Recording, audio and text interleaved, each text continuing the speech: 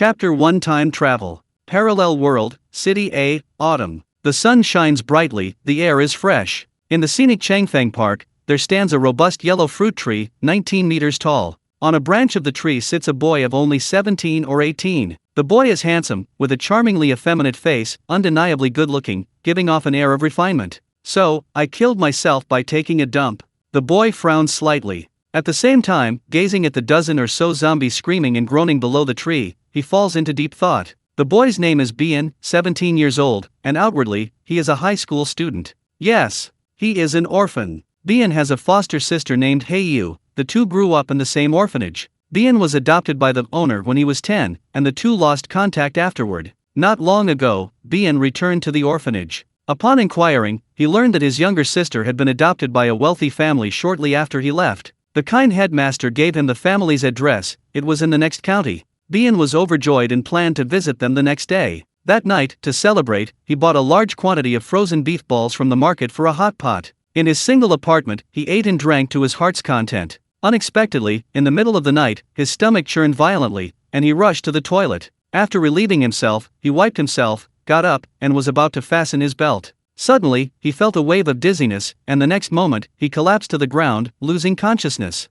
When he regained consciousness, he found himself lying under a yellow fruit tree. His shirt was covered in blood, and he was clutching a blood-stained dagger in his hand. In front of him, a group of screaming zombies were charging towards him. Terrified, Bian scrambled to his feet and climbed the tree. And then came the scene of him sitting on a tree branch, head bowed in deep thought. A memory that wasn't his own appeared in his mind. Simply put, he had transmigrated into the body of another version of himself in another world. This world should have been no different from his original world. Everything changed half a year ago. 6 months ago, a zombie outbreak occurred, followed by the mass extinction of humanity. Bian was one of the relatively lucky survivors. He had managed to acquire a batch of supplies early on, and then had been holed up in his rented room, living a solitary life. The reason he went out this time was because the food at home was running out. He wouldn't last more than a week. He thought he'd try his luck finding some supplies, but unexpectedly, he was targeted by a horde of zombies, and during his escape, his arm was torn open. Bian didn't want to become a zombie, so he chose to commit suicide. Half a year of lonely confinement at home had driven him mad. Now, suicide had become a form of liberation. He decisively slit his own throat, then collapsed to the ground, dying instantly. At that moment, Shirogane from a parallel world transmigrated. In other words, he took over the body of his deceased self in the zombie world. Sitting in the tree, Shirogane touched his neck, finding only a pool of blood. Fortunately, the wound on his neck was gone. Then he looked at his arm, and sure enough, the skin torn by the zombies had returned to normal. Ding! Welcome to a parallel world. Ding! System, Zombie Walker, successfully bound. Mission issued, kill 10 zombies to gain the Zombie Friend ability. Zombie Friend, being treated as one of the same kind by zombies. A cold, mechanical female voice suddenly echoed in his mind. However, for Bai Yin, who had already accepted his transmigration, the appearance of the system didn't surprise him too much. Transmigration plus a system? Typical novel plot. But more than that, Bai Yin wanted to know if he could find his sister in this world. The reason his suicidal self didn't go looking for her was because he didn't have her address. But Bai Yin was different. After all, he came with an address. Bai Yin looked around, not just at his feet. In the distance, he could see many zombies scattered about. He pulled out the axe he wore at his waist. Snap! Bai Yin jumped down from the tree. Then, without looking back, he ran desperately towards the nearest tree. After running for about half a minute, he finally turned around. He found he had already left the zombies far behind. Silver was lucky, because none of the zombies were particularly fast. He felt somewhat relieved, and then ran straight towards a lone old zombie. A direct headshot, a scene of blood and flesh flying everywhere unfolded immediately. The old zombie twitched a few times on the ground, then lay still. The first zombie was easily dealt with. Then it became increasingly skillful. He circled around, swaying left and right. Finally, 10 lone targets were dealt with. Ugh! After the last female zombie collapsed, the system's voice rang in his mind again. Ding! Congratulations on obtaining the title, Zombie Friend. From now on, zombies will consider you one of their own. What does being a zombie friend have to do with killing zombies? Shirogane found the logic of this mission utterly incomprehensible. The system in his mind remained silent after the congratulations. Shirogane tried to talk to it, but it completely ignored him. Meanwhile, the zombies that had been leisurely chasing Shirogane all stopped in their tracks. A moment later, they wandered around aimlessly. It was as if Shirogane, who had just been a tempting target in their eyes, had vanished into thin air. A parallel world, ha! Looking around, Shirogane decided to go home first. With the abilities of the corpse friend, he no longer needed to live in fear as before. It was half an hour later when he returned to his rented apartment. The stairwell was filled with long decomposed remains. Many of the bodies on the floor were those of people who had died from being trampled. This indicated that a large-scale riot had previously broken out here. Shirogane's room was on the third floor. He unlocked the door with his key. The room was orderly, though somewhat dim. Shirogane went to the bathroom to shower and change into new clothes. His power had been out for a long time, but fortunately, the gas and water were still working. But he figured this luck wouldn't last long. After showering, Shirogane pulled a cardboard box from under the table. Opening it, he found a dozen or so loaves of bread, 7 or 8 packets of instant noodles, and a dozen bottles of mineral water. This amount of supplies would only last a week at most. Bien cooked 2 packets of instant noodles and ate them. He found a large hiking backpack. He packed all the food and water into the backpack. The next moment, he pulled out a secret black box from under his bed. He placed the weapons and tools inside into a hidden compartment at the bottom of the backpack. After packing a few more things, he went to bed early. He planned to set off tomorrow to find his sister in her county. After all, in his world, his sister, to whom he had no blood relation, was the only person he truly cared about. But then again, they hadn't seen each other for 7 years. He wondered if she would still recognize him, but who cared? There's always a way out. Having a goal to strive for is better than drifting aimlessly through each day. Thinking this, Bien gradually drifted off to sleep. In his dream, his sister, whose features were indistinct, was smiling and waving at him. Chapter 2 Dilemmas. City A. Damn it, when will this rain stop? A few candles flickered in the dimly lit room. By candlelight, 3 grown men were idly playing cards. The eldest, middle-aged man, played a pair of aces. Meanwhile, he gazed at the gloomy weather outside the window, clearly dissatisfied. The middle-aged man was named Leada, a muscular man. And the 2 young men beside him? They were his 2 younger brothers, Li Lauer and Li Lao-san. Li Lauer was in his early 30s, a security guard, tall and thin, with a rather fierce face. Li Lao-san was similar to Li Lauer, they were twins. However, their 2 older brothers were different. Li Lao-san was a complete hoodlum and scoundrel. At the beginning of the zombie outbreak, Li Lao-san fled to where his 2 older brothers were, and had been hiding ever since, the 3 brothers surviving by huddled in a small shop. I can't play. Li the second passed. Then, glancing at the dwindling supplies in the room behind him, he looked at his eldest brother. Brother, if we keep dragging this out, the 3 of us will really starve to death here. Think of something. Think of something? Heh. Li the eldest rolled his eyes at his second brother and threw down a straight. The next moment, looking at the 4 women in the corner of the room not far away, he said, if all else fails, we'll eat them. What do you guys do? Hearing this, the second brother was speechless. You're joking again. He then followed with a straight. The 3 brothers played cards while complaining about their so-called predicament. While they were playing cards, the 4 women in the corner were huddled against the wall, shivering. The weather was getting colder, but they didn't even have a suitable warm coat. 2 of the 4 women were in their early 30s and were beautiful. One was named Healy, and the other Zhangyu. Another woman named Hihua was Healy's younger sister. And yet another woman named Zhang Xiaoxiu was Zhangyu's daughter. They were all survivors trapped after the zombie outbreak. However, they thought they were safe after escaping the zombies. They never imagined they would ultimately fall into the hands of humans. Yes, these 4 women were captured by 3 brothers. Even though 2 of the women were former colleagues of Li Leada and Li Lauer, at this moment, their captors no longer cared about such things.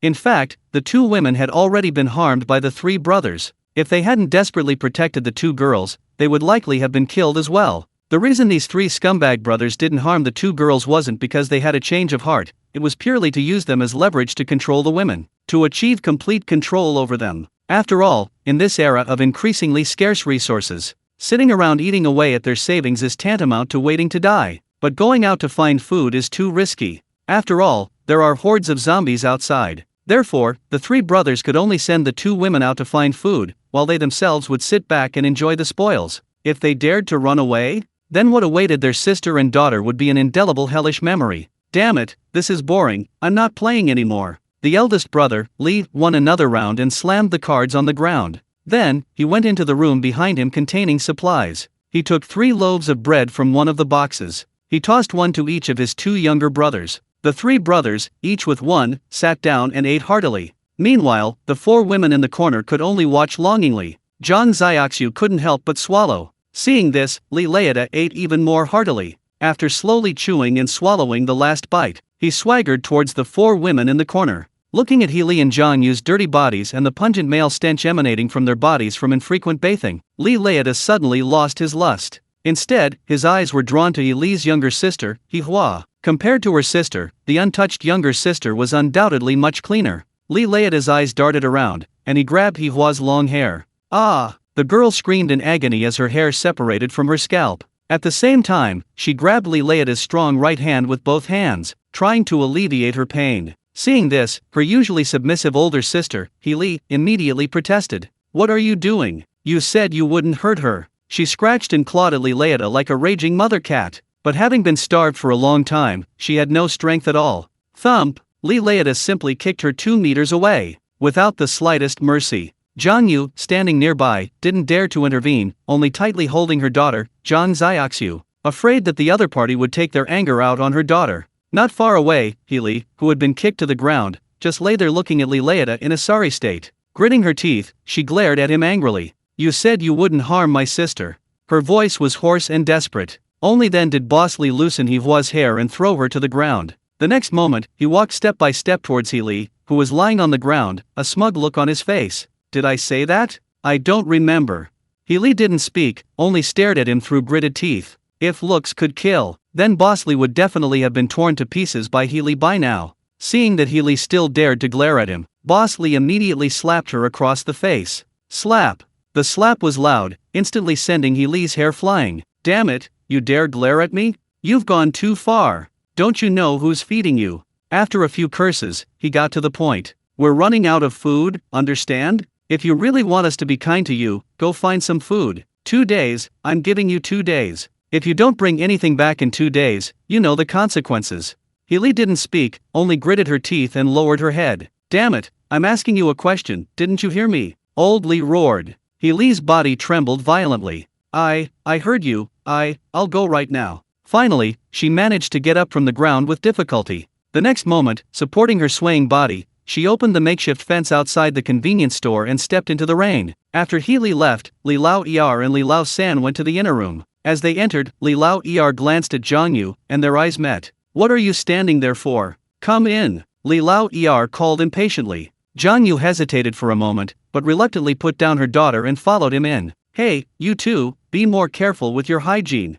Li Lao De reminded them. Li Lao Er and Li Lao San just chuckled and said nothing. Not long after, a sound came from the inner room. Li Lao De sat on the sofa, looking at a restaurant menu in his hand, pretending not to hear. Or perhaps he was already used to it. Meanwhile, in the corner, Hihua could only hold the trembling Zhang Xiaoxiu in her arms. Zhang Xiaoxiu was crying incessantly. She was crying, but dared not cry out loud, because every time she cried out, she was met with a beating. When will this end? Hihua was slowly losing hope in her situation. However, she could do nothing but be a burden, desperately protected by her sister. If only someone could save us. Where are the heroes and saviors of fairy tales now? The girl could only pray like this, even though she knew it was all just wishful thinking. Chapter 3: No One to Redeem. Clang, clang, clang. Silver leaped onto the roof of a BMW in the blink of an eye. With a loud bang, the noisy sound attracted the attention of nearby zombies, who all turned their gazes to Silver. Silver smiled confidently, striking a pose that showed off his muscles. A deafening roar from the sky, and I've made my grand entrance. Shurima, your emperor has returned. However, what awaited him was not applause from an audience. On the contrary, upon seeing that it was Silver, the zombies lost all interest and went back to their own business. It seemed that, in their eyes, Silver's appeal was less than that of the noise from before. Sigh. Being mistaken for one of their own by the zombies was certainly a good thing, but at the same time, this monotonous journey, with no one to talk to and no one to listen to him, inevitably made him feel lonely and bored. Silver simply sighed, and the next moment jumped off the roof. He continued strolling towards his destination. Ugh! Ahead, an old zombie was chasing a trash bag blown away by the wind. Unexpectedly, he tripped over a stone and fell flat on his face with a thud, looking utterly pathetic. Tisk tisk tisk. Bai Yin shook his head at the sight, looking utterly hopeless, and said, "Old man, you have to accept your age, Grandpa. You're so reckless. Ouch, holy crap." Because his attention was completely on the old man, he didn't notice a puddle under his feet. Stepping into it, he slipped. He fell flat on his backside, feeling like his butt had been split in two, the pain excruciating. Ding! Mission issued, respect the elderly and care for the young, help the old man up, reward, nearby food location. As he got up, the system's mission notification suddenly sounded in his mind. Bai-yin glanced at the old zombie lying on the ground in front of him. He found the old zombie struggling on the ground for a long time, unable to get up. Why didn't you just give me the food? Bai-yin actually wanted to take the food directly from the system. It wasn't that he cared much about the food. He simply wanted to know how the system would deliver it to him. Would it create a spatial rift, and a black hand reach out from it to give him the food? Or would an airdrop fall from the sky, containing a reward from the system? Of course, all of this was just pointless speculation. Bai-yin found a long wooden stick nearby. Then, he stuck the stick into the old zombie's clothes. Then, with a struggle, he managed to stand him up using this laborious method. If he helped him up himself, he might accidentally scrape his skin and get an infection, which wouldn't be worth it. Therefore, Bai-yin could only resort to this safer method. The old zombie, now back on his feet, wandered off in a daze. He showed no reaction to Bai-yin, but Bai-yin was already used to it. If zombies were truly that interactive, he probably wouldn't be so bored.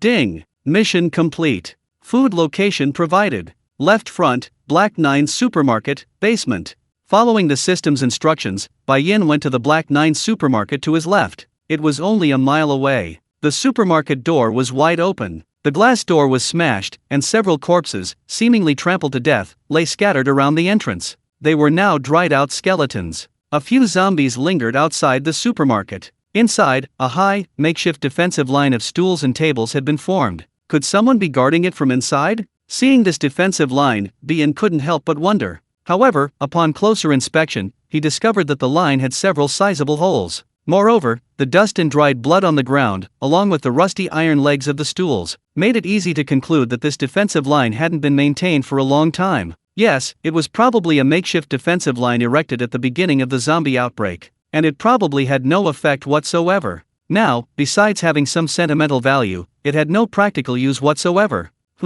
Trying to enter the inner part of the defensive line through an opening, he unexpectedly discovered a fresh, muddy footprint on the ground. It seemed to have been stepped on recently. It appeared to be a woman's footprint. Shirogane didn't think much of it, assuming it was left by a female zombie. Even so, driven by curiosity, he followed the footprint into the inner part of the supermarket. Upon entering the supermarket, he found that all the food on the shelves and elsewhere was gone. Only some inedible household items were scattered around, unclaimed. It seemed the place had been completely looted. Shirogane didn't want to worry about it for the time being, and simply continued following the footprint. Finally, he discovered that the footprint led up the stairs to the second floor. Something was wrong. Shirogane realized something. If these footprints were left by a zombie, the walking pattern wouldn't be so natural. Aren't zombies supposed to be wandering creatures? Furthermore, why could they go upstairs so naturally? Logically, they shouldn't be so decisive. Bai-yin became increasingly suspicious that the footprints belonged to a living woman. He followed the footprints to the second floor.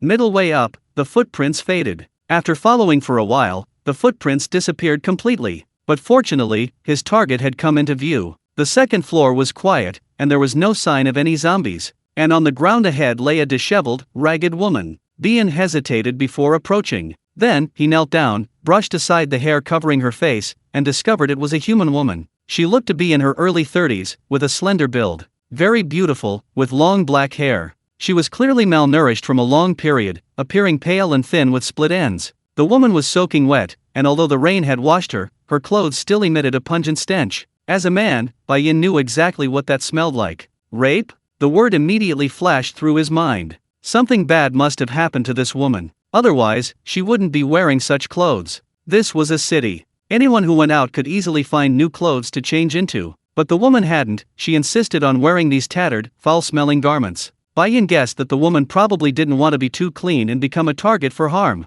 Therefore, he could only continue to wear this filthy skin. His purpose was to deter any men who might have ill intentions towards him from having any romantic feelings for him. Of course, all of this was just speculation. As for the truth, Shirogane had no idea. But one thing was certain, the woman was still alive. Shirogane was happy to do a good deed and help her. Who knew he might be able to get some useful information from her? At the very least, having a companion and someone to talk to would be good enough. Chapter 4 Theft. Rustling. When Healy woke up, she found herself lying in a warm bed. A clean sheet, seemingly newly bought, covered her. Looking around, she found herself in a small room. It seemed to be a cleaned-out storage room. A candle was lit on the bedside table. There was a wooden door nearby. Across the wall from the door was a wide-open window. It was pitch black outside. It was late at night. What time is it?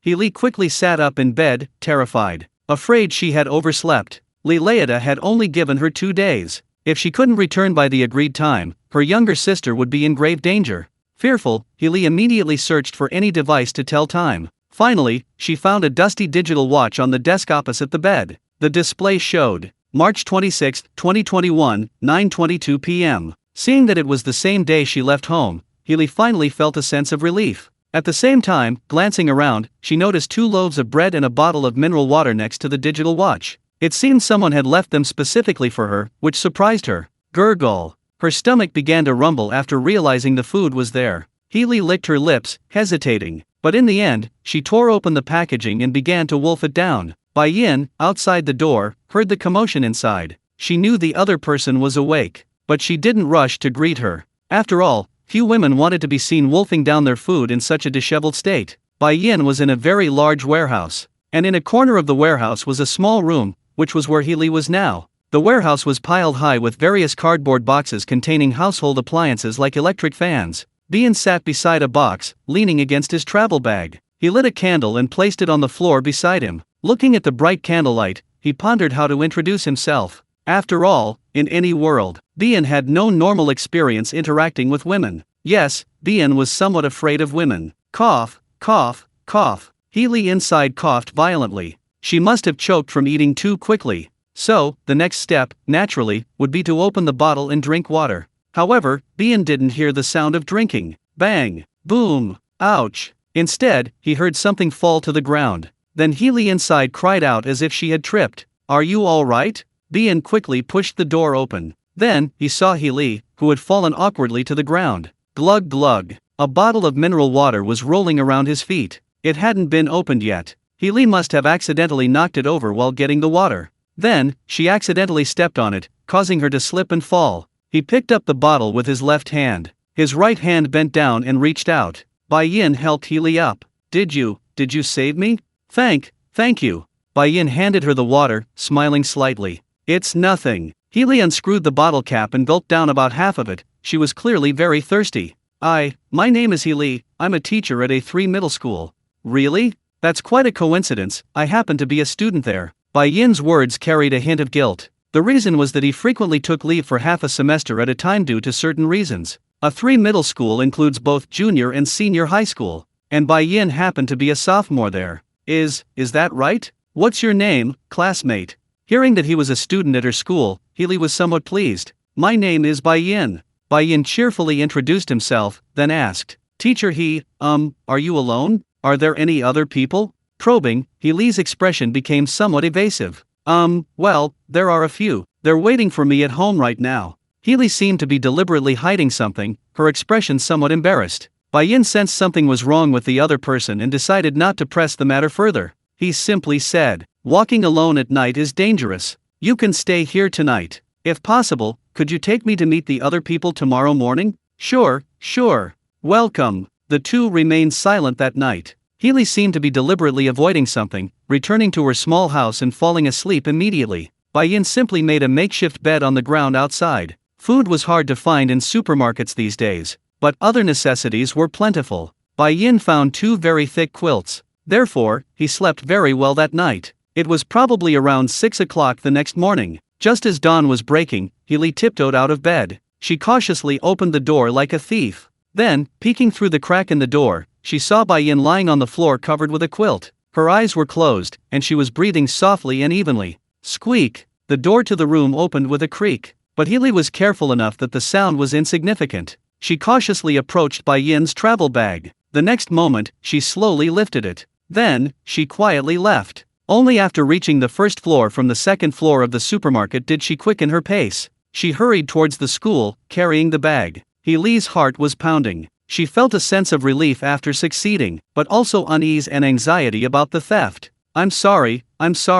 She kept apologizing in her mind. At the same time, she was searching for excuses for herself. But I had no choice. I'm sorry. I'm really sorry. Yes. In Healy's eyes, Taking the food secretly was the best solution. If she didn't bring the food back by the deadline, her sister would be destroyed. Li had considered. Should she tell Bai Yin about her situation, and ask him for help? However, Bai Yin was still too young. In Li's eyes, Bai Yin was just a child who hadn't grown up. If she let him clash with Boss Li and his gang, Bai Yin would be the one to suffer in the end. And so, filled with guilt and unease, Li chose to return to school. Meanwhile, Bai Yin, who had just woken up after a rare good night's sleep, was visibly startled when he saw his bag had vanished into thin air. He stretched, clearly taken aback. Teacher, He got up and opened the slightly ajar door. He found the small room empty. He went inside and touched the mattress. The mattress was cold, indicating that she had been gone for a long time. Even if Bai Yin was slow-witted, he knew what had happened.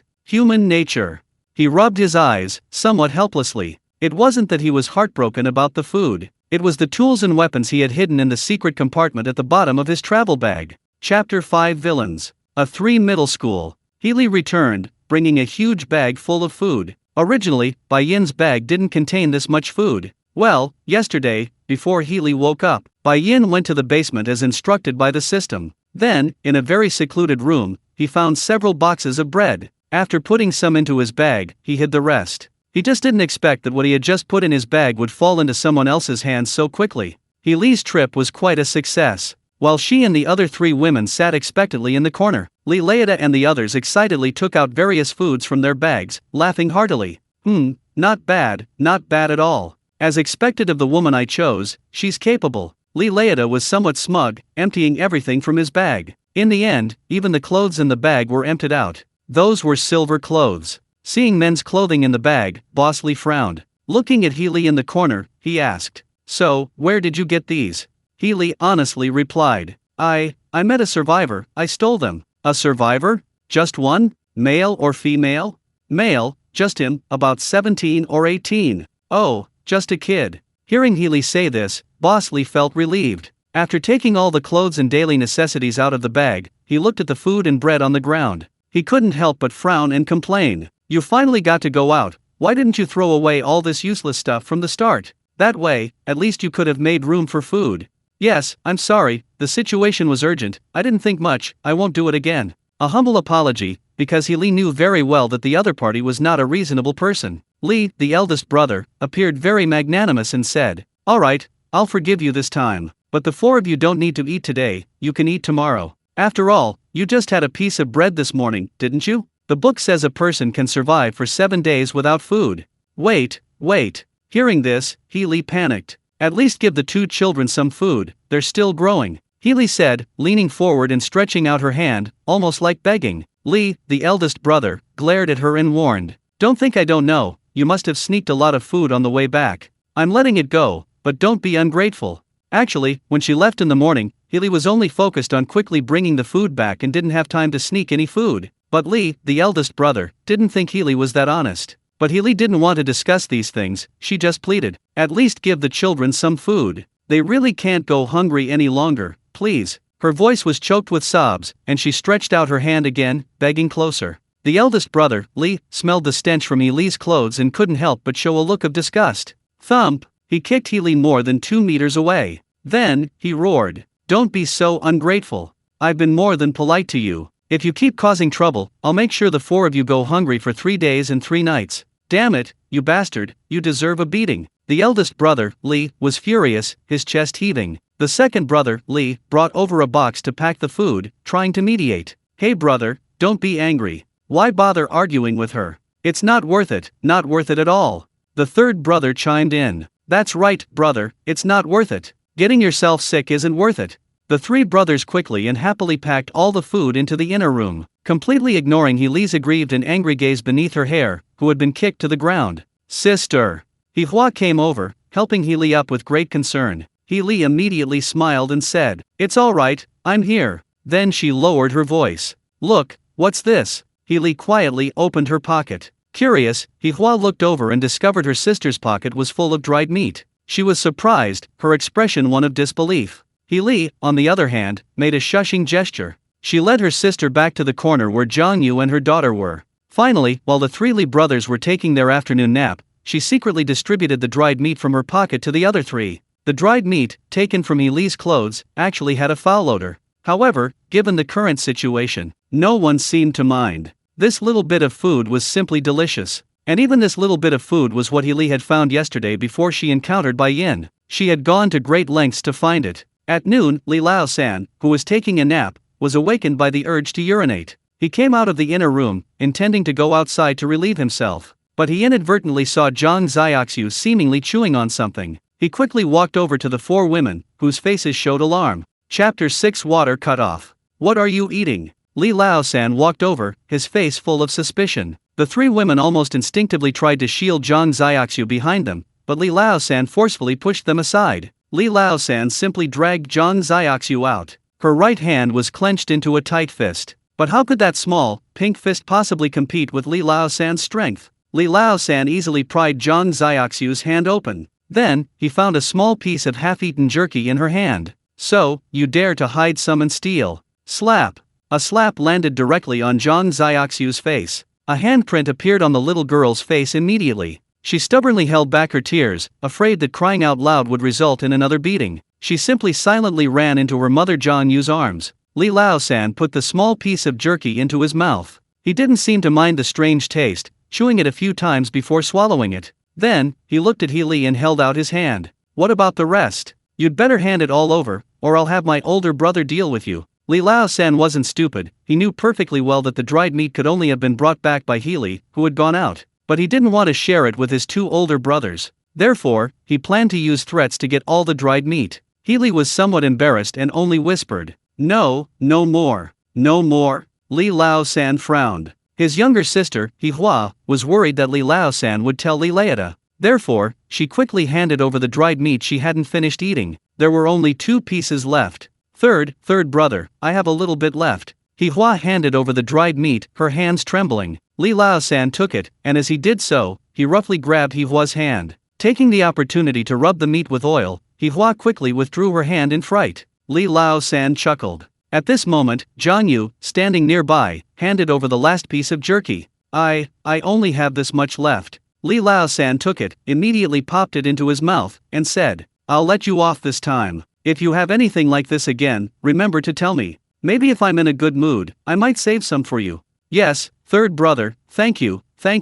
Healy replied, forcing a smile. Li Lao-san turned around and glanced at Li Laeta, who was fast asleep on the sofa at the exit of the convenience store. He thought to himself that his older brother was really a pig, still not awake even now. But Li Lao-san was happy with this, because this way, no one would be competing with him for the jerky. Even though there were only a few pieces, at least it was meat. At this moment, Li Lao-san was unaware. Not far away, a pair of indifferent eyes were silently watching them. That afternoon, Li Lao-er woke up and scratched his itchy back. After scratching, he found his fingernails were full of grime. Li Lao-er felt sticky all over. So, he took his bucket to the school bathhouse next to the convenience store. He wanted to take a cold shower, but when he turned on the tap, he found the water was off. Damn it! He tried several more times, even trying other taps. But still, no water came out. Li Lao-er gradually realized something was wrong. Back at the convenience store, he said to his 2 brothers, We're doomed, brothers, the bathhouse water's cut off.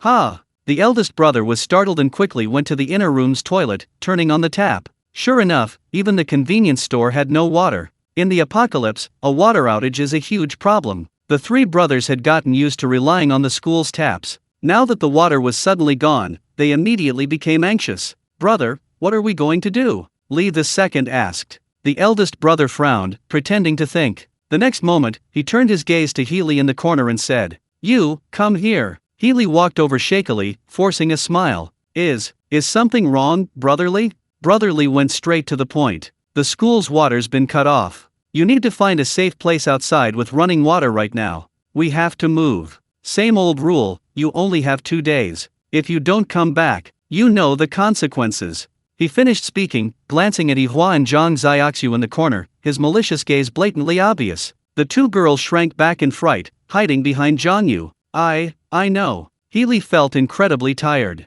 Besides her physical exhaustion, it was mostly psychological. She even considered ending it all, but she had to keep going. Her main reason for living was her younger sister, along with her longtime friend Zhang Yu, and her daughter Zhang Xiaoxiu. Dragging her already weak and weary body, Healy went out again. Hey, take this. As she left, Boss Lee tossed the travel bag Healy had brought back to her, adding, "Take some food back with you. Don't ask for too much, just fill it halfway." Fill it halfway? Isn't that asking for too much? Healy cursed inwardly, but there was nothing she could do. In the end, she could only leave with the bag on her back. On leaving the school, she encountered a few scattered zombies on the road, but Healy was already used to greeting these zombies. As long as she was sneaky and didn't make a sound to be discovered, she would be safe to some extent. After all, zombies are generally not very intelligent. But imagination is beautiful, while reality is cruel. Healy had overestimated her physical strength. In fact, just as she was about to step out of the school gate, due to her anemia and malnutrition, Healy felt a sudden wave of dizziness.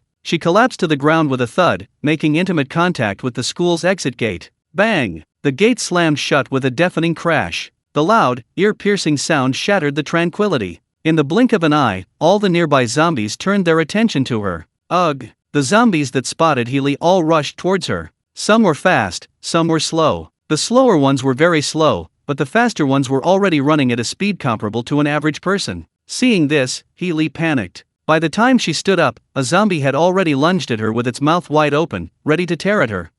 Healy was so frightened that she sat back down on the ground. Her hands instinctively reached out to block, though she knew it was futile. Was her life going to end here? A bitter feeling welled up inside Healy. Ironically, she, a teacher, had stolen from a student before she died. That child must resent her now, right? But even if she was resented, Healy had nothing to say. After all, it was only natural. Goodbye, sister. She mentally prepared herself to be pounced on and devoured by zombies. But then, in the next moment, thump, a shadow suddenly appeared in front of her, kicking the zombie away. Then, it scooped Healy up from the ground. The next moment, it hoisted her onto its shoulder. Like a bandit snatching a bride, it dashed away like lightning. Healy was surprised and turned around as she was being carried. She could only see the person's back, but she recognized him immediately. It was Bai Yin. Chapter 7 Planning. Tap tap tap. Gradually shaking off the zombies, he rushed into a milk tea shop with its doors wide open. The next moment, he slammed the door shut, plunging the room into darkness.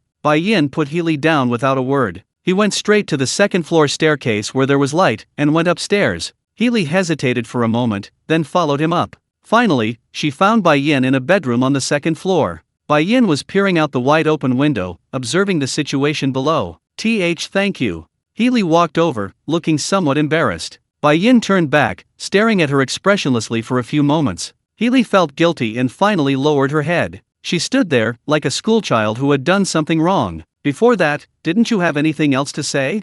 Bai Yin looked out the window again. Healy opened her mouth, saying, I'm sorry, I shouldn't have taken your things. Took? Yes, it was my fault. It was indeed theft. Her voice trailed off, as if she wanted to disappear. And to commit such a mistake as a teacher, she felt utterly ashamed. Give me back my bag. Bai Yin turned and reached out. Healy quickly took the bag and handed it to him with both hands. Bai Yin took it and sat down on the bed. He unzipped the bag and touched the bottom inside. Thankfully, it was still hard. These people hadn't noticed the hidden compartment at the bottom of the bag. They were probably too busy enjoying the food to look. Bai Yin opened the zipper of the hidden compartment. He took out a small black box. Healy was somewhat surprised to see this in her bag. Bai Yin opened the box. Inside were 2 sharpened daggers, and 2 packets of black powder, plus 3 packets of white powdery granules. Of course, it couldn't be drugs. Bai Yin would never touch that kind of harmful garbage. It's precisely because of this kind of bastard stuff that so many great anti-drug police officers have sacrificed their lives. Even in their sacrifice, they can't even leave a name. In comparison, some mentally ill people try to whitewash drug-using celebrities, trying to make them return to the spotlight. Celebrities can make a comeback, but can sacrificed anti-drug police officers be resurrected? A distorted and depraved industry. The black and white powder in Bai Yin's hands were not drugs. These things were simply things Bai Yin occasionally needed when carrying out missions. Because the black box was opened with its back to Healy, under the cover of the lid, Healy had no idea what was inside. Bai Yin simply closed the box and placed it in a hidden compartment of his travel bag, saying, I don't intend to forgive you, after all, I have no obligation to forgive you. Yes. Healy lowered her head dejectedly, finding this normal. But speaking of which, Bai Yin changed the subject. I really didn't expect your daughter to be my classmate. Come to think of it, you two actually look quite alike. My daughter. Healy was somewhat confused. Bai Yin countered, Isn't he your daughter? No, she's my sister. The thought of stealing her sister's classmates' things made Healy feel increasingly embarrassed. But at the same time, she wondered if she looked that old? Like a mother of a grown child? Oh, I see. I couldn't hear you clearly because you were too far away. So, the four of you were being held captive by those three men. How could you? As the owner of lost items, shouldn't you go look for them? Besides, you're a teacher at A3. Isn't it reasonable for me to go to the school and try my luck? Healy understood. Bai Yin meant. He had gone to the school after she left and happened to see what was happening in the convenience store. I remember now, you're Bien. I often hear Hihua mention you. Trying to build rapport, she was met with Bien's curt reply. Nonsense. Healy was speechless, while Bien continued. I frequently take long leave, so far. In the 2 years I studied at A3, the total number of days I actually attended class was less than 2 months. Your sister is the class beauty, surrounded by so many people, would she have time to mention me to you? Yes, Bien's high school life was completely invisible. The root cause lay with his boss. The man who took her from the orphanage. The man who frequently assigned her tasks. Those tasks were all long-term trips to other places, almost never short-term. While Healy was clearly embarrassed by her lie being exposed, Bai Yin cut to the chase, saying, I'm going to the next county. Since we were classmates, I might as well lend you a hand before I go. After all, what you did has nothing to do with your sister, right? In modern society, it seems the law of collective punishment has been abolished. It just depends on whether you're willing to tell the truth and let me in. Regarding Hihua, Bai Yin owed her a favor in the past. Of course, that princess probably doesn't remember that small favor. Is this all right? I hope you won't treat me like a child this time. No way. Healy had indeed treated Bai Yin like a child before. But now, after observing him more closely, she realized that he might actually be able to help her. Especially the axe hanging on Bai Yin's waist. It had a lot of black blood stains on it. It must have been left from fighting zombies. This meant that Bai Yin was a seasoned survivor. In short, he shouldn't be weaker than her. Actually, Healy began, recounting her experiences since the zombie outbreak to Bai Yin. She frequently wiped away tears when she spoke of her most painful moments. She looked utterly pitiful. But Bai Yin showed no pity whatsoever, simply saying, if you're going to cry, then cry, but keep it down, or you'll attract the zombies. And watch your snot, it looks awful. Healy stopped crying after that. After all, she was a person who cared about her image. Especially not in front of a student more than 10 years her junior. After listening to Healy's story, Bai Yin simply said, in short, those three scumbags are telling you to find a place where you can get water, right? Isn't that perfect? There's water here. Here. Healy was surprised, then quickly confirmed. Really? No. But what does it matter? They don't know if it's true or not, just tell them there's water here. You have a plan? A glimmer of hope appeared in Healy's eyes. Bai Yin sat up in bed, slung his bag over his shoulder, and left the room, saying, wait here for me a bit, I'm going out for a bit, I'll be right back. Bai Yin left, exiting through the main entrance on the first floor. The creaking sound of the door opening was very clear. Healy was very worried that he would be targeted by zombies. Bai Yin returned 2 hours later, carrying a new, bulging bag on his back. As for his own bag, it was still on his back, flattened. Healy was surprised, wondering what was in the new bag. Bai Yin tossed the bag onto the bed, then walked over and unzipped it. Whoosh! A bag full of bread mixed with mineral water slid out. Healy's eyes lit up instantly, somewhat incredulous. Bai Yin said, this is my last stock. If this bait doesn't catch any fish, then you can only blame your bad luck. Chapter 8 Lies. Gurgle. Looking at the food, Healy's stomach growled. An awkward expression immediately crossed her face, and she didn't know what to say for a moment. Let's go eat something, we can talk while we eat. Bai Yin took the lead, picked up a bread roll, tore open the packaging, and took a bite. Healy nodded and also tore open her bag and started eating. Since Bai Yin was right next to her, she didn't feel comfortable wolfing down her food and ate rather quietly. Bai Yin took out a bottle of Beiju, Chinese liquor, from the new bag full of food. It was high-quality woody liquor. At the same time, he revealed his plan, saying, I put some medicine in this liquor. Take it back with you and give it to them.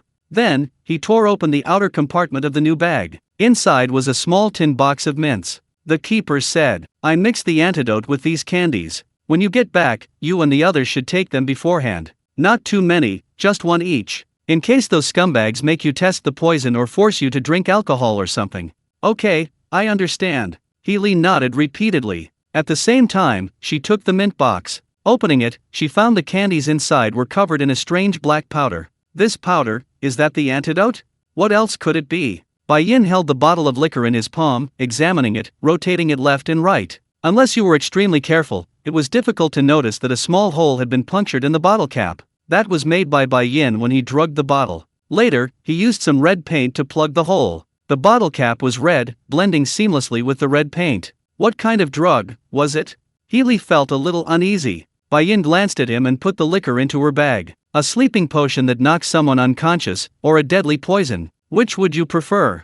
Healy didn't speak, falling silent for a moment. Seeing this, Bai Yin laughed instead. You're really kind, even at a time like this you're still thinking about your teacher's morality and dignity. Don't worry, it's just a sleeping potion, it won't kill anyone. Phew. Hearing this, Healy visibly relaxed. Bai Yin could tell that Healy wasn't prepared to kill. He just muttered to himself. This woman is no good. At the same time, he completely abandoned the idea of becoming her ally. Bai Yin had already decided that after dealing with those 3 men, he would part ways with Healy and the others. While finding someone to talk to is important, what if the other person is too naive, or their ideologies clash? So, there's no need to force them to be together. Physical weakness isn't the problem, but the same goes for the mind and spirit, that would be a complete burden. A loaf of bread was quickly devoured, facing Bai Yin, who had only eaten half. Healy was a little embarrassed to take a second loaf. Bai Yin said, "Eat if you want, is it necessary to worry about appearances at a time like this?" She nodded softly, still a little embarrassed. Healy ate the second loaf of bread even more politely than the first. "If you're going back today, it's best to leave at dusk." Why? Healy was puzzled, and Bai Yin gave the reason. Because humans are nocturnal creatures. You leave at dusk, and by the time you get back to school it'll be almost dark. And those scumbags are most likely to be drinking at night. After all, what a pleasure it is to drink and then sleep. It's definitely more likely than drinking during the day. Isn't that right? Oh, I see. Healy suddenly understood, and a sense of anticipation began to rise within her. Thank you. She thanked him, but he didn't seem to care. Bai Yin simply got up and left. "I'm going to a nearby shop to see if there's anything useful. You stay here, don't go anywhere." "Okay, then be careful." The two parted briefly, and when Bai Yin returned, it was already dusk. "Let's go, you go first, I'll follow behind." The two set off. However, although she said she would follow, Healy looked back several times but couldn't see Bai Yin. Feeling uncertain, Healy stopped and looked around. Ouch! A small pebble hit her on the head, making Healy cry out in pain. Immediately afterwards, Bai Yin's voice came from behind a car. "What are you doing embroidering here? It'll be dark soon if you don't go back." Bai Yin's tone was slightly accusatory, but Healy wasn't disappointed. On the contrary, knowing that the other person was still behind her, her sense of security increased considerably. Healy carried the food back. By then, it was getting dark. A few candles were lit in the small shop at night. By the candlelight, the 3 brothers stared greedily at the food in their bags, their faces greasy. The eldest brother, Lee, rarely praised them. Not bad at all. "It wasn't a waste of money raising you. By the way, did you find the water?" "Found it, a milk tea shop, and they still have water." Healy uttered the prepared answer, and the eldest brother laughed heartily, saying, "Okay, let's move tomorrow." "Oh, there's even some liquor." The eldest brother, who hadn't drunk alcohol in a long time, picked up the bottle of liquor, his eyes shining. Healy, huddled in the corner, smiled ingratiatingly, saying, I found it in a cabinet, so I brought it back." "Ha ha ha, not bad, really not bad." The eldest brother, pleased, tossed 2 loaves of bread to Healy and the other brother. "Eat up, this is a reward for you. I told you, as long as you behave, I won't treat you unfairly."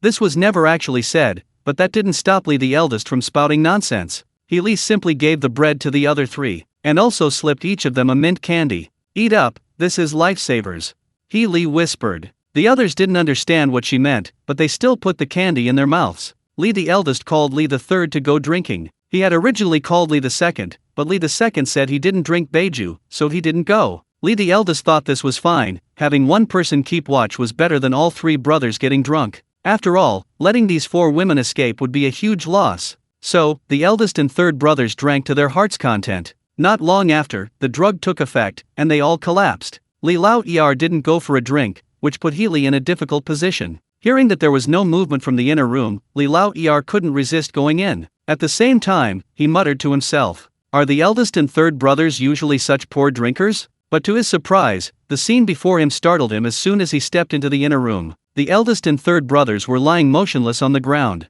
bleeding from their 7 orifices, their eyes wide open, their faces contorted in agony. They were clearly dead. Yes, Bai Yin had lied to Healy. His profession as an assassin was far from simple. How could he really just drug the drinks? The deaths of the eldest and third brothers caused Li Lao Er to scream in terror. Meanwhile, outside the convenience store, someone in the depths of darkness was slowly approaching, axe in hand. Chapter 9 Liberation. The deaths of the eldest and third brothers dealt a devastating blow to Li Lao Er. He was utterly terrified. However, as the saying goes, extreme fear breeds rage. He turned and walked out of the inner room, then faced the 4 women in the corner. He strode aggressively towards Healy. His eyes were wide with rage, his face contorted in a ferocious grimace. He roared, "Where did you get that wine? Look what you've done." Bang! However, the questioning abruptly stopped, because Bai Yin suddenly appeared behind him and struck him hard on the back of the head. Bai Yin deliberately didn't kill him, using only the handle of an axe.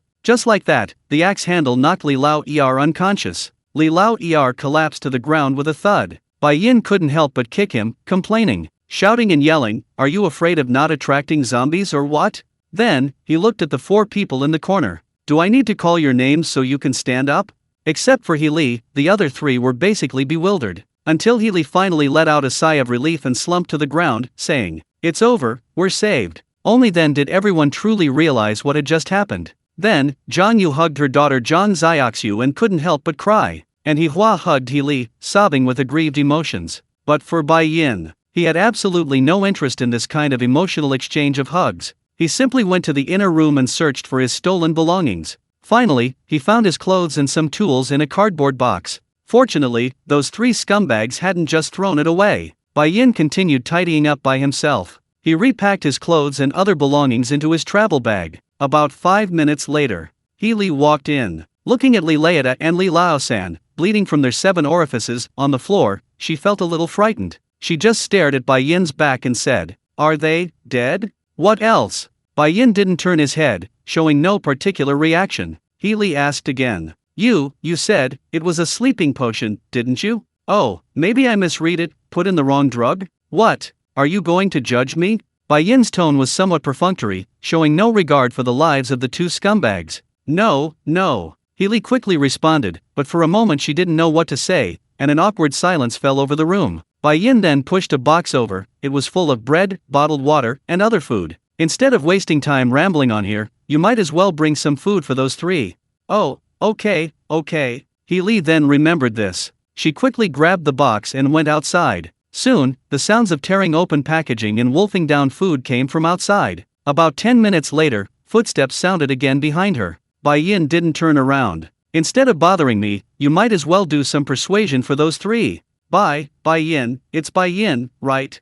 However, this time it wasn't Healy who came in. Bai Yin turned around and saw it was He Hua. She had an oval face, bangs, and was 1.7 meters tall. She was quite beautiful. This was to be expected, given she was a class beauty. But Bian felt nothing for this type of person. It wasn't that he disliked her, but rather that he was somewhat repulsed by her lifestyle. He Hua, as the class beauty, was always surrounded by a large group of people. In peacetime, she would be the kind of social butterfly walking in the sunlight, always glamorous and beautiful. And what about Bian in comparison? His publicly known social circle was pitifully small. Even at school, he was practically invisible, let alone able to take long absences. His usual contact consisted mostly of various shady missions and commissions, or some perverted colleagues. In short, he was destined to live in the shadows. Compared to a sunny, youthful beauty like He Hua, they were completely opposite. "Is there something you need?" Bai Yin's reaction was indifferent. He continued tidying his things. Looking at the 2 corpses on the ground, He Hua couldn't help but swallow hard.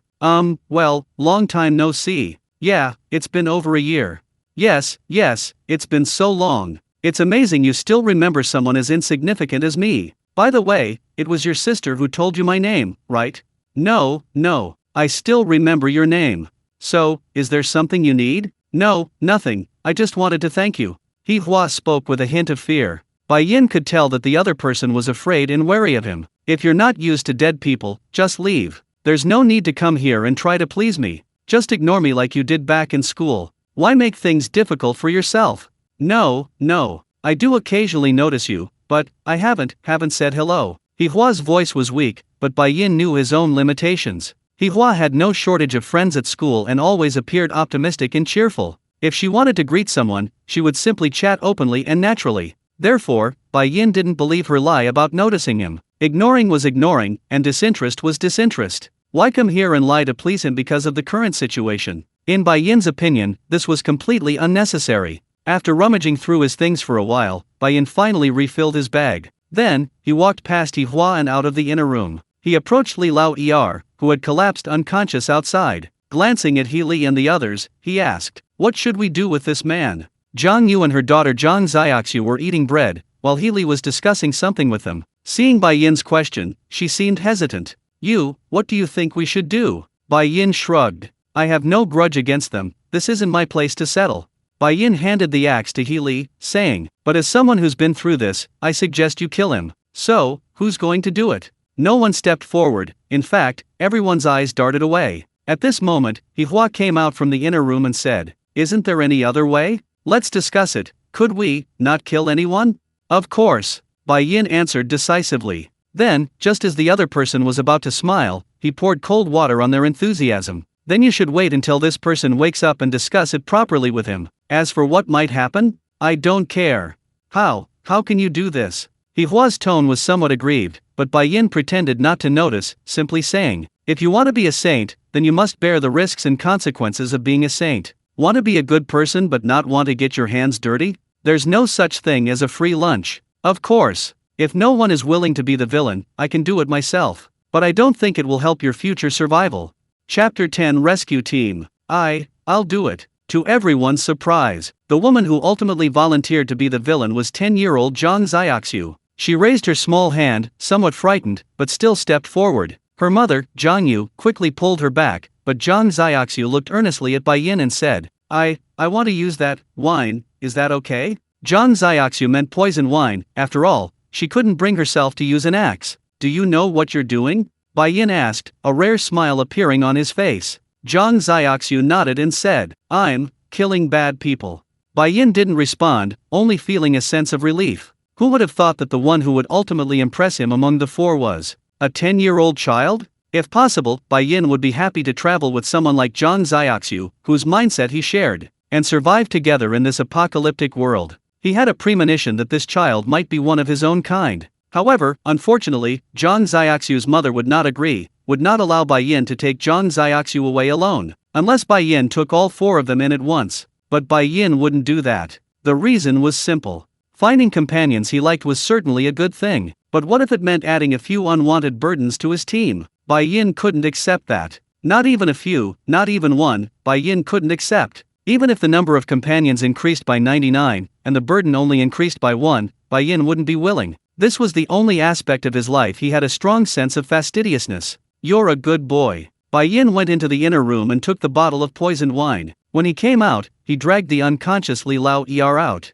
At the same time, he whispered in a voice only he could hear, "But this shouldn't be something you should do." Li Lao Er was dragged into the darkness by Bai Yin. When Bai Yin returned, the bottle of liquor in his pocket was gone. Everyone could guess what Bai Yin had done. Everyone breathed a sigh of relief. The psychological pressure of murder is immense. Therefore, people were relieved that they weren't the ones who did it. Bai Yin went to the toilet behind the convenience store. He found the tap was off, but there were 5 buckets full of water in the toilet. This should be the 3 brothers' last water supply. It wasn't much for survival, but it was enough for a bath. Bai Yin went out at night. "Where are you going?" Seeing Bai Yin about to leave, He Li quickly asked. Since Bai Yin hadn't taken his bag with him when he left, she didn't think he was planning to abandon the 4 of them. "I'm going to get something," Bai Yin said and left, returning with a large bag on his back. Bai Yin tossed the bag to He Li, who nearly missed it, asking, "What's this?" "See for yourself." He Li quickly opened it, finding it full of clean clothes, and was immediately stunned. Bai Yin said, "You guys should take a shower. Doing this all the time will give you skin problems. But the water here is almost gone, if we waste it like this."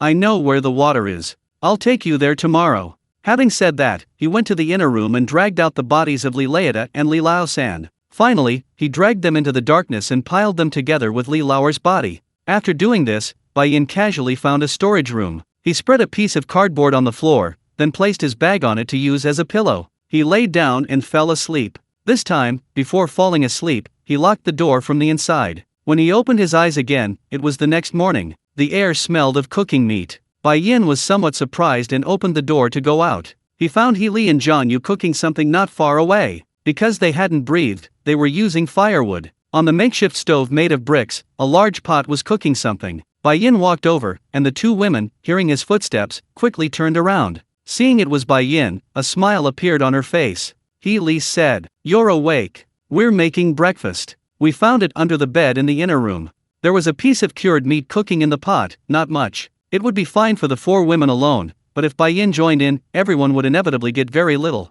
Bai Yin turned her head, searching for Yihua and Zhang Xiaoxiu. Finally, she saw the two women in the inner room playing Ludo. Everyone had changed into clean clothes, their appearance completely different from before. Yihua, in particular, looked even more beautiful. However, even so, it couldn't hide the pitiful fact that they were emaciated from long-term malnutrition. "No, I ate human flesh back then, and now the sight of meat makes me nauseous." Bai Yin chose to refuse with a lie, but the two women clearly believed her. While the two girls looked embarrassed and bewildered, Bai Yin went into the inner room. Then, he grabbed a piece of bread from a cardboard box filled with food and sat down in a corner to eat it. "Brother, we'll eat meat later. We can have meat." Zhang Xiaoxiu was very happy. She was wearing a gray dress, her eyes full of anticipation. As she spoke to Bai Yin, Yihua secretly swallowed two of her chess pieces, grinning mischievously. Bai Yin smiled and replied, "Brother won't eat it. Brother is a vegetarian." In front of Zhang Xiaoxiu, Bai Yin didn't use cannibalism as an excuse.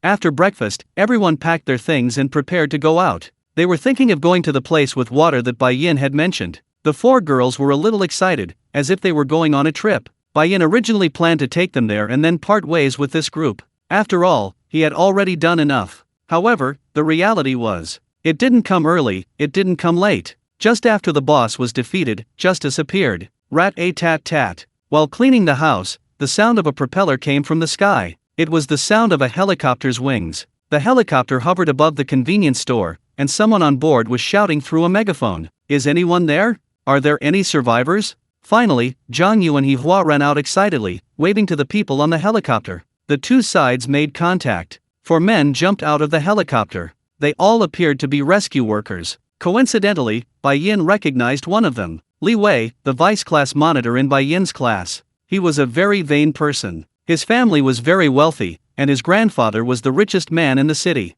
His looks, average but well-maintained, resulting in very fair skin. Now, he seemed to have taken on the role of savior. When Li Wei discovered that two of the men below were actually his classmates, he was undoubtedly overjoyed. The reason was, showing off in front of people he knew was far more satisfying than showing off to strangers. Chapter 11 Contradictions. "Great, you're still alive." Li Wei was very excited, as if they had a great relationship before. But the truth was quite different. Bai Yin was practically invisible, he had no connection with Li Wei whatsoever. As for Yihua, she used to dislike Li Wei intensely. The reason was that although he had some money, he was far too arrogant. Therefore, when Li Wei confessed his feelings to Yihua 2 years ago, he was harshly rejected. However, things were different now. Yihua, who used to dislike Li Wei, was now excited. She quickly asked, "Li Wei, did you come to rescue us?"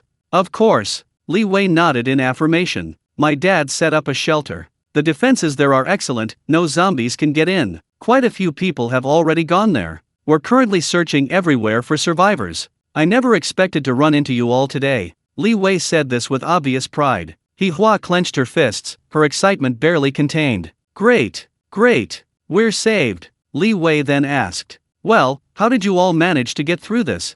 At this, everyone fell silent. Finally, Healy broke the awkward silence. She pointed at Bai Yin and said, "It's all thanks to Bai Yin. If it weren't for him, we would all be finished." Yeah, the others echoed. "I see." Li Wei smiled. But Bai Yin clearly saw a hint of displeasure in his eyes. Yes, it was displeasure. As mentioned before, Li Wei is a very vain person. Now, having learned that the four women were saved by Bai Yin, he felt that Bai Yin had stolen his thunder, and he couldn't help but feel displeased. Li Wei immediately didn't want to take Bai Yin with him anymore, but out of pride, he could only say, "I saw 3 men's corpses up there just now, and it seemed like they were killed by humans. I want to ask, did you do it?" Li Wei's eyes suddenly sharpened. His expression became serious, and his tone was somewhat off. The 4 women were immediately frightened. Healy stepped forward and said, "Classmate, those 3 men were scum, we had no choice but to do this. Even so, we shouldn't have just killed them. If we wanted to, there are always other more suitable methods." Now I want to know, who did it? No one spoke, everyone fell silent. Finally, Bai Yin raised his hand. I did it. You. Li Wei feigned disbelief, but inwardly he was overjoyed. He simply asked seriously, did you kill them all? Yes. Then. Li Wei hesitated. Then don't blame us, Bai Yin. I can't let a dangerous person who's killed someone go to the shelter. This is for the safety of everyone else, please understand. Wait, classmate, Bai Yin did it for us. Healy hurriedly tried to smooth things over, but was stopped by Li Wei's shout. But he killed someone, didn't he? For everyone's safety, how could I possibly take a dangerous murderer back?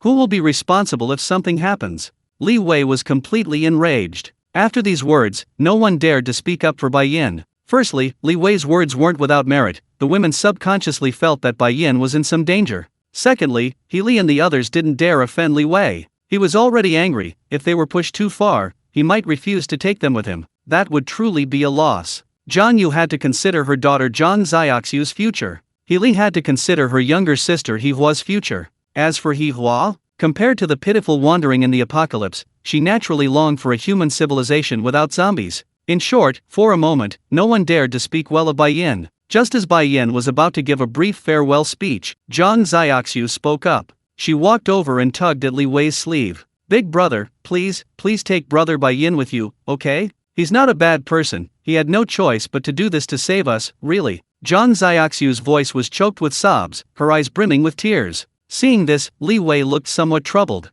Finally, he looked at Bai Yin, glaring at him, and said, Bai Yin, for the sake of this child, I'll give you a chance. If you can guarantee you'll follow the rules and not cause trouble when you go with us, and make that promise, I might be willing to take you with me. So that's how it is. In that instant, Bai Yin completely saw through Li Wei. Ultimately, this brat wanted to give him a hard time, to prevent him from offending his authority. As for the stuff about him killing someone, the danger, etc., it's all nonsense. He's just saying whatever he wants. Everyone was happy for Li Wei's magnanimity. They all cast admiring glances at him. While Li Wei was enjoying himself, Zhang Xiaoxiu ran over happily. Brother Bian, that's great. You can come with us. A genuine smile appeared on the little girl's face. However, for Bian, who was somewhat of a germaphobe, he had no interest in dealing with Li Wei. Bian simply squatted down, patted Zhang Xiaoxiu's head, and then said gently, Brother has other places to go, so brother won't go with you. When we get to the shelter, remember to listen to mommy, okay?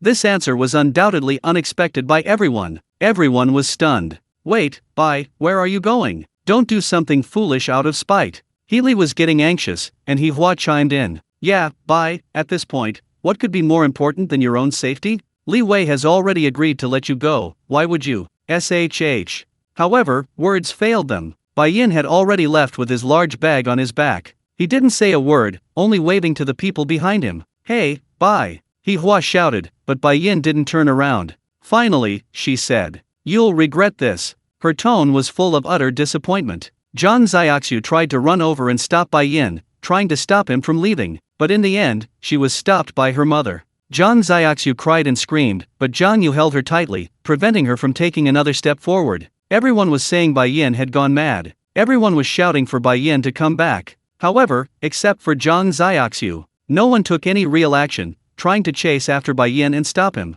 Why? Because deep down, they still believed Bai Yin was a dangerous person, and in a safe haven. Having such a dangerous murderer by their side, that was definitely not something to be happy about. What's that saying again? A monster wanted to destroy a city, but then Ultraman appeared. Ultraman defeated the monster. But during the battle, some buildings were destroyed, and some lives were lost. As a result, instead of thanking Ultraman, people accused Ultraman of being a murderer, a destroyer of the city. As for his achievement of saving the entire city, no one mentioned it. Chapter 12 The Address of the Ideal Teammate. I knew you were going to lose $1 billion, so I did everything I could to help you, to minimize your losses. In the end, you only lost $1 billion. And instead of thanking me, you want me to compensate you $1 billion? Similar things happen all the time. Many people are purely selfish. When people are initially rescued, they don't consider who saved them, they only express gratitude. But once they are in a safe environment, they begin to analyze their savior like a judge. Once they feel their savior might threaten them, they will instinctively keep their distance. And at this point, they no longer feel gratitude. Instead, they wish it had never happened.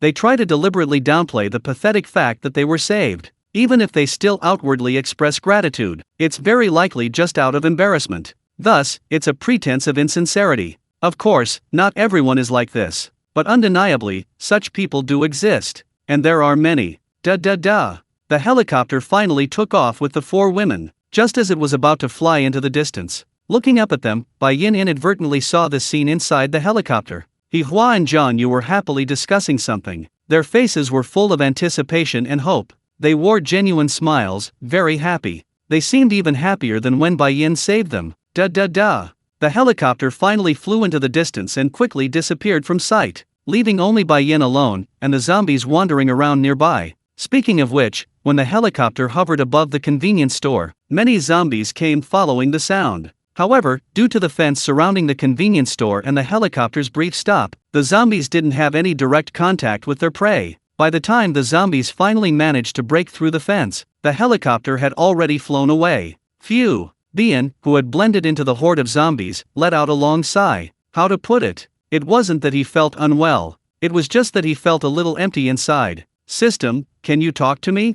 Bian asked, but there was no response. His system was like a heartless robot, only knowing how to issue and receive tasks. It said nothing else. Hoping to communicate with something like that to alleviate loneliness? That was simply a pipe dream. Today was a bright, sunny day. The rising sun was gradually climbing high in the sky. Bian, alone, carried his large bag, and so he continued his solitary wolf life, accompanied only by zombies. Just as he was about to leave the school, he unexpectedly noticed a small commotion not far away. Looking over, he saw a zombie boy, about 8 or 9 years old. He had caught a live rat and was stuffing it into his mouth. The moment the boy bit down, a disgusting scene of something exploding unfolded. The rat was the boy's prey, that was fine. However, just as the boy was enjoying gnawing on it, a burly zombie nearby lunged to snatch it. The boy, unwilling to lose his prey, lay down and chewed faster. But the burly zombie wasn't about to give up. He grabbed the boy's hair, trying to pull him up. Rip! Unexpectedly, with a forceful pull, he ripped the boy's scalp off. Bai Yin was stunned when he saw this. Damn it! At the same time, he quickly rubbed his eyes, trying to forget the disgusting scene, but it was incredibly difficult. As if cursed, the more Bai Yin tried to forget, the scene kept replaying in his mind. Even without his scalp, the boy zombie in the distance still fiercely protected his food. The burly zombie, however, was utterly enraged, punching and kicking the boy's small body. They're clearly no longer human. They've clearly become zombies. Yet, this internal strife continues endlessly. It's as if it's etched into their very souls. The scene before him was nauseating, but it also made Bai Yin realize, although the zombies considered him one of their own, he wasn't necessarily safe. Even humans fight to the death over certain matters, let alone the mindless zombies. Of course, there's a fundamental difference. Humans are smarter than zombies. Therefore, more people die during internal conflicts. Ding! Mission issued: respect the elderly and cherish the young. Kill that burly zombie. Reward: location of a healthy puppy. A puppy?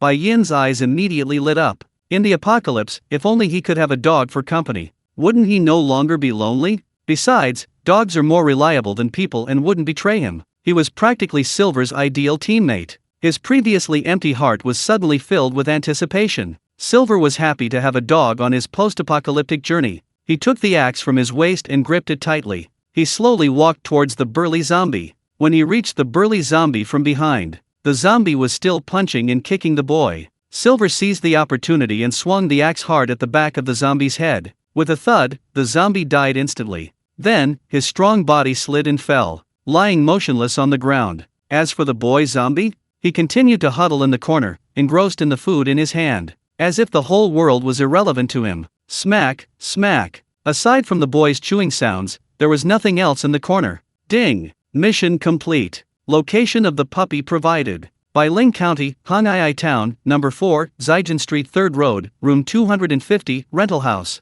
By Ling County is the neighboring county, and Hangzhou Town in Bailing County was the place Bai Yin was originally going to. The reason was simple: his sister's home address was there. The healthy puppy was in Hangzhou Town. This was undoubtedly very lucky for Bai Yin, because he happened to be going that way. Picking up a dog was just a side thing. With anticipation, Bai Yin quickened his pace towards the neighboring county. Out of concern for the puppy's safety, Bian specially bought a bicycle, hoping to meet the puppy as soon as possible and avoid an accident that could kill him. After all, he couldn't ride any other vehicle. However, fate was unkind. He hadn't ridden the bicycle far out of town when the chain was torn. He managed to repair it and continue on his way, but less than half an hour later, he discovered that the bridge leading to Bailing County had collapsed. That was the only bridge leading to Bailing County, separated by a large river. With no other choice, Bien abandoned the bicycle. He headed towards a nearby rickety human-powered boat. Chapter 13 Black Dog. The boat was dilapidated, but thankfully it didn't leak and was still usable. The water was calm, meaning it was passable. The bicycle was a bit heavy, and the boat was a bit small. Bien was worried that towing the bicycle might cause an accident, so he simply abandoned the bicycle and paddled the small boat across the river. The whole process took about 10 minutes. Everything went very smoothly. The next long stretch was a desolate highway. Both sides of the highway were overgrown with weeds, and every now and then, one could find the corpses of humans or zombies. In short, they were either mummies or skeletons. Along the way along the highway, one would encounter abandoned cars, sometimes a few, sometimes more than 10. Most of them contained the bodies of their drivers. This showed just how horrific the chaos and carnage that had occurred here when the zombie outbreak first occurred. Bai-yin arrived in Bailing County under the blazing sun. He had walked for nearly 2 hours along the highway. He arrived at 1 p.m. Compared to the quiet highway, the prosperous county town was, most notably, bustling with activity. He had barely entered the town when he saw a dozen or so zombies leisurely wandering around. This wasn't Bai-yin's first time in Bailing Town. He had been here twice before on missions. Since both were long-term missions, he had some understanding of the county. And, coincidentally, one of his colleagues lived here. He didn't know if he was still alive. Bai-yin decided to go find the dog first. After wandering around for half an hour, he arrived at the rental building, but the iron gate on the first floor was locked from the inside, so Bai-yin had to climb over the wall. First, he retreated a few meters, then accelerated. Then, just as he approached the 3-meter wall, he leaped up, using the momentum to flip over. He quickly found room 250 on the second floor. Tisk tisk tisk. Shirogane called to the dog from outside the door. Dogs usually respond to the task sound. He pressed his ear against the door, making tisk tisk sounds, listening intently to the sounds inside. Rip. Sure enough, there was a response from inside. It was a sound like something stepping on a plastic bag. Shirogane was overjoyed and quickly took out his lock-picking tools from his bag. He worked for about 5 minutes. Then, with a creak, the door opened. He pushed the door open and immediately a foul stench filled the room. It was a small room of no more than 10 square meters, the inside completely exposed. Upon entering, there was a single bed right next to the door. Far opposite was a small, doorless toilet. Inside the toilet, a man was hanging. He had likely hanged himself. The body was almost completely decomposed. Judging from the condition of the corpse, he had been dead for about 7 to 10 days. The deceased was wearing casual clothes. Below the hanging body were a kicked-over stool and 2 loose leather shoes. He was probably a working professional. But more than that, Shirogane was concerned about where his dog was. There was a lot of dog feces on the floor. The entire room was completely exposed. There weren't many hiding places, so Bien casually swept the dirty floor with a broom by the door. Then, he crouched down and looked under the bed. Sure enough, a pair of bright green eyes came into view. Tisk tisk tisk. Bien called out to the dog a few times, but it only shrank back further. It didn't bark, it just backed away. Bien quickly took out his bag and pulled out a piece of bread. He unwrapped the bread and called to the dog again. Tisk tisk tisk. Food was indeed the best bait. Smelling the bread, the dog hesitated for less than a second before crawling out from under the dark bed. Bien tore the bread into pieces and placed them on the floor. The dog rushed over and began to wolf it down. It was a pure black mixed breed dog. It looked about 2 or 3 months old. It was already extremely thin. Even when it crawled out from under the bed, it was unsteady on its feet. The little black dog was trembling as it wolfed down its food. Fleas could be seen on its body. This dog must have belonged to the person who hanged themselves. But the person who hanged themselves had been dead for at least a week. How did the puppy survive all this time? Bien looked around. Finally, in a corner not far away, he found an automatic pet feeder. A realization dawned on him. The transparent container for dog food was empty, but the automatic water bottle next to it was almost empty. There was a table nearby with a note on it, held down by a pen. Bien walked over, picked up the note, and read, "This little black dog. I found it by chance when I went out to find supplies. It was hiding in a collapsed sewer. There were many zombies nearby. I saved him because I could no longer bear the torment of loneliness. It's just a pity that I was scratched on the arm by a zombie while rescuing him, but I don't regret it. At least in the last moments of my life, I wasn't alone. I didn't die alone." When the zombie outbreak first occurred, I had a dog. It was a very old mixed breed dog. Later, it was eaten by the zombies while protecting me. Speaking of which, it was also a black dog. Perhaps, the one I rescued now is its reincarnation, who knows? Heh, just wishful thinking. Because I had a dog before, I still have some dog raising supplies at home. There's also a small bag of dog food left, which should last him 3 or 4 days. As for what will happen after that, I don't know, because I don't have much time left. I don't want to turn into a zombie and eat the little guy. So, I've decided to commit suicide. Hopefully, when someone finds my body afterward, the little guy will still be alive. If you see this, please take good care of him for me. By the way, I gave him a really nice name. His name is Bien. Bien. The preceding content was undeniably heartbreaking. However, this last sentence completely shattered Bien's somber mood. What a terrible name. You're terrible at naming things. Bien was speechless. Of course, he wasn't saying his own name was bad. Rather, he was saying that a name as refined as Bien, Silver, was a bit of a waste to use on a dog. It has to be changed. Yes, it absolutely has to be changed. Watching the little dog wolfing down its bread, Bien fell into deep thought.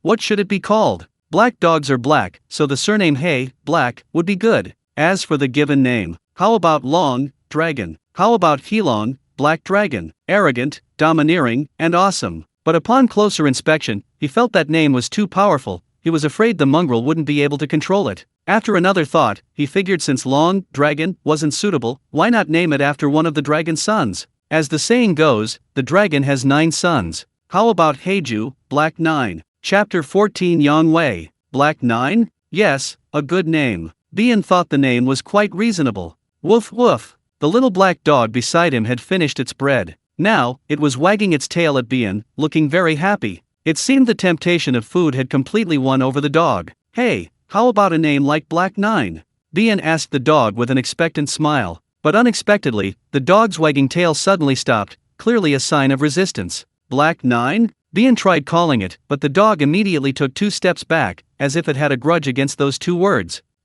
Bien was stumped, then muttered. Seriously? Even a dog doesn't like this name?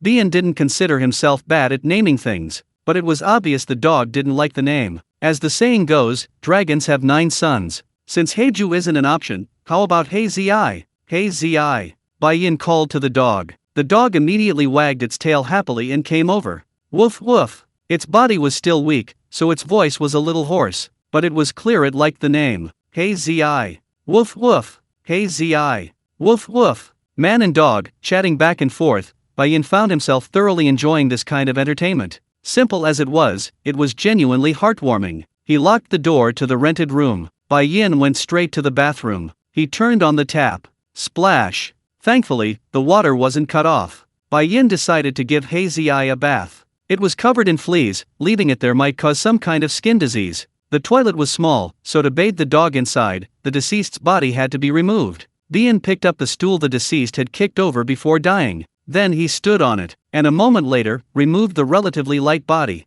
He casually tossed it out the window. The toilet suddenly felt much more spacious. Bang! A loud thud echoed from below, as if something had hit something, followed by the hissing and screaming of the zombies. Curious, Bien peered out the window. He saw an elderly zombie lying motionless on the ground, struck by the body he had thrown. At the same time, many zombies, hearing the commotion, gathered around. Then they began to devour the elderly man's body. Tisk tisk. A disgusting and cruel scene. For a kind-hearted person like Bien, such a bloody scene was absolutely unbearable. He felt a sense of relief. Luckily, this is the apocalypse. In normal times, someone hit by a falling object would likely have to pay a fortune in compensation. Friendly reminder, falling objects from heights are dangerous and can harm both the user and others. Readers, please do not imitate this. I assume no responsibility for any unforeseen circumstances. Splash. He found a basin, filled it with water, and then lifted Kuriko into the water to give him a bath. The water wasn't very cold, strictly speaking, it was rather lukewarm. Kuriko was very obedient and didn't make a sound. He seemed to know that Shirogane was doing it for his own good. The dog obediently allowed Bien to wash it thoroughly with shower gel. It offered no resistance throughout the entire process. After washing, Bien quickly dried its fur with a towel. Then he placed it on the window to air it out, until it was completely dry. Only then did he open his bag and put the dog inside. Of course, Bien had deliberately cut a hole in the bag, but only the dog's head could stick out. This was to allow the dog to breathe while preventing it from falling out of the bag. Remember to be quiet, don't bark and attract the zombies. Carrying the large bag containing the black dog, Bien decided to leave. Next, he wanted to check on his colleague's house, maybe the colleague was still alive. He didn't need to climb over the wall to get out, because the door could be opened from the inside. Bien headed straight for the apartment building where he remembered his colleague lived. Finally, he reached apartment number 1 on the 3rd floor of the apartment building via the stairs. The door wasn't locked, it opened with a gentle twist. The moment he stepped inside, the smell of cobwebs and dust hit him. The apartment had clearly been deserted for a long time. However, there were many trampled corpses near the stairwell. This indicated that a large-scale riot had previously broken out here. Ding! He pressed the switch on the wall. The light didn't turn on, which was to be expected. The layout of the room was basically the same as he remembered. He hadn't been here for 4 years, and the kid's room layout was still exactly the same. Right, that guy's name was Yang Wei, the same age as Bai Yin. And in the same year, he was adopted from the orphanage by the boss. A square digital clock hung on the wall, displaying 1732. It was getting late, it would be dark soon. Bai Yin went straight to Yang Wei's bedroom, but didn't find his body. Only a notebook lay on the computer desk, a black leather notebook. Yang Wei had once said that his memory wasn't very good, so he often wrote down details of his missions. Bai Yin opened to the first page, where he saw this passage. Yanli, 35 years old, address, XX community, XXXX. At the end of March, her husband was away on business. March 19, 2014. Bai Yin remembered this vividly. After all, it was the first mission he and Yang Wei had taken on. He then flipped through many more pages. He found that they were all filled with information and records about Yang Wei's personal missions. And these records. Finally, the date stopped at March 9, 2020. That is, right when the zombie outbreak began. The next page contained this passage. It's been almost half a year since the zombie outbreak began. I still haven't seen my boss come back to pick me up. That guy's probably dead on the way. Now the outside is teeming with zombies. But thankfully, I still have enough food. Now I have good news and bad news. To those who are reading this, which do you want to hear first? Never mind. I'll tell you the good news first. The good news is that the food I prepared is nutritionally balanced, has a long shelf life, and won't cause any health problems. The bad news is, just now, I got bitten by a zombie. Damn it. I'd rather die than become one of those monsters. So, after writing this, I'm going to the toilet to end this boring life. I'm an atheist. But this time, before I die, I want to believe in Buddhism. September 9, 2020. A gloomy day, as bad as a gym teacher's physical condition. End of written record. There's nothing more after that. In other words, Yang Wei wrote this diary entry half a year ago. And this confession in the diary is almost equivalent to his diary suicide note. Chapter 15. If my sister weren't here. Rustling. Though hesitant, Bai Yin decided to check the bathroom for Yang Wei's body. Squeak. The door opened. Then, above the toilet, a completely desiccated corpse came into view. Judging from the clothing, it seemed to be a woman. Yes, a woman. Because the deceased was clearly wearing a woman's JK uniform. Bai Yin took a few steps closer, examining the body carefully. Ignoring the clothing, focusing only on the structure of the corpse. Finally, he concluded that it was a male corpse. Pervert.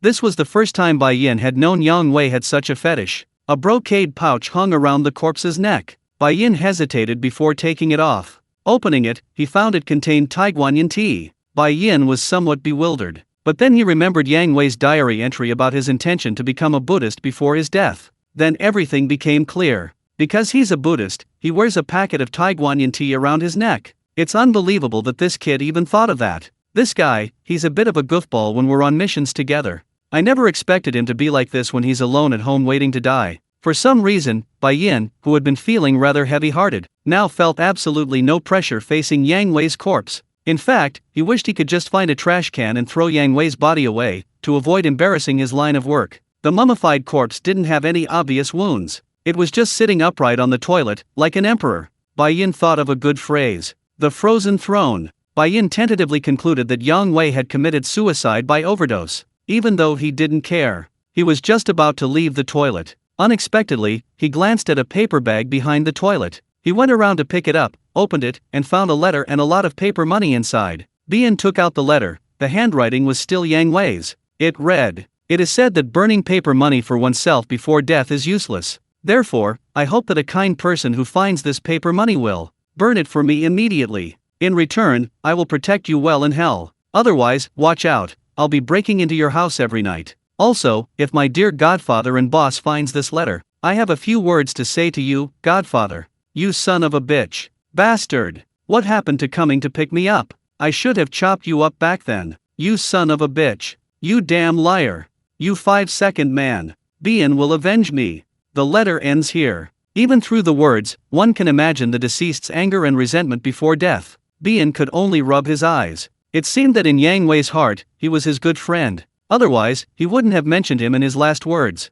After burning all the paper money, Bien closed the toilet door. Out of sight, out of mind. Yang Wei is dead. So, where will Bien go next? This was naturally his sister's home address. The digital clock on the wall showed 6:20 p.m. Meanwhile, dusk was falling outside. For safety reasons, Bai Yin decided to leave tomorrow. After all, Yang Wei's house and his sister's house were at least an hour's drive apart. If he went there in the dark at night and something happened along the way, that would be a huge loss. Bai Yin locked the doors and windows beforehand and made sure there were no other threats inside. Then he took a new quilt from the wardrobe and spread it on the bed. He didn't bother with tidiness, simply dusted it off, and planned to use it normally. After it was almost dark, Bai Yin drew the curtains. Then he lit a few candles in the room. He locked the door between the bedroom and the living room. The entire bedroom was a completely enclosed space. Shirogane sat on the edge of the bed, eating a small bread roll, while Kuriko ate the same kind at his feet. In the end, Shirogane ate 2, and Kuriko ate 1. Shirogane's goal was simply to have enough to eat. Kuriko, on the other hand, was clearly aiming to be full. Now, having finished the whole bread roll, he was clearly quite full. Shirogane took a bowl out of his bag. He placed it on the floor and poured about half a bowl of water for Kuriko. Kuriko wagged his tail and drank happily. Soon after, Shirogane took off his coat and got into bed. He leaned against the pillow, reading a book by candlelight. Woof, woof. Heezy was meowing by the bedside, getting anxious because it couldn't climb onto the bed. Shh, keep it down. Shirogane scooped Heezy onto the bed, and Heezy quickly ran to Shirogane's side. It nestled close to Shirogane's shoulder and lay there. It seemed its tail was itchy, so it nipped at it a few times. Then, it just leaned against Shirogane's shoulder, watching the book Shirogane was reading. Are you interested in this? Shirogane asked with a smile, while Kuriko merely glanced at him. His large, watery eyes held an innocent and naive look, like a child full of curiosity yet knowing nothing. This is Robinson Crusoe. I found it at your original owner's house. Shirogane's voice was gentle. I read it once when I was little, and now I can use it to review. Shirogane flipped through the pages of this Robinson Crusoe book, different from the version he remembered from his childhood. He was engrossed in reading, but Kuriko beside him didn't share his energy. Before long, he involuntarily fell asleep. Then, his body rose and fell softly with each breath. Kuriko, what do you think? If tomorrow my sister's house is empty, what will we do then? Kuriko knew he couldn't hear him, yet he still murmured to himself. It wasn't so much a question for Kuriko's opinion as a reflection of his own uncertainty about the future. Yes, if tomorrow that address is empty, everything is changed. Or perhaps, his sister's body, long since dead, is found there. What will he do then? He was living a normal life in a city. Meanwhile, he had several long-term tasks piling up, keeping him incredibly busy. But then, in a flash, he found himself transported to a post-apocalyptic world overrun by zombies. For ordinary people, even survival would be a struggle. However, with the system's help, Shirogane ensured that he could survive simply. What followed was a vast amount of idle time and a sense of uncertainty about the future. Hopefully, I'll discover something tomorrow. With this expectation, Shirogane closed his book and blew out the candle. In his final moments before closing his eyes, the boy murmured to himself, "System, give me something to do, or I'll die of boredom." His post-apocalyptic world seemed far less exciting than those science fiction novels. Chapter 16 for Survivors. Squeak, squeak. The next day was a bright, sunny day. Many cicadas chirped noisily in the roadside trees, their calls piercing and grating. Bien arrived at his destination at 11 a.m. Before him stood a large villa, the kind with its own swimming pool. This seemed to be a neighborhood only the wealthy could afford. Normally, there would be numerous security personnel enforcing the law, preventing ordinary people from entering. Of course, it was now completely abandoned. The iron gate outside the villa was unlocked, and Bien pushed it open and entered. Before him was a small garden, beyond the garden was the residence. Squeak! Bien pushed open the door and stepped inside the villa. The floor was cluttered, covered in dust and cobwebs. Without a doubt, this place had been abandoned for a long time. As for his sister, he was probably either murdered or gone somewhere else. Bien searched the villa.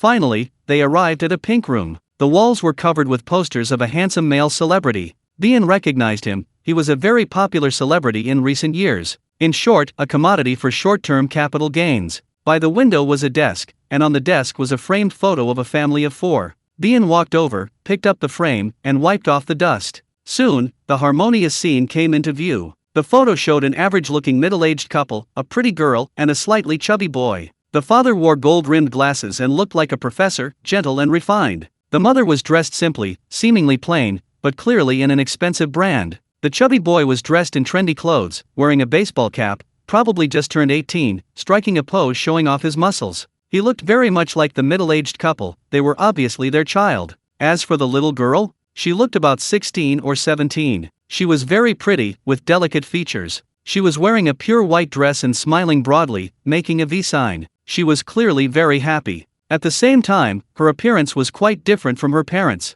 Of course. After all, he was an adopted child. Yes, the little girl in the photo is none other than Shirogane's younger sister. She is Shirogane's younger sister. After many years, her appearance has changed quite a bit compared to what I remember. But her basic features and facial contours remain the same. If I had to pinpoint the biggest difference, it's probably that she's evolved from cute to pretty. Shirogane took off his backpack, unzipped it, and put the photo inside. Meanwhile, the black rat inside kept wagging its tail and started gnawing on it after the photo was placed inside. However, thanks to the sturdy frame, Shirogane wasn't worried. He searched for other information. Then, under the desk, he found a tattered letter. It looked like it had been chewed by a rat. A corner was missing. Shirogane picked up the letter. The envelope had these words written in large characters: "To brother." Although he was somewhat hopeful, Shirogane knew this brother most likely didn't refer to himself, but to the chubby little boy in the photo. Phew! He sighed helplessly. Then he quickly tore open the envelope.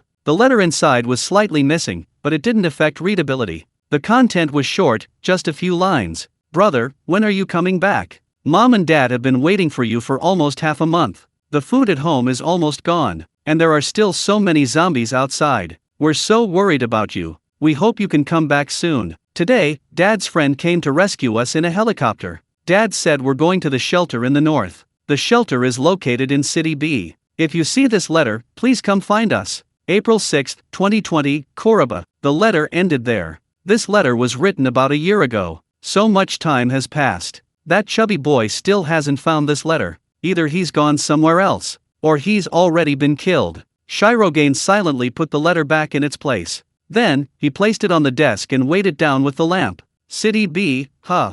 Shirogane knew this city. He'd lived there for a while, probably when he was 13, for some long-term mission. In short, it was a very far place. If he were walking, it would probably take 2 or 3 months. Phew! He sighed helplessly, but he had no choice but to bite the bullet and walk north to see for himself. There was no way around it. Shirogane was a complete idiot when it came to transportation. Not only did he know nothing about cars, but he also suffered from motion sickness, air sickness, and seasickness. His childhood was spent learning all sorts of strange and unusual things. Naturally, he had no knowledge of cars. With a clear goal in mind, the journey ahead wouldn't be aimless. After a short rest, Shirogane began his northward journey on foot. Midway, he encountered a small team of 4. 2 men and 2 women. Bang! The car crashed into a streetlight with a loud bang. Fortunately, no one in the car was injured. Damn it, how do you drive? If you can't drive, don't drive. The young, blonde man couldn't help but curse at the fat driver. Then, like the others, he quickly abandoned the car and fled. He escaped before the nearby zombies could completely surround him. The sound of the car crashing into the lamppost attracted Bai Yin, who happened to be nearby. When he arrived at the scene, he saw 2 men and 2 women hurriedly heading towards a department store. A group of zombies were chasing them, but fortunately, few of the zombies were fast runners. Therefore, the 4 of them quickly disappeared without a trace. "Survivors?" Bai Yin muttered. He glanced at the car that had crashed into a utility pole and was billowing black smoke in the distance. He felt a pang of regret. What's there to regret if you can't even drive? But other than that, he felt nothing more. He simply continued walking north. As for the 4 survivors, what did they have to do with him? He already had Hazy Eye for company. He didn't need to find anyone else to alleviate his loneliness. Ding! He hadn't walked more than a few steps when the mission notification sounded in his mind. Ding! Mission issued: join the group of 4 and ensure their safety tonight. This mission consists of 3 parts. Completing all parts will grant you a reward. Reward grants Kuriko the ability of a zombie friend. 1/3. Shirogane had no interest in whether the 4 people were alive or dead. However, Kuriko's zombie friend ability. This seemed to be something he absolutely had to obtain. Although Shirogane was currently protecting Kuriko well, and it would be safe. However, what if an accident happened in the future, resulting in a gunfight? It could lead to Kuriko dying at the hands of zombies. Then, Shirogane would have nowhere to turn for help. There was no other way. For the sake of the mission reward, he should just follow the system's instructions and make contact with the 4 people. Shirogane then stepped into the department store. Upon entering, he found many zombies circling around, seemingly having lost their target. Chapter 17 Dilemma. The department store was huge. Bien didn't know where the 4 had hidden. However, based on the footprints and traces at the scene, he at least knew a general direction. It was the 2nd floor of the building. Ha, ha. On the other side, the 4 who had finally shaken off the zombies were panting heavily. This was a storage warehouse. After entering, the 4 quickly locked the door from the inside, afraid of letting the zombies in. Damn it, didn't you say you could drive? If you could drive, why did you drive onto a telephone pole? We're all in this mess because of you. The blonde-haired man in his early 20s, having just breathed a sigh of relief, immediately started berating the fat man next to him. Behind him stood a woman who looked somewhat like him. That was his sister, petite and cute.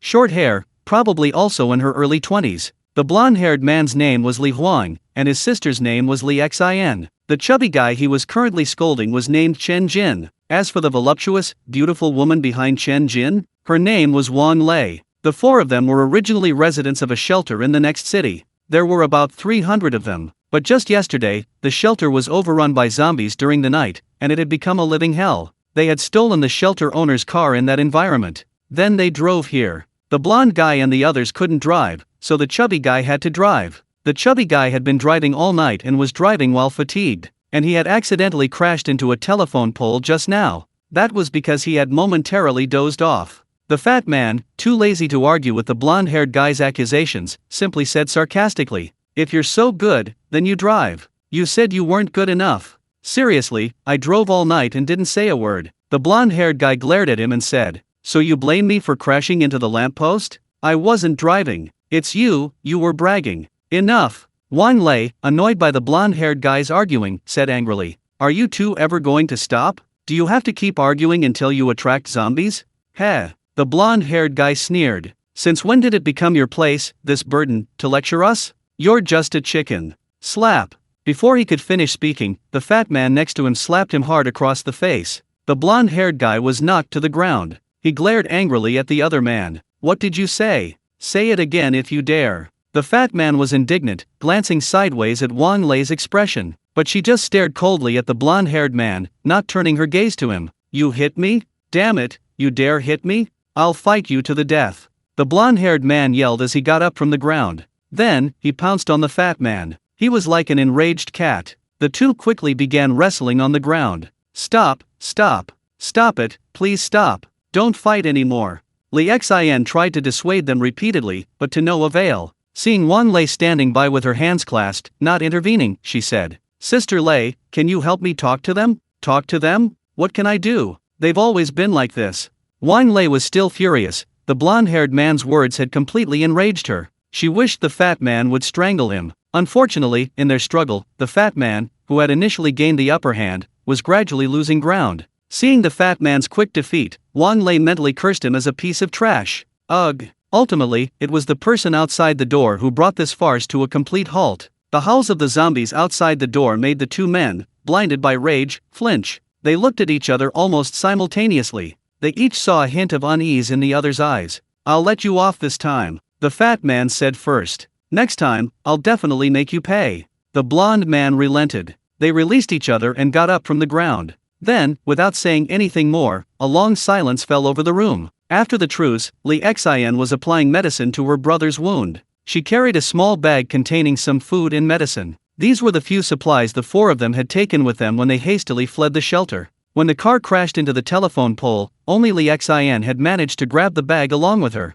At least the siblings still had the warmth of family affection. In comparison, the fat man on the other side was in a much worse state. After fighting with the blonde-haired man, he was actually quite bruised and battered. But no one cared about him, even for Wang Lei's sake. But Wang Lei didn't even thank him afterwards. However, the fat man seemed used to it. He found a very soft cushion in the corner of the warehouse. After dusting it off, he hurriedly took it to Wan Lei to claim his reward. Little Lei, here, sit on this, the ground is cold. His face was always plastered with a smile, his fat bulging out in a grimace, making Wan Lei feel nauseous. But on the surface, he instantly adopted a sweet expression. Thank you, Brother Jin. Then, he took the cushion and sat down. Thank you, Brother Jin. These 4 short words seemed to possess some kind of magic. They instantly filled the fat man's heart with warmth, making him feel wonderful. Meanwhile, not far away, the blonde-haired man couldn't help but sneer. Simp, brother, say less. The younger sister couldn't help but scold him,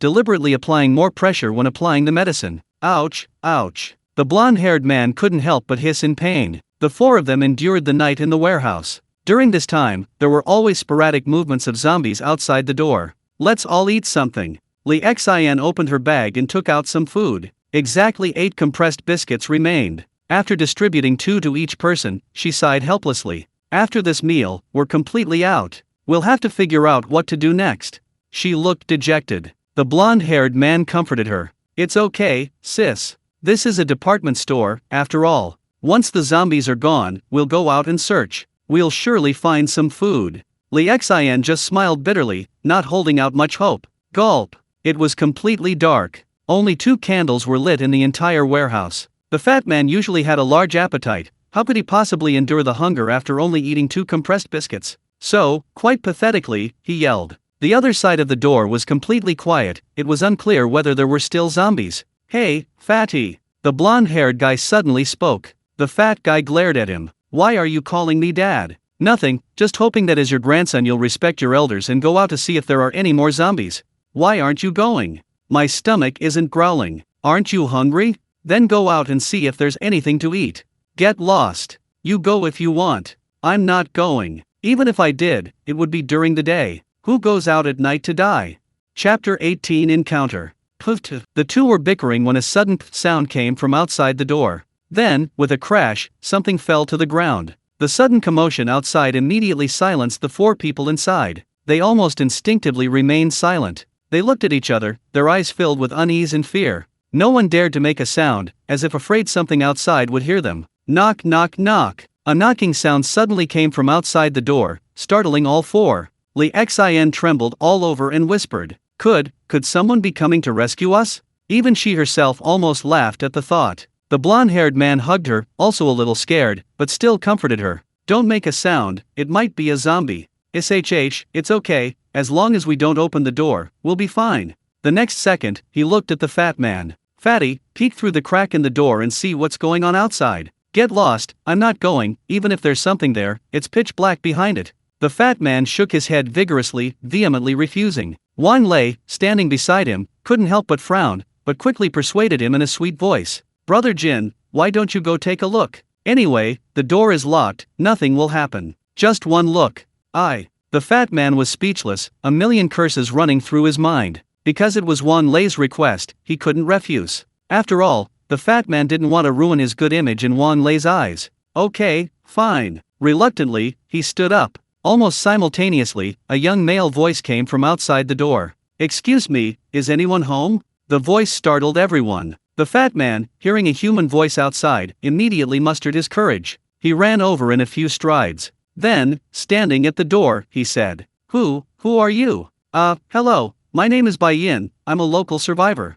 Hearing he was a survivor, the fat man quickly opened the door. Upon opening the door, he saw a flashlight shining directly at him. The fat man felt his world go blank. Bai Yin quickly pointed the flashlight downwards. Sorry, I didn't see it. But pointing it downwards only revealed a zombie corpse. His head was smashed open, and he lay on the ground in a gruesome and disgusting position. The fat man was startled and quickly took 2 steps back. Bai Yin smiled slightly and said, I saw him loitering around your door when I came, so I, have you eaten? I brought some food. Bai Yin was lucky. While searching for the 4, he found a small storage room full of food. It contained many canned meats. So he brought some with him. Mixed with bread and biscuits, it was currently in a plastic bag in his right hand. Bai Yin's visit rekindled hope in the 4, especially the food he brought, which made them overjoyed. After letting him in and locking the door again, they divided the canned food and ate heartily. While the other 4 ate in their own varied ways, Bai Yin took Heezy out of his bag, opened a can of pork, and let him nibble on it. You keep a dog?" The fat man seemed surprised, as did the other three. Because Bian's travel bag was black, and Heezy was black too. Plus, Heezy hadn't made a sound. Therefore, even though the travel bag had a hole for Heezy's head to peek out, no one had noticed it before. Bian just chuckled and said, "I found him a few days ago. I felt sorry for him, so I kept him. I'm someone who's very afraid of being alone. Having a dog willing to keep me company is a kind of luck." "You're so kind. If it were us, we couldn't even support ourselves, let alone keep a dog," the blonde-haired man said with a forced smile as he ate. Then, he couldn't help but burp. He frowned at Wan Lei. But when Wan Lei faced Bai Yin, she immediately switched to a sweet smile and said, "Well, since you're alone anyway, why don't you come with us from now on? We're from the next city, and we're not familiar with this place yet." As she spoke, Wan Lei's gaze kept glancing at the axe at Bai Yin's waist. She knew very well what it was for. In short, getting a reliable and capable fighter into the team seemed like a good deal. Moreover, the other party was male, which made it even more appealing to Wan Lei. Okay. Bai Yin accepted the suggestion, of course, only verbally. The others welcomed him warmly, creating a harmonious atmosphere. Wan Lei took this opportunity to move closer to Bai Yin and then said, "My name is Wan Lei. Don't let my appearance fool you. Before the shelter was destroyed, I was a star there." Wan Lei's eyes were alluring, and her voice was sweet and coquettish. The fat man felt a pang of envy. The blonde-haired man, on the other hand, looked on with an expression of pure anticipation, as if he were watching a spectacle unfold. "Star?" The blonde-haired man found the word rather comical coming from Wan Lei. In the previous shelter, entertainment was severely lacking. Therefore, a beautiful woman who could dance was undoubtedly very popular with the men. Wan Lei was the only dancing star in the shelter at the time. Calling her a star was a euphemism, she was essentially a stripper. But the men were completely smitten. The shelter owner's son, in particular, was utterly infatuated with her. But Wan Lei simply kept him hanging on, and in doing so, she extracted quite a bit of benefits from that naive young man. If you were to name the woman living the most comfortable life in the entire shelter, it would undoubtedly be Wan Lei. She was practically living a better life than the shelter owner's wife. Is that so, a celebrity? That's pretty impressive. Bian somewhat sensed something was off about her. But with a slight phobia of women, even normal conversation with a woman was stressful. Let alone this kind of intimate contact where she was actively getting close. Bian involuntarily moved aside. Then, he quickly picked up Heezy and placed him in front of Wan Lei. Without much thought, his panicked mind blurted out, "My dog is quite handsome, do you think he could become a celebrity?"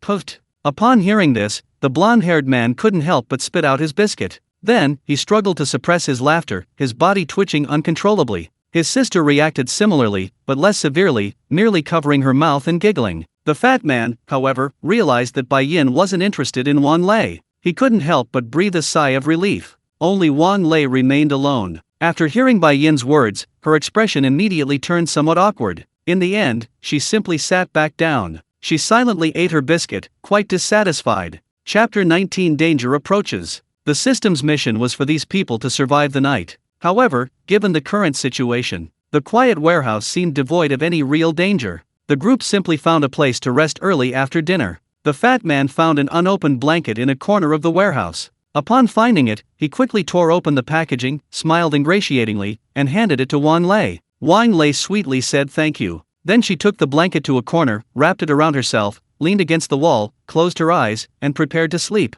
As for the fat man, he simply found a spot, spread out some cardboard, laying himself down on the floor, staring at the ceiling, smugly thinking about Wan Lei's sweet smile earlier. This pig is beyond saving. The blonde-haired man lay speechlessly against the wall. Beside him was his sister, covered with a thin blanket, already asleep. The thin blanket belonged to Bai Yin, it was the only one he had in his bag. Since he wanted to get along with these people, offering the blanket was undoubtedly a good choice. Yellow Hair and Li Xian were siblings. In other words, compared to Fatty and Wan Lei, who were two separate individuals, giving the towel to Yellow Hair or Li Xian wouldn't hurt. Giving it to either of them would win the favor of both siblings. He couldn't give it to Wan Lei, because Fatty would be jealous. He definitely couldn't give it to Fatty, because he would give it to Wan Lei. At the same time, it would make the siblings look down on this behavior. They might even feel resentful towards him. Bai Yin still didn't understand why the mission was to ensure their safety tonight. It was said as if something extremely terrible was going to happen to them tonight.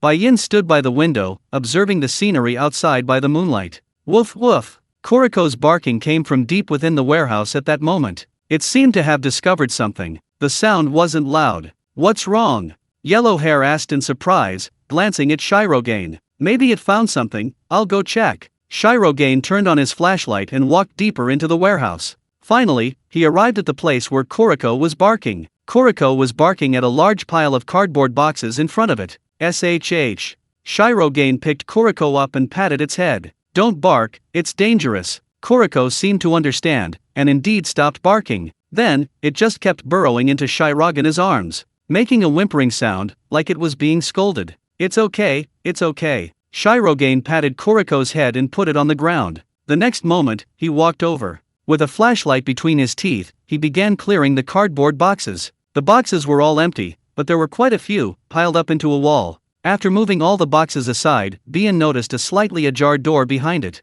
The door wasn't locked, it looked like it had been broken for a long time. Almost instinctively, Bien peeked through the crack in the door, shining the flashlight beam through it. However, what he saw next made his eyes widen in shock. At the other end of the door was a stairwell, and in that stairwell, everything was in a daze. An endless number of zombies were wandering around. They seemed to have been drawn there by something, but because the surroundings were too quiet, he stood there aimlessly. Some zombies saw the light from Bien's flashlight, but they didn't react. Bien instinctively turned off the flashlight. At that moment, moonlight reflecting from the stairwell window shone on Bien's face. Several zombies saw him clearly, but still didn't react. Bien simply closed the door gently. Then, carrying Heezy, he carefully backed away, fleeing, afraid of making even the slightest noise. Hey, what's wrong? SHH. The blonde-haired guy was about to ask when Bien stopped him with a look. Seeing Bien carefully unzip the bag and put Heezy in it, then lift the bag and sling it over his shoulder, he immediately became alert.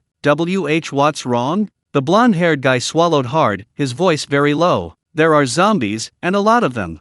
Ha! SHH. Keep your voice down. Okay. The blonde-haired guy immediately lowered his voice, somewhat anxiously, and said, Then, what do we do now? Tell everyone, we have to retreat.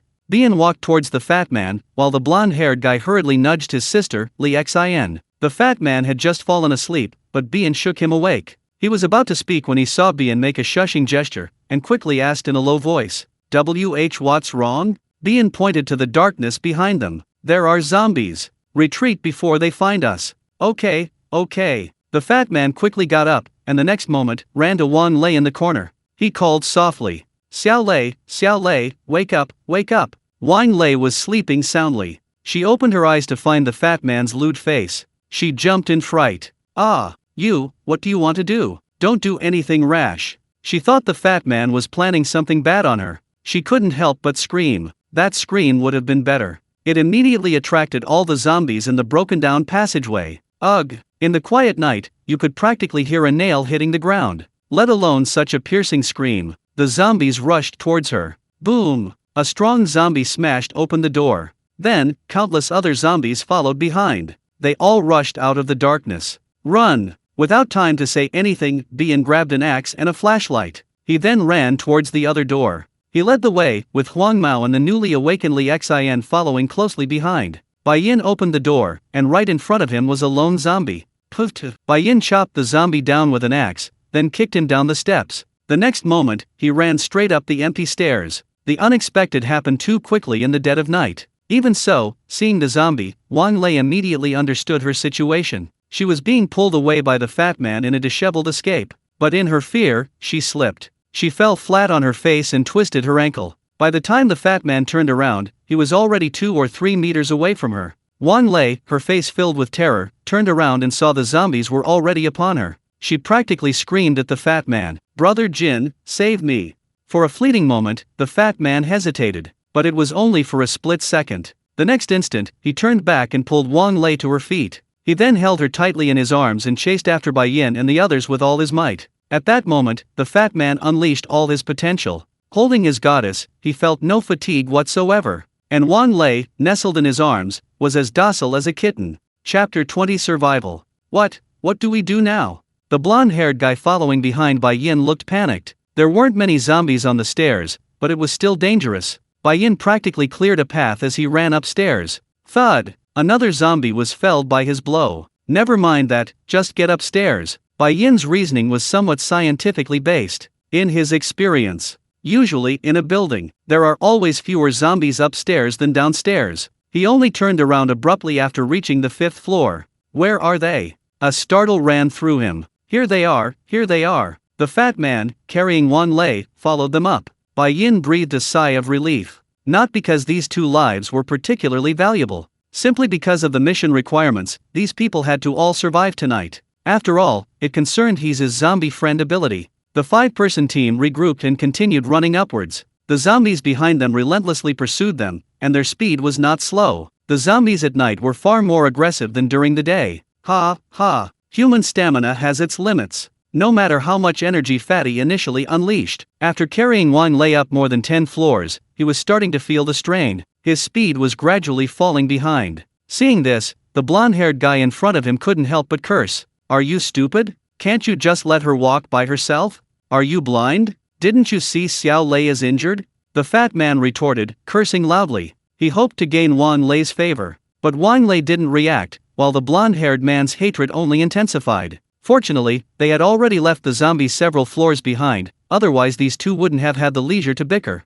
This was the 19th floor of the department store. The rooftop was just above. But there seemed to be nowhere else to hide. So, Bai Yin resolutely went to the rooftop. Squeak! The rooftop door opened, and the 5 rushed up. Then, Bai Yin locked the door tightly. As long as the other side didn't force the door open, everything would be fine. There was a pavilion on the rooftop. It was about 3 meters high and seemed to be just a decoration. But if the zombies rush in, the pavilion will be the last place they can hide. We should be safe now, right? Li Xin, still somewhat shaken, asked. Bai Yin didn't speak, but walked to the edge of the rooftop to observe the surroundings. Finally, he saw the rooftop of another huge building on the left. That place was 7 or 8 meters lower than this one. The lateral distance was about 3 meters. In short, it was possible to jump from this rooftop to the other rooftop. The premise is that you can jump over it. If you fail, it's equivalent to suicide by falling. Hey, you're injured, right? Where are you injured? The blonde-haired guy nearby aggressively questioned Wan Lei, who was being held in the fat man's arms. The fat man shoved him away, saying, "What are you doing? What are you doing? Xiao Lei just sprained her ankle, she wasn't bitten by a zombie. Don't cause trouble now." The blonde-haired man wasn't angered by the fat man's push. Instead, he looked Wan Lei up and down. Only after confirming that what the fat man said was true did he truly breathe a sigh of relief. The blonde-haired man didn't say anything, just rolled his eyes at the 2 of them, and went to Bai Yin's side, leaving behind a smug-looking fat man tightly holding Wan Lei in his arms. The situation was temporarily safe. After shaking off the zombies, they didn't know where their food had gone. Once Wan Lei was safe, the first thing she realized was that she was being held in the fat man's arms. She instinctively felt a little nauseous, showing a look of disgust and aversion. But this was fleeting. The next moment, she put on a shy and embarrassed look, saying, "Jin, brother Jin. Oh. The fat man then came to his senses and quickly let go of Wan Lei. While scratching his head somewhat awkwardly, he was still savoring the sensation he had just experienced. He felt a surge of satisfaction. Beneath his embarrassed expression lay a clear sense of mental fulfillment. "Brother, what's next?" the blonde-haired guy asked the silver-haired man. Given the current situation, the silver-haired man seemed to have become the unspoken leader of the group. The silver-haired man simply took out a pocket watch, checked the time. It was about 3 in the morning. There were still at least 4 or 5 hours until dawn. He pointed to the rooftop opposite below and said, "How about it, can you jump over?" The blonde-haired man smiled wryly. It's a bit difficult, and it's so high, jumping down would probably break your legs." "It's fine." The silver-haired man stood nonchalantly on the rooftop wall. This scene startled everyone. They were terrified that the silver-haired man might accidentally fall. But Bian simply leaped across, carrying Heezy in his bag. Finally, he landed safely. Then he turned back, looking up at the blonde-haired guy and his companion across from him, and said, "See? It's simple." The blonde-haired guy was speechless, glancing at the scene below, feeling dizzy. He gave a wry smile, his face full of forced smiles, as if to say, "Are you even human? Is there a safer way?"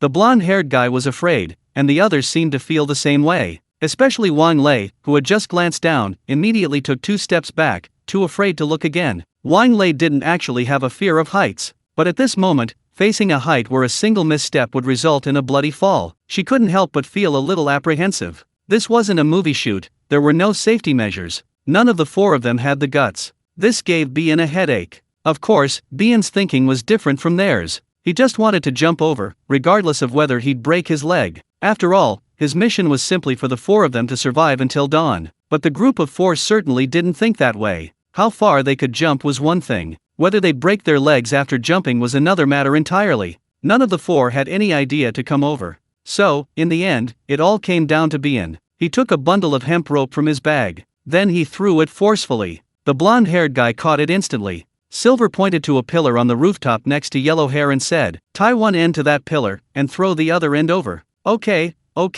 Yellow Hair quickly did as he was told. He untied the rope, looped one end several times around the sturdy iron pillar, and tied several tight knots. Then, he tied a stone to the other end and threw it over. Silver caught it quickly. He then untied the stone and looped the other end to the sturdy railing of the rooftop. The rope was just the right length to connect the two sides of the rooftop. Any shorter and it might not have been enough. Chapter 21 Tools. All tied up, come on over. Bien waved from the other side. But the four on this side still hesitated. Seeing his younger sister, Li Xian, terrified, the older brother, Huang Mao, decided to step forward and give her courage. He took a deep breath and then climbed the rope. He dawdled, not daring to look down even once. It took him about 7 or 8 minutes to reach the end of the rope. Bien, seeing this, took his hand and pulled hard. That's how he pulled him off the rope. Finally free from danger, Huang Mao plopped down on the ground, panting heavily, still somewhat shaken. But he quickly composed himself, sat up, and smiled and waved to his sister.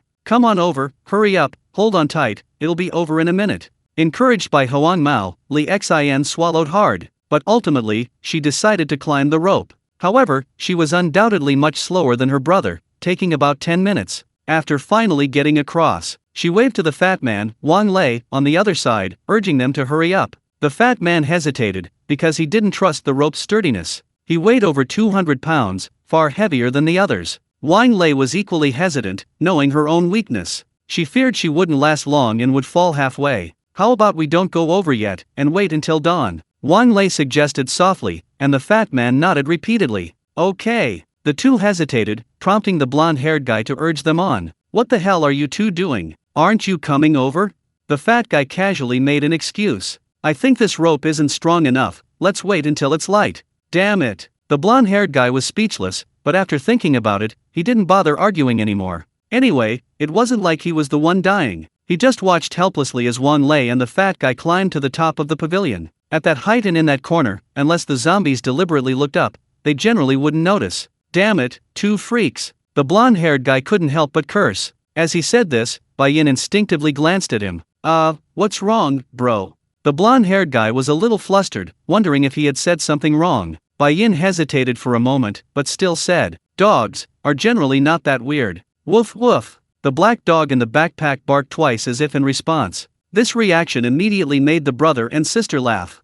The previously dangerous atmosphere instantly became cheerful. Right, dogs aren't weird at all. How can they be compared to dogs? The blonde-haired guy pretended to lightly slap himself, then asked, "So, what should we do next?" Bai-yin glanced at the fat man and Wang Lei in the opposite pavilion. He simply said, "Let's do as they say and wait for dawn. Zombies are generally not that active during the day." The three rested on the spot. Meanwhile, Bai-yin took out food and water from his bag to replenish the brother and sister's strength. Meanwhile, the fat man and Wang Lei in the opposite pavilion could only watch the scene helplessly. Wang Lei simply sat on the ground with her legs together and her head resting on her knees. She just felt incredibly sleepy and needed a good rest. The fat man felt similarly tired, but he had other ideas. Like sleeping next to Wang Lei, instead of facing each other like they were now. Of course, this was just a thought, it was meaningless otherwise. Time passed second by second. And so, it gradually dragged on until 6 in the morning. The night slowly turned into daylight. It was dawn, but not full daylight. Almost everyone except Bai-yin was asleep. Bai-yin first looked at the time on his pocket watch. He wondered why the system hadn't notified him that the mission was complete. Bang! It was a very quiet morning. Unexpectedly, a series of rapid bangings came from the fat man's side of the door. Then, countless hoarse cries of zombies, ugh, ugh, came from the other side of the door. The sudden incident immediately woke everyone, especially Wang Lei and Fatty on the pavilion. Bang! Bang! A huge banging sound echoed throughout the world. It startled Fatty and Wang Lei. "What are you standing there for? Get over here!" Seeing the two still rooted to the spot, Bai-yin quickly pointed at the rope and shouted. He didn't want to fail the mission at the last minute, but without a doubt, it was too late. Boom! The rooftop door was smashed open at that moment. Immediately afterwards, hundreds of zombies swarmed in. In the blink of an eye, they occupied the rooftop. Damn it! Yellow Hair couldn't help but curse under his breath, then added, "Serves them right." Meanwhile, the fat man and Wang Lei, who were at the top of the pavilion, kept moving towards the middle. They were terrified of being discovered by the zombies. Even with their utmost caution, they were spotted by a slightly taller zombie. The zombie charged straight at them and then attempted to climb onto the pavilion. But due to her severely weakened state, she couldn't climb up. "Ah, don't come any closer. Don't come any closer." Wang Lei screamed in terror. Her screams might have been better, as only one zombie saw them. Her shout immediately summoned all the zombies. Useless teammate. The blonde-haired guy was speechless, already mentally prepared for Wang Lei and Fatty to be bitten to death by zombies. Silver, on the other hand, was anxious. He wondered if there was any way to save them. And just then, ding! Mission complete. The four-person team successfully survived until dawn. Reward: food hiding place in the building below. 3rd floor, warehouse 307. A notification suddenly popped into his mind that the mission was complete. 1/3 of the mission was complete, and he even received an extra food storage point as a reward. This made Bai Yin breathe a sigh of relief. But he was also concerned about the perilous situation Fatty Wang Lei was in. Their mindset underwent a complete 180-degree change. What? They're going to be bitten to death by zombies? So what if they die? What does it have to do with me? Bai Yin was remarkably calm now. For him, the mission was already complete. Fatty and Wang Lei were essentially worthless in his eyes. Whether the people here were indifferent or worried, it was all in vain. And over there, Fatty and Wang Lei were still there. Surrounded by zombies below the pavilion, she screamed in terror, her face a picture of panic and disarray. Finally, Wang Lei saw the rooftop door that had been smashed open by the zombies. A cold glint flashed in her eyes. She suddenly threw herself into the fat man's arms, looking up at him with tender eyes, her gaze filled with surprise. "Brother Jin, you said you'd die for me, right?" Before the fat man could fully process what was happening, tears welled up in Wang Lei's eyes, making her appear so delicate and pitiful. "I don't want to die. I want to live. If we survive this time, I'll be your girlfriend."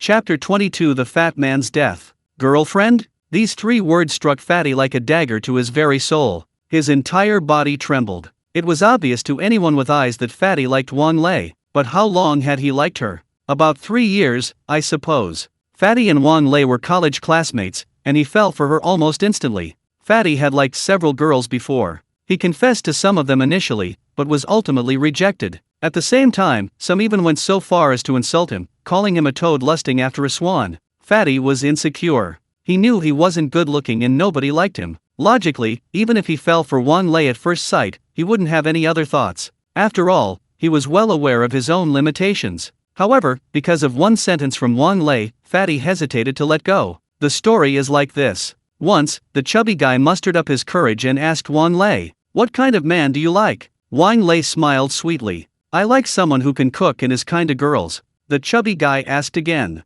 "Then, what about someone who's not good-looking and is also fat?" Wang Lei looked indifferent. "What does it matter? A good man shouldn't be judged solely by his appearance."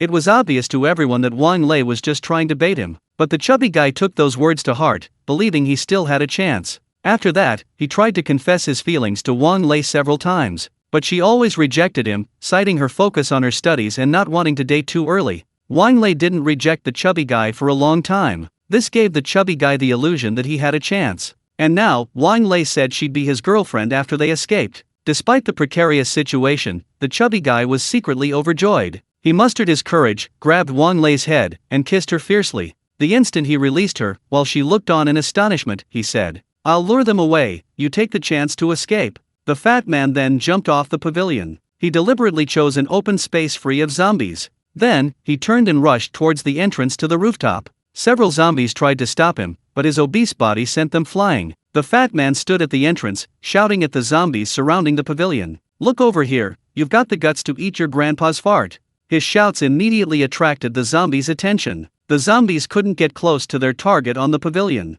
so they all pounced on the fat man. The fat man chuckled at Wang Lei on the pavilion. Then he rushed downstairs, thinking to himself, he needed to get away quickly, then go back and be intimate with Wang Lei. But he never expected that. No sooner had he lured the zombies away than Wang Lei frowned and wiped her lips with her sleeve. Wang Lei felt nauseous. The thought that she had just been kissed by the fat man made her feel an urge to vomit. Despite her disgust, escaping was the priority. After most of the zombies had gone after the fat man, Wang Lei seized the opportunity and jumped off the pavilion. The next moment, she rushed towards the rope at the edge of the rooftop. Unleashing her full potential, she scrambled up the rope. Upon reaching Bai Yin, Huang Mao, who had maintained a cold expression throughout, didn't reach out to help her. Li Xin hesitated, unsure whether to lend a hand. Ultimately, Bai Yin stepped forward, took her hand, and pulled her up. Thank you. Wang Lei, panting, felt incredibly lucky to have escaped death. Bai Yin handed her a bottle of water, which Wang Lei took and gulped down a large mouthful. Huang Mao pulled Bai Yin aside and whispered, "Brother, why did you save this thing?" But Bai Yin said nothing, only chuckled. "This thing?" Bai Yin found the question somewhat laughable. It was as if, in his eyes, Huang Mao, Li Xin, and Wang Lei were completely different. Bai Yin didn't care about the character or morality of these three people. After all, they were all outsiders. What he cared about was that he had only completed 1/3 of the system task, and this 1/3 was directly related to these outsiders. So, in other words, were the remaining 2 tasks also related to them? In this situation, if it wasn't necessary, Bai Yin was still willing to maintain a basic, superficial relationship with the remaining people. If he didn't lend a hand in front of the siblings, causing Wang Lei to fall and die, wouldn't that directly overturn the kind-hearted persona he had deliberately cultivated? Ding! Task issued: lead the trio to the food hiding place and ensure their survival for 24 hours. This task is divided into 3 parts. Completing all parts will grant a reward. Reward grants he's the ability of a corpse friend. 2/3. A new task began to flash through his mind. Sure enough, this was a task that would fail without Wang Lei. In short, being cautious isn't a bad thing. Anyway, Shirogane never took these people seriously. While the group was trying to explore the stairwell to get downstairs, the fat man in the department store was still frantically running for his life. Initially, he was extremely excited, blinded by love. But as time went on, his strength gradually began to wane. At the same time, the fear in his heart grew heavier. Ouch! Suddenly, he accidentally stepped on a bottle and fell to the ground. When he rolled over, countless zombies had already pounced on him. The zombies tore and gnawed at his body. Finally, amidst the fat man's pig-like screams, they devoured his entire body, leaving him unrecognizable. On the other side, Shirogane's situation was quite peaceful. Unlike the department store next door, there were no zombies in this building. It appeared to be an unfinished building, with bare, unfinished rooms everywhere. Presumably, no one was here when the zombie outbreak occurred. Therefore, even a year later, there was no sign of zombies. Shirogane simply led the remaining 3 members of the group straight to the warehouse on the 3rd floor. According to the system, that was where they hid their food. The building was still bare above the 3rd floor, but the 3rd floor and below were fully furnished. Squeak! Shirogane pushed open the warehouse door, only to be greeted by cobwebs and dust. The warehouse wasn't very large, roughly the size of 4 employee dormitories combined. But inside were beds and tables. A pile of boxes sat in the corner, labeled with pictures of instant noodles and canned goods. Food. It seemed someone had lived here before, but now it was deserted. The 3 who had just entered immediately brightened up upon seeing the food in the corner. They all went over to see what was inside the boxes. Chapter 23: Contradictions. It's meat, and canned food too. Yellow Hair was overjoyed, even though he had just eaten a large meal last night. But seeing so many boxes of food now, he couldn't help but get excited. It had almost become a natural reaction. While the 3 were immersed in their joy, Silver walked to a tap in the corner. This tap didn't seem to have been installed there from the beginning. It was probably added later by someone who had temporarily renovated it. Silver turned on the tap. Splash! Instantly, clean water flowed out. Seeing this, everyone cheered even more. They didn't care at all whether the fat man was alive or dead. "I'll go downstairs and check. If you have time, clean this place up," Silver said and went to check other areas, wanting to see if there were any zombies in the building. After he left, Yellow Hair and Li Xin filled a bucket with water and then used a rag to wipe the windows and the bed. It seemed they planned to stay here for a while. Since someone had lived here before, most daily necessities weren't lacking. While the brother and sister were busily cleaning, Wang Lei was opening boxes in the pile of food, checking what was inside. "Hey, get to work. What are you slacking off for?" The blonde-haired guy complained, trying to get Wang Lei to help. But Wang Lei retorted confidently, "I'm sorting the food, it's important." "Important my foot. It's all food, why are you sorting it so meticulously?"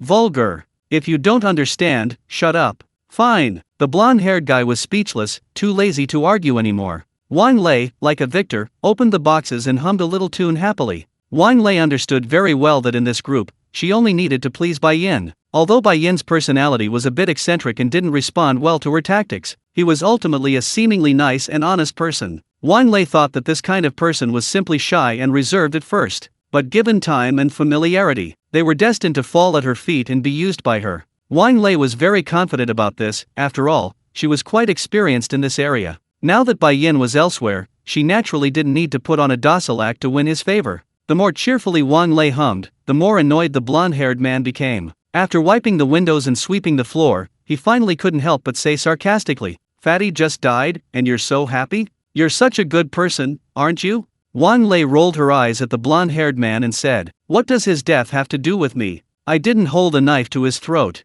"Bullshit. Don't you know he liked you? So what? It was all one-sided on his part. I didn't ask him to do so much for me. Besides, I never said I liked him, he just misunderstood. He's so ugly, so fat, and seems pretty poor. I'm not blind, how could I possibly like a man like that? You think you're even human? Everyone looks out for themselves, who's going to give you all this nonsense?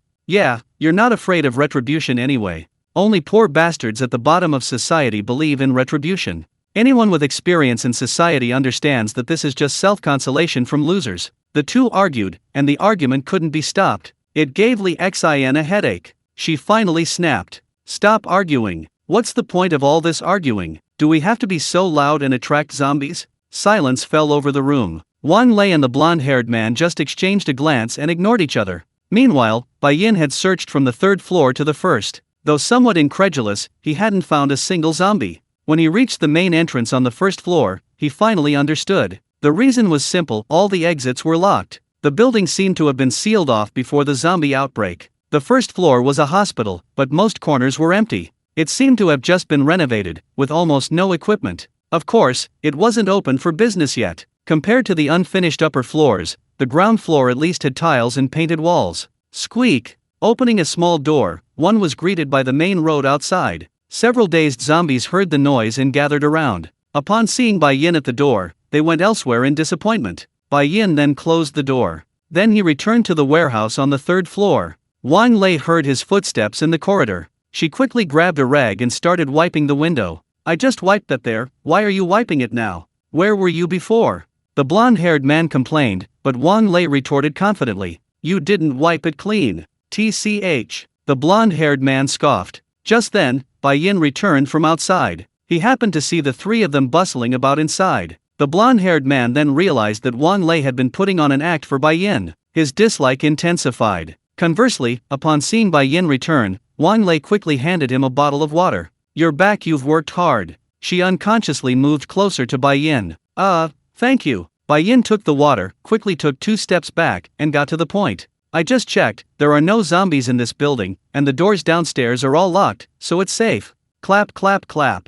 Hearing this, Wang Lei immediately clapped her hands, looking like an innocent girl listening to her idol. The blonde-haired man scoffed, rolled his eyes at her, and said, "What a show-off." Bai Yin noticed the blonde-haired man's dislike for Wang Lei. Bai Yin had absolutely no interest in the true nature of the relationship between these three outsiders. He simply placed his bag, along with He Ziai inside, on the bed beside him and said, "I'm going out to get something. You guys keep an eye on He Ziai for me." The three were taken aback, somewhat puzzled. The blonde-haired man said, "Won't there be any danger? Do you want me to come with you?" "No need, I'm afraid I'll get you in trouble." Upon hearing this, Wang Lei couldn't help but add insult to injury. To put it bluntly, he's afraid you'll hold him back. Then she smiled sweetly at Bai Yin and said, "Be careful on the road, don't let any zombies target you." "Okay." He gave a soft okay, and then turned to leave. But just before leaving, his gaze involuntarily fell on the running tap, and he said, "Remember to boil the water before drinking, just in case." With that, he left.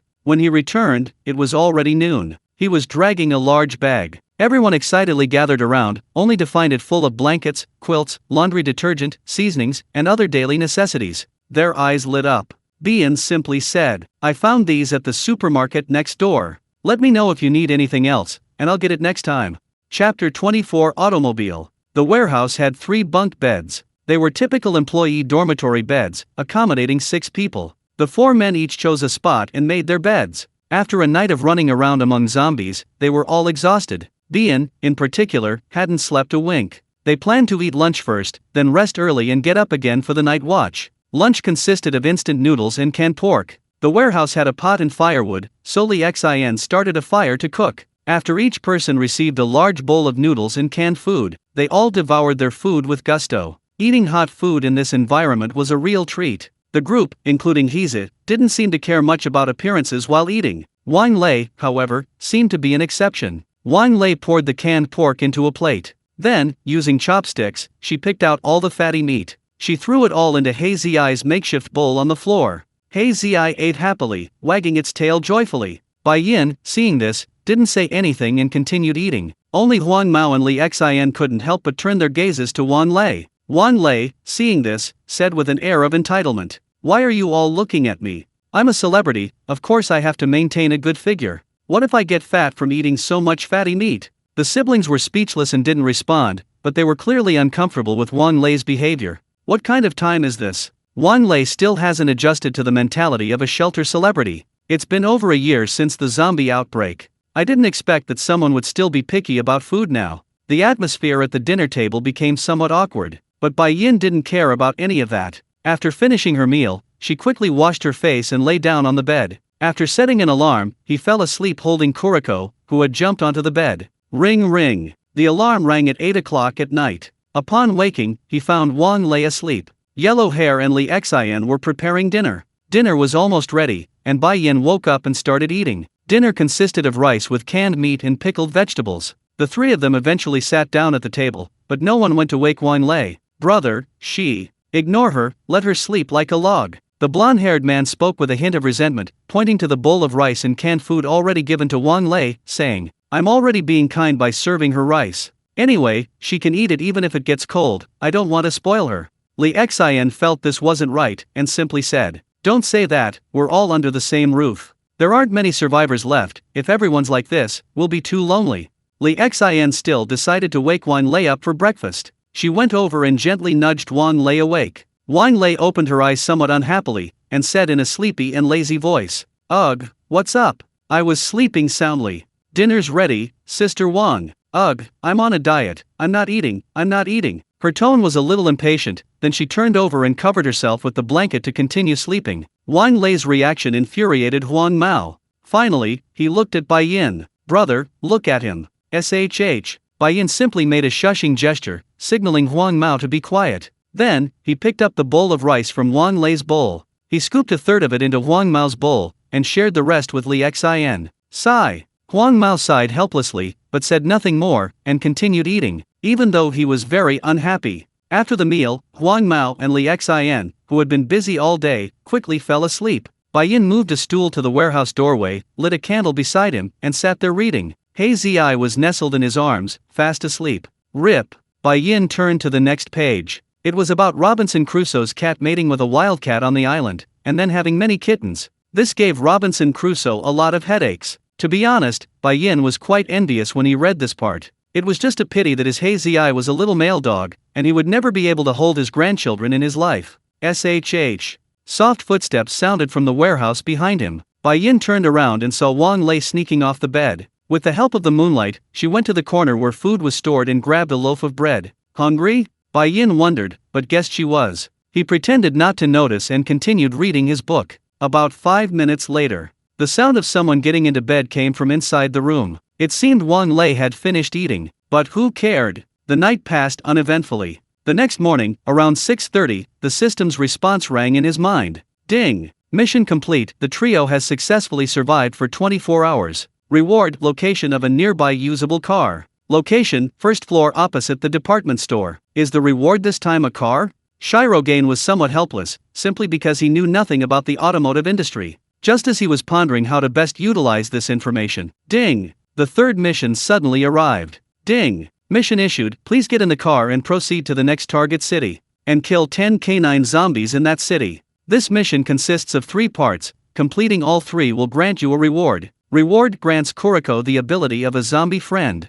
3/3. Shirogane's next destination is Sheijian City. In other words, as long as he gets in this car, travels there, and kills 10 zombie dogs, this 3-part mission will be completely finished. In other words, from now on, whether these 3 outsiders live or die is no longer of any concern to him. Shirogane couldn't help but breathe a sigh of relief. Then, after everyone had gotten up and were eating breakfast, he said, I found a car yesterday that might still be drivable. Anyone here who can drive can come with me to take a look." Upon hearing this, everyone wore awkward expressions. Finally, the blonde-haired guy raised his hand somewhat sheepishly. "Only Fatty could drive. I can too, but I just got my license, so I'm not very good." "It's okay, as long as it works. You'll come with me to take a look." "Okay." After breakfast, Bien led the blonde-haired guy to the car pickup point mentioned by the system. The two were very cautious, afraid of being discovered by zombies. Fortunately, there were few zombies in that area, and even the few nearby were quickly killed by Bien. Finally, the two opened the gate and found a green SUV. It didn't look like it hadn't been driven in a long time. It seemed someone had parked it there recently. Next to the SUV was a corpse, only a month old. The blonde-haired man found the car keys on the corpse. Then he got in and started the car. Rumble. The engine started, and the blonde-haired man sped off. Bien, in the passenger seat, almost got thrown out. Finally, the car arrived at the building where the group lived. The two jumped out of the car with a whoosh. Before the zombies could react, they slammed the car door shut and disappeared into the building. Chapter 25 Discarded. Going to Shirogane City? The blonde-haired man didn't understand why Bien wanted to go there. He simply added another piece of firewood to the brick stove and asked curiously, "That place is supposedly very backward, not to mention now it's teeming with zombies." Shirogane City, even in peacetime, was just an underdeveloped small town. Backed by rural areas, even basic courier stations were scarce. Bien simply said, "Before I met you guys, I had a friend, but something happened along the way, and we separated. But according to our original plan, we agreed to meet in Shirogane. I don't know if he made it. Well, you can drive, so I wanted to ask you for a ride. Anyway, we're all on the same side now, so it's no problem for me. We're willing to go wherever you go, it's just a pity about all this food." The blonde-haired man glanced back at the corner full of food, enough to last the four of them for almost half a year. If they wanted to take it with them, that SUV could only carry about half of it at most. As he turned to look at the pile of food, his gaze swept past Wang Lei. She was leisurely applying makeup in front of the mirror. In contrast, his younger sister, Li Xin, was washing clothes not far away. Yellow Hair frowned, then muttered under his breath, "If I could, I really hope we throw that old shoe away when we leave." "Old shoe? You mean Wang Lei? If you want, of course you can."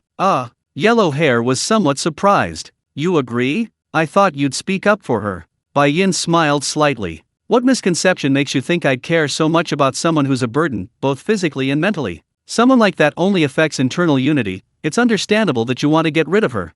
Frankly, Bien had no interest in getting involved in this kind of thing. Anyway, Yellow Hair was driving, he could do whatever he wanted. But since the other party had this idea, Bien didn't mind finding some reasonable excuses for him. "Alright, we won't take her with us when we leave. Let her keep causing trouble." Yellow Hair made up his mind, his eyes filled with indescribable satisfaction. At lunchtime, Bien mentioned his plan to go to Shirogane City. Yellow Hair and Li Xin didn't react much, only Wang Lei looked at the food in the corner. "But so much food, it's such a waste not to take it all. How about we stay a few more days? What do you say, handsome?" She then gave Bien a flirtatious wink. Bien chuckled lightly, speaking in a joking tone. "Not really. If someone's willing to stay, we can fit more food in the car. Then Xiao Huang should stay. You're a glutton anyway, we can't waste so much food." Wang Lei covered her mouth and giggled. Huang Mao rolled his eyes at her, saying, "Why don't you stay? It'll be enough for you to retire here. I'm going to follow the handsome young man. Wherever he goes, I'll go." That afternoon, everyone started packing. After the car was full, about half the food remained in the warehouse. Bien sat in the passenger seat, while Li Xin and Wang Lei were in the back. Huang Mao was trying to find an excuse to get Wang Lei out of the way. But before he could speak, Wang Lei suddenly screamed, "Oh no! I forgot my makeup box inside." Then he said, "Don't open it yet, I have to go back and get it." With that, he opened the car door, got out, and ran into the building. After Wang Lei left, Huang Mao said to Li Xin, "Sis, close the car door, just in case." "Okay." Li Xin closed the door without thinking much of it. Just as she closed the door, then, whoosh, Huang Mao slammed on the gas, and the green SUV sped off towards Shirogane City. Li Xin was surprised. "Brother, Sister Lei hasn't come up yet." Huang Mao's expression was icy. "Dragging on such a burden will be killed by her sooner or later. Let her fend for herself." "How can you say that? We've known each other for so long, we're old friends." Li Xin was getting anxious, but Huang Mao remained unmoved. Finally, Li Xin could only look to Bien for help. "Bien, please help me." However, she only got halfway through her sentence. She saw Bai Yin's pale and weak face in the rearview mirror. He looked like a critically ill patient on the verge of death. Bai Yin, are you all right? Cough cough, I'm fine. Bai Yin waved with a bitter smile, his voice weak. Sorry, I'm a little carsick. She silently took out a sleeping pill from her pocket, swallowed it dry, and then said, there's at least half the food left in the warehouse, enough for her to eat for a year. So, it's all right. If you're really worried, you can come back within a year. Only a fool would come back. The blonde-haired man's words were laced with anger. Seeing that Bai Yin said this, Li Xian knew that going back now was impossible. In the end, she could only sigh helplessly and accept the situation. On the other side, Wang Lei had just gone upstairs when she heard the sound of an SUV driving away. She froze, then panicked. She rushed downstairs and out. But all she saw was the SUV's receding silhouette. Ugh, I haven't even gotten in the car yet. Wang Lei shouted, but the car was getting further and further away. No matter how stupid she was, she finally realized one reality. That was, she had been abandoned. Realizing this, Wang Lei felt a surge of anger and couldn't help but curse. Damn it, come back to me, XXX, CNM. But it was all in vain. After venting her anger, she felt a deep sense of grievance. Come back, come back, come back. A tear rolled down her cheek, and she collapsed weakly to the ground. Before she could wallow in her grievances any longer, ugh! The nearby zombies, drawn by the commotion, rushed over. Yeah! Wang Lei screamed in terror. She rushed into the building. The next moment, she slammed the door shut, locking it completely from the inside. She went back to the warehouse and lay on her bed, crying for a long time. When she finally cried herself to sleep, she woke up in the middle of the night. Whoosh! The wind howled outside the window, like the whispers of a monster. Wang Lei was terrified, curling up in a ball on the bed like a baby in the womb. She buried her entire body, head and all, under the blanket, trying to lessen her fear this way. Wang Lei was afraid of the dark, a fear she'd had since childhood. She was terrified of being alone, yet habitually spoke with a sharp edge to those around her. Aside from the men who pursued her, few people got along with her. It seemed all men her age indulged her, treating her like royalty, which only fueled her arrogance and rudeness. Unfortunately, this time she'd encountered Huang Mao and Bai Yin, who suffered from gynophobia, two oddballs. Wang Lei felt utterly wronged. However, whatever her feelings at that moment, the fact that she would be living alone for a long time to come was undeniable. As for what would happen after the food ran out, who knew? Chapter 26, A Dream Start. It was almost dusk when they arrived in Shejiang City. Hey, brother, wake up. The blonde-haired guy shook Bian for a long time before finally waking him. Are we here? Bian opened his sleepy eyes, and what came into view was a backward little town. The town was surrounded by lotus ponds and fields. Most of the residents seemed to still rely on farming for a living. The car slowly drove into the town. The roads were clear, and there were hardly any cars on the streets. There were also very few zombies. Even if there were any, they were all elderly people and children with hunched backs. Seeing this, the blonde-haired man couldn't help but say, there aren't many people here to begin with. The young people have all gone out to work, only the elderly and children remain at home. The zombie outbreak happened right at the start of the school year. I reckon the most crowded place right now is the school. You've been here before? Yeah, my hometown is in the mountains nearby. I remember before we moved, my sister and I went to junior high here. Oh, I see. Hey bro, where should we park? Even though the other person was 3 or 4 years younger than him, the blonde-haired man was used to calling Bai Yin brother. Bai Yin pointed to a small supermarket not far away, the kind with its doors completely locked. That's fine. The blonde-haired man drove over and parked in front of the supermarket. There were only 2 zombies nearby. An old man was rummaging through a trash can. Perhaps his eyes and ears weren't working well, he showed no interest in the commotion. The other was an old woman. It had no lower body and was slowly crawling towards them. The blonde-haired guy picked up a brick from the ground, walked over, and smashed it directly into the zombie's forehead. Thud! The zombie's head caved in significantly and then stopped moving. When he returned, he found Bai Yin had already taken some small tools out of his bag. Like a skilled locksmith, he was deftly fiddling with the lock. Bro, you've got this skill too? The blonde-haired guy asked in surprise. Bai Yin just smiled wryly. I was forced to learn it, I had no choice. Click! The lock clicked, and Bai Yin then inserted a smaller key. After turning it a few times, he successfully unlocked it. Whoosh! The roller shutter door was lifted. The 3 of them quickly went inside, one of them holding a flashlight. Let's check the area first, see if there are any zombies. The 3 split up, searching the house thoroughly. Unlike the supermarkets in big cities that had been almost completely looted, this small supermarket, aside from being a bit messy, had almost everything still inside. Naturally, this included the food on the shelves. The brother and sister were delighted, thinking, no wonder he's silver. He just randomly picked such a perfect starting point. He's clearly a very experienced survivor. The three searched the house for a long time but ultimately didn't find any zombies. Not only that, but there was an unexpected bonus: the supermarket still had water. The three finally reunited in the front of the supermarket and exchanged information. Silver suggested, "The rolling shutter door in the front is opening and closing a bit too loudly. I suggest we only use the back door from now on and lock the front door." I understand. The blonde guy nodded, then said, "Let's just lock the front door, but what about the car? It's rare to find a drivable car." Silver looked at the shelves around them and said, "Let's clear this room and bring the car in. Leaving it outside isn't a good idea. It'll be troublesome if we encounter other survivors with malicious intentions." Okay. The three of them got to work, moving all the shelves and other items into the inner room. Then, with the blonde guy driving, they drove the car in directly. After doing all this, Silver pulled down and locked the roller shutter door. He gave the blonde guy a key to open the roller shutter door. "Just use this key to open the door from now on." Below the supermarket, there was a barely noticeable basement. It seemed to be where the family usually stored miscellaneous items. For reasons unknown, the three of them unanimously felt that the underground was far safer than the above-ground structure. The basement had 4 rooms, just enough for the three of them to live in, while the remaining room was used to store supplies and food. The three of them worked together to collect all the supplies from the car and the food from the supermarket. They moved everything into the basement. The huge room was almost completely filled. The abundance of food instantly gave the siblings a surge of security. This was the first time they'd seen so much food since the zombie outbreak over a year ago. The blonde-haired guy estimated that the food in this room was enough to feed the three of them for several years.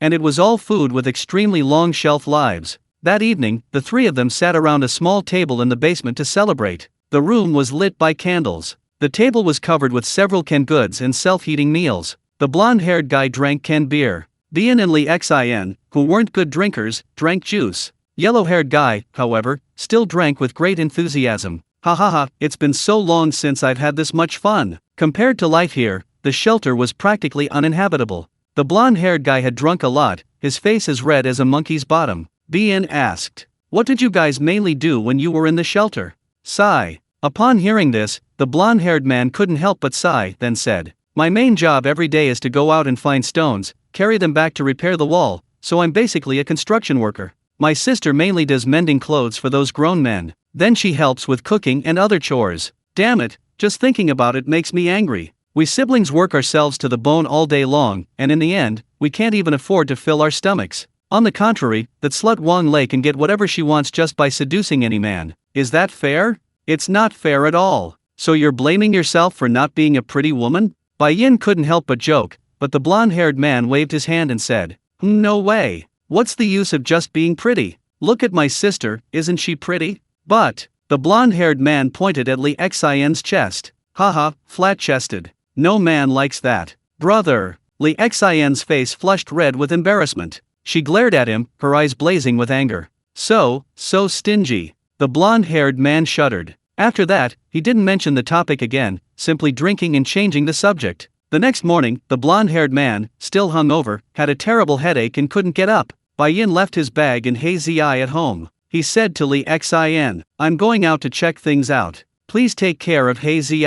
"Okay, be careful." Bai Yin left. Lee Xin, left at home, began working on moving the bed. Chapter 27 mission completed. Last night, the three of them slept on a makeshift blanket spread on the floor. Even with the blanket, the floor was cold and hard, making Lee Xin uncomfortable when she woke up this morning. Therefore, Lee Xin decided to move the beds from the other rooms of the supermarket to the basement. She had carefully observed the area yesterday. There were at least 5 beds in the entire supermarket, more than enough for the three of them. Leaving aside the situation inside the supermarket, Bai Yin, who had gone out, needed to get down to business. He searched everywhere for any trace of the zombie dogs, but even human zombies were hard to spot on the streets, let alone dogs. After searching for a long time, he only found a small zombie dog next to a fire hydrant. It was a teddy bear, doing something indescribable to the fire hydrant. Bai Yin quietly approached from behind and then slammed it down on the teddy bear's head. The creature didn't even have time to utter a sound.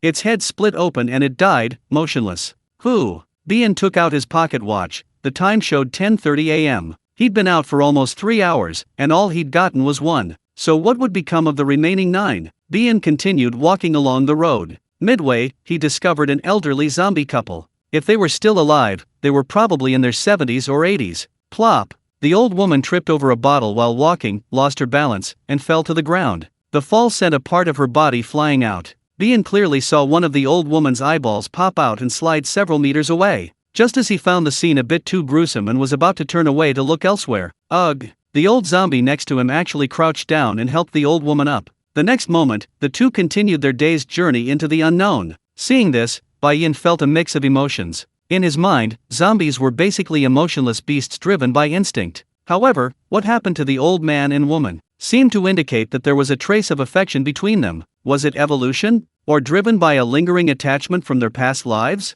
Bai couldn't understand. He couldn't comprehend it. He simply turned and walked away from the zombie couple. Alone. Continuing to search for his goal. It was probably close to noon. Bai, with a bit of luck, found a pet shop. This seemed to be the only pet shop in the entire Shirogane area. Apart from the animal carcasses in their cages, there were still quite a few dogs near the shop. When Bien arrived, several zombie dogs were gnawing on the corpse of a zombie child. As soon as Bien approached, they bared their fangs and growled, attempting to warn him. A dangerous atmosphere spread across the scene. Even if being a zombie friend allowed the zombies to mistake him for one of their own, how often had fellow zombies killed each other in this world? Faced with a numerical advantage, Bien dared not take the risk. He had no choice but to retreat temporarily and consider a more appropriate solution. Unwittingly, Bai's gaze fell upon a manhole cover not far away. He squinted, an idea forming in his mind. He walked over and opened the cover. Looking down, he saw it was quite deep, and the gaps on either side of the bottom weren't large. If a dog fell in, the only way out would be the same way it got in. Ugh! Not far behind him, a strong adult male zombie was chasing a child zombie. The child zombie had a rat in its mouth, afraid the adult would snatch its newly acquired food. Seeing this, Bai walked over. Hey! He called out from behind the adult zombie. The zombie instinctively turned around at the sound of his voice. Thud! It was cleaved in two by Bai's axe. Bai dismembered the zombie's limbs into several pieces. Then he arranged the severed limbs in a line, leading them directly to the hole in the manhole cover. Finally, he threw the zombie's body, now chopped into pieces, inside. Then he left to find something useful. When he returned, the corpse's limbs on the road were gone. Only the sounds of chewing and swallowing, along with howling warnings of possessiveness, could be heard from the hole. Bien quietly approached and found a pack of zombie dogs devouring the corpse below. He quickly ran to the roadside, grabbed a pile of firewood he had just found, and frantically stuffed it into the hole. He also brought a can of gasoline. Oh woo-woo! The dogs in the hole were startled, but it was too late. Bien immediately covered the manhole with the lid and then stood on it. Bang! Bang! The dogs below were jumping, trying to pry open the manhole cover, but to no avail. Shirogane simply opened the cap of the gasoline bottle and poured it all down the crack in the manhole cover. The next moment, he pulled out a lighter and lit a piece of paper. Seizing the opportunity, he took a step back. Bang! Just as one dog jumped up and pried open the manhole cover, he kicked the dog down. The burning paper was thrown down. Boom! Instantly, the entire area below became a sea of fire. Oh woo! Ugh! The zombie dogs, engulfed in flames, let out strange howls. At the same time, a strange stench of burning flesh filled the air. The fire below continued to burn for about 10 minutes. When the fire finally died down, only a few grotesquely burned black corpses remained in the cramped space. Ding! The system's voice rang in his mind. Ding! Mission complete. Arrive in Changsha City by car and successfully kill 10 canine zombies. Ding! Kuriko has acquired the zombie friend ability. From now on, zombies will consider him one of their own. The 3-day combined mission was finally completed. Shirogane breathed a sigh of relief. Compared to his own zombie friend, Kuriko's mission was undoubtedly much more difficult, but as long as the goal was achieved, it was all worthwhile. Shirogane quickly returned to the supermarket. At noon, as the three of them ate around a larger, brand new wooden table, Shirogane recounted what he had seen and heard that morning. It's safe here. There are very few zombies, and even if there are, most of them are weak, old, sick, or disabled. There's wasteland everywhere, meaning you can grow vegetables if you want to retire peacefully. Compared to other places, this is undoubtedly a relatively safe paradise. Isn't that perfect? Let's settle down here and not go anywhere else. The blonde-haired guy was excited. Silver nodded and said, "It seems that's the only way for now." However, despite these words, less than half an hour had passed since they finished eating. Silver, carrying his bag and taking Blackie with him, while the siblings were in the kitchen repairing the stove, quietly left alone. The next place they were going was the Black River, with a large river running through it. There was no bridge, they could only cross by boat. In other words, the blonde-haired guy, who could drive, was no longer of much use. Chapter 28 ends Part 1, The White Giant Serpent. What will happen to that brother and sister? On his way to Heijian County, this question inevitably crossed his mind. It wasn't that he had any affection for Huang Mao and Li Xin. It was purely out of curiosity. Upon reflection, Sheijiang City had very few zombies and abundant resources. If that brother and sister had any sense, they should be able to survive quite well. Never mind. Bai Yin shook his head, banishing these trivial thoughts from his mind. Compared to these passers-by he had only known for a few days, the plan to cross the river was undoubtedly the more pressing issue for him. It was approximately 5 p.m. The sun was setting, and it was getting dark. Looking at the river, which was at least 100 meters wide, Bai Yin was troubled. The water quality was excellent. A post-apocalyptic river that hadn't been polluted by humans for a full year. The water was crystal clear. The current wasn't strong either. With a suitable boat, Shirogane could easily cross. Looking around, however, he couldn't find any suitable means of transportation. Shirogane could only walk along the riverbank. Finally, he spotted a white floating object made of countless huge bubbles tied together. It was frighteningly simple. However, with proper use and a little caution, it would still be usable to cross the river. Bien found a paddle in the soil on the bank and dug it out. Then, he stood on the huge white floating object and paddled towards the other side. He was very careful the whole way, afraid that a slight loss of balance would capsize the boat. Woof woof! Blackie in the bag kept barking halfway across the river. Bien looked around. Finally, at the bottom of the river, which was more than 10 meters deep, he found a lot of industrial waste. And the bones of a person sunk to the bottom of the river. Shh, it's just bones, nothing serious. Trying to quiet Kuriko, but the other wouldn't listen. Woof woof woof. Instead, as if it had discovered something, it barked even more fiercely. Shirogane realized something was wrong. He was currently in the middle of the river, about 40 meters from the opposite bank. Just as he cautiously looked around, tear. A very strange sound suddenly came from behind him. Not only that, a huge black shadow directly covered his small boat from behind, bathed in the setting sun. Shirogane turned around sharply. Splash! A white shadow suddenly plunged into the river, splashing water everywhere. He looked down. Then his eyes widened in shock, his heart nearly stopping, because what was at the bottom of the lake was none other than an outrageously large white snake. This white snake was as thick as a minivan, and its length was even more absurd. Before Bai Yin could even get a good look at its length, its head, larger than the boat beneath Bai Yin's feet, lunged directly at the bottom of the boat. The snake's eyes were green, larger than Bai Yin's backpack. Damn it! Before he could even be shocked, his body instinctively abandoned the boat and fled for his life. But it was too late. Bang! The snake's head hurled Bai Yin and the foam boat into the air from the riverbed. Then came the sound of them hitting the water with a splash. The silver fell directly into the water about 7 or 8 meters from the shore. He'd landed face first in the water. It hurt terribly. But thankfully, the impact wasn't high, so he wasn't seriously injured. Scattered foam, scattered from the impact, rained down. It landed on various parts of the river. But Shirogane didn't have the time to observe. He just swam desperately towards the shore. Splash, splash. He could hear something paddling slowly approaching from behind. Shirogane could only swim desperately towards the shore. Woof woof. The black snake on his back barked incessantly at the large snake following closely behind. It sounded energetic, so it was probably all right. Rip!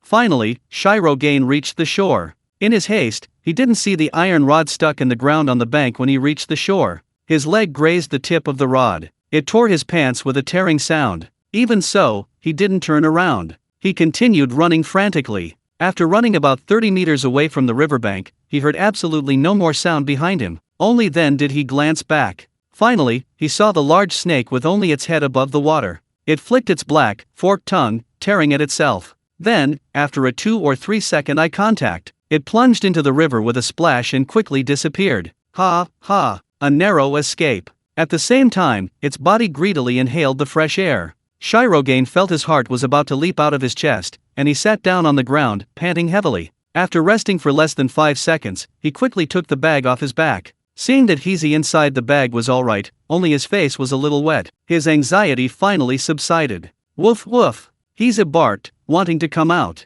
Shirogane unzipped the backpack. Luckily, the backpack was waterproof. Even with a hole in it, the brief contact with water hadn't caused much damage to the contents. In fact, Heese's head had blocked the hole, preventing much water from getting in. What kind of monster?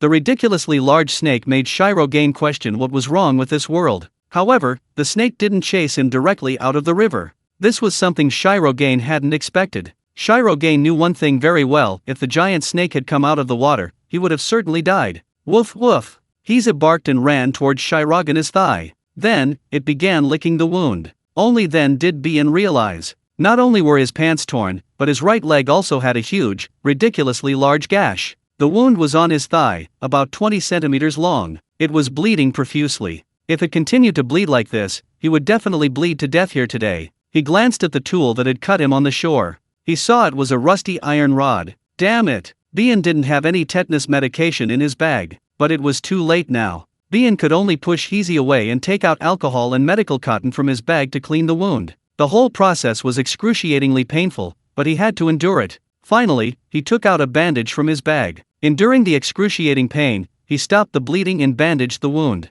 After tidying everything up and putting Kuriko back into his backpack, he slung it over his shoulder. Only then did he continue on his way. His right foot was throbbing terribly, causing him to limp. But after walking for less than an hour, Shirogane, his forehead covered in cold sweat, felt dizzy. Hero River County was just ahead. Shirogane could already see some tall buildings, but his consciousness was fading. Thump! Finally, he collapsed to the ground, utterly exhausted. Just as he was about to close his eyes, he heard the roar of a motorcycle ahead. Chapter 29 ends Part 2, The Plague. Clatter, clatter, clatter. It was the roar of a vehicle. The surroundings were shaking violently. Bien opened his eyes, and the first thing he saw was the full moon in the sky. Looking around, he noticed several animal traps nearby, and a dead wild boar. He was lying in the back of a tricycle. Woof woof. Heese, seeing Bien wake up, quickly wagged its tail and came over to lick his face. It was behaving very happily. Bien struggled to sit up. Then, looking ahead, he saw that the driver was a thin man wearing a short-sleeved shirt. Yo, you're awake. The man's voice was soft and pleasant. From the rearview mirror, Bien could only barely make out that it was a man wearing glasses. He couldn't see his face. Luckily you have a dog, otherwise I really wouldn't have planned to save you. Bien looked around and saw that the tricycle was driving on a dark highway. Is this Haisha County? He asked. Otherwise? The man chuckled. Sorry, I rummaged through your bag while you were unconscious. I didn't want to run into bad guys. Judging from the contents of your bag, are you a traveler? Probably. A person who can still carry a bag full of food in this era is definitely not simple, at least not the kind of scum who would try to rob me. Why? Because I'm poor, he said matter-of-factly, then added, where did you get this dog? I found it. Having the leisure to keep a dog means you're not a bad person.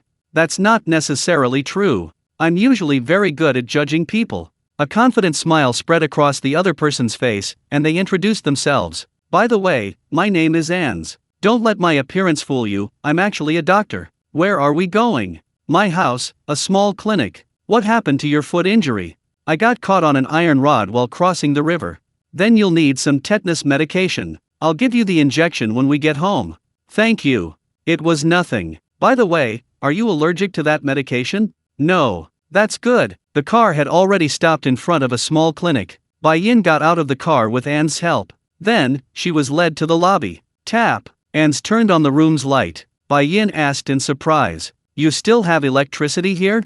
Don't overthink it. Anne's chuckled, and Bai Yin finally saw what he looked like. He was a handsome man in his early 30s, wearing gold-rimmed glasses, giving him an air of profound knowledge. It's my own private generator, but I found it too noisy, so I put it in someone else's basement. Are you the only resident here? Bien sat down on the sofa. Besides my daughter and me, there's no one else, he said, going out to unload the small wild boar from the tricycle. When he came back inside, his small, thin figure carrying the boar, half his size, seemed to be struggling. Bang! Finally, he tossed the boar into the kitchen. Then, panting, he came out, filled a glass with water from the water dispenser, and gulped it down. Then, he went to the door and locked it completely from the inside. Where's your daughter? Bien asked. She's sick, resting in her room.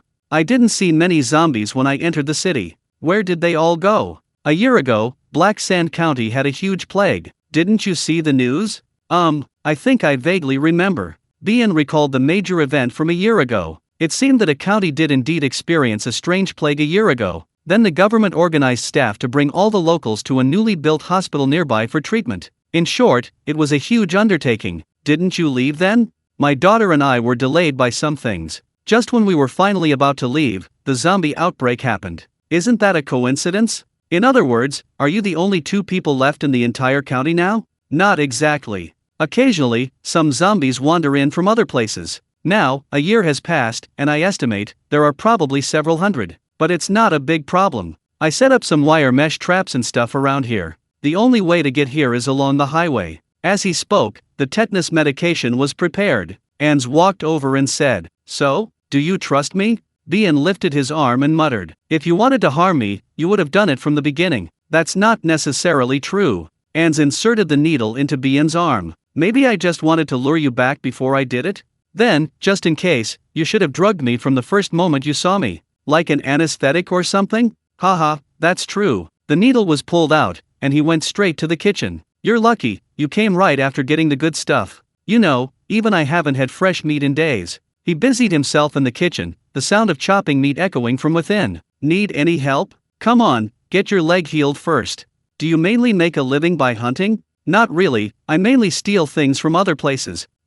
How should I put it? Take some modern industrial food, like instant noodles and stuff. As for hunting, it's purely for occasionally improving my life. After all, this place is surrounded by mountains, it would be a waste not to take advantage of it, wouldn't it? Sigh, let me tell you, the other day I caught a rare animal, the kind that could get you arrested. Of course, I released it in the end. Aren't you afraid of going to jail? You're overthinking it, mainly because that thing doesn't have much meat. Don't let my appearance fool you, I still have the awareness to protect endangered wildlife. I'm a father after all, I need to set a good example for my daughter. Although now, I don't know if it'll even be of any use. The two chatted like this. Bayin could tell that Nze really enjoyed talking to people. Perhaps it was because there weren't many people his age to chat with here. Of course, Bien wasn't N's age, but compared to his daughter, she was undoubtedly a more understanding person to talk to. "Excuse me, how old is your daughter?" "She just turned 10 last month. Her name is Yaya." And her mother?" "She died in childbirth." "It's been 10 years. I'm sorry." "Not really, it's been 10 years, I'm used to it. Last year's plague, were you two alright?" "Of course, if anything had happened, we'd be dead already. What else could it be?" Glug, glug. That was the sound of meat being added to boiling water. Soon after, the aroma of cooking meat wafted from the kitchen. About half an hour passed. Finally, it was time to eat. On the table was rice, and a large pot of stewed pork in the center. But Ens only set out tableware for the two of them, there wasn't any for his daughter, Yaya. Chapter 30 ends Part 3, The Vanished Flesh. "Aren't you going to invite your daughter out for dinner?" "She's not feeling well, we'll just take her to her after we finish eating." Ans at the dinner table was very talkative, showing great interest in Bien's experiences and asking many questions. Bien shared what he could, especially his account of killing zombies, which thrilled Ans. In Ans's own words, even in peacetime, he rarely went anywhere else. He always stayed in Black Sand County. As for after the zombie outbreak, that's even more true, he couldn't go anywhere. But there was an advantage, he and his daughter were the only survivors in the entire county. The resources in the county were more than enough for them to live comfortably here. After dinner, Ans led Bien to an empty room next to the stairs. There was a bed inside, which had just been made. This would be Bien's room from now on. Ans emphasized. "Even if you recover from your injuries, you can stay here indefinitely. I'd love to have someone to talk to." Bien didn't think much of it at the time. He simply went to bed early to rest. Rustle. In the middle of the night, strange noises came from the room upstairs. Bien could hear footsteps, it must be Ans. The footsteps went down the stairs from the room upstairs to the first floor. That's to be expected, since Ans's room was also on the first floor. Was he worried his daughter would kick off the covers, so he went to check on her in the middle of the night? What a good father, Bien thought to himself. But the sound that followed from upstairs clearly surprised him. Smacking, smacking. It sounded like someone was chewing something. Moreover, the sound was strange, like someone was biting something difficult to chew. Ans had already gone downstairs. In other words, the only person eating upstairs could be her 10-year-old daughter, Yaya. But then again, would a normal little girl make such strange noises while eating? The sound was practically like someone gnawing on uncooked raw meat. Huff. However, she couldn't be sure, so Bayin tried her best not to think about such things. The only thing she was certain of was that Nze had saved her life. She shouldn't judge him with her own petty mind. Ding! Suddenly, the system's mission notification sounded in her mind. Ding! Mission issued, kill Yaya, gain the anti-zombie ability. Anti-zombie cannot be infected by zombies. Immune to zombie infection? That's actually a pretty good ability. However, without a doubt, this mission was a complete betrayal of kindness. Bai Yin knew very well that she shouldn't be a saint in the apocalypse. He should be ruthless for his own sake. However, he knew even more clearly. Nothing could justify repaying kindness with enmity. Repaying kindness with enmity? Wouldn't that make him an ingrate? Shirogane hated ingrates, especially since the other party had saved his life. Humph. He sighed helplessly. Although immunity to infection was very appealing, Shirogane decided to abandon this mission. However, what he didn't expect was, ding! The system gave him 2 more missions.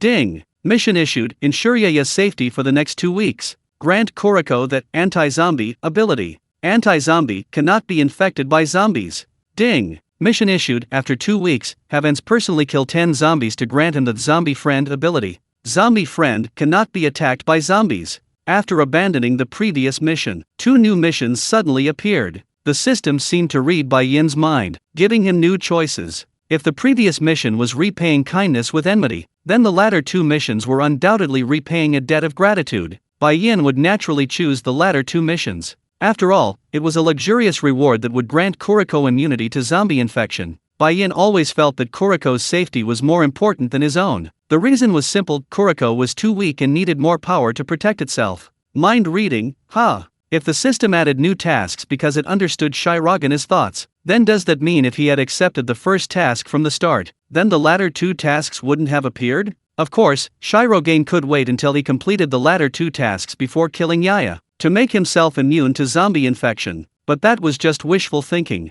Shirogane wasn't interested in repaying kindness with enmity. Since you can hear my thoughts, why don't you at least talk to me? Come to think of it, don't systems and novels all have basic conversational abilities? Why is he mute here? Shirogane gradually fell asleep amidst these complaints. The days that followed were quite peaceful. These days, Bien and Heezy often went hunting with Ans, and the interesting and enjoyable events that occurred along the way were like a spring outing. Bien's thigh injury also healed quickly under Ans' professional treatment. By about the 14th day, it was almost completely healed. However, even after 14 days, Bien still hadn't seen Ans' daughter, Yaya. Although strange noises could occasionally be heard coming from Yaya's room, they never contained any syllables. Yes, not only had he never seen her, Bien hadn't even heard Yaya speak. He even began to wonder if Yaya was mute. On the evening of the 14th day, Ans was busy in the kitchen. Thump! Suddenly, a sound like someone falling came from Yaya's room upstairs. Ans was startled and quickly went out of the kitchen. As he went upstairs to check on his daughter's room, he said to Bien, who was peeling garlic in the living room, "Keep an eye on the pot for me, I'm going to check on Yaya." Okay. Bien went to the kitchen, staring at the pheasant meat in the pot, which was almost boiled dry. Suddenly, his gaze shifted to the large refrigerator next to it. Bien remembered clearly. When he first met Ans had hunted a wild boar. However, that boar was still being eaten, and it occasionally made its way onto the table. But there were many parts that Bien hadn't seen in the pot. For example, pig offal and pig heads. Bien hesitated, glancing outside the kitchen. Seeing that Ans hadn't returned, he finally decided to open the refrigerator. But just as he was about to touch the refrigerator door, he seemed to remember something and, just in case, took a pair of gloves from his pocket. Bien put on the gloves and opened the top of the refrigerator. Nothing special, just pheasants, rabbits, and canned goods. The pork should be down there. Bien then opened the freezer compartment, but found that there were only 4 pig trotters and half a pig's rump left. So, where did the rest of the meat go? Chapter 31, Part 4, The Woman Who Suddenly Came to the Door. Lying in bed that night, Bai Yin couldn't fall asleep for a long time. Logically speaking, the pork he and Nze had eaten these past few days was less than half of that wild boar's meat. But the entire refrigerator only had 4 pig trotters and half a pig's rump left. Not only that, the heart, kidneys, and other internal organs were completely gone. Could they have thrown the meat away? But that seemed a bit illogical. And in this small clinic, besides himself and Nze, the only one still able to eat was Nze's daughter, Yaya. But how could a 10-year-old child eat? Furthermore, Nze hadn't secretly cooked anything special. Then how did his daughter eat all that raw meat? Could it be? Bai Yin had a bold guess. But then, thinking it over, he shook his head vigorously. Never mind. Compared to that, today is already the 14th day. As long as he gets through tomorrow safely, his mission will be complete. Knock knock knock. Bien was planning to rest early, but unexpectedly, there was a sudden knocking at the door. At the same time, a woman was calling outside. "Is anyone home? Is anyone home? Please help me." The woman's voice was tearful,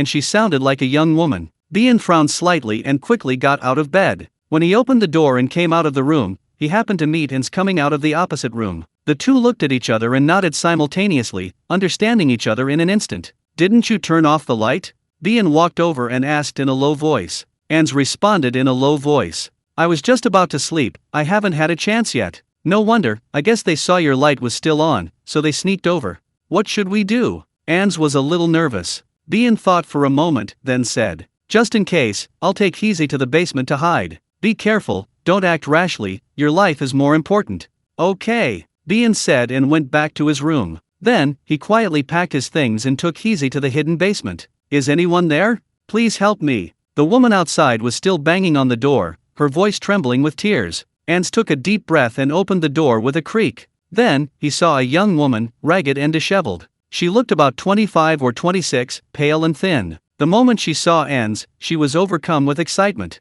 "Thank goodness! Someone's here. I finally see a living person. Big brother, can you give me something to eat?" The woman pleaded, looking utterly pitiful. Ans hesitated for a moment, then let her in. Then he locked the door completely from the inside. She went to the kitchen to prepare food for the woman. When a steaming bowl of noodles was placed on the table, the woman immediately devoured it with gusto. Throughout this process, Ans remained silent, simply watching quietly. After finishing the noodles, a satisfied expression appeared on the woman's face, and she said somewhat shyly, "Thank you, big brother. I haven't even asked your name yet." "My name is Ans. What's yours?" I'm Jin Xiao. I'm all alone, I wandered here." "You're lucky. There aren't many zombies in Black Sand County. As long as you're diligent, making a living shouldn't be a problem." "Really? Then I've come to the right place." The girl chuckled, then said, "Big brother, are you alone?"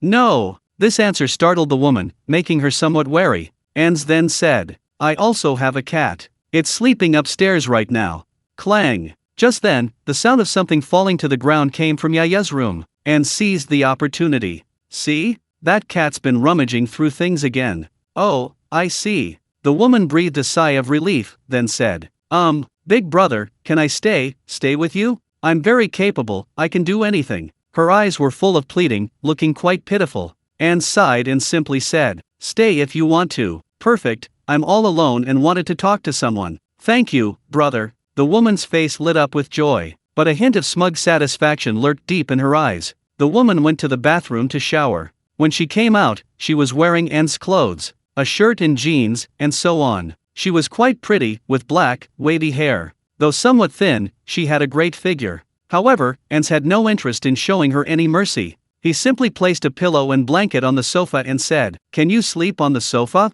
"Yes, sure." She readily agreed, but inwardly she was quite dissatisfied. The woman had assumed he would be captivated by her good looks and, out of chivalry, let her sleep in the bed while he slept on the sofa. Or perhaps, they would sleep in the bed together? In short, the fact that she was being made to sleep on the sofa was something she hadn't expected. But what could she do? The other party was her master, and a man at that. What could she, a weak woman with no power, do but obey? The woman quickly fell asleep on the sofa. Back in her room, Ans didn't actually sleep. Instead, she held a compound bow in her hand. This was something she usually used for hunting. It was also Ans' only ranged weapon for self-defense. Unlike Bien, that woman made Ans feel very uncomfortable. Although Bien was only 17 or 18 years old, he usually gave Ans the impression of being mature beyond his years and somewhat cunning. But in the days Ans had spent with Bien, he hadn't sensed the slightest discomfort from her. In short, he got along very well with Bien. Unlike this woman tonight, she seemed particularly insincere. Rustling. It was around 2:30 a.m. when Ans heard the sound of a woman getting up from the sofa. Squeak! Then came the sound of a door opening. His front door had been opened. Tap tap tap. There were light footsteps, and more than one. Just as I thought. It seemed Bien's guess was right, the other party was hostile. Ans quickly knocked an arrow into his compound bow and stood quietly in the doorway. Click! The living room lights were turned on. Then, whispers between the woman and a man could be heard. Finally, about half a minute later, the woman knocked on Ans' door. Knock, knock, knock. Brotherin, are you asleep? I'm cold, could you give me another blanket? The woman knocked for a long time, but there was no response from inside. Finally, glancing at the man behind her, she made up her mind and opened the door. Brotherin? Ans' door wasn't locked, and the woman turned the doorknob. Then she immediately saw Ans aiming a compound bow at her. No, brotherin. The woman quickly raised her hands, looking terrified. Behind her were two men. One fat, one thin, both in their 20s. Chapter 32 ends Part 5. The cuckoo takes over the nest. And slowly walked out of the room, his compound bow at the ready. The woman and the two men behind her retreated hastily. Be big brother, don't be impulsive.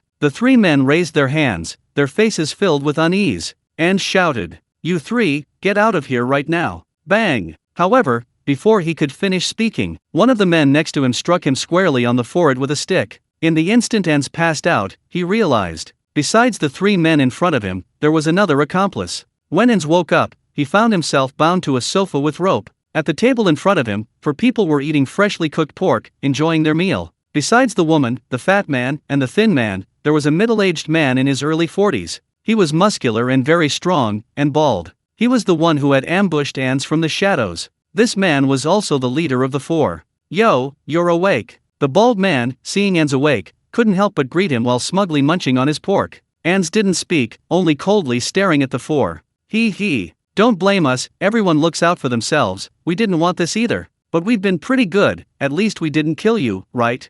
Humph. Ans sneered, simply saying, "Stop with the pleasantries, just tell me, what do you want?" "Actually, nothing much." The bald man chuckled. "I think this place is pretty good, it even has electricity, and there aren't many zombies. So we're planning to stay here from now on, you don't mind, right? Is this how you treat your host when you're staying here?" He, don't be angry. After all, you were pointing that thing at us earlier, we were bound to be scared, weren't we? I see you have a lot of pheasants and rabbits in your fridge, are you a hunter or something? Ans didn't speak for a long time before reluctantly saying, "Just a hobby." That's pretty good too. Being able to eat fresh meat under these conditions isn't something everyone can do. At least we can't. "Hey, buddy, interested in joining us? What's in it for you?" Ans smiled sarcastically. "Of course there is. First, we can protect you, so you won't be hurt by others. We can look out for each other in this damn world. Second, he. The bald man glanced at the woman, then said, "Don't you want to try something new? You know, these days, beautiful women are hard to find." After saying this, the woman very cooperatively threw Ans a flirtatious wink. But what Ans saw was a woman's forced helplessness. He could only blame the woman's terrible acting skills. He figured she'd only been dragged into this situation by three grown men. Ans had absolutely no interest in women. But he also knew that this stalemate couldn't continue. So he said, "Why should I believe you? Who knows if you're lying to me?" Seeing an opportunity, the bald man quickly added fuel to the fire. "We have no reason to lie to you. After all, we don't know how to hunt, and we need someone who can get fresh meat. Just for that alone, you're a treasure to our team. So if I agree to join you now, will you let me go?" "No way." The bald man chuckled. "You trust us, we understand, but we can't completely trust you yet. It seems like you live alone here, so you must have hidden a lot of food. As long as you're willing to tell us where the food is hidden, we'll believe you. The food isn't here, it's somewhere else. It's okay, we can go with you tomorrow, but tonight, you'll have to stay as you are." "Fine," Ans said somewhat helplessly. I like smart people like you." The bald man chuckled and brought over a piece of pork. He helped Ans up from the sofa and said, "Want some?" Ans didn't stand on ceremony, simply opened his mouth, chewed the meat a few times, swallowed it, and then said, "After I join you, you have to promise me one thing." "Say it." "If anyone else comes here in the future, and there are women, I get to choose first." Of course, but only this once. We can't always let you choose first." "Okay." Thud. A smoke bomb was being set off. Unexpectedly, something fell to the floor in Yaya's room on the second floor, making a loud thud. Ans panicked for a moment, but quickly regained his composure. "What's that upstairs?" The bald man frowned and asked. Ans tried to remain calm and said, "Nothing, just my cat." The woman then said from behind, Yeah, it's just a cat." But the bald man glared at her, shutting her up. The bald man simply pointed to the second floor and said to the woman, "You, go up and take a look." "Oh." The woman reluctantly put down the pig's trotter she was holding and went upstairs to Yaya's room. Throughout this, Mzi's heart was in his throat. The woman arrived at Yaya's room. She heard a rustling sound inside. Without thinking much of it, she simply turned the doorknob and opened the door. The room was dark. The woman tried to find the light switch. Whoosh! But before she could reach it, she suddenly heard something rushing towards her from behind. The woman froze, turning around. A heart-wrenching, agonizing wail echoed through the night sky. This wail sent a chill down the spines of everyone present. And then, there was no further sound. Upon hearing this, the bald man immediately became alert. Damn it, what's up there? He glared angrily at Ans, then grabbed his compound bow and headed upstairs. You two, come with me. The fat man and the skinny man followed behind. The three burly men stormed upstairs, clearly intending to commit murder. No, don't go. Come back. Don't hurt her. Seeing this, Ans immediately panicked, shouting desperately, trying to stop the three men from doing what they were about to do. But what good were shouts? The three men still headed towards Yaya's room. At that moment, Ans felt as if his entire heart had been gripped in someone's hand. A profound sense of powerlessness and despair washed over him. He had lost his wife, leaving only his daughter. His daughter, Yaya, was his only reason to live. If anything happened to Yaya, Ans would certainly not live on. So he could only scream desperately, his voice even carrying a hint of pleading. Don't hurt her, let her go, please. His voice gradually turned into a sob. Ans had never been so humble. And just as he was about to despair, his vision was suddenly drawn to the bald man's coat, which he had taken off on the sofa. In the coat pocket, there was a dagger. Chapter 33 ends Part 6. Yaya. Smack, smack. The sound of chewing came from the pitch-black room. The room was dark and silent. As the bald man with the compound bow was about to reach the door with the two men behind him, his initial aggressive demeanor softened, replaced by a hint of fear. He took several deep breaths before suddenly rushing towards the door. He aimed the bow inside and shouted, "Don't move." However, there was nothing. The room was pitch black. The voice had originally come from the darkness. Now it abruptly stopped. In the doorway illuminated by the stairwell light, only a pool of blood could be seen on the floor, flowing from the darkness ahead. Fatty, turn on the light. The bald man steadily held the bow, pointing it towards the darkness. He was extremely vigilant. The fat man fumbled for the light switch beside him. Ding! But it was useless. Not only that, but the fat man's press of the button plunged the entire building into complete darkness. Just now, someone had switched off the power to the whole building. What's going on? The skinny man panicked, his voice trembling. Don't scream. The bald man frowned, but in the blink of an eye, bang! Something resembling a thick stick swung down from the side, aimed directly at his head. The wind whistled past his ears, and the blow knocked him unconscious. Thump! The bald man collapsed to the ground, unconscious. The skinny man and the fat man screamed in fright. The next moment, whoosh! Something lunged out of the darkness, lunging at the fat man and biting his neck. Ah! The fat man screamed in agony, then fell silent in the blink of an eye. Help! Help me! No, don't kill me! The skinny man, his mind reeling, was terrified in the darkness. He turned and ran towards the stairs he remembered.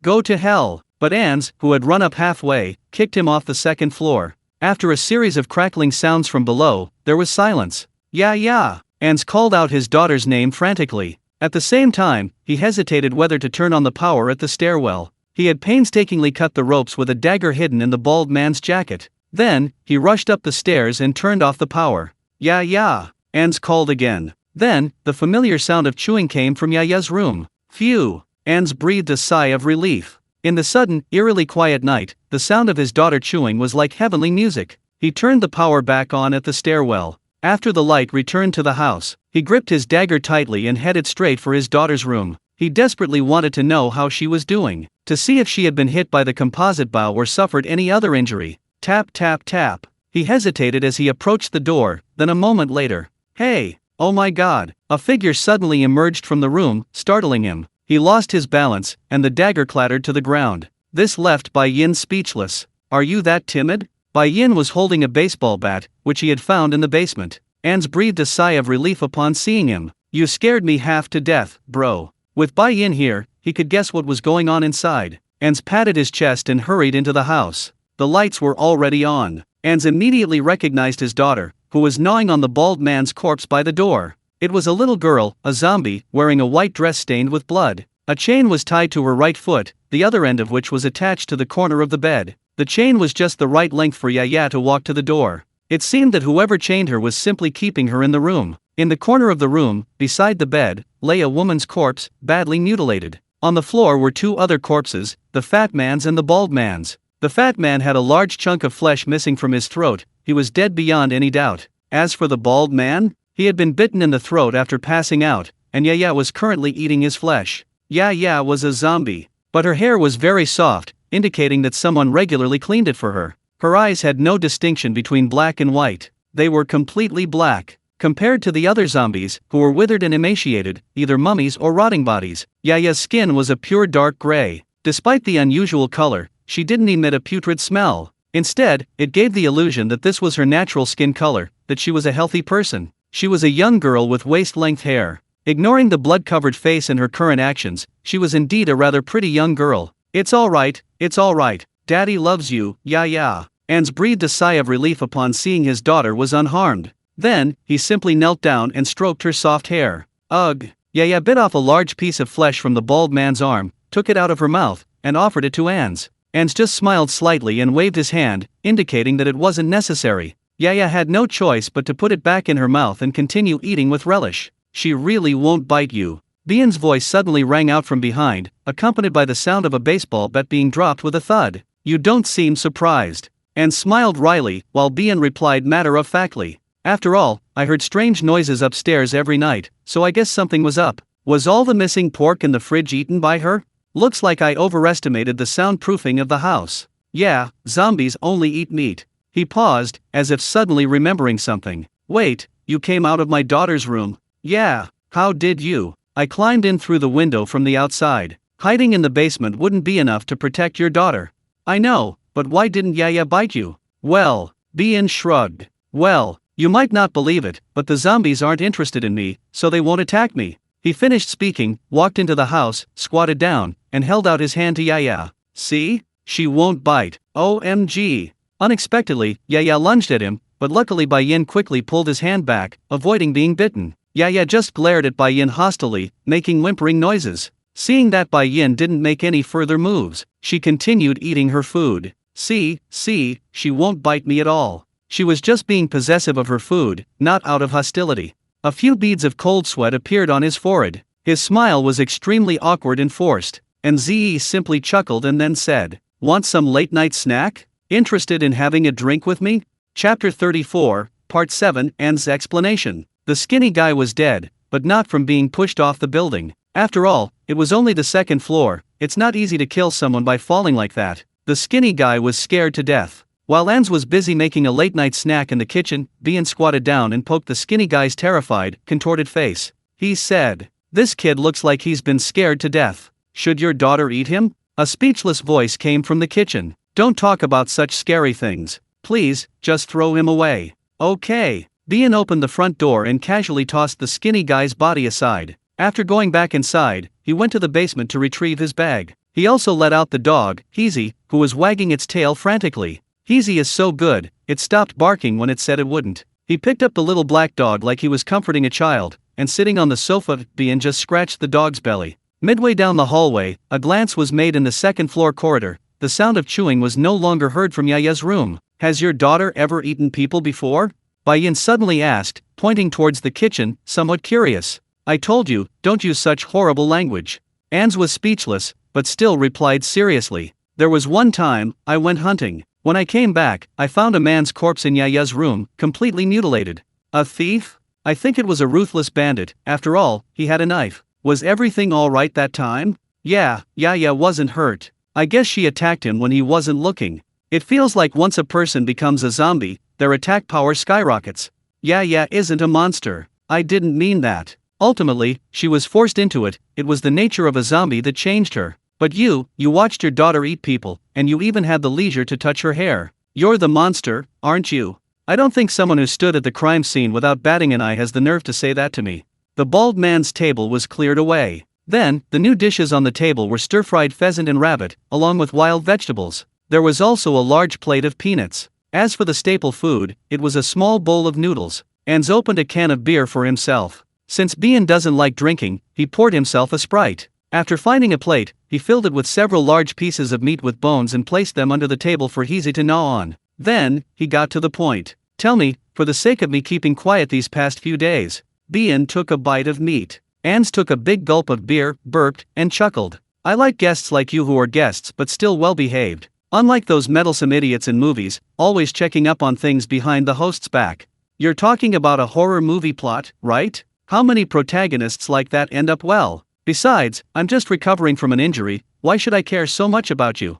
"Yeah, you're right." With that, he picked up his beer bottle and clinked glasses with Bian. They both took a sip. "You don't seem like an ordinary person either. You're so young, but your way of doing things lacks any youthful energy." Actually, I wanted to ask from the beginning, but then I remembered I was hiding something from you myself, so I kept quiet. But now that you know my secret, I'll just ask. So, would you mind telling me what you used to do? Don't act like I'm the one who exposed your secret. You exposed yourself and now you want me to share it too. You're really good at business. Really, you can't tell me? I don't want to talk about it, but you can guess. An assassin. I think assassin sounds better. That's too cheesy, assassin is better, but it doesn't matter now. Looks like I guessed right. Hey, why didn't my daughter bite you? Can you tell me? Didn't she just bite you? Even though she missed. You know what I mean. Before knowing someone else's secret, shouldn't you at least show some consideration for yourself? Sigh, fine. Anne sighed, then said, "You've heard about the plague a year ago, right?" "Yeah, but I don't know the specifics." The person in charge of the newly built hospital was my teacher. From him, I learned about some testing methods and information about the disease. Early treatment is simple, the middle stage is manageable, but late stage is incurable. During that time, everyone in the county went to the hospital, but my daughter and I didn't. Guess why? We hid. Yeah. Anne took a big gulp of wine. I used the method my teacher taught me to do a blood test on myself, and it was normal. Then I tested Yaya too, and guess what? Late stage. So you hid away, to be with your daughter in her final moments?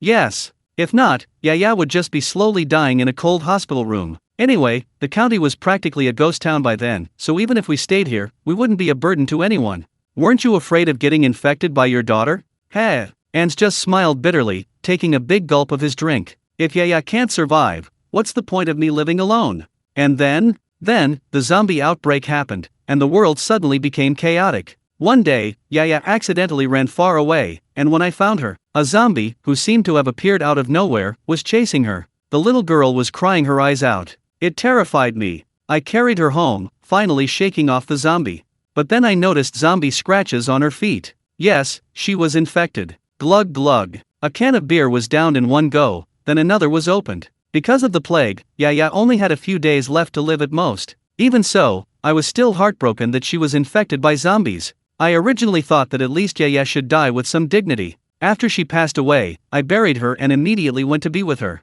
But guess what? Yaya turned into a zombie the very next day. And for many days after that, she was still alive and well. She was still alive. I suddenly understood. Although that plague was terrifying, fatal in its later stages. But, as long as she becomes a zombie, she can defy fate and continue living. Even though she's a zombie, at least she can still move. She's still my daughter, isn't she? Did she attack you? Yes, she bit me whenever she saw me at first. So I was forced to put her in a lot of chains back then, and she wasn't dressed as scantily as she is now. And now, maybe it's related to talking to her every day. I was afraid she'd be bored during that time, so I chatted with her every day. Chapter 35, Part 8 of Anne's father. Yaya is different from other zombies, I can sense it. I can't quite describe the feeling, but I always feel like she still remembers me. And other zombies either become mummified and live for a long time, or they simply rot and die eventually. But Yaya is different. Her body was indeed rotting at first, but after I fed her a lot of raw meat, that slowed down. Didn't you feed her anything else before? Of course, but she wouldn't eat it. Cooked food, vegetables, she wouldn't eat any of them. Only raw meat, she only eats raw meat, and she eats a lot. Then she must be having diarrhea too. Cough cough. Ans rolled his eyes at Bai-yin, somewhat speechless. I didn't find it disgusting, and don't ask too many questions. Okay, sorry. Bai-yin picked up a piece of chicken, but then remembered something unpleasant and had to put it down. Before that fantasy completely disappeared from his mind, he silently sipped his drink. Anyway, Yaya's body stopped rotting after eating the raw meat. It stopped smelling bad too, she was clearly recovering. During that time, I caught a few zombies and fed them raw meat as well. But unfortunately, they didn't change at all. At that moment, I actually felt that God had eyes, and I was glad that Yaya had become a zombie, a chosen one. Even if she's a zombie. But you still didn't say why she didn't bite you. I think, perhaps it was because her memory had returned. At first, she did yell and shout at me, showing strong aggression. But as I brought her food more often and talked to her every day, and so it went, day after day, for about 6 months. She actually spoke. Guess what she said? Dad. Yes, I heard her clearly. She was calling me, and it wasn't because I happened to mishear her. Do you know how happy I was? A grown man actually cried for most of the day. Anne's eyes shone as he said this. It was as if the scene from that day was still vivid in his mind. He downed most of a can of liquor in one gulp, then a look of relief appeared on his face. From that day on, she no longer had any aggressive tendencies towards me. Although it's rare, she still calls me dad from time to time. Not only that, under my guidance, she also relearned how to use the toilet, fold blankets, and tidy her room. Of course, I didn't dare let her leave her room, afraid something might happen to her. So I made her a makeshift toilet. I untied the chains binding her one by one, until only one remained. I think, after a few more days, when she's recovered somewhat, I'll untie the last one. Let her go out and see the outside world. Do you think she can turn back? And shook his head, somewhat helplessly, but still smiling. I'm not naive enough to expect her to turn back into a human. But, for her, who can survive as a zombie, I'm already very satisfied. Besides, she can still call me dad now, and her thinking is gradually returning. I don't expect her intelligence to reach a normal level. As long as she can have a normal conversation with me, just a few words or two, let me know what she's thinking and what I can do to help her. I'll be very satisfied. May your dreams come true. Bien raised his glass, and Ans clinked glasses with him. Thanks for your kind words. He downed the rest of his drink, opened another can, and said, that's about it for my situation. Now, let's talk about you. Why aren't you attacked by zombies? Well, I can't say. But as long as you don't ask too many questions, I have a way to make you like me, immune to zombie attacks.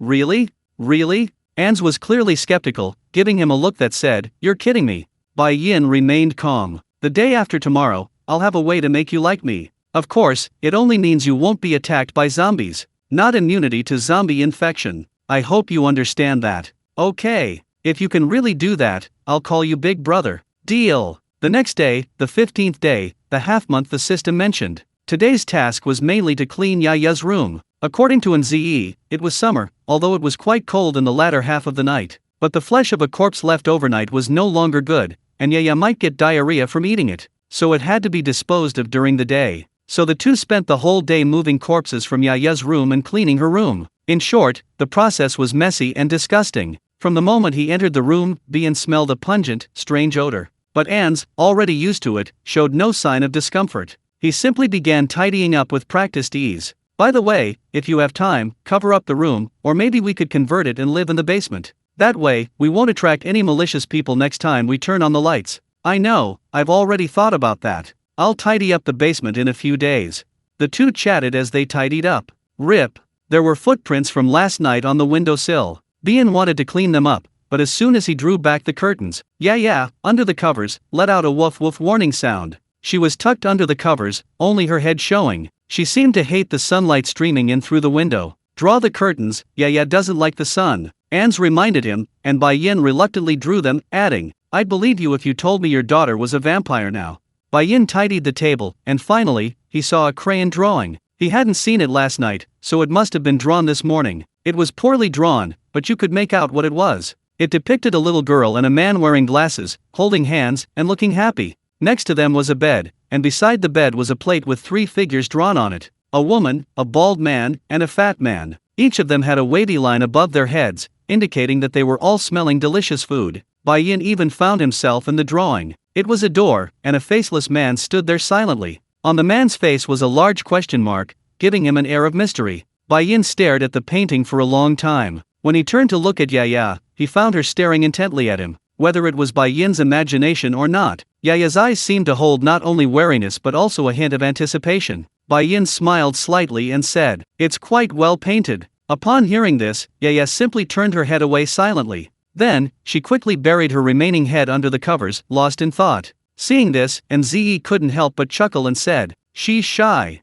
Chapter 36, Ends Part 9 Farewell, End of Ends Part. Ding, mission complete, successfully protected Yaya for half a month. Ding, Kuriko has acquired the anti-zombie ability. From now on, it will be immune to zombie infection. The morning of the 16th day. As soon as he got out of bed, the system's mission completion notification popped into his head. Looking at Kuriko, who was lying on his chest, panting and wagging its tail, Bien couldn't help but pick it up, yawning as he said, Ha, now you're safe, let's see when I'm like you. Woof woof. Today was the day to fulfill his promise. Bien had said he would make Ans immune to zombie attacks like himself. When Ans brought it up, Bien's reply was blunt. You just need to kill 10 zombies from now on, and you'll be like me. Ha! Ans had a look on his face that said, You must think I'm an idiot. But after Bai Yin's repeated insistence, he finally did it, albeit with some skepticism. The process wasn't difficult. It simply involved going to the nearby wire mesh traps and finding the zombies that were blocked or caught in them. Ans quickly dealt with 10 zombies and then said, "And then?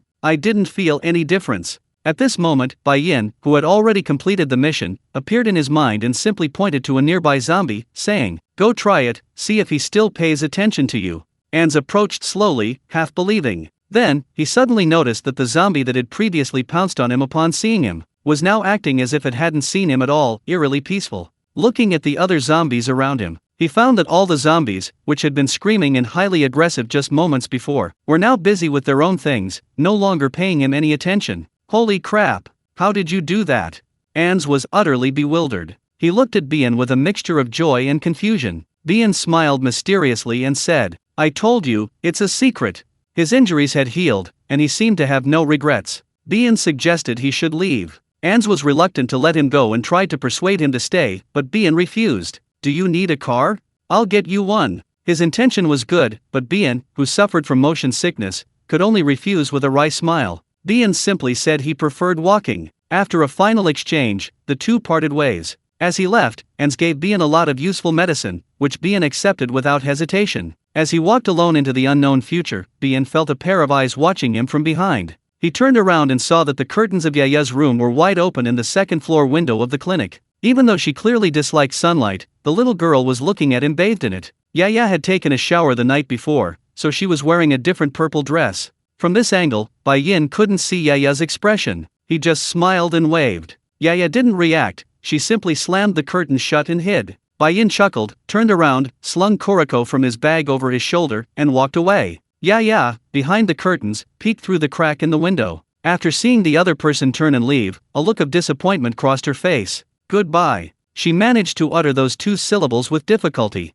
Then, through the curtains, she waved her little hand. Ends chapter, end. Chapter 37 by you. King Ai County. This is Bian's next stop. But this county is quite far from here. The journey involves a long, desolate highway. Both sides of the highway are overgrown with weeds, and every now and then, you can see a wrecked car. And inside, you can find the desiccated body of the driver. There's little to see on the road. But Bian quite enjoys this tourist-like atmosphere of a man and his dog wandering the highway. Of course, it would be even better if the scorching sun weren't so high in the sky. To be honest, he's already quite hot. This weather is absolutely awful. Walking under the blazing sun is truly unbearable. At noon, he finally couldn't resist finding a dead tree by the roadside to rest. He poured Heezy a bowl of water and prepared some food. While Heezy wagged its tail, drinking water and eating, Bian downed the remaining water in the bottle in one gulp, showing no appetite whatsoever. The withered tree was a very, very large tree. In the middle was a large hollow, like a small hut. This reminded Bian of the tree hollow nest of the two bears in the animated series Boonie Bears. Of course, it wasn't nearly as big, but it wasn't much smaller either. Damn it, the heavens are blind. This weather is as hot as a furnace. Right, Heezy. Woof woof. Heezy barked twice, eating and barking at the same time. Bian found it amusing and pointed to the sky, saying, "Come on, Heezy, curse me. Damn it, heaven's blind blazing sun poisoning people." Woof woof, woof woof, woof woof woof. The man and the dog, the two of them, barked wildly at the sky like madmen. About half a minute later, boom! A thunderclap suddenly resounded in the sky. Startled, the two jumped. Whoosh! Followed by lightning and thunder, the sky darkened. In the blink of an eye, a torrential downpour began, as if it were free. The wind howled fiercely, like ghosts wailing. Forced to flee, Shirogane and Kuriko had to seek shelter in a tree hollow. Outside the hollow, the wind howled. Inside the hollow, however, it was relatively peaceful, because it was sheltered from the wind and on higher ground. Except for a few drops of rain seeping in at the entrance, the rest of the hollow was quite sheltered. Looks like this rain isn't going to stop anytime soon. Shirogane sat in a corner on the left side of the hollow, the most sheltered spot in the cave. He took a candle from his bag. He lit it and placed it on a nearby rock. This made the suddenly dark world much brighter. "Kuriko, God is really stingy, isn't he?" He spoke to Kuriko while spreading a mat on the ground. Woof woof. Kuriko responded with its usual barking. Sometimes Shirogane didn't know if Kuriko truly understood or was just being polite. Anyway, after taking out a blanket, he covered himself and Kuriko. The next moment, he took out Robinson Crusoe from his bag. He opened the book and muttered to himself, "Where were we last time?" Boom! Outside the tree hollow, thunder rumbled. Robinson Crusoe ground the wheat in two. In the tree hollow, warm candlelight illuminated a boy reading aloud to his curious puppy. The wall of the large tree separated two completely opposite worlds. And this feeling as if the outside world had been destroyed, yet he and Kuriko were trapped in a safe, small space. To be honest, Shirogane quite liked it. Some were happy, some were sad. Some were content with their situation, while others had to struggle fiercely to survive. King-Ai County. King-Ai County was a medium-sized county town. 6 months after the zombie outbreak, it had its own shelter. Of course, it was built by the survivors. Currently, there were over 100 people in the shelter. Unlike in peaceful times, it wasn't ruled here by a government, but by a group of ruthless men. The ruling class of the entire shelter consisted of about a dozen people, and everyone else below them could be considered laborers. The rulers established a set of rules. To put it bluntly, it's a weekly rent. That is, every week, you have to pay a certain amount of supplies to the authorities, and these supplies need to be found outside the shelter, in abandoned buildings overrun by zombies. It's like renting a house. When you can't pay the rent, you'll be forcibly evicted from the shelter by the ruling forces, without any humanity whatsoever. They don't care if you're alive or dead. For people in peacetime, this practice is undoubtedly extremely cruel, but for the vast majority of survivors in the apocalypse, there's no other choice but to accept it. Despite the ruler's usual ugly behavior, this place truly offers protection against zombies. Furthermore, as long as you pay the weekly rent, you can receive one meal a day. Although it's hard to eat, it's enough to keep you alive. By you, a 12-year-old girl. She was short, only about 1.3 meters tall, petite, with malnourished, split, yellowish hair. She was filthy, dressed like a beggar. But after washing her face, she revealed a very cute little face. Although she looked very listless, Bai-Yu was lame. Her right leg was injured in a car accident during the early stages of the zombie outbreak. She didn't have time to seek medical treatment afterward.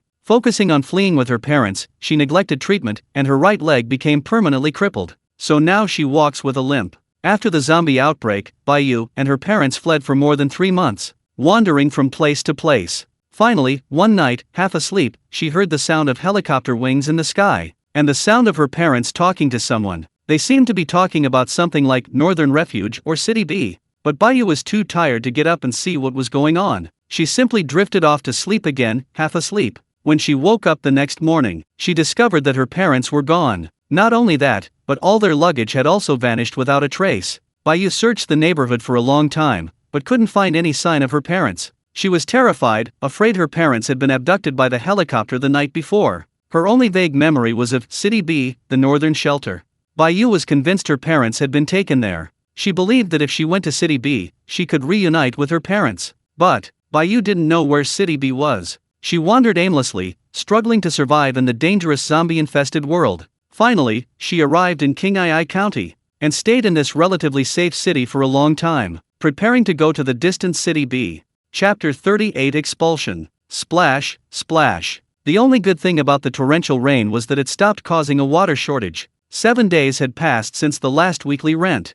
In other words, as soon as the rain stopped, Bai-Yu would have to find new supplies to pay the rent. Otherwise, she would be thrown out of the shelter. The outside world was overrun by zombies and terrifying. Bai-Yu didn't want to go out, so the only thing she could do was take advantage of the rain to collect water. Normally, water could be used as a weekly rent payment. Therefore, on the rooftop of the dilapidated building inside the shelter, Bai-Yu found many basins. After filling these basins with water, she filled empty mineral water bottles with it. She worked like this all day, until her backpack was completely full of water. By the time she finished, it was already midnight. Exhausted, Bai-Yu placed the bag full of water in a corner of the rooftop. Then she covered it with several planks. She planned to lower the bag down with a rope the next day and give the water to the rent collector. Bai-Yu was very tired and quickly returned to her room to rest. The room was very simple, with straw and rags on the floor, and many mineral water bottles. The walls were cement and unpainted. Of course. After all, before the zombie outbreak, this building was an unfinished, bare shell. The next day, Bai-Yu woke up a little late. She was awakened by a sound of crying, but she had no interest in watching the commotion. When she saw that it was already bright outside, she was startled and inwardly sighed, "This is bad.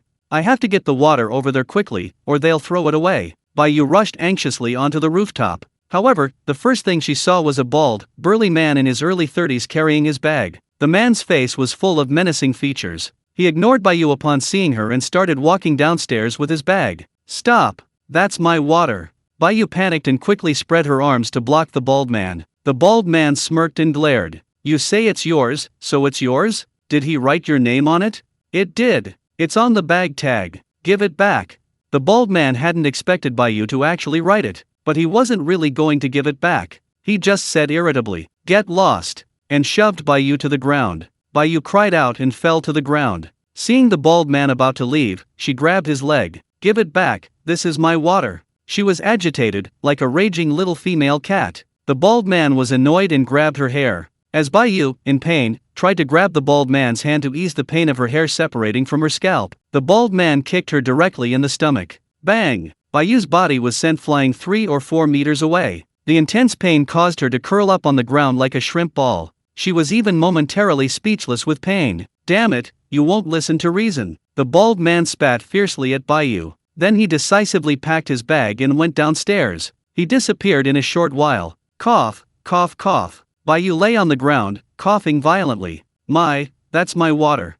Her voice was filled with unspeakable grievance and a sob. Tears welled in her eyes. But they didn't fall. In peacetime, if a child cried loudly in a crowd, many uncles and aunts would come forward to help, whether genuinely or just for show. The squeaky wheel gets the grease. This seems to be an age-old truth. However, this doesn't apply to the apocalypse. Baiyu had cried, many times, but more trouble than help. Some found it annoying and warned her to shut up. Some, with a twisted sense of humor, offered superficial comfort but then slapped her. Even worse, some resorted to physical violence and threats. When luck was truly against her, she might even attract zombies. Everything is just a facade. Tears are worthless in this era. The era when crying would bring help is long gone. No. A stubborn resolve lingered. Baiyu wouldn't allow her water to be taken away. She didn't know what to do. At that moment, she only wanted to chase after them. This couldn't be left like this. After resting on the ground for 2 or 3 minutes, Baiyu finally stood up. She limped downstairs.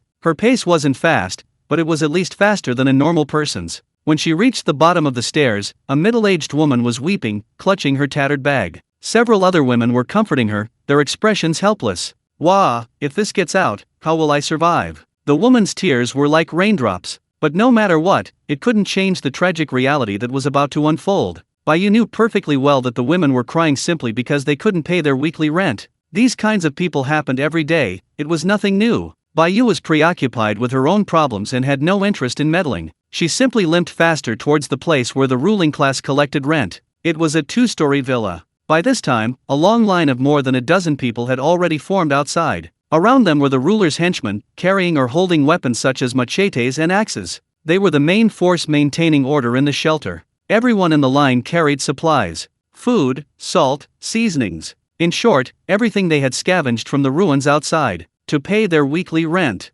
Baiyu immediately spotted the bald man at the very front of the crowd. She rushed over.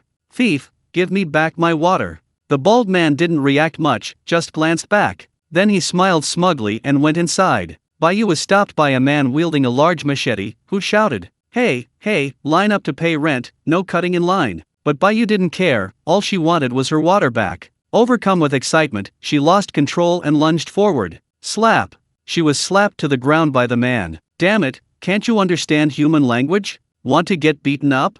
The man brandished his large machete a few times in front of Baiyu. The blade gleamed, and Baiyu was terrified, frozen in place. He simply protected his swollen right cheek, looking utterly aggrieved. The man sized Baiyu up, then glanced sideways and asked, "Did you bring Zhou Ziyu?" Baiyu pointed only in the direction the bald man had been, stammering, Yes, he stole it." "Damn it, that means you didn't bring it." The man scoffed, brandishing his machete and pointing to the exit of the nearby shelter, saying, "Are you going out yourself, or should I ask you to?" Chapter 39 Unexpected Events. The shelter's exit was a large iron gate. A burly middle-aged man stood guard there. Seeing Baiyu, looking dejected, walk towards the door, he didn't say a word, but silently opened it. After Baiyu went out, he didn't rush to close the door. Instead, he glanced at several people with uneasy expressions not far away. He thought to himself, those people will probably be kicked out soon anyway, so there's no need to close the door. Baiyu, whose rent was due, didn't go anywhere else after leaving. She just stood a short distance from the exit, watching longingly. She didn't want to go too far from the shelter, because that meant a high chance of encountering zombies. She just silently watched the others line up to pay their rent, her eyes full of envy. "Get out, when will this end?" Suddenly, a furious shout came from the inner room where rent was paid. It sounded like someone was arguing. Following the sound, they saw a man on the first floor, where rent was collected, pulling out the bald man who had snatched Bayu's bag. Then, he kicked open the door to the next room, pointing inside and shouting, "Damn it, we collected a whole roomful of water yesterday. We don't need water now, see? Satisfied?" The man was furious, while the bald man wore a pleading smile. "Brother, please give me another chance. Next time, I promise I'll give you a different one. Get out. If you don't get out, I'll kill you." The man reached for the knife at his waist, and the bald man, seeing this, quickly made his escape. He ran out of the shelter in an instant. He left his bag of water inside, but he had no intention of retrieving it now. Who would have thought that many people had already used water as their monthly rent yesterday? This had saturated the water supply upstairs, making it impossible to collect water now. Damn it, what a waste of my time. The bald man cursed as he left the shelter. He knew perfectly well that hiding inside was pointless, because the big cleanup was coming up soon, and everyone who hadn't paid rent would be evicted. And who knew, they might even face violence. Didn't someone get beaten to death last time? After leaving, the first thing the bald man saw was Bayu not far away. He wasn't sure if he saw her clearly. Anyway, he felt the other man was gloating over him. Damn it! The bald man cursed again and charged at Bayu. Bayu was startled and instinctively tried to run away. But she was lame, and how could she possibly outrun the bald man? And sure enough, she hadn't run more than a few steps before the bald man caught her. The bald man hoisted her onto his shoulder and started walking towards a nearby building. "Let me go! Let me go!" Bayu struggled desperately, punching and kicking the bald man's shoulder. But powerless, what attack could she possibly mount? The bald man just smiled coldly and said, "Damn it, you're the one who made me unhappy, you have to take responsibility. I'm going to have my fun here." With that, he carried Bayu away impatiently. Bayin arrived in Qinghai County in the morning. He stood on the rooftop of a tall building, looking down at the shelter below. It was called a shelter, but it was really just a designated area. Then a high concrete wall was built around that area. This was to keep out the zombies. Although the method was simple, it was undoubtedly very effective. Woof woof. Kuriko stood at Shirogane's feet, barking incessantly at the shelter below, wagging its tail vigorously. "Shh, keep your voice down." Bien crouched down and picked up Heezy. He said, "Do you want to go over there and take a look?"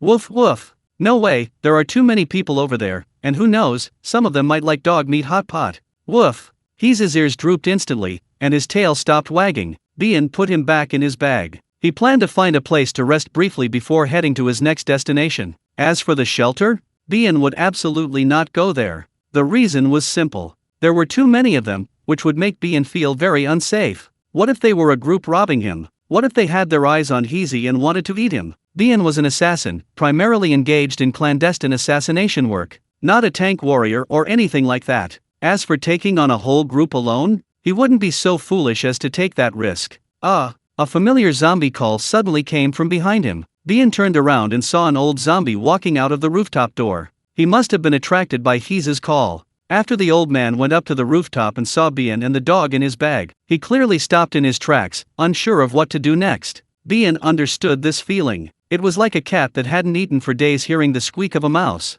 But when the cat followed the sound to the mouse, it discovered that the mouse was just a plastic toy. Useless. To the zombie, that was exactly how Bien and Heezy appeared. Of course, what could he do when they were both zombie friends? "Is there something you need, sir?" Bien asked, but the old zombie didn't respond. He just turned and walked away, utterly disappointed. Tisk. Bien clicked his tongue, not knowing what to say, and simply followed the old man downstairs. Help! But they had only gone halfway down when they heard a girl scream from below. Woof woof woof. Kuriko immediately barked wildly, and Shirogane, after a brief hesitation, rushed towards the sound. Finally, in a room on the first floor, they found the bald man assaulting Shirogane. The bald man was desperately tearing at Shirogane's clothes, but due to his lack of understanding of their structure, he couldn't tear them open immediately. Woof woof woof. Shirogane, who had suddenly appeared in the doorway, had Kuriko barking incessantly into the room from his bag. The bald man heard this and immediately stopped what he was doing.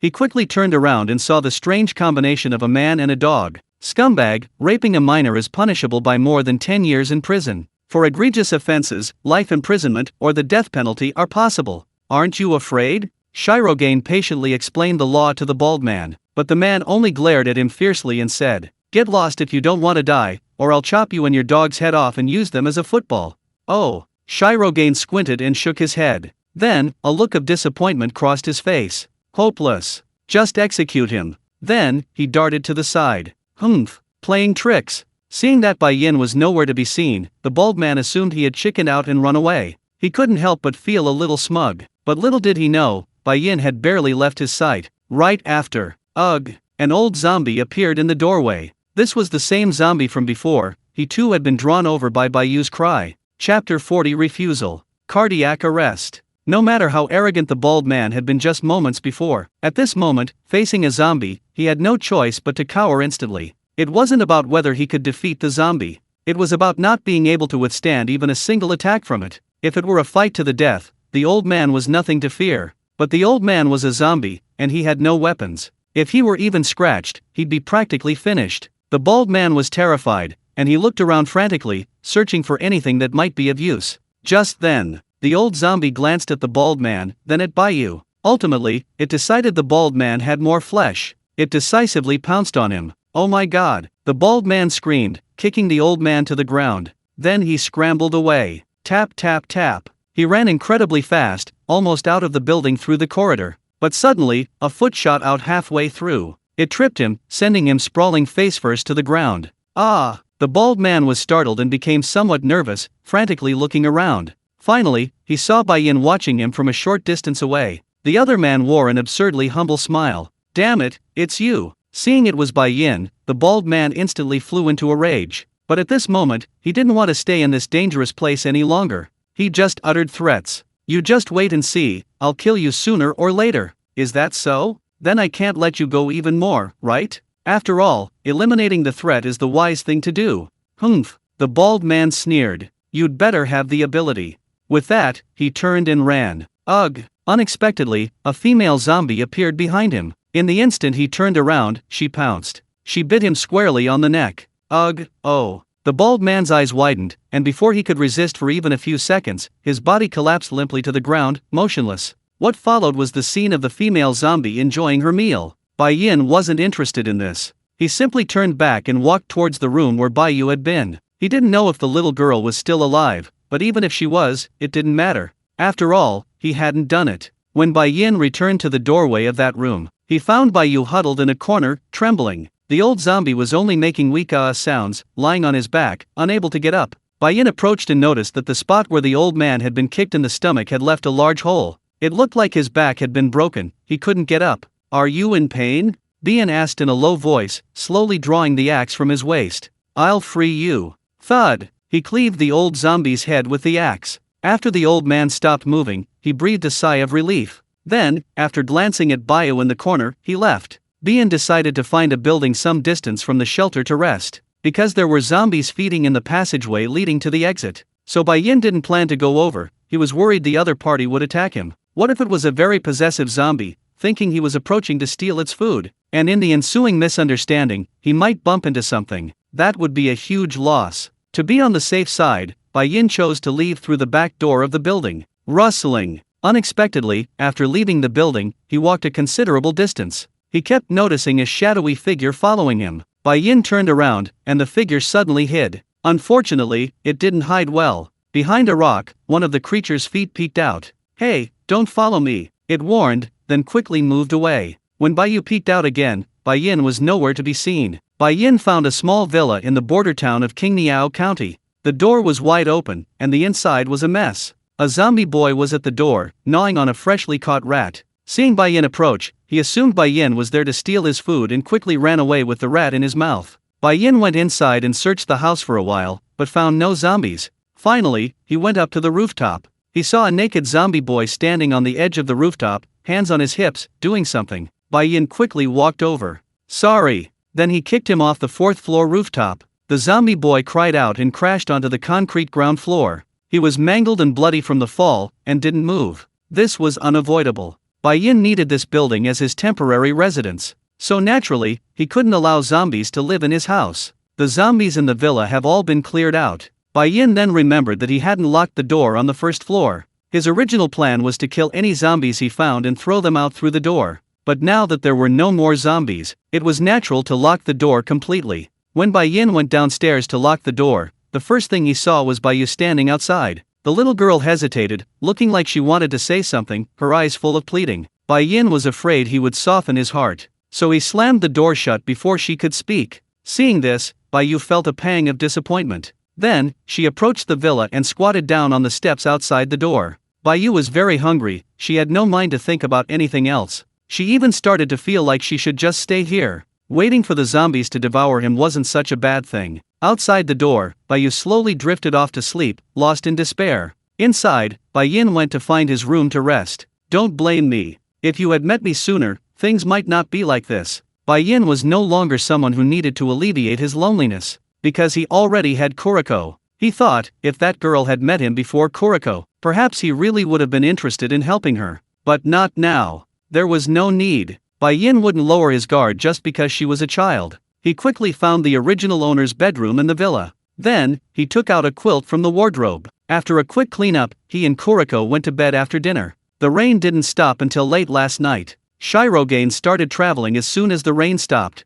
He traveled almost all night. Plus, he hadn't slept well in the tree hollow. Therefore, he was very tired and needed a good rest. He drifted off to sleep holding Kuriko. Boom! When he woke up, it was pouring rain outside the window, with thunder rumbling. Shirogane groped his way through the darkness and pulled back the curtains, only to find that the world outside was completely dark. Chapter 41 Crying in the Rainy Night. Bai Yin pulled out a flashlight to illuminate the area, then lit a candle and placed it on the desk beside his bed. The next moment, he drew the curtains and turned off the flashlight. This was the edge of the county town, far from the shelter. Therefore, there was no need to worry about anyone from the shelter coming here. After all, any normal person would fear being carried off by zombies. And this was the key reason Bai Yin chose to rest here. Speaking of normal people, Bai Yin couldn't help but think of the girl who had followed him. That child was incredibly brave, daring to follow him directly from the shelter to the edge of town. But now it seemed she had been frightened and run back. She was now a zombie's prey. Bai Yin couldn't think of any other possible outcome. But in this apocalyptic world, who would care about the life or death of an outsider?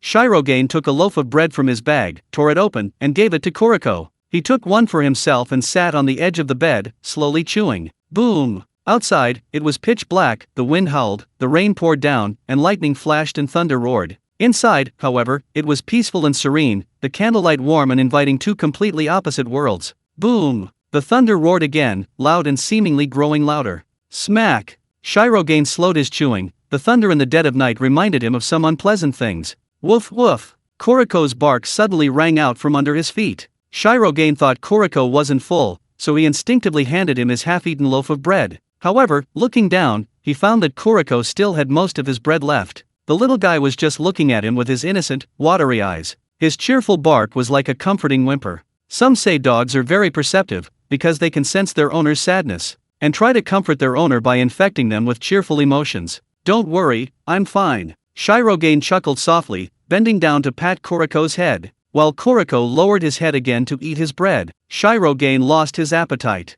He gave the rest of his bread to Kuriko and then lay back down on the bed. He had no interest in reading, just staring blankly at the ceiling. Mommy, I want my mommy. A 3-year-old boy wailed in the rain. It was a dark night filled with thunder and lightning. Just recently, the boy, who had been drugged and passed out, finally woke up. But when he woke up, his mother wasn't by his side. The boy's last memory of his mother was of a warm room where she brought him a glass of warm milk. The boy loved milk and, without a second thought, drank it all in one gulp. Then, his head began to spin, until he lost consciousness. When he awoke, he found himself under the eaves of an orphanage. Mommy! Wah! I want my mommy! The boy cried out in anguish. But his gentle mother never appeared again. Just as he was filled with fear and dread, his mother's cold voice suddenly came from behind him. I don't want you anymore. Shirogane suddenly opened his eyes and sat bolt upright in bed. Only after taking in the layout of the room did he realize he just had a nightmare. Damn it! He couldn't help but curse. He hadn't had this damned dream in years. But tonight's awful weather had brought it back. He glanced at the candle on his desk and saw it was already quite burnt. He took out his pocket watch. It showed 3:20 a.m. Oh woo-woo. Something was whispering to his right. Shirogane looked down and saw Kuriko talking in his sleep, wondering what he was dreaming about. Boom! A huge clap of thunder sounded outside. This damned natural phenomenon made Shirogane's mood even worse. He hesitated. He raised his hand, then lowered it. He wanted to get up, but then lay back down. He seemed to want to say something, but hesitated. In the end, he simply lay back down on the bed, covering himself and Kuriko with the blanket. Boom! Thunder roared again. Damn it! Shirogane cursed under his breath, this time decisively getting out of bed. He put on his shoes and grabbed a flashlight. Using the flashlight's beam, he headed towards the exit on the first floor. Squeak! The villa's front door opened. Shirogane shone the flashlight outside for a while, but didn't see the person he was looking for. Finally, he looked down. He found the other person, seemingly far away yet right in front of him. Shiroya was crouching in the corner of the steps by the door. He was soaked to the bone and shivering. The flashlight beam was instinctively blinding, and she instinctively covered her eyes. Bian's tone was indifferent. Leave as soon as the rain stops. She then went inside. Outside, Baya thought she had misheard and was visibly stunned. After regaining her senses, she stood up, feeling a surge of joy. However, as soon as she stood up, she felt a jolt of numbness in her legs. Not only that, but she also felt dizzy. Then, with a thud, she collapsed to the ground. When Baya woke up, the first thing she saw was a candle on the desk in front of her. Woof woof! A small black dog was licking her face. Baya was startled, got up, and found herself lying on a bed. But the feeling was unpleasant. The reason was that her clothes were completely soaked. At this moment, still soaked to the bone, she was led to bed and covered with a blanket. Awake? Bai Yin's voice came from across the room. Baiyu looked over and saw the other person sitting on the sofa, reading a book she couldn't quite place. The rain outside had stopped, and dawn was breaking. Baiyu remembered what Bai Yin had said earlier. Leave as soon as the rain stops. She opened her mouth, then hesitated. Finally, she only said, thank you. She then prepared to get out of bed and leave. Unexpectedly, Bai Yin said, wearing wet clothes all the time will make you catch a cold, won't it? Go take a shower on the rooftop. Baiyu was stunned. This kind of conversation was something she hadn't expected. At the same time, she noticed several new clothes laid out beside the bed. Okay.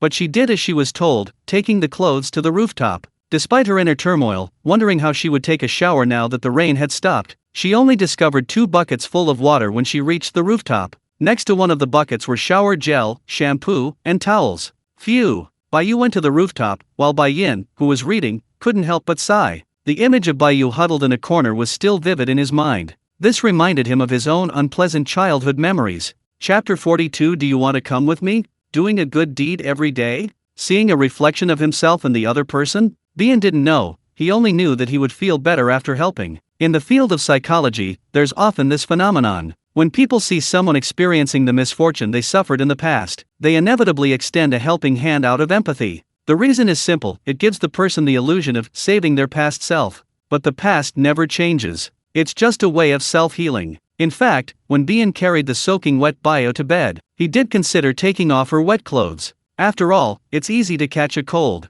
But then he thought, she's a girl, after all. And probably in puberty too. Doing so seemed inappropriate. Therefore, he didn't interfere. Thinking, so be it if she catches a cold, it won't kill her. So she did nothing. Bai Yin simply changed the sheets and blankets while Baiyu was taking a shower, since they were already wet. Coincidentally, there was nothing to eat or drink in the villa. But there were piles of blankets and clothes. Even the girl's clothes Baiyu needed to change into after showering were found by Bai Yin in the closet, and the size seemed to fit perfectly. Baiyu finished showering 30 minutes later. She showered slowly, afraid that Bai Yin would kick her out after she finished. So when she came downstairs in her short-sleeved shirt and jeans, she was in a state of trepidation, walking on thin ice. However, Bai Yin didn't kick her out. She just pointed to the 2 loaves of bread and a bottle of mineral water that had just been prepared on the desk and said, "Eat your breakfast." Then she continued reading. Baiyu was a little surprised and hesitated before walking over. After she sat down at her desk and took her first bite of bread, she began wolfing it down, unable to stop herself from stuffing bread into her mouth with both hands.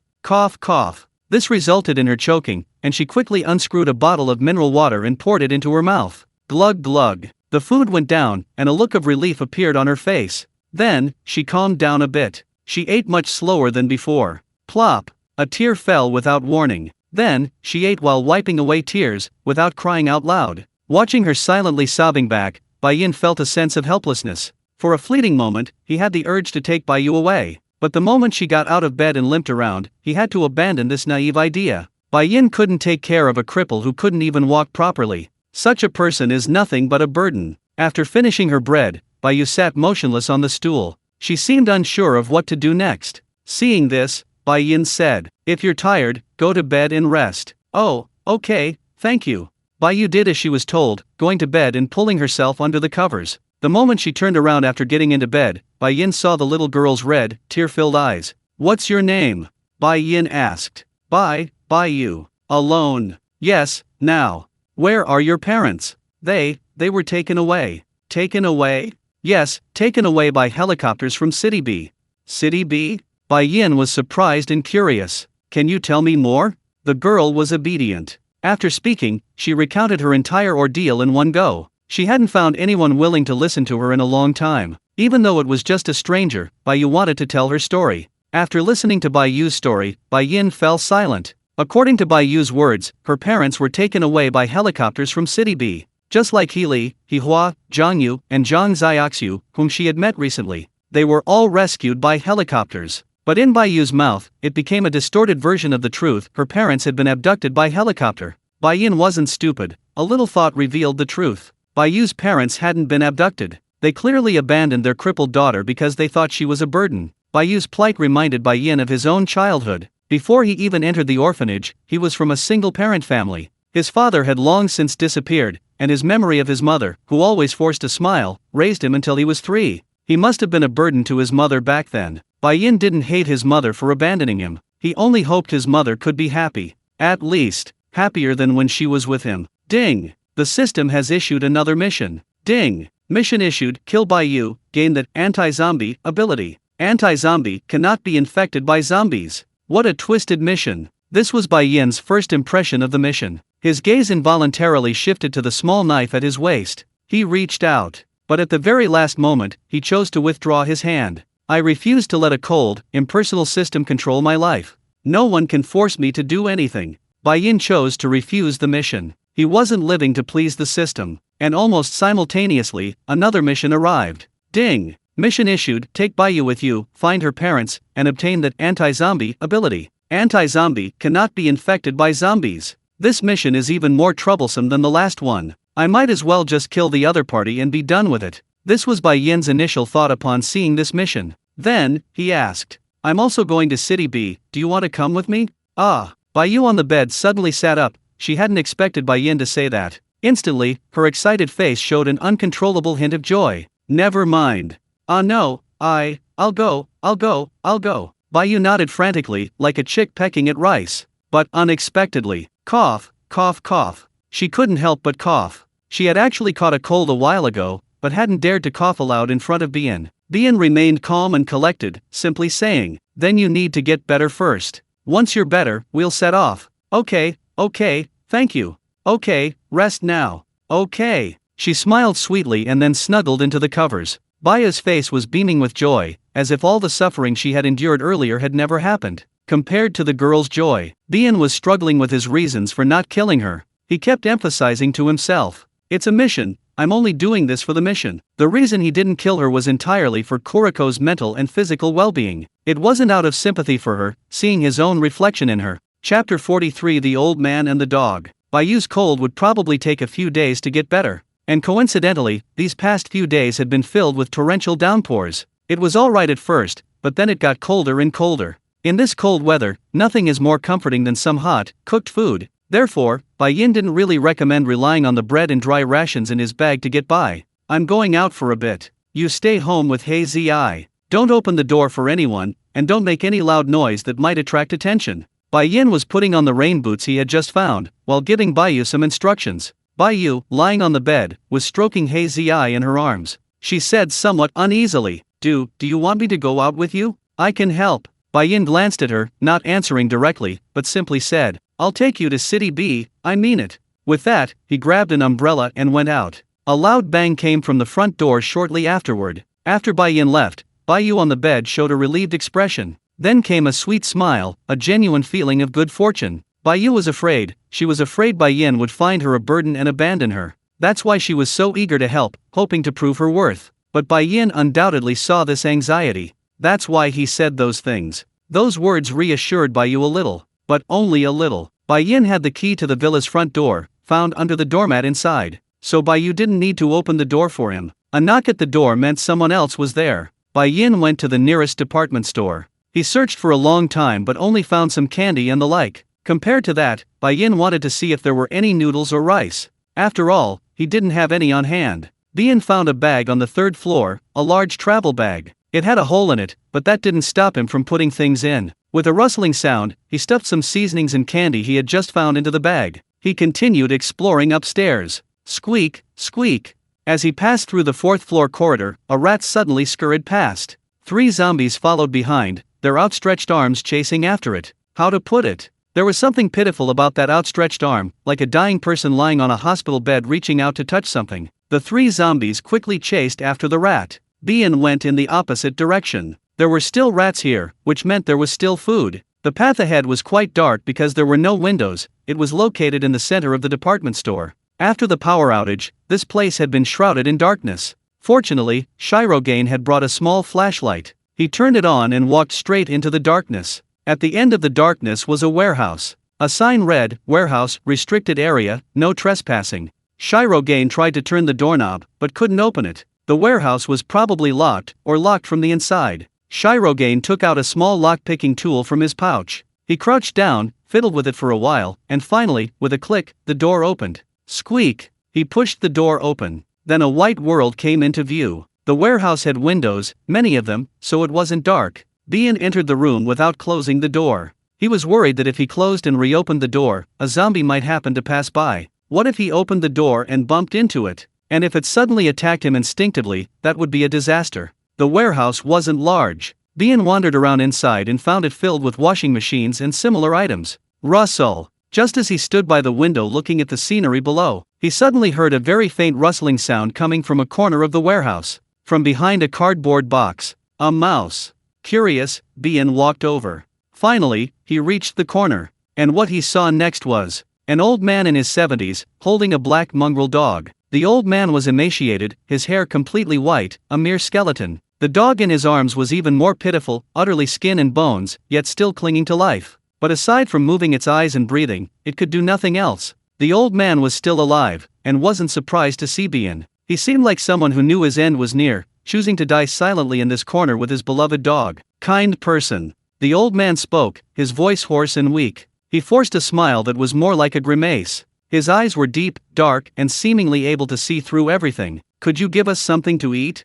Bien pulled a piece of candy from his pocket. Want some? Yes, yes. The old man took it with trembling hands, tore open the wrapper, and held it to the old dog's mouth, but the dog didn't move. Sigh. He could only sigh, then put it in his own mouth. Then, a look of deep enjoyment spread across his face, like a drunkard sipping the world's finest liquor. Throughout the entire process, neither of them uttered a word. Bien didn't say much either, simply turning to leave. Wait a minute. But after only a few steps, the old man behind him called out. Bien turned back. Is there anything else? I have some things here, could I trade them for some food in your bag? I want Guza to have a good meal, before he dies. That depends on what it is. Good stuff, cigarettes, and alcohol. The old man pointed to a box beside him. Bien opened it and, sure enough, there was a backpack inside. He took the bag out, unzipped it, and saw it was filled with good cigarettes and alcohol. Could I trade these things for some food? The old man's face showed a fawning expression, his eyes full of pleading. Bai Yin's reply was somewhat cruel, simply stating, I can exchange it, but I don't have any food in my bag. Oh, I see. The old man was disappointed, lowering his head with a bitter smile, simply saying, then you can have all these things, anyway, I won't be able to enjoy them. Thank you. Bai Yin squatted down and put the backpack into his travel bag. After putting it in and zipping it up, he didn't sit up. He simply remained squatting on the ground, at eye level with the old man, and said, there's a shelter not far from here, you know? Yes. Do you know how much food you could get for all this stuff there? I've heard of it. Then why don't you go there? While you still have the strength to collect so much tobacco and alcohol. To this question, the old man only gave a helpless smile and said, I just don't want my dog to be eaten, that's why I don't go. You can't even survive yourself. Why should a homeless person care about these things? I am a homeless person, but my dog is not a stray dog.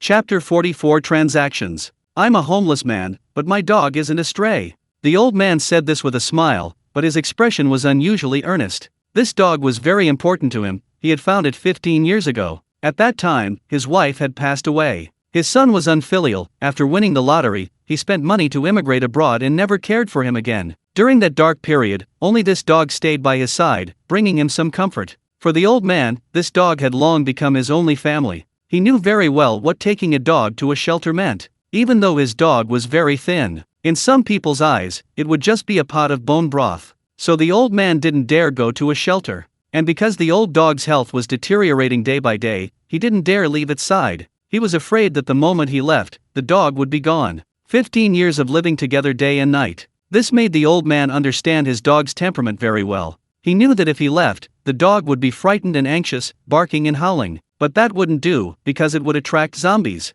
So the old man had no choice but to stay by the dog's side. He was prepared to die with the dog in this remote area. As for the bag full of cigarettes and alcohol, it's laughable. He had collected them subconsciously. But the old man wouldn't use them to trade for food at the shelter. Why? Because he wasn't stupid. He knew his old bones. Even if he managed to get food from the shelter, it would all be stolen on the way back. And he might even be beaten to death in the struggle. This was the old man's current predicament. When Bai Yin understood this, he realized just how naive his previous question had been. He just smiled bitterly, hesitated for 2 seconds, and said, "I'll go to the shelter and exchange your things. When I come back, I'll give you half."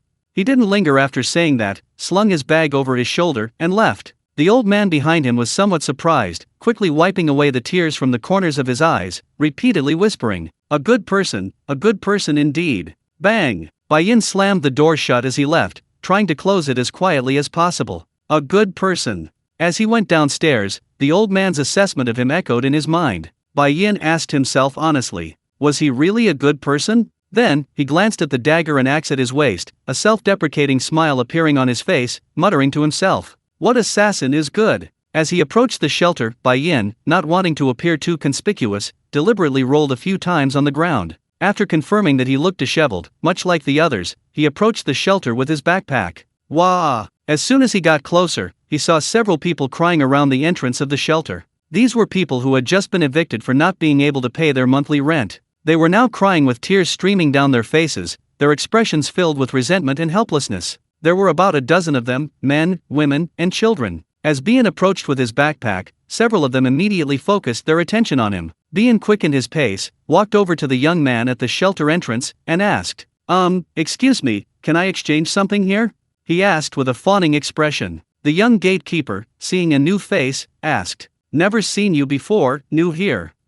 Yes, just arrived yesterday. Did you bring anything?" "What did you bring?" "Some cigarettes and alcohol." "Oh." The young gatekeeper's eyes lit up, his tone like that of a seasoned official. "Well, cigarettes and alcohol, we're not exactly." I understand, bro." Bian quickly pulled a pack of cigarettes from his pocket and discreetly handed it to the young man. The young man chuckled, put the cigarettes in his pocket, and looked at him with admiration. "Not bad, kid, you're on the right track. Come with me." With that, he led him to their boss's room. The shelter's boss was a middle-aged, strong man. He had a long scar on his face, everyone here called him Scarface. When the young man brought Bai Yin in, Scarface was playing cards with 3 other men. "Boss, someone wants to trade something," the young man said, but Scarface didn't even lift an eyelid. "What kind of trash is it this time?" "No trash, it's cigarettes and alcohol." "Cigarettes and alcohol?" Everyone was stunned for a moment before turning their attention to Bai Yin. Scarface simply held out his hand. "Kid, let me see what it is." Bai Yin didn't hesitate, opening his bag and taking out a backpack full of cigarettes and alcohol. "Look, big brother. Not bad." Scarface took the bag, opened it, and his face immediately lit up with delight. He quickly opened a pack of cigarettes, lit it, took a deep drag, exhaled the smoke, and wore a look of pure enjoyment. The others, on the other hand, instinctively sniffed the secondhand smoke Scarface exhaled, all looking unexpectedly. In fact, these guys hadn't smoked in a long time. Therefore, cigarettes were an extremely scarce resource in the shelter at this time. "Brother, what do you think of these things? How much food can we get for them?" Bai Yin rubbed his hands together, looking like a small-time businessman. Scarface, however, darted around, coughed twice. "Ahem, the cigarettes are good, the wine is good, I'll be generous and give you 5 caddies of food." Upon hearing this, everyone else was stunned. 5 caddies? That's way too much. But no one dared to say anything. After all, they weren't stupid enough to offend their boss for an outsider. From the expressions on everyone's faces, Bai Yin could guess what was going on. However, he wasn't in the mood to waste time here. 5 caddies it is, better than nothing.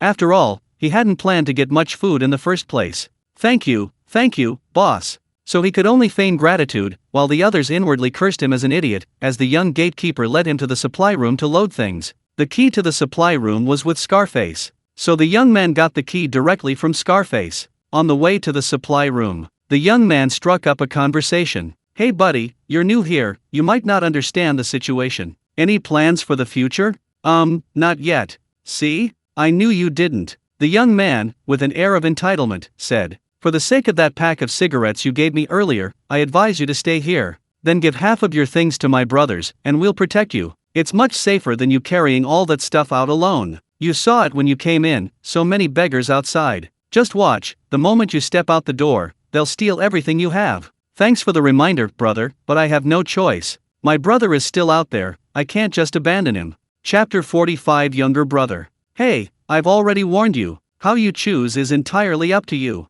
The young man waved his hand, looking like he knew he'd regret not heeding his elder's advice. A moment later, he led him to a heavily guarded basement warehouse. He opened one of the rooms and took Bien inside. The warehouse was lit, and a generator whirred above the floor. There were many wooden crates in front of them, filled with food supplies, piling up across half the room. There was an electronic scale on the floor nearby, presumably used to weigh the food. Bien began selecting food from the various supplies. While this was happening, the young man was also rummaging through the crates, curiously examining what was inside. "Hey, are you just here with your brother?"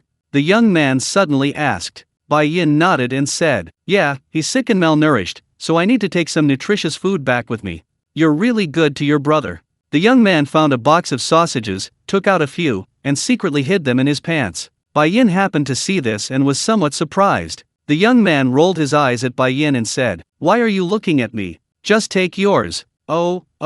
Bien continued rummaging, but the young man started to feel a little guilty, only saying, don't tell anyone about the cigarettes you gave me. Also, don't tell anyone about me stealing things. In exchange, you can take more things with you." "Okay, thanks." Bien continued rummaging for the food he wanted. Seeing that Bien was so agreeable, the young man breathed a sigh of relief. While rummaging through the box, he said, "I used to have a younger brother, we were very close, but then he passed away." "Passed away?" "Yeah. Not long after the zombie outbreak, he was killed. Guess how he died? Was he in a fight? No. An accidental death? No. Sigh. You'd never guess." The young man took a deep breath, then said, "He was eaten. I wanted to get close to Scarface, so I went out for a few days. I was very busy those days, so I didn't come home. I left him some food and told him to stay home and not go anywhere. But when I came back, I found he was gone. There was only a room full of bones. And some in the pot. Never mind, I won't say any more, I don't want to disgust you." As he spoke, the young man's light tone turned somewhat heavy. And then, he didn't speak again. Bien asked, "How old is he?" 10 years old, 12 years younger than me, my second child." "And your parents?" "They died a long time ago. They died in a car accident the day before the zombie outbreak. Only my brother and I are left."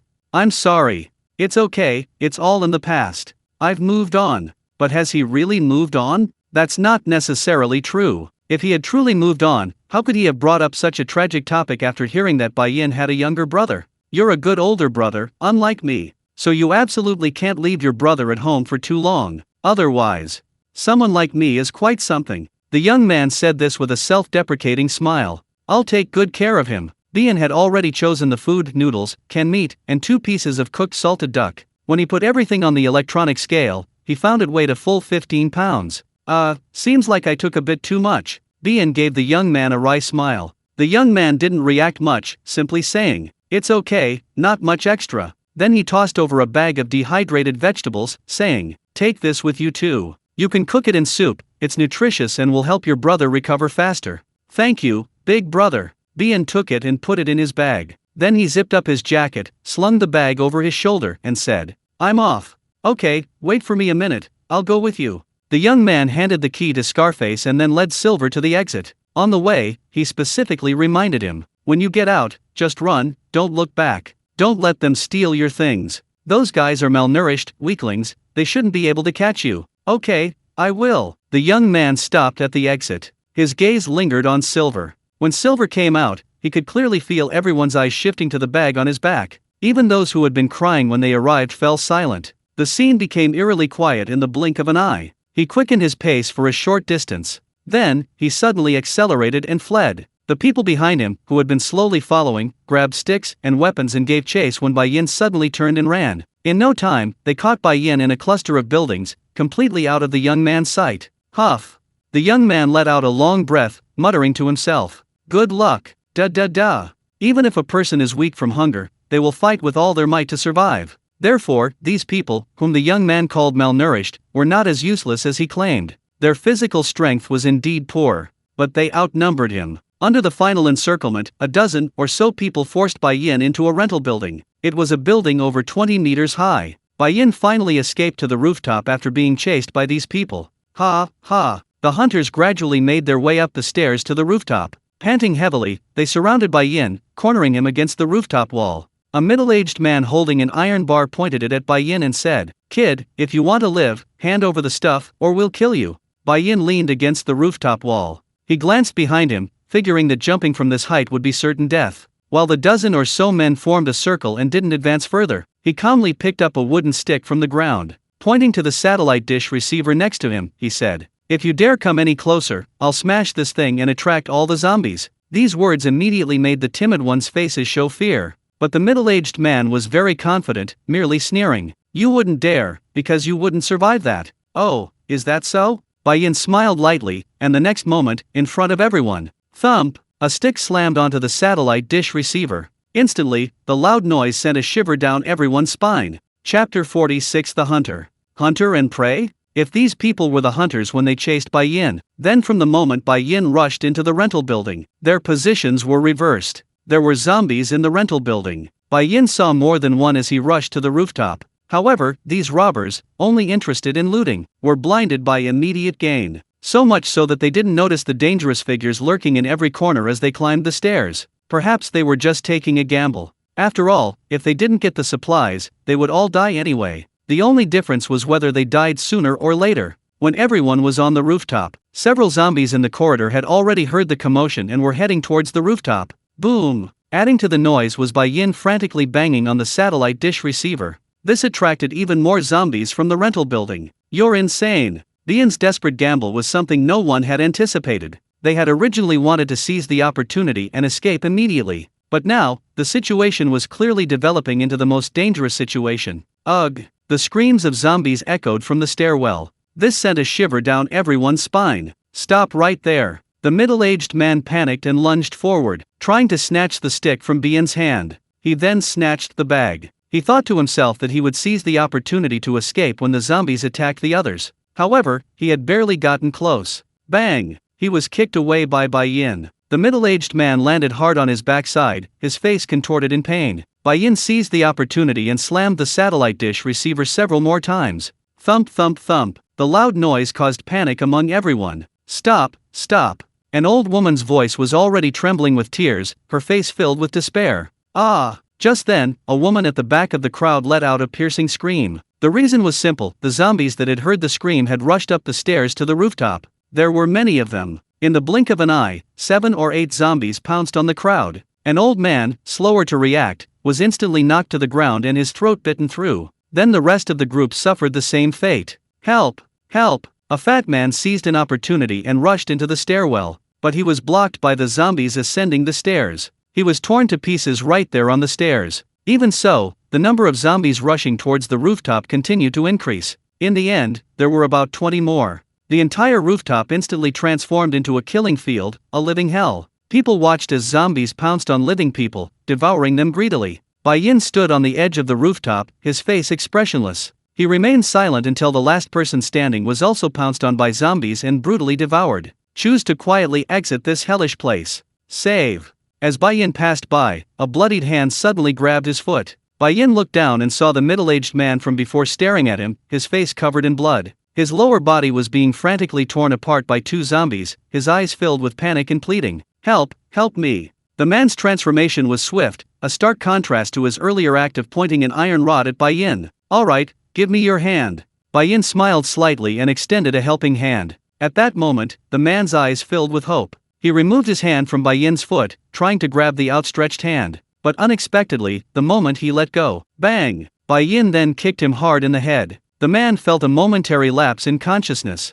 When his vision returned, he saw Bai Yin walking away with his back to him. Don't go, save me. A hoarse voice escaped his lips, pitiful and sorrowful. However, what awaited him next was not Bai Yin turning around. Instead, another zombie opened its massive jaws and lunged at his neck. Ah ha ha! The piercing scream sent chills down one's spine. Then, the mangled flesh remained motionless. The loss of over a dozen lives, in the end, took only a few minutes. Bai Yin went to the old man as agreed. When he laid out the food piece by piece before him, a rare, genuine smile appeared on the old man's face. The old man simply wiped away tears while repeatedly thanking Bai Yin. At the same time, he kept exclaiming, "A good person, a good person." Bai Yin left half the food behind and left. Of course, it was all cooked food that could be eaten immediately. As for noodles or anything like that, he didn't give them any. After leaving the building, he gathered some dry firewood from the surrounding area and packed it into his bag. Only after filling the entire bag did he intend to go home. A light drizzle was falling. However, Bai Yin's umbrella was at the very bottom of the bag and couldn't be retrieved immediately. Fortunately, the rain was light, so there was no need to worry about the contents of the bag getting wet. Bai Yin returned to the villa at noon. After confirming that he wasn't being followed, he unlocked the door and entered the house. Then he locked the door completely from the inside. When he returned to the bedroom, Bai Yu was reading on the bed, reading Robinson Crusoe, the book Bai Yin usually read. Hazy Eye was perched on her shoulder, curiously looking at the words in the book, just to fill the space. The two seemed to be getting along quite well. "Welcome home, ha." Seeing Bai Yin return, Bai Yu quickly sat up in bed. "Woof woof." Hazy Eye jumped off the bed, wagging its tail frantically and circling Bai Yin. "Okay, I'll go get something to eat." Bai Yin nodded and took Hazy Eye to the kitchen. Bai Yu quickly got off the bed and followed.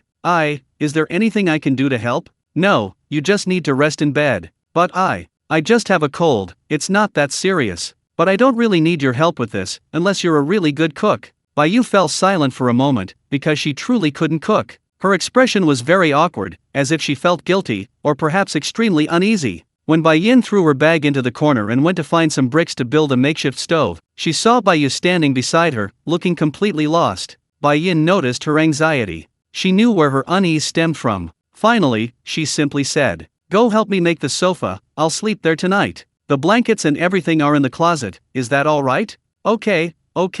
Bai Yu was overjoyed and quickly ran off to get to work. Chapter 47 Oath. 10 minutes had passed since Bai Yu made the sofa. When she returned, Bai Yin had already set up the stove. A fire was being lit. "Is there anything else I can do?" Bai Yu asked, leaning closer. Bai Yin pointed to the table and chairs not far away. "Wipe them down." "Okay." Bai Yu quickly went to the rooftop to get some water. She intended to bring a basin of water down to wipe the table, but unexpectedly, she slipped on the way down. She fell hard, spilling the entire basin of water on herself. Splash! The noise on the stairs startled Bai Yin. When he came upstairs, he saw Bai Yu removing the basin and trying to get up from the ground. Bai Yin walked over and reached out his hand. But Bai Yu seemed to have misunderstood something. She just quickly protected her head. This was clearly a defensive posture, an instinctive action to prevent being hit. Yes, during her time in the shelter, it had forced Bai Yu to instinctively be wary of anyone approaching. Bai Yin's action just now made her first thought not of being helped up, but rather of someone about to slap her. Bai Yu protected her head like this for a while. Seeing that Bai Yin hadn't struck her, she was somewhat surprised. She subconsciously looked up, only to find that the other's posture hadn't changed. His expression was somewhat helpless. Bai Yu immediately realized she had misunderstood. She quickly grabbed Bai Yin's hand and let him help her up. Then came the apology. "I'm so sorry, I thought." "It's okay." Shirogane's response was indifferent, simply saying, "Go find something to change into in the closet. I'll call you when it's time to eat." Okay. Her tone was full of disappointment, like a primary school student who had made a big mistake. From her departing figure, Shirogane only saw deep self-doubt and self-blame. "Actually, it's not a big deal," he murmured to himself, then went straight to the kitchen to busy himself. Splash! The rain intensified again. The only good thing was that the buckets on the rooftop could store enough water. Shirogane cooked a large pot of noodles, adding half a salted duck to it. After filling 2 large bowls with noodles and setting them on the clean table, he went to the bedroom. "Dinner's ready." Shirogane tried to keep his voice down. At that moment, Bai Yu was sitting on the edge of the bed in the bedroom, lost in thought. Upon hearing Bai Yin's voice, she couldn't help but feel a little nervous. Okay.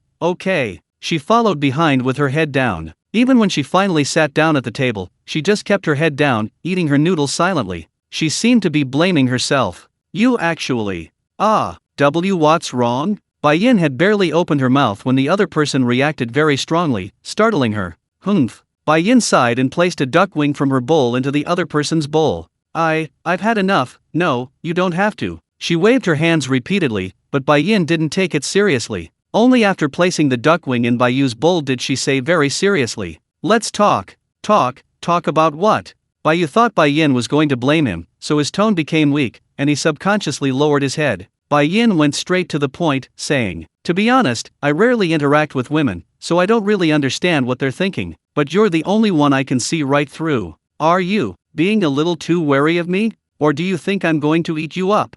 No. Bai Yu waved his hands repeatedly. I just worried that I'm a burden, afraid I'll abandon you halfway through." Silence fell, but it was clear that Bai Yin had hit the nail on the head. Bai Yin's words were blunt. "To be honest, even if you help me, you're still a burden, because I don't need you in any way." Upon hearing this, the other person lowered their head even further. "But none of that matters, I don't care. Just like I don't care whether Kuriko can help me or not. I keep it because it keeps me from getting bored, it helps me relax. It's a kind of psychological support. On the other hand, you're always so wary of me, always so insecure to the core. It just makes me feel worse. Do you know that negativity is contagious?" "Yes, I'm sorry, I was wrong." "If you really think you were wrong, you shouldn't apologize."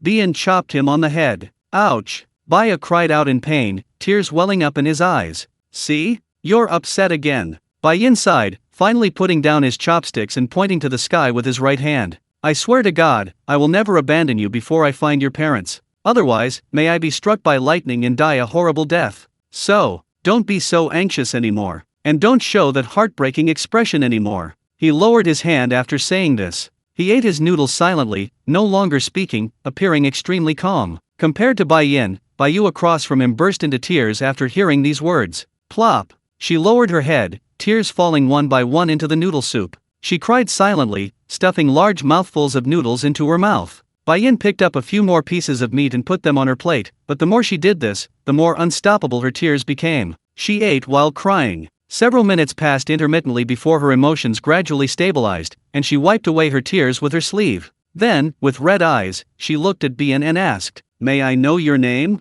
Bien as in gold and silver. "May I call you brother?" Girls shouldn't just call someone brother, just call them by their name. Then, a little awkwardly, she took a deep breath. Then, Bien, can you tell me about what happened to you today? Do you want to hear it? That's a long story.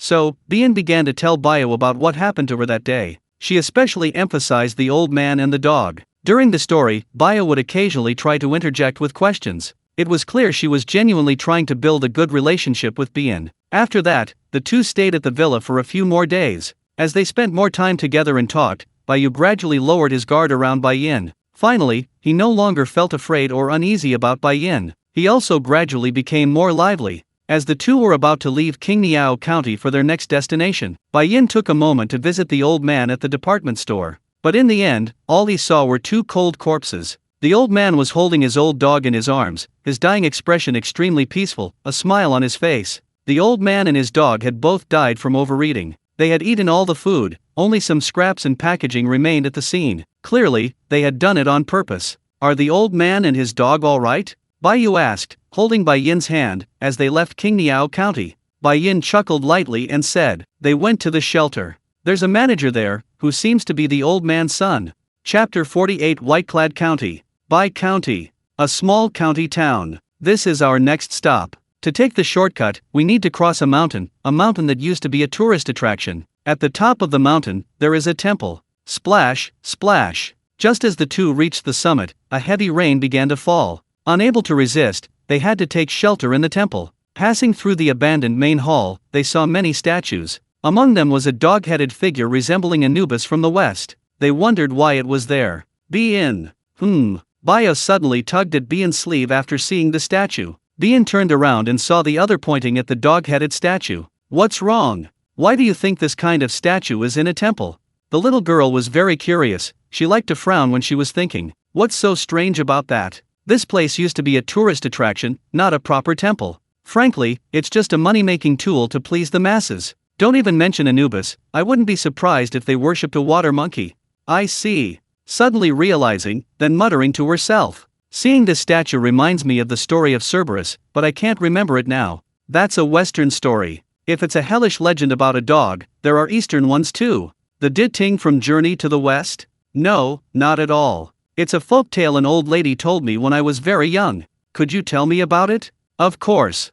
Bian recalled and described the legend in general. I don't remember the specifics very well, but it was roughly like this. Legend has it that after death, people go to the underworld. Beyond the bridge of helplessness, there is a small path. Guarding this path is a large, blood-red dog. Countless vicious dogs roam the roadside. If a person had a dog for 10 years in their lifetime and considered it family, if the dog dies first, it will wait for you at this crossroads. When you arrive, it will follow you all the way, protecting you from the pain of being torn apart. If the person dies first, the dog will wait at the person's grave. When the person reaches this path, the dog will howl incessantly to inform the vicious dogs along the roadside. This person has been kind to the dog and should not repay kindness with enmity. When the person crosses this path, they will bid farewell to the dog forever. If any family member has not yet crossed, the dog will return to the crossroads to wait for the next deceased family member. After seeing off all its known family members, the dog will be reincarnated as a human, becoming your family member. Such people are loyal and honest, and enjoy communicating with others. In ancient times, they were rare and invaluable loyal subjects, even daring to offend the emperor for their master. This is also why the dog and the dragon are incompatible in the Chinese zodiac. That's roughly the story. As they spoke, the two found a small room. Bian pushed open the door and went straight in. Following behind, Baya subconsciously said, "So the old man and his dog will be family in their next life, right?"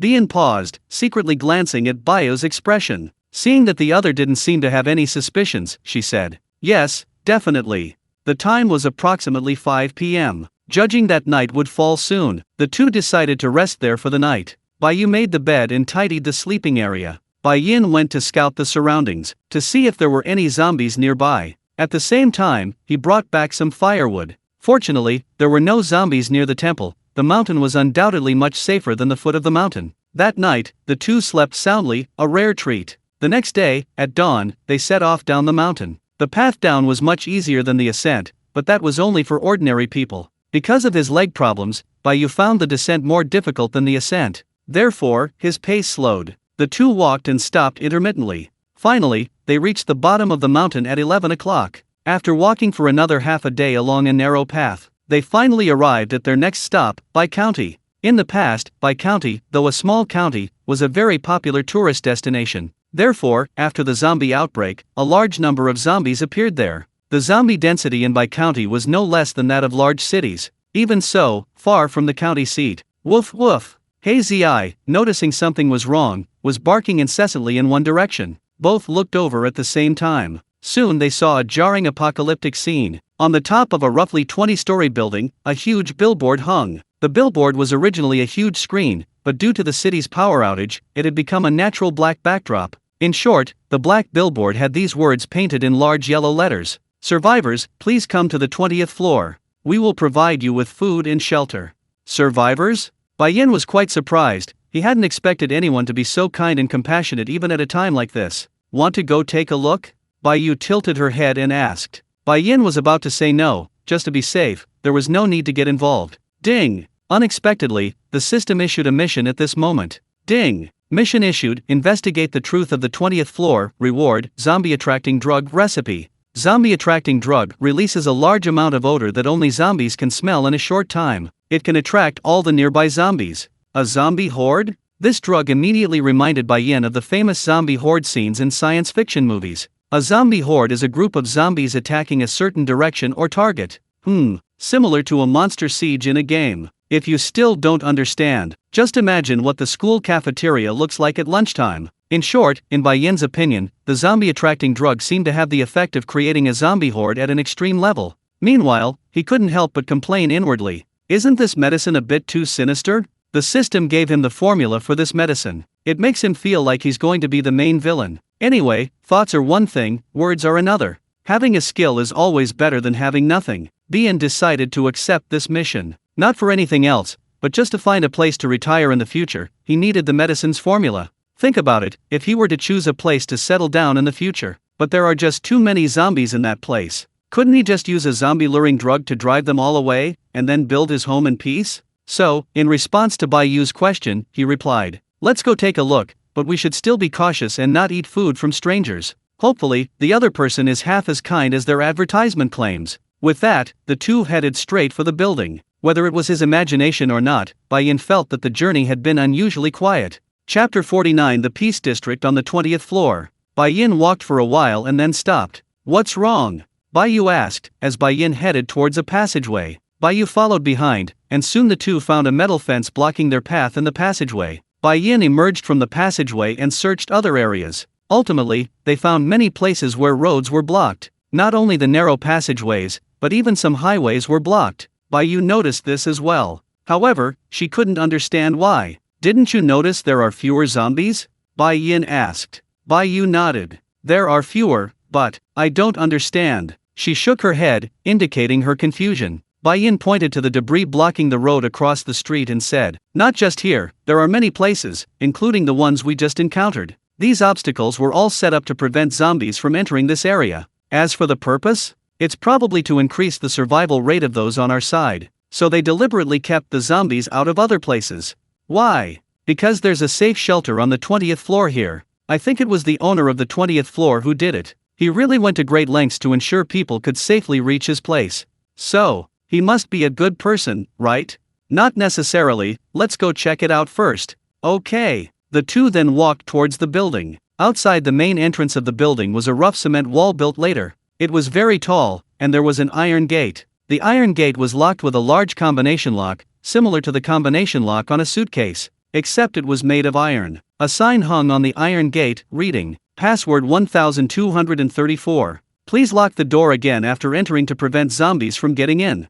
Bian changed the password to 1234. With a creak, the door opened. He pushed the door open, then locked it again as instructed, and led Bio upstairs. Just as Bian had expected, they went from the first floor to the 19th floor. There wasn't a single zombie in the entire corridor. When the two of them and the dog reached the 20th floor, the first thing they saw was a metal iron door. There was a button on it. Bian tried to push the door open, but it wouldn't open. On the door, only 4 large characters were painted in yellow. Press the button. Bian pressed the button, and then heard a ding-dong sound from inside. Immediately afterwards, there was the sound of hurried footsteps. A creak. The door opened. A kind-looking middle-aged man opened the door. He was wearing an apron, a completely unusual sight in a post-apocalyptic world. The man was probably in his 40s, tall and imposing. He was just over 1.8 meters tall, with a kind and honest face. His apron was covered in grease stains, giving him a very simple and unassuming appearance. In short, he looked like a migrant worker cook from the countryside, someone you could easily find a friendly look.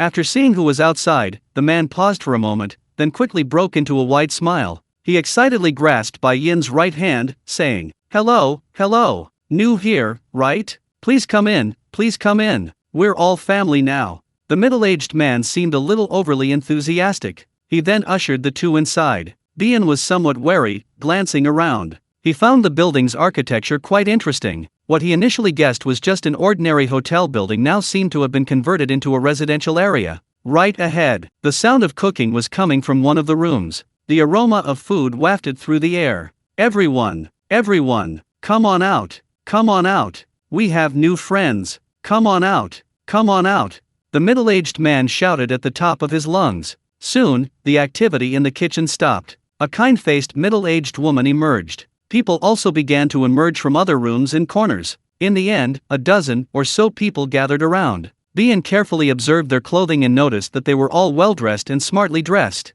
Most were young people, there were no elderly people. They were fundamentally different from the refugees he had imagined in a shelter. Just as he was starting to have doubts, the middle-aged man began to explain vividly. Young man, what's your name? Silver. Good, young man Silver, let me introduce myself. My name is Gold, you can just call me Brother Jin. This place, I set it up. Don't worry, it's very safe. You can stay here with the others. I'll make sure you don't go hungry. Gold said this with an air of pride, like a benevolent bodhisattva. Bai Yin asked, do I need to pay rent, food or something? Oh, you're being too polite. Jinzi waved her hand. We're all in the same boat now, we should help each other while we wait for the government to come and rescue us. Don't worry, you two can just stay here and don't have to worry about anything. Hey, young lady, why don't you introduce yourself? Jinzi glanced at Bai Yu, who who seemed a little flustered, stammering for a while before finally saying, Hello everyone, my name is Baiyu. After the introductions, Jinzi found someone to lead Bai Yin and Baiyu to their lodgings. The person leading the way was a young man, in his early 20s, wearing black-rimmed glasses. He was rather thin, with dyed gray hair. Everyone here called him Bai Mao, white hair. Bai Mao noticed the two following behind him without saying a word. A knowing look spread across his face as he said, Boss Jin is a fool, isn't he? I think so too. But don't take it to heart, he's not a bad person. It's your good fortune that you found us. So, you're really planning to wait for someone else to rescue you? Only a fool would believe that. White hair rolled his eyes, then said, Did you see that fat guy in the crowd just now? The one with the beer belly, weighing around 200 pounds. I remember. That bastard used to be a big boss of some conglomerate. He doesn't have any other skills, but he's a master at conning people. To be honest, waiting for someone from above to rescue him, that naive idea was his creation. Ironically, it's amazing that some fools actually believed it. That fat guy used this to deceive others, saying things like, once all this is over, he'll give everyone a house, after all, he's rich. Pa! A bunch of fools unwilling to face reality. What good is money at a time like this? From Bai Mao's words, it was clear he and the fat man were incompatible. Bai Yin asked, How long have you been here? Well, some have been here longer, some shorter. I've been here for about 3 months. Some others arrived earlier, some later. After all this time, is there enough food? It's all right. Brother Jin is very capable. He often takes his wife out to find food. Anyway, we won't starve. Chapter 50, The Broken Lock. In other words, are you all being supported by that couple? Bien asked. Bai Mao nodded. You could say that, but those with a conscience, like me, will occasionally lend a hand. Because I know very well that this world can't be changed. Since that's the case, I might as well take this opportunity to help, to curry favor with that capable couple. But there are also some idiots, like the group led by Fatty. They just eat, drink, and relieve themselves every day, pure manure-producing machines. In their words, once all this is over, we'll thank that couple properly. Then we'll pay double or even more for their living expenses. Damn it! It's amazing that that stupid couple actually believed that. Bai Mao was somewhat indignant, then glanced at Bien. Sigh. As someone who's been there, I have to warn you. Just in case, you two shouldn't follow that fatso's example. Otherwise, if there's not enough food and they have to kick people out, you'll undoubtedly be the first ones kicked out. Okay. I understand. Thanks for the reminder, brother. It's nothing. I'm happy to have a diligent ally among us. With that, he led the two to an empty room. Who's going to stay in this room? The other room is a bit far from here. You two should discuss sharing it. No, we'll share a room. My sister's afraid of being alone. She's used to me being with her. Oh, I see. Alright then, you two tidy up the room yourselves. White hair finished speaking and left. But as he passed White Silver, he deliberately lowered his voice and said, Spoiling her won't do. His tone was like that of an experienced elder advising a junior. But in Bian's eyes, he was merely a guy with a strong desire to show off. The two pushed open the door and entered. They found the suite wasn't very dirty, just a little dusty, suggesting it had been cleaned recently. But this was strange. In the apocalypse, why would someone diligently clean a room that was never used? Could it be that the couple really ran this floor like a hotel during peacetime? That's why they were so eager to please their guests. Woof woof. They put down the bag and let Heezy out. Heezy jumped out of the bag and immediately ran happily around the large suite like a wild horse. Knock knock knock. Just then, there was a knock at the door. Bien opened the door and saw a portly middle-aged man standing there. He was fat, weighing around 200 pounds. It was the same person Bai Mao had mentioned. What's up? Bai Yin asked. The fat man chuckled and said, Dude, still in the mood for a dog? What's up? Nothing, just wanted to ask if you're selling that dog. Oh, how much are you offering? 100,000. I'll pay right away after this infectious disease is over. Why do you want a dog? Hee hee. The fat man swallowed hard. It's been a long time since I've had dog meat hot pot. If you're willing, we can eat together. Get out. With a bang, the door slammed shut. The sudden door slammed against the fat man's nose, almost bringing tears to his eyes. Damn it. If you're not going to sell, fine, just don't. Why are you getting so angry? The fat man walked away, cursing and covering his nose. Meanwhile, inside the doorway, Baiyu, who was making the bed, couldn't help but ask curiously, What's wrong? Nothing, just that fat guy Bai Mao mentioned earlier. He wants to buy Hazy. Does he like dogs too? Yeah, the familiar kind. Ha! Baiyu was speechless for a moment, then gave a disgusted look. That kind of person is disgusting. While Baiyu was making the bed, Bai Yin was checking every corner of the suite. The bathroom had water, the water supply to this building hadn't been cut off yet. Of course, there was no gas, so he could only take cold showers. The apartment had electricity, mainly due to the rumbling noise from the 15th floor. When Bai Yin and the others went upstairs, they noticed the noise coming from that floor. It was the sound of a generator. Shirogane intended to take a closer look, but the door to that floor was locked with multiple locks.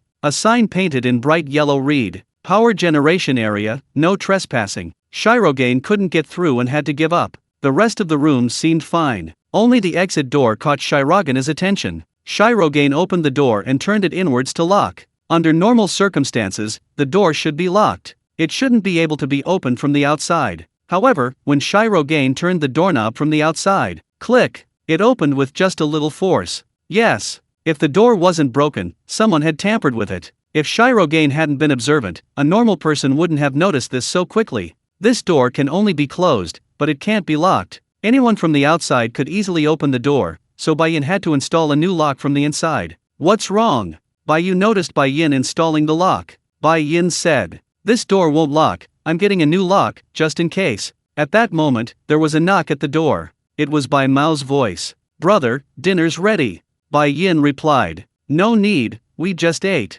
"Oh, okay then." Bai Mao's footsteps faded into the distance. He had only taken a few steps when the door behind him suddenly opened. Bai Mao turned around and saw Bai Yin. "What's up?" "Nothing, just wanted to ask if your room door can be locked?" No. It seems like a lot of the locks on this floor are broken." "Sai, are you installing a lock? Could I have one?" Bai Mao took a lock from Bai Yin and left, fiddling with it in his hand, looking quite pleased. His words only fueled Bai Yin's already suspicious nature, making him even more distrustful of the place. That afternoon, Bai Yin and Bai Yu were tidying up the house. While Bai Yu was taking a shower, knock knock knock, the knocking came again at the door. Bai Yin opened the door to find Jin Ziai's wife, the middle-aged woman in an apron. Everyone here called her Aunt Wang. Aunt Wang carried a tray with 2 large bowls of noodles with minced meat sauce. Bai Yin asked in surprise, "Aunt Wang, what are you doing?" Aunt Wang replied somewhat reproachfully, "I've already said, we're all family from now on. You two are new here, but you can't be so formal. Food is essential for life, you'll get hungry if you skip a meal. What will you do if you starve yourself? Quick, quick, take the plate." "But Aunt Wang, we really have already eaten." Still being so polite? Do you have to treat us like outsiders?" Aunt Wang was a little annoyed. Bai Yin had no choice but to smile wryly and take the tray. Aunt Wang finally smiled, then hummed a little tune and left. No sooner had she left than Bai Yu, having finished showering, came out of the bathroom. "What's wrong?" Bai Yin pointed to the noodles on the table. Aunt Wang brought them. "Then, should we eat them?" Bai Yin shook her head, saying somewhat worriedly, "Let's empty the toilet later." Chapter 51. Two Forces. Knock, knock, knock. It was 1 o'clock in the afternoon when someone knocked on the door. "Who is it?" "It's me, I've come to collect the dishes." It was Aunt Wang's voice. Bai Yin glanced at the 2 empty bowls on the table beside him. Half an hour ago, he had poured both large bowls of noodles down the toilet. Bai Yin deliberately picked up a chopstick and dabbed some of the broth from the bottom of the bowl onto the corner of his mouth. Then he gently rubbed it in. He went to open the door. "Thank you for your help." He had barely opened the door when he turned around and handed the tray and empty bowls to her. Aunt Wang smiled happily when she saw that Bai Yin's lips were still a little oily. "No trouble at all, no trouble at all. Remember to come out for dinner tonight, there's something good to eat. Actually, there's something I want to say about this." Bai Yin hesitated. Aunt Wang noticed his unusual mood and quickly asked, "What's wrong? Tell Aunt Wang." "It's like this, Aunt Wang." Bai Yin glanced at the inner room behind him, looking helpless. "Actually, my sister has severe autism. She's very afraid of interacting with strangers, so she probably can't sit at the table." "Well, what can we do? She can't just not eat, can she?" Aunt Wang was worried, but Bai Yin said, "It's not a big deal, really. If it's really necessary, we can bring her portion back separately." "Well, that's fine." Aunt Wang nodded, then sighed, saying, "Such a good child, how did she get autism? As her brother, you must spend more time with her, don't let her be alone and overthink things." Sigh. "Speaking of which, my son used to be autistic too." "Your son? Is he here too?" "No, not really." Aunt Wang waved her hand with a bitter smile. "He got separated from us right when the infectious disease first appeared. We don't know where he is now, or if he's been saved. We hope the government can find him." Aunt Wang's expression was helpless, and her worry and sorrow didn't seem feigned. As she left, her back looked somewhat forlorn, like a lonely old woman guarding her family's compound, utterly desolate. In the afternoon, or rather, at dusk, Bai Yin volunteered to help in the kitchen. Aunt Wang was washing vegetables in the kitchen at the time, very fresh vegetables. They were planted on the rooftop. That had become the couple's exclusive vegetable garden. The couple took great care of it. It was also their only source of vegetables. Bai Yin went to the kitchen just as it was starting to open. Besides Jinzi and Aunt Wang, Bai Mao was also helping in the kitchen. White Hair was naturally delighted that Silver was willing to help. It was a joy born of having someone on the same side. Within the survivor circle of the 20th floor, excluding Gold and Aunt Wang, the remaining survivors were roughly divided into two camps. First, there were the optimists on Fatty's side, who believed the zombie outbreak was merely a contagious disease. They thought that if they just kept waiting, government rescue would eventually arrive. Second, there were the pessimists on White Hair's side, who believed the world was doomed and chose to live cautiously in the present. Most of the former had arrived earlier and had been cared for by Aunt Wang and Gold since then. Some survivors hadn't suffered much after the zombie outbreak and still harbored a naive hope. The latter, however, were mostly recent arrivals who had already endured considerable hardship in the apocalypse and were naturally less optimistic. Ironically, the majority of survivors had clearly suffered. Yet, most chose the camp led by Fatty. As a result, out of a dozen or so survivors, White Hair's camp only had 2 members. Of course, including Silver, there are now 3. Why? Are those who had suffered really that optimistic? The answer is, of course, no.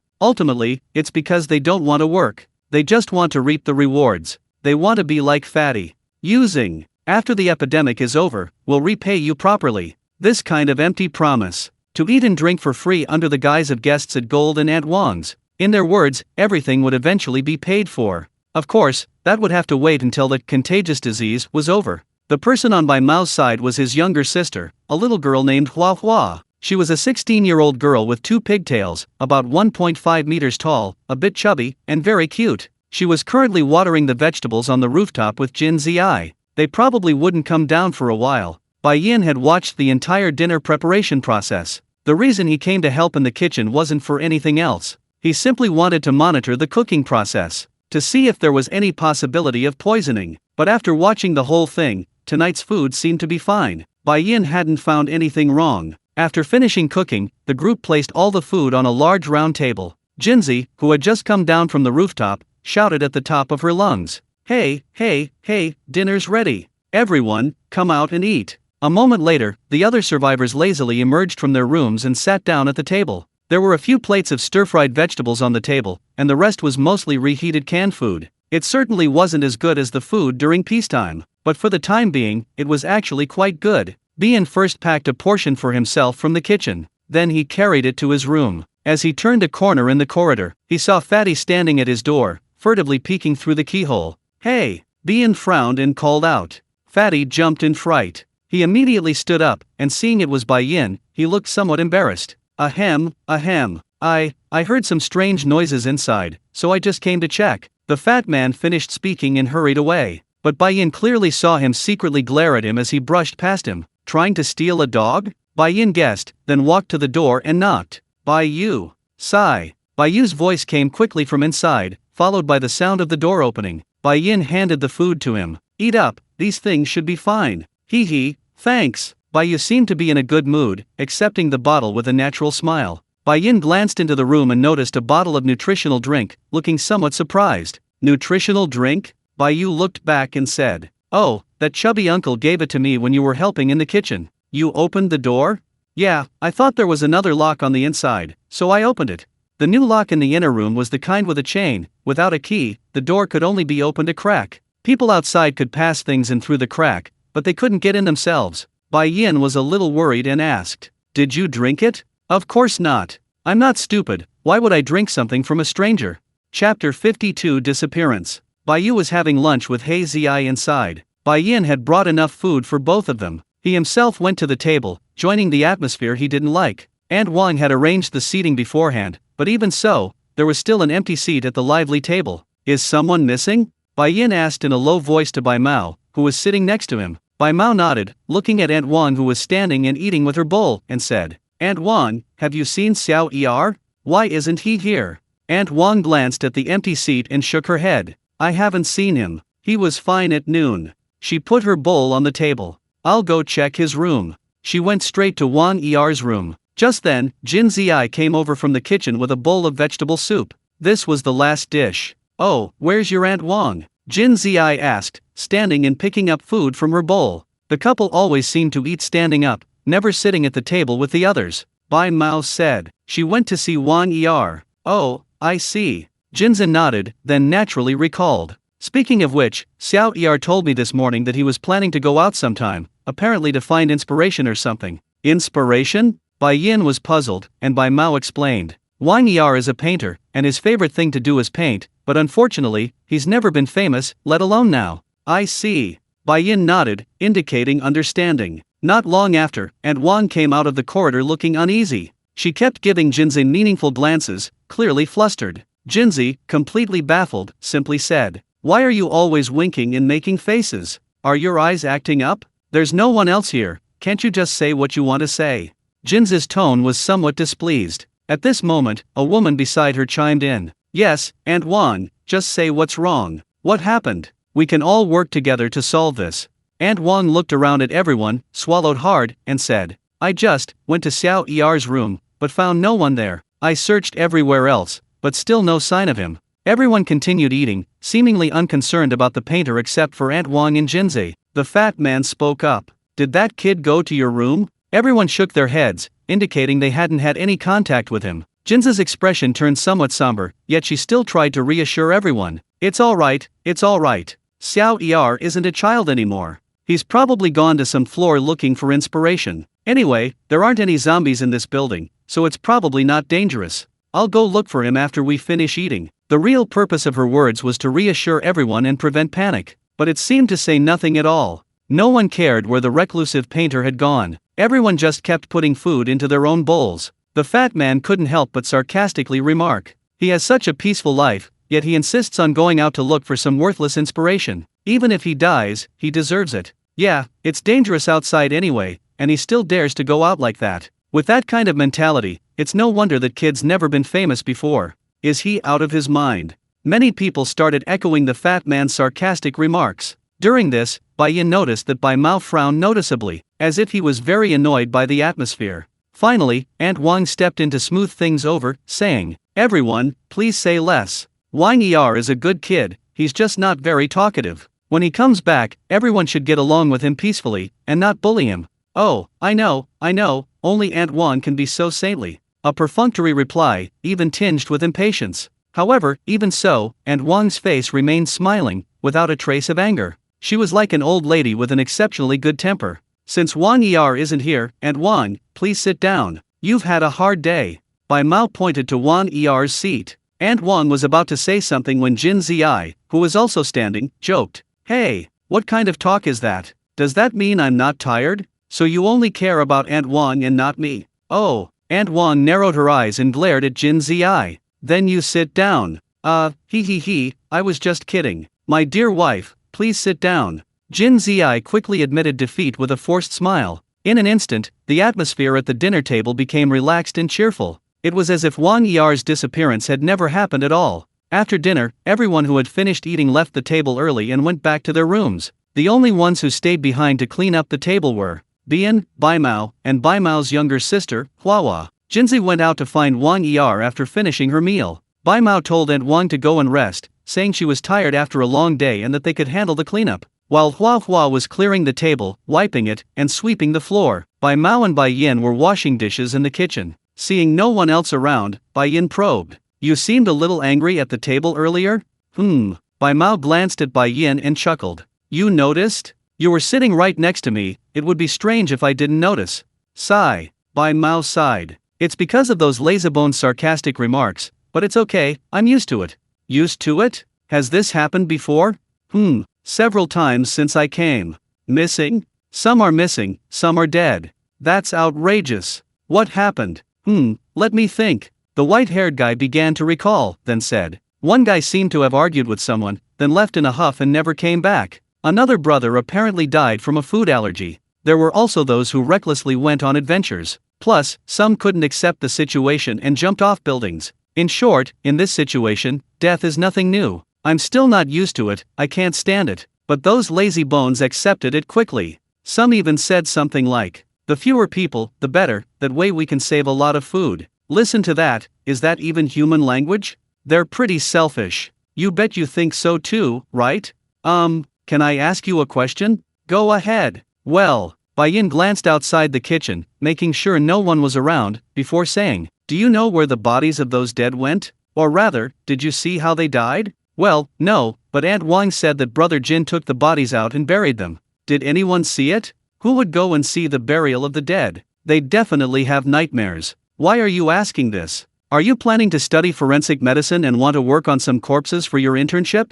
Nothing, just asking. Chapter 53 Trap. The suite only had one bed, so Bai-yin slept on the sofa. Since Bai-yu was afraid to sleep alone, Bai-yin moved the sofa next to Bai-yu's bed so they could sleep side by side. Once the sofa and bed were in place, Bai-yu suddenly realized, why don't you just sleep in the bed with me? Bai-yin retorted righteously, men and women shouldn't touch each other. You're old enough to be mindful of these things. But I'm only 12. That kind of thing is too early. Precocious brat. You think that's too early, but bad people won't think you're too young. Have you forgotten that bald, perverted guy at the shelter? No. How could I forget? Bai-yu lay down on the bed, covered herself with the blanket, but unconsciously shifted her body closer to the sofa. Then she turned to her side, looking at Bai-yin lying on the sofa reading a book. He. She just kept giggling like an idiot. What's gotten into you again? Nothing at all. Bai-yu drawled, then said, I just realized you're quite handsome. You're so young and already doing bad things. Girls your age should be watching shows like Dancing with the Stars. That show hasn't been on TV in ages, has it? I only watch Balala the Fairies now. Oh woo. At that moment, Hazy Eye, lying next to Bai-yin, suddenly whimpered. His voice sounded aggrieved, as if he was having a nightmare. Bai-yin quickly patted his head, trying to soothe him. After patting him for nearly 10 seconds, Hazy Eye finally calmed down. He continued to sleep soundly. You're so good to Hazy Eye. Bai-yu exclaimed, as if in admiration. What else? He's my only family. And what about me? You. Bai-yin glanced at Bai-yu. Just a little brat you can't help but worry about.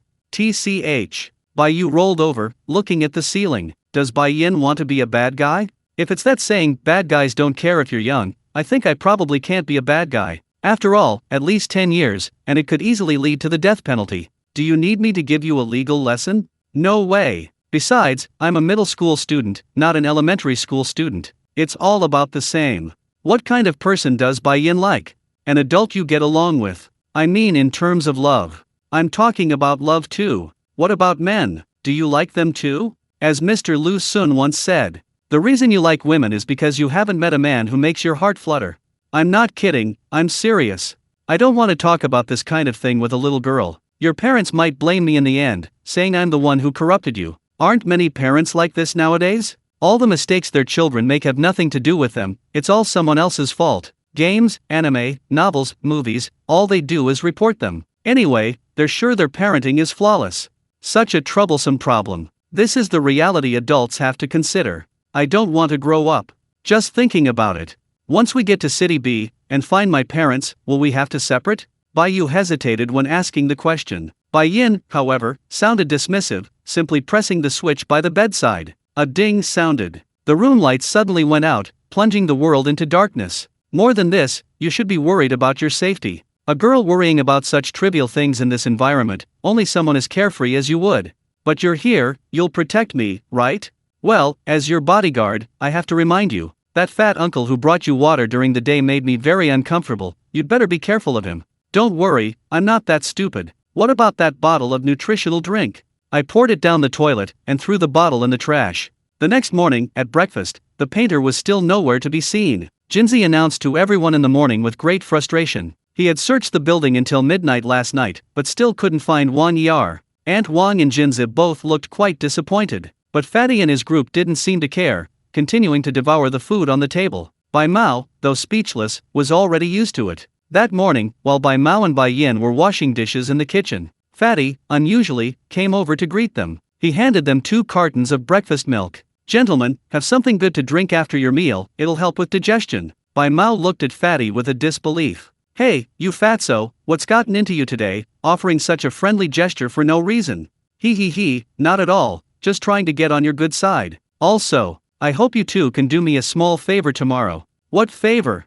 Whitehair frowned, while Fatty flashed a fawning smile. Hee hee, I can't say now, I'll bring it up tomorrow. You two might as well accept this small token of my appreciation. If you're unwilling to help tomorrow, consider this milk on me. Humph, look at you, so stingy. Following the basic principle of taking advantage of a bargain, Whitehair snatched both milks at once. The two milks were different, one peanut milk and one cow's milk. Whitehair asked White Silver, "Brother, which one do you want?"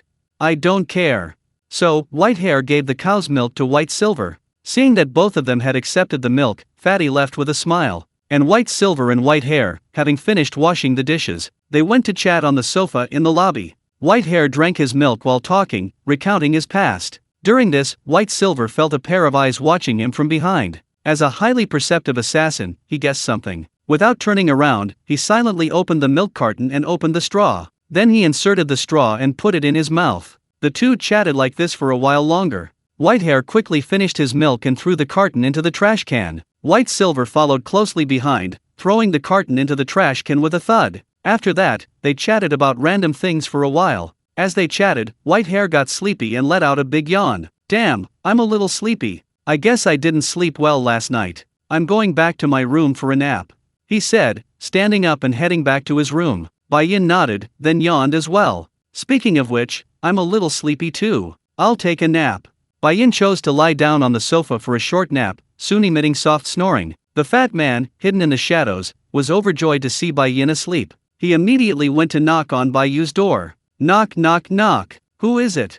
Bai-yu's voice came from inside. The fat man cleared his throat, imitating Jin's voice, and said urgently, "It's me, your brother's in trouble." He cut his hand in the kitchen. "Ah!" Bai-yu inside immediately panicked and hurriedly opened the door. But before she could even react, the fat man threw a wet towel over her, covering her mouth and nose. Bai-yu initially tried to resist, but quickly her body went limp, and she couldn't even make a sound. But she remained conscious. She watched helplessly as the fat man, a lewd grin on his face, picked her up and closed the door. Then, carrying her, he walked towards the bed. Chapter 54 The Chase. The fat man hadn't been with a woman in a long time. This was undoubtedly a novelty in his past life. Before the zombie outbreak, he was rich and powerful. Beautiful women readily threw themselves at him. However, since the apocalypse, everything had changed. His past wealth and connections were useless in the new era. And without resources or good looks, naturally, no more women would throw themselves at him. The women on the 20th floor weren't uncommon, but most were already taken. Even those who remained were mostly past their prime, ordinary women. These were beneath the fat man, who used to be surrounded by beautiful women. Even those he found attractive were usually shrewish and materialistic. He'd probably drug her today and she'd be yelling and trying to kill him tomorrow. In short, it was too risky. In this situation, Fatty could only target someone who would never confess even if he did that to her. Whitehair's sister, Flower, seemed like a good option. Unfortunately, her brother was not someone to mess with. Besides, Flower seemed to tell her brother everything, which could easily expose her. This wasn't a good idea, so Fatty had to give up on that. And the only remaining target seemed to be the newcomer, Bai-yu. The reason why the fat man made Bai-yu his target. Ultimately, it was because he overheard Aunt Wang mentioning that the child had autism. In Fatty's mind, autism was a personality trait characterized by being afraid to ask others for help. In other words, even if you've done that to the other person, as long as you use coercion or inducement, a child with autism would definitely not dare to tell anyone what happened to them. Even their older brother might not tell. The fat man, driven by lust, devised a detailed plan to achieve his goal. In fact, he had drugged the 2 cartons of milk he gave Bian and Baimao that morning. When he saw Bian asleep on the sofa, the fat man knew his chance had come. He had a strange fetish, he enjoyed forcing women. He loved seeing the resistance and despair in a woman's eyes. Therefore, the drug sprayed in the towel was actually the kind that made a woman completely powerless, unable to cry for help. But her consciousness remained intact. The fat man enjoyed seeing the desperate expressions on a woman's face as he tormented her. It gave him a great sense of accomplishment. After placing the terrified but speechless Bio on the bed, the fat man quickly stripped off his clothes, just as he was left only in his underwear. Woof woof. Heezy, who was sleeping in the inner room, smelled the stranger's scent. He rushed out alertly, ears perked up. The fat man's heart skipped a beat. He realized he'd forgotten about the dog. In an instant, anger surged within him, and malice took hold. In the blink of an eye, he was ready to stomp the dog to death. Bang! Just then, the door was kicked open. The kick was powerful enough to shatter all the locks. The fat man jumped in fright. He turned around in terror. He saw Bai Yin standing in the doorway, his face grim. Woof woof. Upon seeing Shirogane, he rushed over and then hid behind him, barking incessantly at the fat man. Shirogane glanced at the situation inside the house, slowly approaching, and casually grabbed a stool nearby. He didn't use an axe because he didn't have it on him at the moment. I thought you just wanted to steal a dog, turns out you had other plans. With that, he grabbed the stool and smashed it down. Ah! The fat man screamed, and as the stool shattered into pieces, his head instantly became a bloody mess. While the fat man was still dizzy from the blow, Shirogane then struck him hard again with the stool leg. The next moment, before the fat man could escape, he drew a dagger hidden inside his clothes. The blade flashed coldly as it was drawn. The cold glint of light sent a shiver down the fat man's spine. The fear of impending death actually brought him back to his senses in the blink of an eye. Then, he unleashed his full potential. He rolled away, dodging Bai Yin's attack. He scrambled to his feet and began running around the room with Bai Yin, circling the bed. A classic case of circling a pillar. Bai Yin wasn't about to let him off easily and gave chase. But the fat man, driven by his desperate will to survive, wasn't slow either. He was being pursued by Bai Yin while screaming, "Help! Murder! Murder!" His voice was hoarse. He was terrified no one would know what was happening. Indeed, to survive, the fat man had no choice but to scream. Bai Yin's kicking down the door had been quite loud.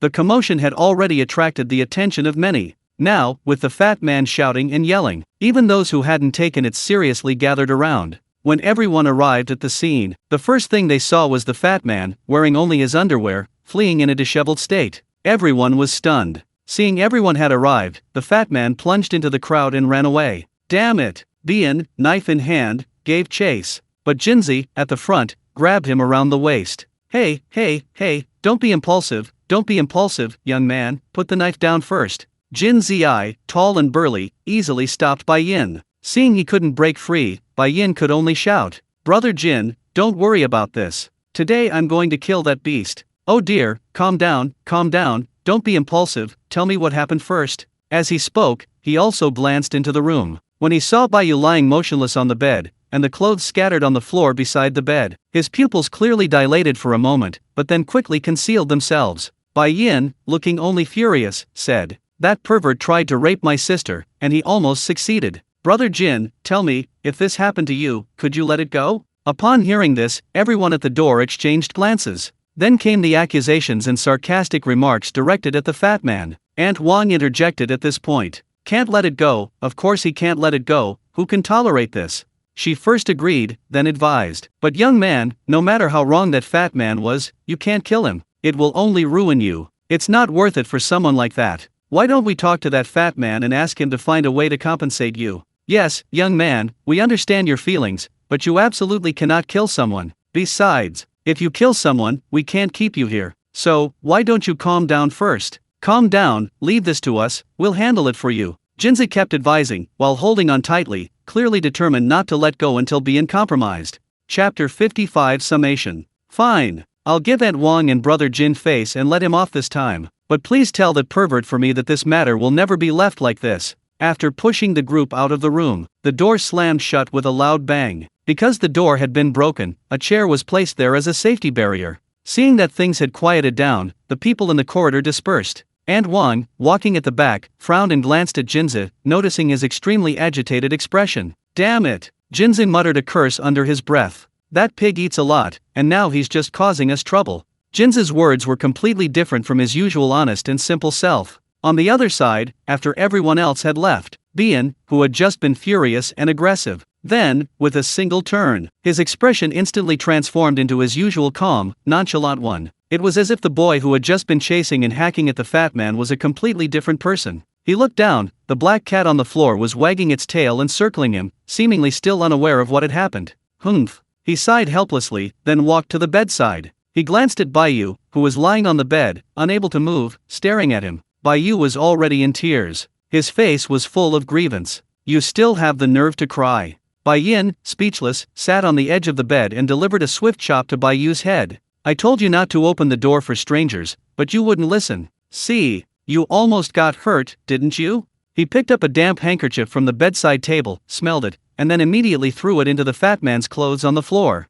"It's just a new kind of sleeping potion, she'll be fine after lying down for a while." He got up, pulled up a stool, and sat on the edge of the bed, leisurely reading a book. During this time, he didn't even glance at Baiyu, who looked aggrieved on the bed. He simply left her to her own devices. About half an hour later, the effects of the sleeping potion gradually wore off. Baiyu on the bed could move more easily and make some sounds. "I'm sorry." Her first words were an apology. Her voice was very weak. Bang! Baiyin slammed the book shut instantly. All that could be seen was Baiyu sitting on the bed, legs together, curled up in a ball, her face buried in her knees. "Tell me, what happened?" I heard a voice that sounded like Brother Jin's," he said. "He said you cut your hand in the kitchen." "So you panicked? And stupidly opened the door?" Yeah, you're incredibly stupid. I'm sorry." Her voice grew increasingly aggrieved, clearly tinged with a sob. What could Baiyin say? This brat opened the door impulsively because she was worried about her. Luckily, she had only pretended to drink milk on the sofa, she hadn't actually taken a sip from the straw. Otherwise, she would have fallen into that fat man's trap. Wah! Still shaken, Baiyu began to sob softly. Baiyin, however, wore a look of schadenfreude. "How long do you think she can cry if no one pays attention to her?" "I think at most half an hour, after all, she'll be tired and her tears will dry. Besides, kids look especially ugly when they cry, and they might even get a runny nose or something." "Sai, do you want me to get you a mirror?" The other person's crying stopped abruptly. She just looked up with a pitiful expression, staring at Baiyin with her big, watery eyes filled with tears. "You really have the nerve to glare at me? It's you who's always causing me trouble." I didn't glare at you." Baiyu turned her face away, her voice slightly reproachful. As a result, Baiyin slapped her on the back of the head. "Ouch!" Baiyu cried out in pain, then clutched the back of his head, looking at Baiyin with a pitiful expression. "What are you doing? I'm teaching you a lesson, see if you dare to play the victim again next time." But I was just worried about you, that's why I accidentally hurt you." So you don't regret it?" "How could I not regret it? But he said you cut your hand." "I was just a little worried about you." "Don't even mention cutting your hand. Next time, even if someone says I'm dead, and comes to you with my arm and my head, you're not allowed to open the door. Even Zi is better at protecting himself than you are in this regard. Are you trying to tell me you're not even as good as a dog?" I know, I was wrong." Baiyu silently lowered his head, his voice weak and low. Knock, knock, knock. Just then, there was a knock on the door. Because the lock was broken, and Wang knocked only twice before the door opened a crack. She gently pushed it open, and a head peeked in, smiling apologetically. Well, Xiao Bai, can we talk?" Bai Yin went out into the hallway. Aunt Wang smiled awkwardly. "I was going to tell you that the drug that immobilized your sister wasn't a big deal, she just needed some rest. But now it seems like it wasn't necessary." "Fatty told you, right? Where is he?" "He went back to his room. Jinzi and I talked to him. Now there's a solution, it just depends on whether you're willing to accept it. Is he planning to get a tubal ligation or seppuku?" "Sai, how could you think like that?" Aunt Wang advised. "Brother Bai, this is a society governed by law. Although the infectious disease has thrown the world into chaos, things will eventually return to normal, won't they? So vigilante justice is definitely not an option, really, it's wrong. You might as well just admit you took his money to plead for him." Bai Yin's words began to carry a veil of sarcasm. Aunt Wang opened her mouth, then sighed. "If that's how you see it, I can't say much more. But I still think you should listen to his solution." "Money? Yes, 10 million. Aunt Wang held up one finger, like a professional salesperson promoting a product. "That's 10 million, child. Fatty said that if you're willing, this matter can be dropped. Once the infectious disease is over, he'll give you 10 million. Child, listen to your aunt's advice. What can't you do with 10 million? Wouldn't it be nice to take your sister on a world tour to relax later? Besides, your sister isn't, well, you know. Listen to your aunt, just accept it. After the infectious disease is over, you siblings still have to live, don't you? Even if not for you, you have to think about your sister's life." In short, Aunt Wang rattled off a whole bunch of things. She even said that she and her husband had something on Fatty, so they weren't afraid he'd renege on his debts later. So, Bai Yin finally put on a conciliatory look and said, "Alright then, for your and brother Jin's sake, let's just let it go for now. But I'm warning you, if he dares to do it again, I'll kill him." Seeing Bai Yin finally compromise, Aunt Wang's face immediately showed a relieved expression. Chapter 56 Performance. Did Bian just let Fatty go like that? How could he? What was he after? For the 10 million? Or for the contagious disease to disappear? Anyone with a brain knows this world can never go back to what it was before. Even if it did, the tables would be turned. Bian just didn't want to disrupt the balance before the mission was complete. After all, he had to stay here, so he had to give Aunt Wang Jinzi face. As for Fatty's life or death? After the mission was complete, Bian had plenty of ways to deal with him. After that, the 20th floor gradually returned to calm. Aside from avoiding Bien, Fatty didn't change much. Bai Mao only heard about this later. He had drunk milk laced with a sedative and fallen into a deep sleep. After learning the whole story from others, he cursed the fat man for a long time. Ironically, less than a few days later, it was as if nothing had happened. The fat man's social circle remained unchanged. Bien even overheard a man talking to the fat man. He said the fat man was too careless. If that man had acted personally, he would have definitely succeeded. Truly birds of a feather.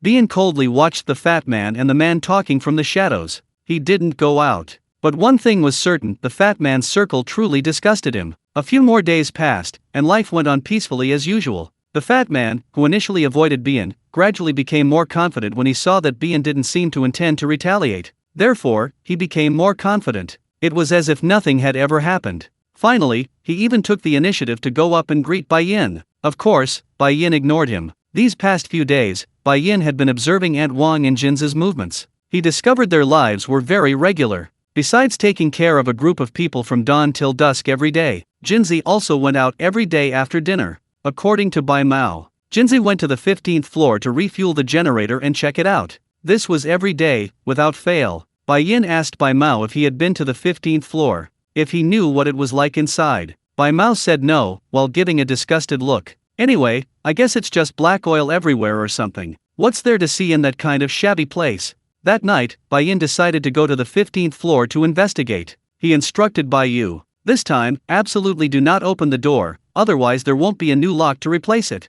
From now on, he set off at 2:30 a.m. The 20th floor was eerily quiet at night, but as Bai Yin entered the lobby, he sensed something was amiss. He felt something was watching him from the doorway. A chill ran down his spine, and he quickly took emergency measures. He fumbled for the light switch in the corner of the wall. With a ding, the lobby instantly became as bright as day. Bai Yin immediately saw Aunt Wang sitting on the sofa by the door. She was sitting with her eyes tightly closed. She looked as if she had accidentally fallen asleep on the sofa. Ouch! Bai Yin looked as if he had seen a ghost. He was startled. Aunt Wang, as if awakened by his shout, opened her eyes sleepily. Bai Yin quickly went over. Aunt Wang, you startled me. Why are you sleeping here? Xiao Bai, what are you doing here? Aunt Wang yawned and rubbed her eyes. Well, Bai Yu was hungry, so she came to the kitchen to find something to eat. But you, why are you sleeping here? Without even turning on the light, you almost scared me to death. Hee, sorry, I was just trying to save electricity. Aunt Wang chuckled, her face full of kindness and humility, and then explained. Well, the generator on the 15th floor is having some problems, and Jinza said he'd go fix it. I thought he'd be back soon, so I waited for him here, but he still hasn't returned. Sigh, what time is it? Almost 3 o'clock, I guess. You're really something. I didn't realize you two, even after being married for so long, still have such a good relationship. Bai Yin grinned mischievously, making Aunt Wang blush. He then changed the subject. By the way, Aunt Wang, I know a little about how generators work. Why don't I go help Brother Jin? He's not back yet, he must be having some technical difficulties. Oh, no need. Aunt Wang's expression showed a fleeting panic, but she quickly masked it. Jin is very stubborn and has a strong sense of pride. If you help him, he'll think you're looking down on him. Just leave him alone. Oh, right, isn't Bai Yu hungry? Perfect, come help me in the kitchen. I'm hungry too, let's make some late-night snacks. In short, she pushed Bai Yin into the kitchen. Bai Yin knew his plan for tonight had failed, so he simply gave up and accepted the situation. After busying himself in the kitchen for a while, he carried 2 bowls of noodles to his room. Knock. A gentle knock came at the door, followed by a long pause before Bai Yu's deep voice came from inside. Password. Hey Zi is a dog. Password correct. Bai Yu opened the door a crack and saw that it was indeed Bai Yin outside. She then unlocked the door and opened it. Just as she was about to ask why he was back so quickly, she saw Bai Yin carrying 2 bowls of noodles and asked with some surprise. This is. Aunt Wang made this for us as a late-night snack. Are you hungry? You could have just said the operation failed. Bai Yu was speechless. This was different from what Bai Yin had planned. Bai Yu just felt that something was off about this place, especially after Bai Yin mentioned that there might be a problem on the 15th floor and that some people were missing. She started to follow Bai Yin's line of thought. Of course, she didn't know anything about the system, since Bai Yin hadn't mentioned it to anyone. She simply approved of all of Bian's actions and subconsciously offered her full support. The operation failed, but some useful intelligence was still gathered. That night, lying in bed, Bian carefully recalled the scene that had just occurred. Just now, he clearly felt someone watching him in the darkness. and that person could only be Aunt Wang. But when he turned on the light, she appeared to be asleep on the sofa? Clearly, that was an act. Just like Bai Yin back then, their acting skills were equally matched. Bai Yin guessed. Aunt Wang was probably deliberately keeping watch by the sofa to prevent anyone from going to the 15th floor at night. She must be hiding something. There must be something wrong on the 15th floor at night. Bai Yin decided to go to the 15th floor again at another time, even if it was during the day. But speaking of which, that couple really worked hard. They worked from dawn till dusk every day to support such a bunch of useless people. What were they getting out of it? Could it really be the empty promise Fatty mentioned? Bai Yin didn't think so. He was just wondering, what if that couple kept working like this and ruined their health? Bai Yin was just thinking casually. However, not long after, fate really did play such a joke on him. Chapter 57 Arrogance. Boom! It was probably the next day of a severe downpour. The rain started suddenly at 5 in the morning. No one was awake yet. Crash! There was a sound like something being blown off the roof. This startled Aunt Wang, who had just been woken by the thunder. Listening more closely. Crash! Sure enough, the corrugated iron sheet of the roof had been blown off. This was a disaster for the vegetables and plants underneath. Jinzi, Jinzi! Aunt Wang quickly turned on the lights, got dressed, and got out of bed, slapping Jinzi twice in the process. Jinzi groggily opened her eyes, her face burning with pain, and said with some annoyance, "What's going on? Wake up! It's pouring rain. The wind blew the tin roof off our roof away. Damn it!" Jinzi instantly woke up, quickly got up, threw on her coat, and went up to the roof with Aunt Wang. Upon reaching the roof, they found the tin roof scattered everywhere. Not only that, but the plant grow lights and their wiring were also blown haphazardly, crashing into the vegetable garden. The couple braved the heavy rain to quickly salvage the situation. After finally fixing the basic problems and clearing the roof's drain, it was already 8 in the morning. The couple looked at the rain-soaked vegetable garden with a sense of helplessness. But it was too late now. They could only wait for the rain to stop and then reinforce it again. The fat man woke up earlier than usual today. The reason was that he was woken up by the urge to urinate. After urinating, he went to the living room as usual, but found that the round table, which should have been full of food, was completely empty. By this time, several people had already woken up. They were sitting idly chatting on the sofa. The fat man asked them, "Where's the food?" A young woman replied, somewhat annoyed, "How should I know? Maybe they overslept?" Overslept? The fat man frowned and went straight to the kitchen. Sure enough, there was nothing there, and no sign of a fire. Damn it! He grumbled as he emerged from the kitchen, complaining, "I paid such a high price, and now I can't even get a meal. This couple is really something." A man chimed in, "That's true, I paid too. But keep your voice down, it's not good if they hear you. What's wrong with it?"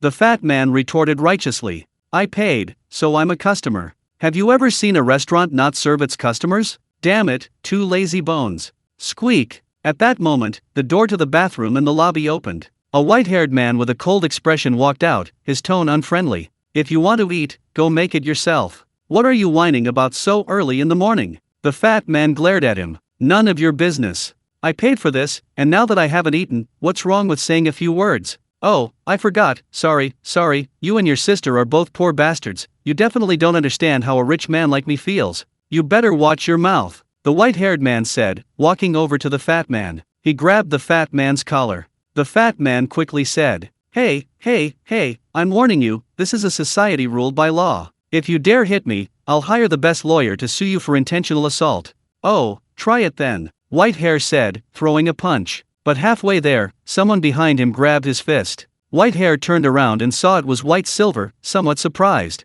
"Brother, let go. I'm going to teach this pig a lesson today." White Hair was very annoyed, but White Silver simply said, "Don't do that, you're just making things difficult for Aunt Wang and the others."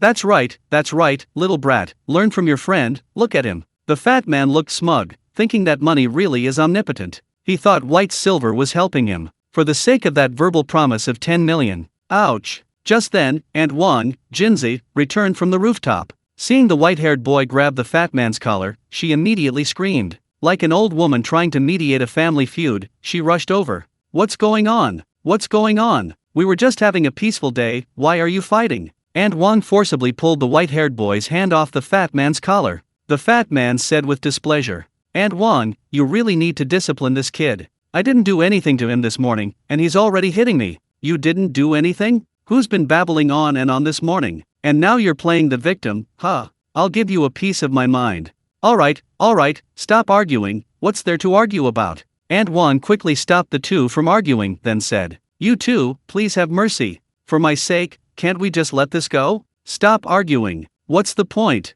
It's fate that we're all together. Didn't we agree to get along like family?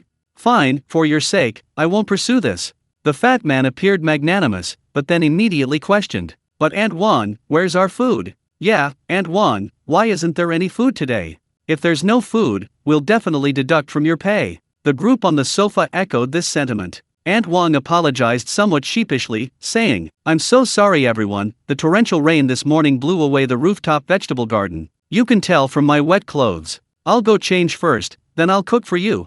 Hurry up, we're starving." The people urged, as if it were all their due. Aunt Wang just kept smiling obsequiously, as if she owed them something. The fat man decided it was time to give Aunt Wang a good talking to, just like he used to manage his subordinates. So he said, "While I understand Aunt Wang's hard work, rules are rules. We agreed that I would pay, and you would provide food and lodging. Since I didn't have breakfast today, it should be deducted from the money I give you. Fine, I won't deduct too much, 10,000. Hopefully, this will only happen once." This. Aunt Wang looked troubled, but the fat man, like a leader, turned and walked away with an air of nonchalance. "Hurry up and cook, Aunt Wang, or we'll get our pay docked too." A man teased her in a joking tone. Aunt Wang could only force a smile and say, "Okay, right away, right away." She first went back to her room to change into a new outfit, then dragged her tired body to the kitchen. Bai Mao couldn't bear to watch, so she went to help. Bai Yin thought for a moment, then also went to the kitchen to busy herself. Bai Mao felt a little wronged, so she muttered about what Fatty had said about Aunt Wang and Jinza that morning. She acted like a child tattling to her parents. Aunt Wang could only smile wryly, somewhat helplessly. Chapter 58. Aunt Wang is sick. "Thank you for helping me, but by Zi, you absolutely mustn't have laid a hand on him. You know Fatty's a rich man, you've offended him now. What if he retaliates after the epidemic is over? We're all poor, downtrodden people, we should value harmony. We can only stay far away from people like that. We're only living together because we had no other choice, aren't we?"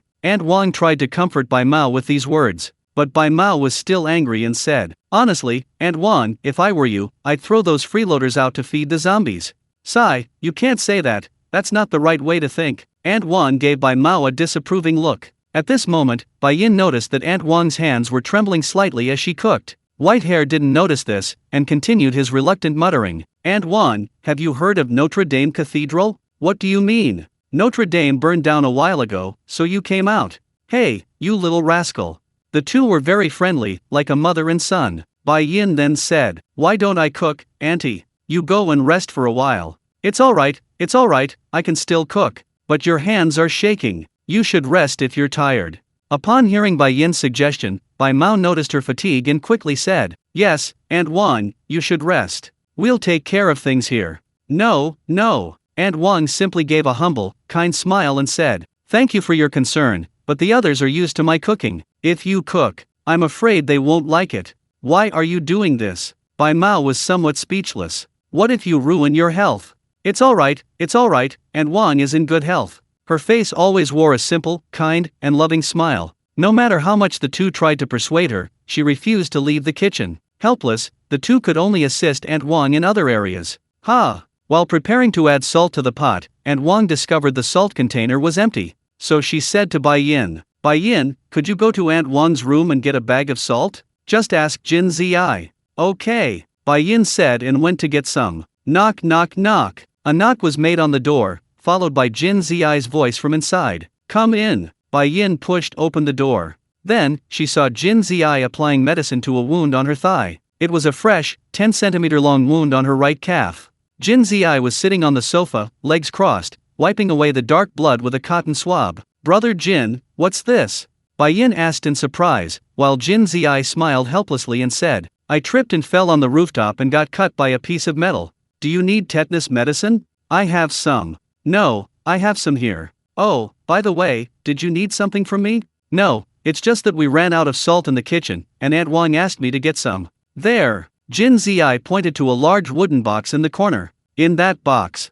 Bai Yin walked over, opened the box, and found it filled with a large amount of seasonings. He took out a packet of salt and closed the box. He intended to leave, but as he passed the desk on the balcony, a photograph on it caught his eye. It showed a family of 5, Jinzi and Aunt Wang. Standing in the center were 2 children, one of whom was a boy. He looked about 8 or 9 years old and resembled Jinzi and Aunt Wang somewhat. He must be their child. The other child, a girl of the same age, and the remaining man, were people Bai Yin had met recently. Yes, those two were none other than Anz and his daughter, Ya. Of course, Ya in the photo wasn't yet a grayskin zombie. What's wrong? Jinzi noticed Bai Yin staring at the photo for a long time, and felt something was off. Bai Yin pointed to the photo and asked, "May I ask something? What's the relationship between the other man and the little girl in this photo and Brother Jin?" "My brother, and his daughter, my niece." "Why?" "Oh, nothing. I just happened to see them a while ago." "You saw them?" Jin Zi was clearly surprised, giving him a look that said, "Are you kidding me?" Bai Yin just smiled slightly and said, "The man's name is Nzi, and his daughter's name is Ya, right?" Upon hearing this, Jin Zi had no choice but to believe him. Bai Yin saw the complexity in Jin Zi's eyes for a moment. After hesitating for a while, he asked, "Are they doing well?" "They're doing fine. They go hunting and cooking from time to time. Life is all right." "And what about Ya?" Jin Zi hesitated when he asked this question. Bai Yin noticed that he secretly put his hand behind his back as if preparing to take something out. Bai Yin tried to remain calm as he said, "That child is recovering quite well. Although the illness was a bit, well, it's definitely improving." You might not believe it, so I won't go into details."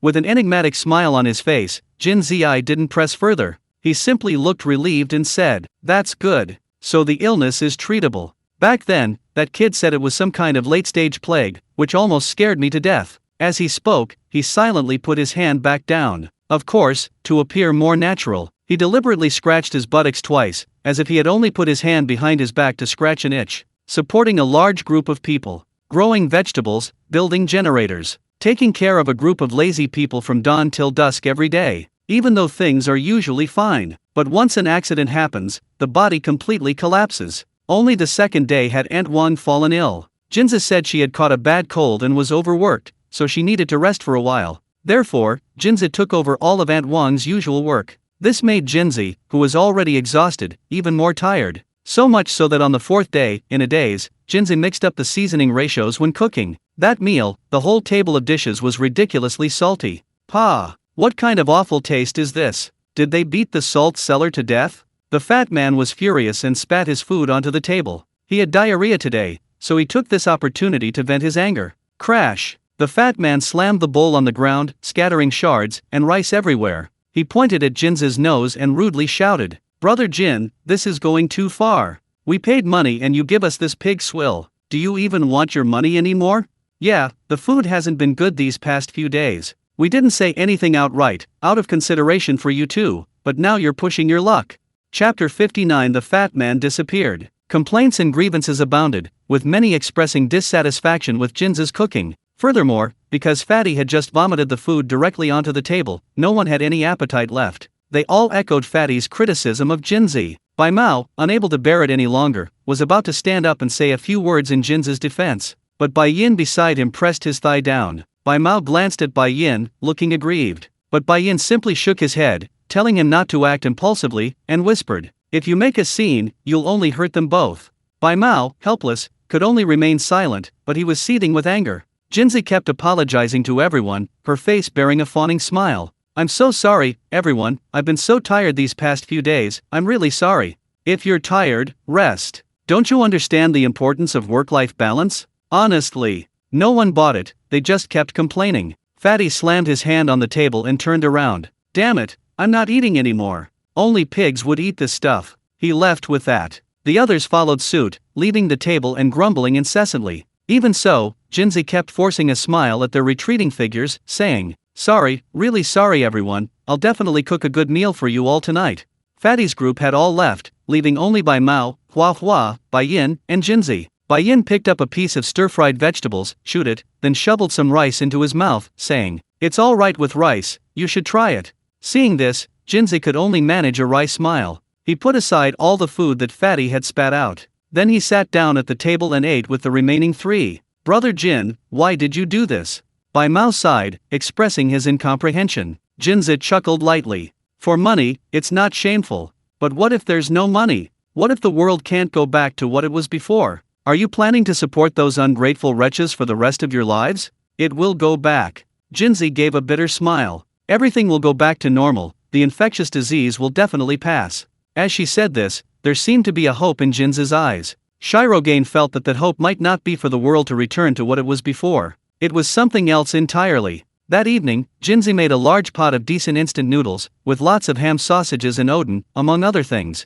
The dinner tasted alright, so this time no one complained much. That's right, that's how it has to taste. The fat man, like a gourmet connoisseur, appraised tonight's food. He gave Jinzi, who was nervously waiting at the table, a thumbs up and said, "Good, that's how it should be. As long as you work hard, I'll definitely give you a raise once the epidemic is over." He spoke like a superior boss. Jinzi breathed a sigh of relief and then smiled obsequiously. "Thank you, boss." Although she spoke politely, the moment she turned and walked towards the kitchen, her usual honest and simple demeanor vanished. Instead, a gloomy and displeased face appeared. The next morning, everyone noticed that Fatty was missing. At first, no one paid much attention, assuming he was just sleeping in. But by lunchtime, Fatty still hadn't returned, which seemed strange. Jinzi said, "Hey, why isn't Fatty here for lunch? Can anyone go look for him in his room?" "I'll go." Whitehair took the lead, searching Fatty's room, but found nothing. When he returned and told everyone the news, Jinzi, sensing something was amiss, quickly asked, "Has anyone seen Fatty today?"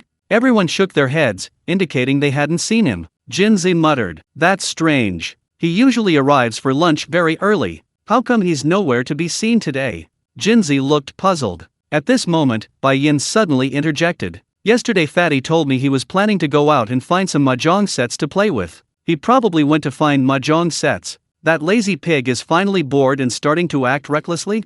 Bai Mao looked disdainful. The others had an icy expression, showing no doubt about Bai Yin's words. Only Jin Ziyi looked at Bai Yin with some surprise, seemingly not expecting him to speak at this moment. So he was understandably a little surprised. Bai Yin noticed Jin Ziyi's gaze, simply stepped forward to meet his eyes, and gave him a friendly smile. Seeing this, Jin Ziyi could only smile back, although his smile was very unnatural. "So, did Fatty really go out to play mahjong?" The answer is, of course, no. That reason was just something Bai Yin made up on the spot, his purpose being to get someone out of a predicament. Bai Yin had his own guesses and calculations. If he was right, Fatty probably wouldn't be coming back. That night, Bai Yin made his move again. After hearing the lobby door slam open in the middle of the night, he followed it in the dark. During the time Aunt Wang was sick, Jin's time to go to the 15th floor to refuel was changed from after dinner to midnight. The reason was that Aunt Wang wasn't there, and he had too many things to do each day. By the time he finished everything, it was almost midnight.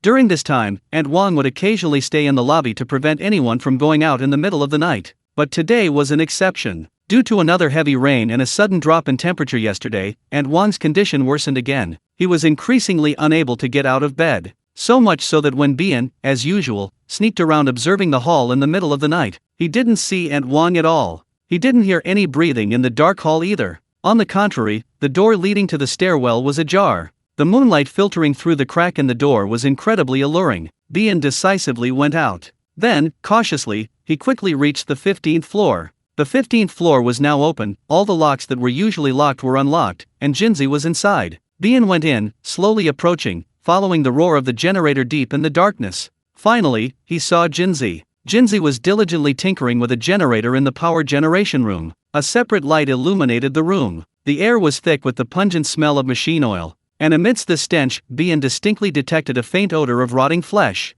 He cautiously groped his way in the dark, flashlight in hand. Following the scent, he moved forward. He didn't dare shine the light through the windows, only on the ground. This was to prevent the light from reflecting off the windows, and thus increasing the chances of being spotted. Smack, smack. Finally, as he passed a dark warehouse, Bian heard a sound coming from inside, like an animal chewing something. Chapter 60: The Boy in the Cage. The warehouse door wasn't locked, and the chewing sounds inside suggested someone was eating raw, tough meat. Bian cautiously pushed the door open and entered, only to find another door at the far end of the room. The rustling sound was coming from that door. He initially intended to simply walk over and open it. "Hey, hey!" But suddenly, he heard a shout. The sound came from the darkness on his left. Bian shone his flashlight in that direction. Soon, he spotted a familiar figure. It was a large cage, and inside the cage was a person bound, a fat man. He was lying on the ground, disheveled and looking extremely weak, like an old ox exhausted from overwork. Next to the cage were several large refrigerators, all powered on. Further down was a slaughtering platform, similar to a butcher's table in a market, with many meat cutting tools on it. There were many dried bloodstains on the platform. Much of the blood left on the ground had dried and turned completely black. The eerie scene was somewhat reminiscent of a butcher-themed horror game. It involuntarily brought to mind the phrase crime scene. Shirogane approached the iron cage, flashlight in hand. As soon as he got close, the fat man lying on the ground spoke, his voice very low. "Help, help me." There was a generator on the 15th floor, its roar very loud. The fat man's voice was weak and feeble. It was destined to be completely drowned out by the generator once he left the room. Shirogane guessed that the fat man had been drugged. A drug that made him weak and powerless. He found it ironic, saying, "The one who drugged me is now suffering the consequences." This plot is actually quite plausible. By the way, how did you know I wasn't Jinzi? Jinzi usually turns on the lights directly. Suddenly realizing Bien had assumed the fat man recognized him by the moonlight when the door opened. So this room also had lights on. Help me out. I'll give you money, lots of money, as much as you want." His voice was filled with expectation and pleading. But Bien didn't do anything. He simply gave the other a false hope. "I'll save you later, let me check what's going on here first." "Don't wait, hurry. I'm afraid Jinzi will come back." The fat man almost burst into tears upon hearing this. As a lamb to the slaughter in a cage, he didn't have Bien's good mentality. "Shut up, or I'm ignoring you." Shirogane ignored him and casually opened a large refrigerator nearby. The moment he opened it, the horrifying scene illuminated by the internal light immediately came into view. The refrigerator was full of meat. Except for a few skinned rats, the rest were all dismembered human torsos and the like. Despite having mentally prepared himself, Shirogane couldn't help but gasp softly at the sight. Wow! He closed the first refrigerator and then opened the others. Sure enough, they were all filled with human flesh. None of the 5 refrigerators were full, and the number of body parts wasn't huge. They were divided into 5 roughly sections. Different parts of the human body were placed in different refrigerators. The first refrigerator contained limbs. The second was internal organs. The third was a head. The fourth, in short, very methodical. It's clear the killer was extremely meticulous in doing this. This also shows the killer's remarkable calmness while dismembering the body. Bien couldn't help but mutter. With that kind of mentality, he could apply for a hitman job. Of course, he'd only be a novice, not a top-tier killer. Bien walked straight to the large door at the far end of the room. Then he pushed it open. Having a rough guess in his mind, he didn't hesitate. He stepped inside and shone his flashlight at the source of the chewing sound. Soon, he saw a larger cage. Inside the cage was a zombie boy, about 10 years old. Bien felt the child looked familiar, and after a moment's thought, he remembered the photograph in Jin's room. So that's how it is. All the mysteries are solved. Aunt Jin's murders were all for the purpose of raising her child. Unfortunately, they weren't Anne's, and this child wasn't Yaya. Yes, this is another extreme. The wrong extreme. When the boy in the cage gnawed on a man's arm, the aura he exuded was utterly inhuman. He was a zombie. But just a zombie. A pure, unadulterated zombie. Completely different from Yaya, a special species with some humanoid features. The flashlight beam shone on the little boy. But after being initially attracted, he showed no further reaction. Zombies have excellent night vision. They probably saw him the moment Bai Yin entered the room. Plus, Bai Yin possessed the zombie friend ability. So they quickly lost interest in him. She just kept clinging to the arm he was holding and gnawing on it. Bien shifted the flashlight beam elsewhere, and then saw a bed and many children's toys in the large cage. But most of them were broken and mangled, as if someone had stepped on them. They didn't look like they had been seriously played with at all. What were that couple hoping for? Of course, they hoped their child would return to normal. Unfortunately, their child wasn't Yaya. It was all just wishful thinking. Knock knock knock. Bien was about to leave. But just then, outside the door, in the room where the fat man was, suddenly, there was a knocking sound from the cage. Bien quickly realized that the fat man was reminding him. It must be Jinzi. Of course, all of this was based on the false hope Bien had just given the fat man. If Shirogane hadn't promised to save Fatty, Fatty certainly wouldn't have knocked on the cage to warn him at that moment. That's just Shirogane's personality. Even if he secretly intends to kill someone, he won't do it before the person is dead. He generally doesn't go to extremes in his actions. He always keeps the other person hanging on with a false hope. This is how he maximizes his own benefit. To put it bluntly, there's no need to push the other person to their death from the start, because the other person might turn on him in desperation. That would make him look foolish. The real solution should be to lull the opponent into a false sense of security, then achieve the goal without them realizing it. Like a silent venomous snake in the darkness. Bien quickly turned off his flashlight and hid in a corner. The next moment, the sound of a door opening came from the other room. Jinzi turned on the light and walked towards Fatty, looking annoyed. What the hell are you banging on? Want me to give you a drum? Fatty didn't dare look Jinzi in the eye, only lowering his head and weakly protesting. I'm hungry, I want to eat. Chapter 61 Misunderstanding. Pa! You dead pig, a waste of air alive and a waste of land dead, what are you even eating? Jinzi spat on the fat man. Then he went to the slaughtering platform, grabbed a large knife, and headed towards the inner room. The fat man's heart skipped a beat at the sight. He quickly banged on the iron cage again. Jinzi turned and glared at him fiercely, warning, "Knock on it again and I'll chop you up right now." The fat man immediately stopped, not daring to do anything more reckless. At the same time, he prayed inwardly, "Kid, this is all I can do for you, you have to kill him and get me out of here." Squeak! Jinzi pushed open the door to the inner room. Then he fumbled for the light switch. Immediately, the sight of someone's son gnawing on their arm in the iron cage came into view. Normally, Jinzi would have gone closer to take a look, but today he didn't. He simply scanned the corners of the room. His hand gripped the large sword tightly, extremely vigilant. Clearly, he had sensed something. Meanwhile, Bian hid behind a pillar, his axe also gripping tightly. What puzzled him was that Jinzi seemed to have been silent ever since she entered the room. Bian, surprised, cautiously peeked out, but he saw no one at the doorway. Bian wondered, thinking, could Jinzi have gone out? But that shouldn't be the case, he hadn't heard the door open or close again. Just as his mind raced, whoosh! A sharp blade suddenly whistled through the air behind him. Bian instinctively turned to block, quickly raising his axe. Bang! A loud bang rang out as the large sword struck the axe blade. The collision nearly caused Bai Yin to drop his axe. Bai Yin quickly jumped back and rolled, instantly creating a 4 or 5 meter distance between himself and Jin Ziyi, who had suddenly appeared behind him. At the same time, he quickly got up and laughed. Going for the kill right from the start, isn't that a bit too much? Jin Ziyi merely snorted coldly. Enough nonsense. With that, he charged forward, knife at the ready. At this moment, Jin Ziyi was completely like a butcher chasing after a chicken, completely opposite to his usual honest and simple image. Jin Ziyi swung his blade directly at Bai Yin. Bai Yin dodged, and with a backhand kick, struck Bai Yin's wounded thigh. Ah! Jin Ziyi instinctively screamed in pain. Then he fell to the ground, but quickly stopped, as if he was considering something. Even so, his face was undoubtedly still contorted with pain. Bian noticed that Jinzi's shoes were gone, and he was only wearing socks. Looking towards the door, he found his shoes behind a pile of clutter. Good heavens! No wonder he hadn't heard anything, the guy had taken off his shoes as soon as he came in. So clever. Bian almost laughed, he'd been fooled by such a little trick. Jinzi wobbled to his feet. At the same time, the wound Bian had kicked had reopened. Blood was flowing again. Smart one. I mean you no harm, perhaps we can talk this over. Talk? Jinzi scoffed disdainfully. Talk my son into it too? You're dreaming. With that, he limped over. This time, Bian didn't dodge, meeting him head-on. Bang! The axe and the broadsword clashed instantly. Bian's strength was slightly inferior, but his reaction was undoubtedly faster. Without hesitation, he kicked Jinzi in the thigh wound. Ah! The intense pain caused Jinzi to instinctively cry out. His body was kicked several meters away.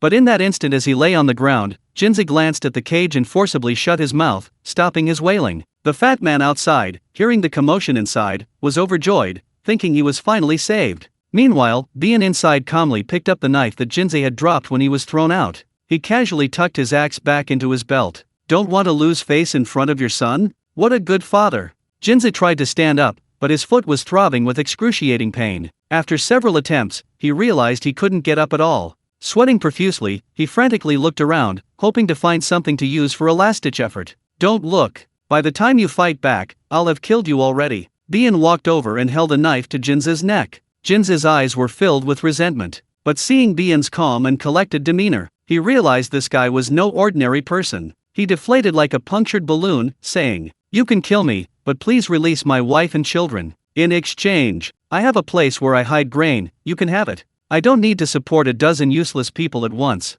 What would I need so much grain for? I said I just want to talk to you. You were the one who came at me without asking any questions. So it's not unreasonable for me to kick you a couple of times, is it? What do you want to talk about?" Jinzi had an expression that suggested the other party had ill intentions. More than that, I'm curious about what you meant by saying just now, including your son in this. What did you mean by that? Humph. Pretentious. Jinzi's smile was somewhat disdainful, while Bian, with a humble expression, advised, "Tell me, maybe there's some misunderstanding between us." Misunderstanding? Jinzi gave him a look that said, "You're joking. What misunderstanding could there be?" Don't you know what you did? What did I do? I just poured 2 bowls of noodles out of your wife when I first arrived. Is it necessary to make such a big deal out of it? Bien looked completely bewildered. Jinzi said, fine, still pretending? Then I'll let you die, cough cough, and live knowing why. Jinzi, a little embarrassed by his slip of the tongue, said, didn't you say you met my brother and my niece? Yeah, and then? Since you met them, you must know what's going on with Yaya, right? Yeah, plague and zombies, but she's recovering pretty well, isn't she? That's right, it's plague and zombies. Jinzi froze, thinking, you just admit it like that. You know everything? Of course I know, I said I met them before, of course I know. After saying this, Bai Yin immediately feigned realization. Oh, so, you thought that after I found out Yaya was a zombie, I killed her like a normal person, right? And once Yaya died, and Zi would definitely seek revenge. You thought I killed Zi and Yaya? That's why I was able to come here unharmed. Because normal people are definitely at odds with zombies, and you thought I didn't know you already knew Yaya had become a zombie. So, of me and that father and daughter, only one of us can survive, right?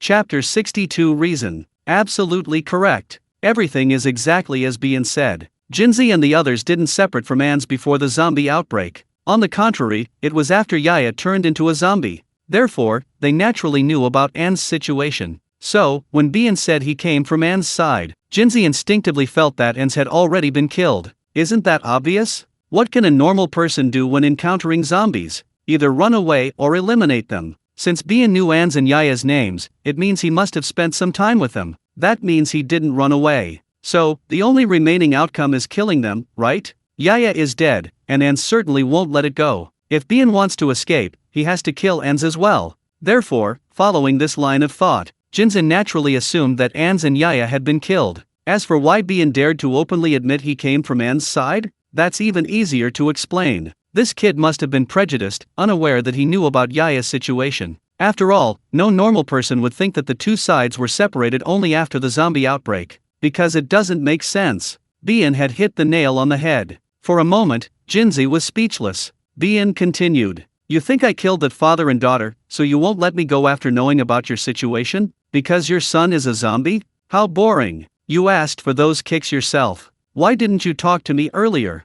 What do you mean? What else could it mean? Would you believe me if I said I didn't kill Nzia? Why should I believe you? Because I have no reason to lie to you now. I could easily kill you, then your zombie son, and then Aunt Wang. That way, wouldn't the rest of those idiots be easy to manipulate? Why do you think I didn't do that? You know you were about to kill me just now. A normal person wouldn't be so magnanimous as to let you go. Why? Why do you think? Why? Because I owe Nzia a favor. Clatter. He casually tossed the knife to the ground and said, if you don't believe me, I can pick it up now and fight you. I've shown you enough sincerity, right? Looking at the knife in front of him, Jinzi hesitated. He reached out, trying to pick it up. At this distance, throwing the knife might inflict a serious injury on his opponent, but he ultimately withdrew his hand. He stared at Bien with a puzzled expression. What happened? Bien chuckled, then took 2 steps back and pulled up his trouser leg, exposing his right thigh. Pointing to a dark scar on it, he said, see that? That's from when I was escaping with that iron rod. I passed out in the middle of nowhere. If Ans hadn't taken me in, I reckon I would have bled to death out there. He saved my life, it's that simple. Bien finished speaking and pulled his trouser leg down. Jinzi suddenly understood, but was still somewhat skeptical. But his daughter Yaya is a zombie, how could you? His daughter being a zombie has absolutely nothing to do with him saving my life? Are you suggesting that because his daughter is a zombie, I should ignore his kindness in saving my life and repay it with enmity? Do you take me for someone from some democratic country? Only scum would do something like that. Look at me. Do I look like a bad person? Yes. Speechless, the two stared at each other for several seconds. Bai Yin's tone grew increasingly exasperated. Fine. I'm definitely not a good person. Then try looking at it another way. Why did you hide your son? Because your son is a zombie, right? Yaya is a zombie too, right? What are zombies? The enemy of humanity, veritable terrifying villains, right? I'm a bad person. Zombies are bad people too. So, I help zombies, I stand with them. We're the same kind. In that case, doesn't that prove I have absolutely no reason to harm the zombie Yaya? This seems to make sense. Jin Zi wore this expression. This logic was plausible, it seemed to actually be true. A hint of relief finally appeared on his face. Bai Yin asked, Why didn't you live with Nze? Jin Zi smiled bitterly. We were afraid of him, or rather, afraid of his daughter, so we left. We originally planned to go back to our hometown in the countryside, but then your son got infected and couldn't leave, so you stayed here? Yes, there are too many people in this big city. You want to follow Nze's example? Yes. How long has your son been trying to improve his life? About half a year. Has it been effective? Suddenly, Jin Zi fell silent. She glanced at her son, who was chewing on his hand in his cage, but remained silent, her eyes filled with helplessness. After a long silence, he finally spoke. It worked for Yaya, we thought. But your son isn't Yaya. Yaya had a special plague before. But your son didn't, right? Honestly, while the possibility isn't entirely zero, it's almost infinitesimally close. If I were you, I'd rather have another child.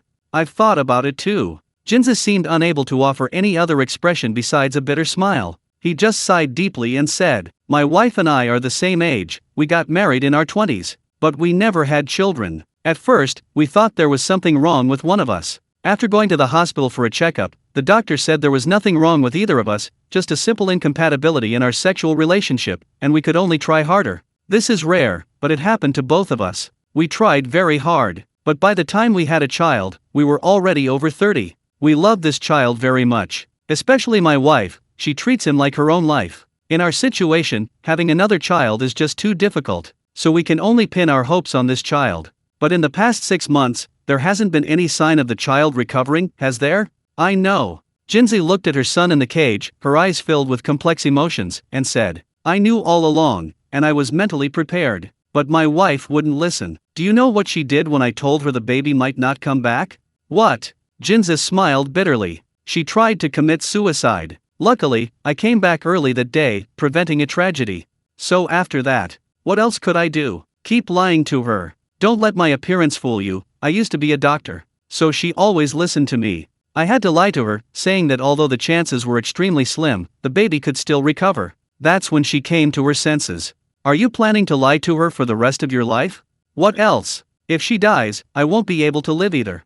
Chapter 63 Mission completed. The biggest difference between Aunt Jinzi and Anne's lies in their choice of meat. Anne chooses to hunt in the mountains to provide meat for Yaya. Aunt Jinzi, however, lives in the city and lacks suitable hunting conditions. Therefore, she can only choose humans. Moreover, raising the prey in the early stages is extremely arduous. That's why you recruited so many people. But, why go through all this trouble? There must be other methods, right? Recalling how Aunt Jinzi on the 20th floor even fell ill trying to please those people, Shirogane expressed his utter incomprehension. At this point, Jinzi laughed. "Don't let her current appearance fool you, she used to be incredibly kind. In her words, the more meticulously she cared for those people, the better she looked after them, the less it bothered her when it came time to take their lives. Do you know how painful it is for someone with a conscience to kill? Especially that suffocating guilt. We do this simply to make ourselves feel better. Even though we know killing is wrong, at least we can deceive ourselves and find some peace of mind. Like that fat pig.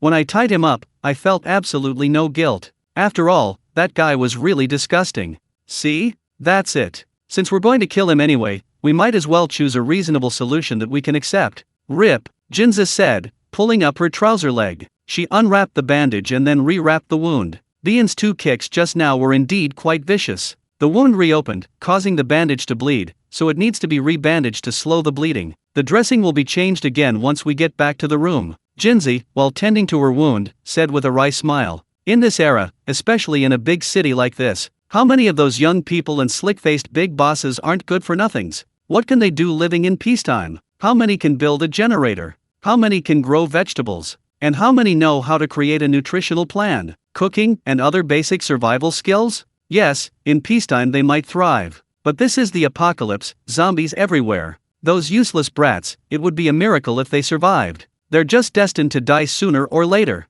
Since we're all going to die anyway, we might as well die by our hand. At least we can make a contribution. At least they'll have enough to eat and wear on their final journey, instead of having to run for their lives and starve like everyone else. There's no such thing as a free lunch. They chose comfort, so they have to pay the price. Not to mention that disgusting, self-righteous attitude, as if everyone owes them something. I know we were wrong, but we don't regret it. What about white hair and flour? Aren't those 2 kids good people? Yes, that's why we never intended to harm them in the first place." Speaking of the brother and sister, Jinza smiled. They're good kids. They've helped us a lot. Because of their help, we can still find time to relax. We wish we had more good kids like them. How could we possibly harm them? Aren't you afraid that things will be exposed one day? What if the secret on the 15th floor is discovered someday? What will you do then? Isn't that retribution? Jinza stood up unsteadily. A murderer must be prepared to be killed. If things are exposed one day, and our family is plunged into hardship, we will definitely fight back desperately. But if we can't fight back, then we can only accept it. There's nothing to say about it, it's all our own doing. Our values aren't so warped that we'd make excuses for our intentional murder. That would only disgust ourselves. Jinza swayed as she stood up, almost falling. Bian quickly went over and helped him up. Thank you. Bian helped Jinzi out. During this time, Jinzi asked him, speaking of which, what did you do before? I don't want to talk about it, but you can guess. An assassin. I think assassin sounds better. That's too cheesy. I think killer is better, although it doesn't matter now. That sounds a bit familiar. Squeak. The two pushed open the door and came out. When Fatty saw Bian helping Jinzi out, his expectant expression instantly plummeted. He had just heard Jinza's screams and struggle inside the house, and assumed Bian had gained the upper hand and completely overpowered his opponent. Perhaps he could even kill him. A glimmer of hope suddenly ignited in his heart. So, when he saw the two of them emerge from the inner room in such a state, his face immediately lit up with questions. He was clearly at a loss. At that moment, Bian and the fat man's eyes met for a fleeting instant. The fat man looked at Bian with utter confusion. A look that said, "What are you doing?" Bian nodded at the fat man, giving him a reassuring look, as if to say, "Trust me, I know what I'm doing." The fat man was speechless, but at this point, he could only place his hopes on Bian. He watched helplessly as the two left, listening to their footsteps grow fainter and fainter, until they were completely drowned out by the sound of the generator. So much so that even in his final moments, he hoped that Shirogane would suddenly appear and rescue him. Unfortunately, this hopeful expectation was a lie from the start. The so-called hope was nothing but a falsehood. After helping Jinzi up to the 20th floor, Shirogane returned to his room. When he got back, Baya was already asleep, only Kuriko on the sofa was suddenly awakened by the turned-on light. Upon seeing Shirogane return, Kuriko lay there wagging its tail incessantly. Shirogane took off his coat and lay down on the sofa. During this process, he made a slight rustling sound. Baya was awakened by the sound, rubbing his sleepy eyes, and got up. "You're back. How did it go?" "Nothing." Shirogane chuckled. "There's nothing on the 15th floor, I misunderstood." "Oh, that's good." Having said that, he lay down again and quickly fell asleep. Bian turned off the light and lay down. Then, while Hize rested on the sofa next to his arm, he covered him with a blanket. Ding! The system's voice sounded in his mind. Ding! Mission complete. Successfully uncovered the truth about the 15th floor, unlocked the zombie-attracting drug recipe. Zombie-attracting drug releases a large amount of odor that only zombies can smell in a short time. It can attract all nearby zombies.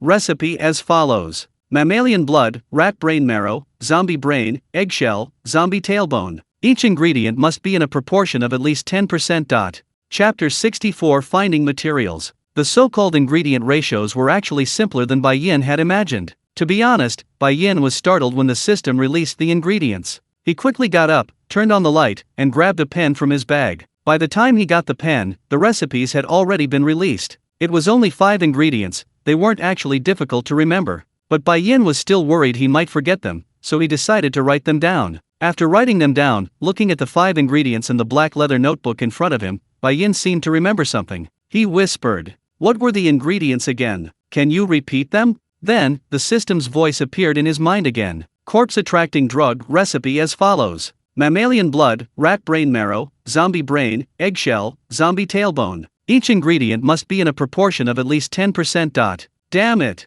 Bai Yin then remembered. This system usually ignored him, but the only things related to the mission were things she could repeatedly tell him. In other words, he didn't need to write them down at all. Looking at the recipe in the notebook in front of him, Shirogane fell into thought. The brains and tailbones of zombies weren't hard to find. After all, there were zombies everywhere, he could just grab one. Mammalian blood was also manageable, with a little effort, he could find some. If all else failed, aren't humans mammals too? A little blood wouldn't matter. As for eggshells and rat brains? He could ask Jin for some eggshells. Rat's brains. There were skinned rats in the refrigerator on the 15th floor. He could ask Jin for some more when it got light. He'd make a few doses of zombie-attracting drug first, then test its effects. After the test, he should leave for the next stop. With this in mind, Bien gradually drifted off to sleep. Woof woof. The next day, Bien was awakened by Heese's cheerful barking. He opened his eyes and saw it was already 8 in the morning. It was usually breakfast time. Baya was playing with the dog on the sofa. Bien got up and put on his coat. "Why didn't you wake me?" He yawned widely. Baya said, "You came back so late last night, I wanted you to sleep a little longer." Tap tap tap. He walked towards the door, but at the same time, knock knock knock. A knock sounded at the door. Bien opened the door and saw Aunt Wang. Aunt Wang's expression was somewhat awkward as she faced Bien. It was as if someone had discovered some secret of hers. Of course, after all, Jinsei had told her about what happened last night. No wonder Aunt Wang was unsure how to face Bien. "Little Bai, it's time to eat." Aunt Wang's smile was somewhat forced, while Bai Yin's was much more natural. He chuckled softly. "Aunt Wang, weren't you sick?" "How come?" "It's nothing, I feel much better after waking up today." "Then you still need to take good care of yourself, after all, health is important." Okay, I definitely will." She was still a little nervous. Bai Yin said, "There's no need to be so nervous, Aunt Wang, I'm not much different from you all. Let's not say anything to each other. Let's just get along peacefully like before." With that, he walked ahead to the hall. Aunt Wang, watching Bai Yin's retreating figure, breathed a sigh of relief. During breakfast, Bai Mao noticed Jin Zi's limping gait and couldn't help but ask, "Brother Jin, what happened to your foot?" Jin Zi quickly replied, "Oh, it's nothing, I just tripped and fell this morning." He glanced at Bai Yin, as if to say, "You weren't so gentle." With Fatty gone, the seat was given to the limping Jin Zi. Before picking up his chopsticks, he said regretfully, "This morning, when I went downstairs, I saw Brother Fatty's body, he fell to his death." Everyone was stunned by these words. But then they all picked up their chopsticks again, not paying much attention. White Hair, however, wore a satisfied expression, saying, "Serves him right. He probably slipped and fell while looking for mahjong tiles. He was asking for trouble." Then someone chimed in, Yeah, he only has himself to blame. That fat guy always said we should save food when there are fewer people. Now that he's gone, it'll save enough food for several people."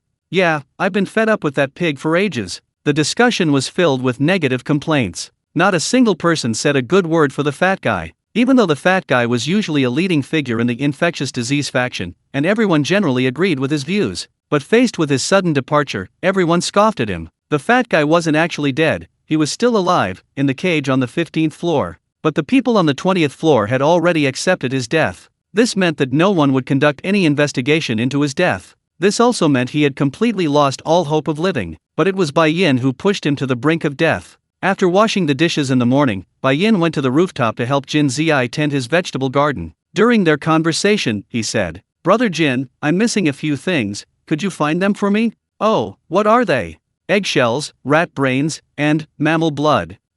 What do you need these for?" "Don't ask, I need them anyway." "Well, okay." Jin Zi assured him he'd take care of it. The two of them worked on the rooftop all morning. At lunchtime, Jin Zi didn't come. Aunt Wang said he'd gone out and taken some dry food. When Jin Zi returned, it was already 2 in the afternoon. He called Bai Yin to his room and then took several items out of a bag he was carrying. A paper package, about the size of a palm. Jinza said these were eggshells he'd found in the trash. He'd originally thrown them away, but Bien wanted them, so he picked them up. The other thing was a small white plastic bottle, originally used to hold medicine, but now it contained rat brain matter. The bottle wasn't tall, maybe half the length of a Wahaha baby bottle, but the same size. Bien opened the cap, revealing the white and reddish-white rat brain matter inside. Not much, only about a quarter of the bottle. Seeing Bien looking at the amount in the bottle, Jinsei felt a little embarrassed and said, "There's nothing I can do, there aren't many rats left in the fridge, just this much. But I have quite a lot of blood." After he finished speaking, he took out a 1.5-liter mineral water bottle, the kind that usually costs 3 yuan a bottle. The entire 1.5-liter bottle was filled with red blood. Bien took it and found that the blood was still warm. He immediately understood where the blood came from. "Did he say anything?" Bien asked. Jinzin nodded and said, "That idiot kept cursing at you, but it's okay now. Damn it, that pig was covered in oil when I was cleaning it." Okay, no need to describe it too much, or we'll get shut down." Bien quickly stopped, and silently asked Jinsei for a black bag. Chapter 65 Farewell. In the afternoon, Bai Yin went out alone. He claimed he was going out to take out the trash, but the black bag actually contained the ingredients for the corpse-attracting drug. Also, several glass test tubes he had obtained from Jin Zi. Bai Bai Yin left the building and found a relatively remote place to experiment. Finally, he chose an open square. At this time, there were only 4 or 5 zombies scattered around the square. An old zombie was chasing a young child zombie. The reason was that the young child zombie was carrying a dead cat in its mouth. The young child zombie was running in his direction. It quickly passed by him with a whoosh. And just as the old man was about to pass Bai Yin silently stretched out his foot. Thump! The old man fell face-first to the ground. Before he could even react, an axe cleaved into the back of his head. The old zombie remained completely still. Bai Yin carefully used a dagger and axe to split open the zombie's brain, extracting a certain amount of brain matter. With some effort, he removed a small section of its coccyx. Finding a decent stone, he crushed all the materials with the axe handle. Then he poured the crushed materials into a test tube. And then the miraculous scene began. After pouring the blood into the test tube according to the recipe, the contents of the test tube miraculously transformed within a few seconds into a transparent liquid exactly the same color as water.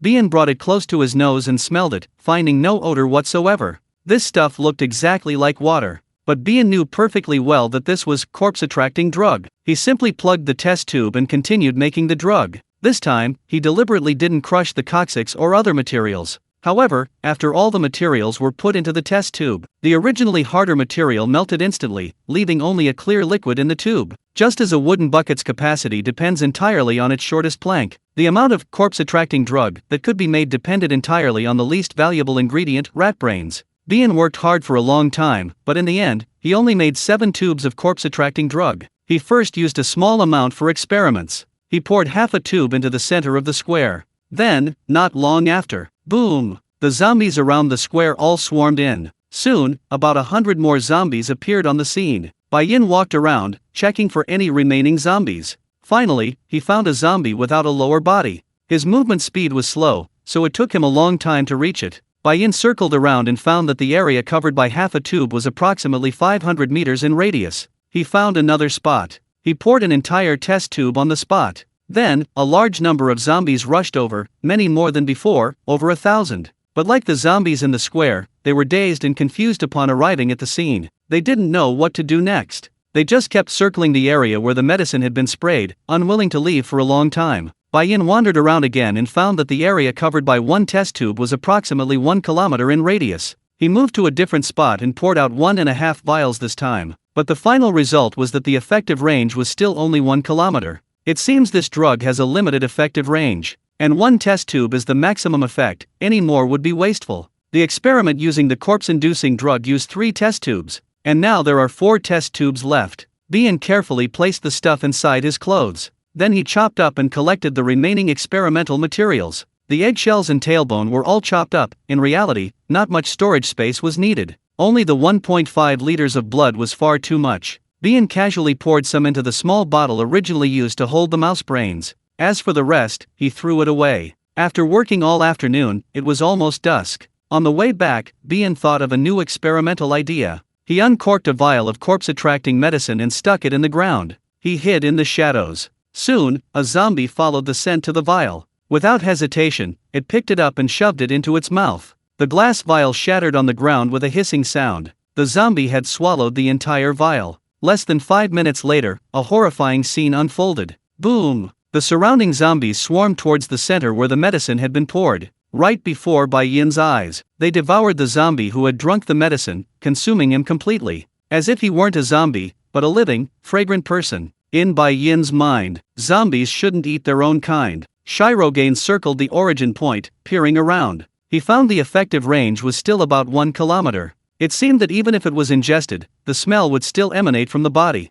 On the contrary, if it were placed in a test tube and completely sealed, there wouldn't be so much trouble. Shirogane couldn't help but ponder. What would happen if someone accidentally drank this drug? Humans' constitution should be different from zombies, their bodies could better mask the smell of this drug. But, what is the final truth? Who can truly say? The concept of a system is inherently unscientific. Therefore, an unscientific system provides unscientific drugs. Even if it could truly penetrate the human body and emit its smell, that doesn't seem so strange. When he returned to the 20th floor, it was completely dark. Shirogane arrived just in time for dinner. After washing the dishes that evening, Bai Yin met Aunt Wang on the balcony, who was moving flowers. Bai Yin told her he had to leave the next day. Ant Juan was initially surprised and tried to persuade him to stay, but Bien insisted he was going to City B to visit Bayo's parents. Ant Juan didn't say anything more. Bien woke up with Bayo and Heezy at 6 o'clock the next morning. The reason was that he didn't want anyone to see him leaving. It wasn't that he was afraid of leaving, he simply didn't want to attract attention.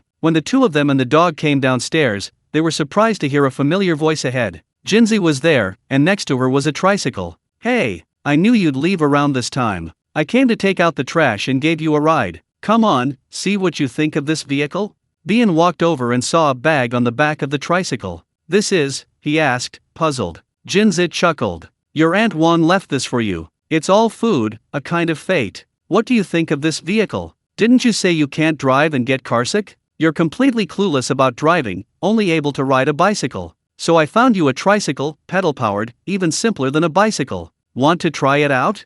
"This? Okay, thanks." Bien's expression was complicated. He then let Baya sit on the back and put Heezy and the bag inside. Then, he easily started riding the tricycle. "Well, we're off." As they drove towards the highway, parting ways, Jinza suddenly waved her right hand and shouted from behind, "Hey, if you run into my brother again, remember to say hello to him." Bien waved goodbye, smiling, but a hint of helplessness lingered in his smile. As a ruthless butcher, Jinza's thoughtful gesture was a bit too much. And, considering the couple's living conditions, do they really have a future? Bien gazed into the distance. The horizon was already showing the first rays of dawn. Chapter 66, The White Snake Part 1, Wolong County. The next destination was a place called Wolong County. It was a coastal city. And the next target after Wolong County was Bien's final destination, City B. The journey to Wolong County took about 7 days. They traversed an absurdly long stretch of highway along the way. Fortunately, the journey was quite peaceful, without any major problems. Upon arriving in Wolong County, the scene before him surprised Bien. Wolong County was unlike any of the cities they had encountered before. It was a complete wasteland, a scene of utter devastation. It seemed a major earthquake had struck, causing many large buildings to collapse, leaving the area in ruins. Wolong County was a medium-sized town, formerly a developed city, so it should have had a large population. But when Bien and his companions entered the town, they didn't see any zombies. Not a single one. The atmosphere was somewhat strange. Bien kept looking around as he rode his bicycle. Finally, he noticed something amiss. It was probably when they were rampaging through the city center. Shirogane saw a ridiculously deep crater on the ground. It was clearly man-made. This used to be a large artificial lake, but it was now dry. The lake bed was littered with plastic waste, and, ugh, a huge horde of zombies. The crater was deep, about 7 or 8 meters. It was teeming with zombies, densely packed. In the middle of the crater stood a large concrete pillar, about 7 meters high, just barely above the top. Unless you looked closely, you wouldn't even know there was such a pillar in the crater. Hanging at the top of the pillar were 3 corpses. Human corpses. 2 of them were already mummified, and the other was slowly decomposing. They must have just been hung there. I see. Shirogane somewhat understood why there were no zombies in other parts of the city. So all the zombies had been lured into this huge pit. As for the bait, it was, of course, the corpse on the central pillar. However, that might not be enough. There must be other auxiliary methods. Shirogane looked up and saw a large bridge over the lake. The corpses were probably lowered from the bridge. It seemed someone was trying to concentrate the city's zombies. "Hey, you over there! Who let you in here?" A loud shout suddenly came from behind. Shirogane turned around and saw a middle-aged man wielding a large machete approaching menacingly. The man stood about 5 meters away from Shirogane and said, "Don't you know this is our territory? Get out of here." As he spoke, his gaze involuntarily drifted to the backpacks of supplies on the back of the tricycle. Before Bien could say anything, he started whistling. The next moment, whoa whoa whoa, an SUV suddenly sped into the scene. Standing in the vehicle were 5 young people howling like wolves. Their clothes were brightly colored and garish, making them look like savages from a post-apocalyptic movie. They were brandishing axes or machetes. They looked like they were obsessed with the apocalypse. The SUV pulled up beside the middle-aged man in the blink of an eye, and several young men immediately got out. A skinny man with a pointed chin and monkey-like face revealed his unbrushed, yellow teeth as he spoke. "Oh, a fish has arrived? That's rare. Hee hee, and you even brought a girl?" The skinny man licked his lips, a lewd grin spreading across his face. Another fat man stared at Blackie and said, "Hee hee, and a dog too, perfect. I haven't had dog meat in ages." Clearly, these guys were no good. Bien simply stepped forward. Standing in front of Bayu, who was clinging tightly to Blackie in fear, he said, "What do you want?" Hee hee, what do you want? The middle-aged man sneered. Leave your stuff, and then you get out. Right, and the girl too. The dog too. The others chimed in, clearly intending to rob him. Bai Yin said, I can give you the stuff, but not the people and the dog? Ha! The skinny guy gave him a look that said, you kid probably don't understand the situation, and scoffed. Do you think you have the right to negotiate now? Is that so? Bai Yin narrowed his eyes. Whoosh! The next moment, a dagger flew out. Thud! The blade of the dagger grazed the skinny guy's face, leaving a shallow wound. This caused the skinny guy's pupils to dilate instantly, and a cold sweat broke out on his face. Next time, it won't be as simple as just slashing faces. Bai Yin silently drew an axe from his waist, coldly eyeing the somewhat surprised and wary crowd. If it comes to a fight, I definitely can't beat all of you, but I can easily take a couple down with me before I die. How about it? Want to try? His right hand held the axe, while his left hand reached for the dagger at his waist. The group hesitated, but finally, the middle-aged man spoke.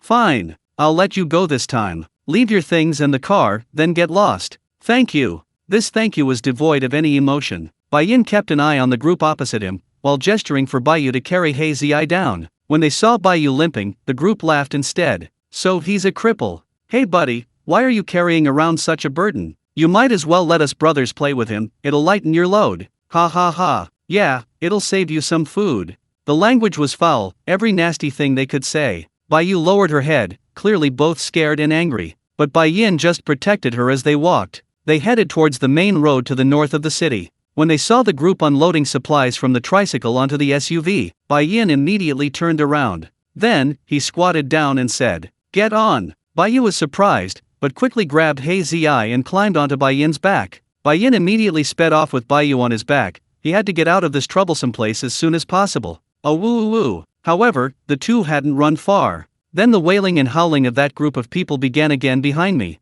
I turned around and looked. Sure enough, those treacherous bastards had caught up in their car. They howled and brandished their weapons. Bian had no choice but to rush towards the buildings along the roadside. Go! Go! However, just as he was about to step into the buildings, the skinny guy in the car threw a brick at him. The brick hit him squarely. It struck Bian squarely on the head. Bian immediately felt dizzy. He collapsed to the ground. He felt a warm liquid flowing from his head. Ouch, ouch. Koriko's mournful cry rang in his ears. He must have been hurt when he fell. Chapter 67 The White Snake Part 2 Escape. Bian, are you alright, Bian? Baiyu's panicked voice rang out as she quickly helped Bian to her feet. Da. The SUV had stopped. At the same time, the men jumped out of the vehicle and rushed over. Ha, I'll be the first to have my fun. The skinny man at the front brandished his axe, clearly intending to kill Bian, the only one who posed a threat to them. I'm alright. Bian, covered in blood, had no time for sentimentality. She quickly scrambled to her feet, glanced behind her, and saw the group of men only about 10 meters away. Quick! Take Heezy, get on! Baiyu hurriedly picked up Heezy and climbed back onto Bian's back. Bian carried her on her back and rushed towards the buildings. Damn it, you can still run? Let's see how far you can run. The skinny guy said, throwing a knife. Bang! But it missed, only hitting a telephone pole. Bai Yin had already dashed into an alley in the blink of an eye. Then he ran for his life. Stop! The people behind accelerated in pursuit. Bai Yin in front was running for his life. Finally, he came to a rough pile of rubble. These rubble formed a long barrier, about 4 or 5 meters high, completely separating this world from the other. Clearly, someone had done it intentionally. Without hesitation, Bai Yin stepped onto the rubble and rushed up. Finally, he reached the top of the barrier. Looking down, he saw that he was standing on a 5-meter-high concrete wall. It was actually a very high, rough concrete wall. The inside was piled high with rubble, making it easy to climb the wall. But the other side was completely bare, perpendicular to the ground. It was like a right triangle. One side could be reached using the slope, but the other side could only be reached using stairs or something else. Without hesitation, Bai Yin jumped down. Bang! The moment he landed, his legs trembled and went numb, but thankfully he was unharmed. Without stopping, Bai Yin charged straight towards the buildings ahead. The pursuers behind him, after climbing the wall, all stopped. Damn it, they can run like that. The skinny man cursed, glancing down at the 5-meter-high ground, seemingly searching for a way down. The fat man, however, felt a pang of regret, saying, Damn it, I thought we'd get to eat dog meat today, what a pity. Sai, let's go back to the car and see what good stuff is in those 2 bags. The group turned back, ultimately deciding to abandon the pursuit. This was only natural. Compared to the dangerous world teeming with zombies outside, they would definitely prefer to stay in their comfortable, peaceful zone. After running for a while, Bai Yin saw no movement behind him. He turned around and found that the group was gone. All that came into view was a stark, seemingly endless concrete wall, dividing and isolating the city. He thought to himself, I guess that's their territory on the other side of the wall. In short, he was safe for now. Ugh. But just as he breathed a sigh of relief, he saw a zombie with only its upper body crawling towards him from a short distance away. The zombie's target could only be Bai Yu. Without hesitation, Bai Yin had to get away from this place as quickly as possible. He carried Bai Yu on his back and finally arrived at the door of a clinic. The clinic's shutter door was only slightly ajar, presumably unlocked. Bai Yin put Bai Yu down, then with a loud bang, pulled the shutter door open. The loud noise of the door opening immediately attracted the zombies nearby. Bai Yin said,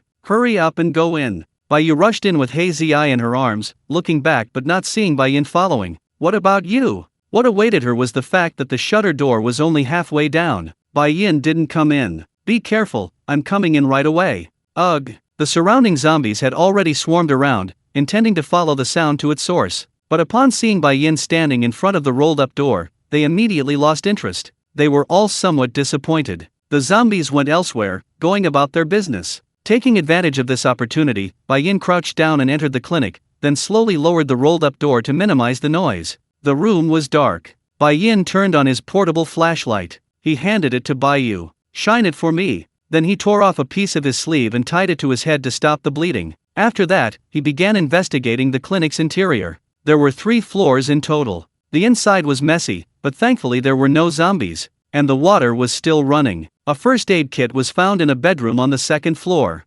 Inside were alcohol, bandages, and some basic medicines. With Bai Yu's help, Bai Yin cleaned her wound and bandaged it. Although she'd been hit by a brick, thankfully, it wasn't too serious. Bai Yu's tone was very dejected as she bandaged Bai Yin's wound. "I'm sorry." Bai Yin glanced at him and then noticed the little girl was already crying. 2 hot tears streamed down her face, her expression full of self-reproach. "Why are you crying?" "I'm not even crying, what's there for you to cry about?" Bai Yin put a bandage on her index finger. She'd scraped it a little when she fell. If it weren't for me, this burden, you wouldn't." "Wah!" Bai Yu looked aggrieved, while Bai Yin couldn't help but roll her eyes at her. "Are you implying something about Hei Ziai?" "No." "Then stop crying. Today has been unlucky enough, crying will only make things worse."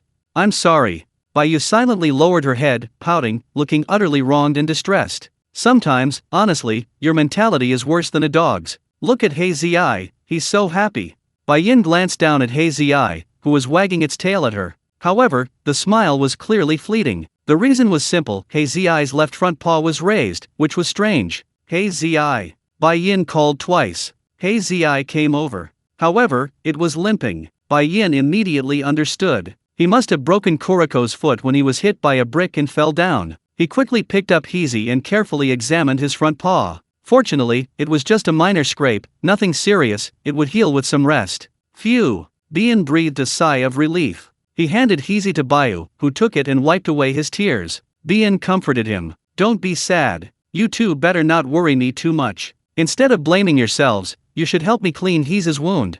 Gurgle. No sooner had he finished speaking than Bai Yu's stomach growled, and his face flushed bright red. Chapter 68 The White Snake Part 3 Survivors in the Hospital. "I'm going out to find something to eat. Could you take care of Hei Ziai's injuries for me?" "Okay. Be careful." Bai Yu's voice still carried an unspeakable sense of loss. Bai Yin couldn't bear to watch any longer and grabbed Bai Yu's cheeks, stretching them out. "It hurts, Bai Yin, it hurts, it hurts." Bai Yu immediately begged for mercy, his face stretched into various shapes, like dough. "Did you do something wrong?" Bai Yin asked. Yes, I did, it hurts." "What did you do wrong?" "I shouldn't have cried, I shouldn't have been so negative. I was wrong, it really hurts." "Will you do this again?" "No, never again, it hurts, it hurts, it hurts." "That's more like it." Bai Yin finally let go. After he let go, Bai Yu's cheeks were swollen, and he looked speechless. After giving a few simple instructions, Bai Yin went out. One moment he was relaxed and cheerful inside, the next his expression turned calm. Or rather, a calm indifference. "A bunch of beasts," he muttered to himself, the image of Kuriko's wound still haunting his mind. This couldn't just end like this. He had to kill those people sooner or later. He had to get his bag back, especially the small black box in the hidden compartment. The contents were extremely important to him. Of course, his immediate priority was to find some food to take back. Shirogane finally set his sights on a supermarket. However, upon entering, he discovered there was nothing left to eat. There were, however, 2 zombies standing there, seemingly lost in thought. Shirogane went elsewhere, encountering quite a few zombies along the way. In short, the environment was completely different from when he first entered the city. It seems those beasts were hiding in a fenced-off area, and the zombies inside the fence had been lured into the lake. So, their area was currently the safest place in the entire city. They just didn't know how many of them there were. Bian searched many places but couldn't find any food. Finally, he arrived at the seaside right next to Wolong County. There was a villa area by the sea, and next to it stood a very tall department store. Bian decided to try his luck inside the department store. Fortunately, his luck was pretty good this time. It was the 4th-floor warehouse of the department store. Because there were many zombies on this floor, no one dared to approach. Bian found a lot of unopened food in the 4th-floor warehouse, although much of it was expired. But he still found a lot of biscuits, bread, and canned goods that weren't expired and had a very long shelf life. Shirogane found a backpack and slung a full bag of food over his shoulder. Although it took quite a while, he was returning home with a full load. As he came out of the department store, whoosh, a paper airplane suddenly flew to his feet. Shirogane was surprised and looked around. Finally, on the rooftop of the hospital across the street, he saw a disheveled little girl, about 7 years old, staring at him. After making eye contact with Shirogane, the little girl crouched down and hid. Shirogane turned his gaze to the hospital entrance. He found a tall, locked iron gate. He figured it might be the base of the scavenging survivors inside, and the locked gate should logically be a barrier against zombies. In other words, there might not be any zombies inside the hospital. But what did that have to do with him? Without lingering, Bai Yin simply returned the way he came. Tap tap tap. Almost simultaneously, there was movement at the hospital's main gate. It was the sound of someone unlocking a door. Bai Yin turned around and saw a young man in his 20s coming out of the hospital and waving at him. He was pale and thin, clearly malnourished.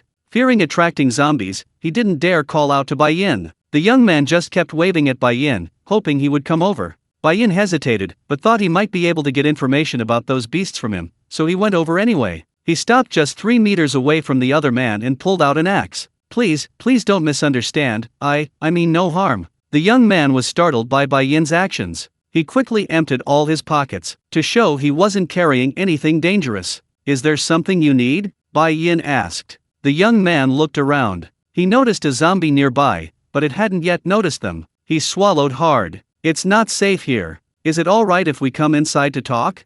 Sure, lead the way. Bai Yin agreed. The young man was delighted and walked ahead. But as Bai Yin followed him inside, just as he was about to lock the door, Bai Yin's axe was pressed against his neck. No need to lock it, just say it here. Okay, alright. The young man had no choice but to give up. Then, he asked hesitantly, do you have food in your bag? So what if I do? Could you give me some? I'll trade you something. What? Candles, alcohol, or some medicine or something? Sorry, I don't really need those things. Bai Yin refused, and the young man's expression immediately turned helpless. Oh, I see, well, excuse me. Okay, goodbye. Okay, goodbye. The young man could only watch Bai Yin leave, and after he went out, he suddenly said, there are no zombies in the hospital. If you don't have anywhere safe to go, you can come here. There are lots of people here, you won't be bored. This was actually just something he said subconsciously. Unexpectedly, Bai Yin suddenly stopped. The young man was stunned, but seeing Bai Yin turn back, hope rekindled in his heart. You want to trade with me? No, I just want to ask you something. The young man's expression immediately fell, but he still asked with a wry smile. Ask away. Bai Yin could tell that this young man was a fairly sincere guy. He pointed behind him and said, over there on the other side of the wall, do you know those people? You mean the Peace District? Of course I know them. The young man smiled wryly, then said, that used to be a shelter, built by a group of construction workers. Originally, they built it for us refugees who had nowhere else to go. But then, a group of young people who fled from other cities entered the Peace District. At first, everyone got along well. But then one day, those young people got into a fight with the construction workers. They killed the construction workers and took over the leadership of the shelter. And then, they kicked us out. Now we're all hiding in this hospital. The young man spoke with a bitter smile on his face. His expression seemed to say that the world was completely beyond saving. Chapter 69, Part 4, The Blue Whale. How many people are there here? Bai Yin asked. Including the elderly and children, 73. And how many are there in other places? A little over 40, I think, but I'm not sure right now.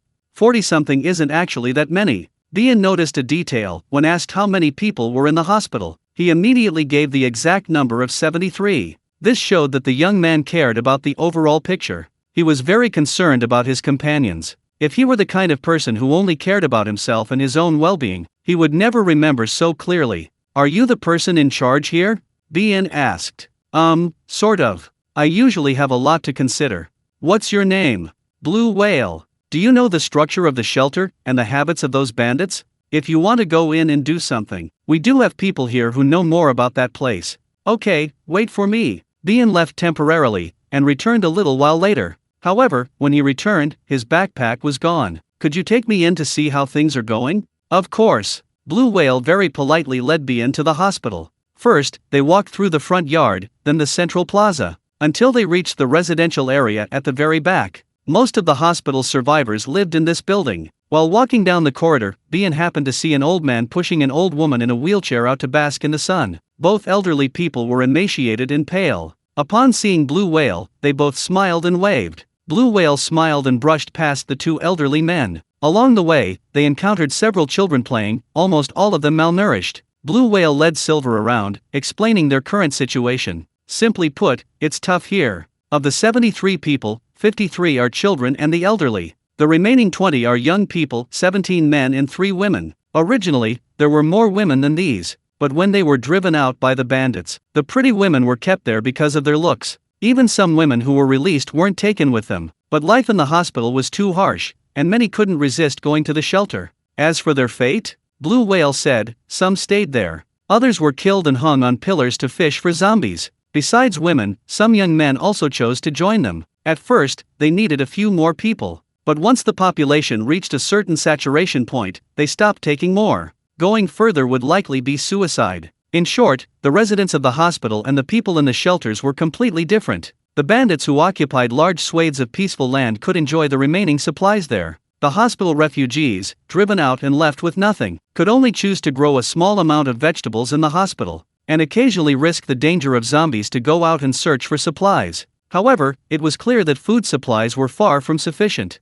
So, by this day, many had already starved to death. Tell me everything about your place right now. Aren't you afraid I'm sent by those bandits? Bai Yin asked. Lan Jing just smiled bitterly. As you can see, we have nothing left. Do you think anyone would want that meagerly harvested vegetable patch? When Bai Yin left, Lan Jing personally escorted him to the hospital entrance. He simply said, if you have nowhere to go, come here. We'd welcome you. Bai Yin said nothing, only that they could cooperate again sometime. He left for a while, and when Lan Jing turned to go back to the hospital, he came back. Hey, here. Through the large iron gate, Bai Yin threw a bag of things inside. Lan Jing turned around and saw something hurtling towards him. He quickly caught it. Only after it hit his hand did he realize it was a bag full of biscuits and bread. Thank you. Somewhat bewildered, he looked up and found that Bai Yin had vanished. Bai Yin quickly hurried back. He kept glancing back every now and then, mainly worried that someone was following him, but clearly, he was overthinking it.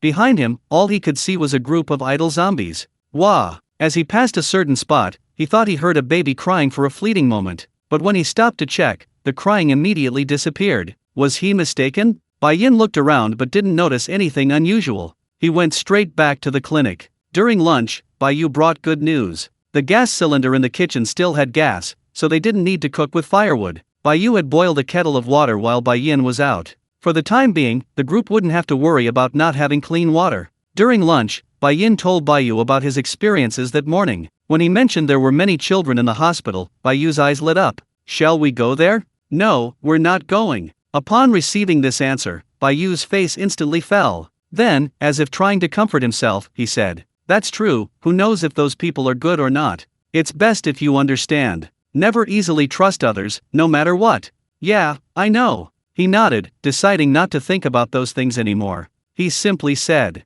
how do you think the bandage I put on He Ziai's wound looks? Bai Yin looked down at He Ziai, who was eating canned food on the ground. Its injured paw was tied into a pretty bow with white bandage.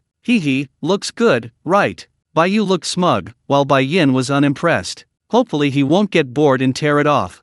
No way, He Ziai is the most obedient, isn't he? He then looked at He Ziai. Woof woof. The other animal just wagged its tail happily. That afternoon, Bien went out. He planned to go to the hospital to ask Blue Whale for someone who knew about the shelter. If possible, he wanted to get a map to make his movements easier. Wah! However, as he passed a certain place, he heard the baby crying again. This time, the crying lingered for a long time. Although faint, it was nearby. Shirogane looked around, finally settling on an underground shopping mall. Hesitantly, he went over anyway. He descended the stairs into the dark, tunnel-like mall. Then, turning on his flashlight, he discovered the entrance to the underground mall was blocked by many stones, clearly man-made, presumably to prevent zombies from entering. Shirogane climbed over the stones and followed the baby's cries deeper into the darkness. The further he went, the more dilapidated and desolate the underground mall became. Perhaps due to the earthquake, many parts were damaged. Chapter 70, The White Snake Part 5, The Infant. Many pillars had collapsed after the earthquake. Even looking up, one could occasionally see precariously falling concrete stones overhead. If someone were to accidentally fall, it could be fatal. Wah, wah. The baby's cries grew closer. Shirogane had already walked several hundred meters into the darkness. Just as he determined the baby was in a room at the far end of the darkness. Ha! The sound of someone's heavy breathing beside him immediately put him on high alert. Shirogane quickly shone his flashlight beam towards the source of the sound. Finally, he saw a man in the corner to his left. It was a man in his 30s. Very thin, almost skeletal. His lower body was buried in a concrete boulder. He must have been struck by a falling stone while passing by. Seeing that the owner of the flashlight had spotted him, the man had no choice but to speak first. "Friend, could you help me? In return, I can give you all the food my family has." The man's voice was very weak, his face showing exhaustion and weariness. Beside him was a black bag. It must have been supplies he'd found while out. "You're not carrying any weapons, are you? If you think this is going to be a farmer and the snake scenario, you can take my life whenever you sense anything amiss. As you can see, cough cough, I'm no threat to you right now." He coughed violently twice, looking extremely uncomfortable. "Alright, for the sake of the food." Shirogane leaned closer, first shining a light on the man to make sure he wasn't carrying any weapons. Then he put the flashlight in his mouth. Finally, with tremendous effort, he managed to move the stone off the man. The man, now free, stood up unsteadily. Thank you. But he was already limping. It looked like one of his feet was injured. Every step was incredibly difficult for the man, his forehead covered in cold sweat. Even so, he carried the black bag towards the direction of the baby's crying. Finally, he used his key to open a basement door. A white light shone from inside. It was the light of an incandescent bulb. After the door opened, the baby's crying grew louder. The man quickly went inside and picked the baby up from the stroller. Then, he sat on the bed and began to soothe her. "Baby, don't cry. Daddy's here, Daddy's here." Even though his foot was killing him, he maintained a smile for the baby in his arms. The crying baby stopped crying upon seeing her father. Then, she let out a sweet laugh. This is a father and son living deep in a basement. The baby in the man's arms is no more than 6 months old. It's a small room. The toilet is right next to the room. The layout is very simple. A single bunk bed, a stroller next to it, and a gas cylinder and stove on a table in the corner. A kettle and a baby bottle on the table next to it. As for the light in the room, it seems to be one of those small battery-operated table lamps. It's a trendy product from a year ago. Its features include ample light source, it can be powered by batteries or solar energy. The man put the baby back in the stroller after making the infant laugh. Then, he limped away, carrying a black bag, to a corner. As he passed Bien, he gave a bitter, apologetic smile. Bien asked him, "Is it just the two of you living here?" Yes. What about the child's mother?" "Dead. She died at the shelter." "Yes, strictly speaking, she was killed by those bandits. It happened right after their rebellion succeeded. The man's wife was a casually chosen sacrifice, chosen to make an example of her and drive the others away. Because initially, the people in the shelter were unwilling to leave. So the bandits had to kill a few people to scare the rest away. And the man's wife was one of those killed." "Sorry. It's all right." The man opened the black bag, and Bien saw that it contained only 2 cans of baby formula. That was all. Bien quietly watched the man's every move. Watching him feed the child, then watching him lull the child to sleep. All his actions were so practiced, so natural. After the child fell asleep, the man pulled a box from under his bed. He opened the box, revealing all his belongings. "This is all I have, please don't find it offensive." The box contained 7 or 8 loaves of bread and a bag of flour. That was all. This was all the man's food. "There's a hospital not far away, and there are many survivors like you there. Don't you plan to go?" That way, your child will be taken care of. No, actually, I came from there. Why? Bien asked, puzzled. Because those kids, they always steal my formula. The man could only manage a bitter smile, utterly helpless. Bien then remembered that the children in the hospital didn't seem particularly young. They were at least 5 or 6 years old. Completely different from infants who need formula. Sometimes reality is like this. When you feel sorry for a group of people, you subconsciously assume they are all good. But reality isn't like that. The refugees in the hospital were indeed pitiful. But that doesn't mean they weren't flawed and had their unpleasant aspects. After all, reality is never black and white. While a binary way of thinking might feel satisfying, it's never advisable. Why live here? There must be other better places, right? Bien asked. The man explained. This place is very secluded, hard for anyone else to find, whether human or zombie. Yes, if Bien hadn't had good hearing, he wouldn't have discovered this place at all. Furthermore, the man's room is several hundred meters away from the ground exit. Even if his child cried loudly, the sound would be minimized as it travels, reducing the risk of being discovered by others. Ultimately, if the man hadn't been hit by the falling object today and unable to get home immediately to comfort his child, according to his usual routine, the baby's cries should absolutely not have carried. Whew. Bien exhaled. Then he turned and left. The man, surprised, quickly asked, "These things, you don't want them? Keep them for yourself. I'm a carnivore, your food doesn't look appetizing." With that, he turned on his flashlight and quickly left, leaving the man behind with a complicated expression. But in the end, a soft laugh appeared on the man's face. Thank you. Chapter 71, Part 6 of the White Snake Chronicles, The Artificial Zombie Tide. When Bai Yin arrived at the hospital again, it was almost 2 p.m. Bai Yin approached Lan Jing, hoping he could have someone draw a map of the shelter for him. Lan Jing enthusiastically led him to a middle-aged man's room. The man was bald and missing his left hand. He had a simple, honest face. Upon learning Lan Jing's purpose, he quickly took out a pen and started sketching on the table. "Uncle, what's this left hand?" Somewhat puzzled, he asked directly. The man just smiled bitterly and said, 2 months ago, I went to those people's territory to steal something and got caught. Luckily, I survived. The man was a very good-natured person. He spoke of it as if he were talking about someone else. He asked, "Hey young man, what do you need that map for?" Bien chuckled and said, "Nothing, just going to pick up something." "Were your things stolen?" "Yes, I wasn't familiar with the area when I first arrived, and then I ran into that group of people. As someone who's been there, I still have to advise you not to act impulsively. Unless you have a foolproof plan, it's best not to take the risk. Don't worry, I know what I'm doing." He glanced at the binoculars on the man's desk. "Uncle, can I borrow these binoculars?" "Sure." He consulted the man about the habits of the shelter's residents. Bien then headed to the shelter with the detailed hand-drawn map. The map was very well drawn, with many markings. According to Blue Whale, the man used to be an art teacher. When Bien arrived outside the wall again, splash! Suddenly, a heavy rain began to fall. Bai Yin had no choice but to take shelter in a nearby shop. Luckily, he found a black raincoat inside. He decided to put it on and continue on his way. The wall surrounding the shelter was very high, so Bai Yin found a lower spot. There was a gap in the wall, only about 3 meters high. Bai Yin took a few steps back, then leaped over the wall with ease. Boom! Thunder rumbled, and the heavy rain gradually turned into a downpour. But the more it rained, the harder it was to detect Bai Yin's infiltration. Bai Yin first went to the large pit teeming with zombies. Then he sought shelter in a nearby ruined building. He took out a map and carefully studied the markings. According to the map, the bandits' headquarters was in the villa area next to the corpse pit. Bai Yin climbed to the 3rd floor and looked out the window at the villa area across the street. Sure enough, many houses in the area had already turned on their lights. After all, during a downpour, dark clouds blanket the world, plunging it into darkness. The villa area wasn't far from the corpse pit, at most 100 meters.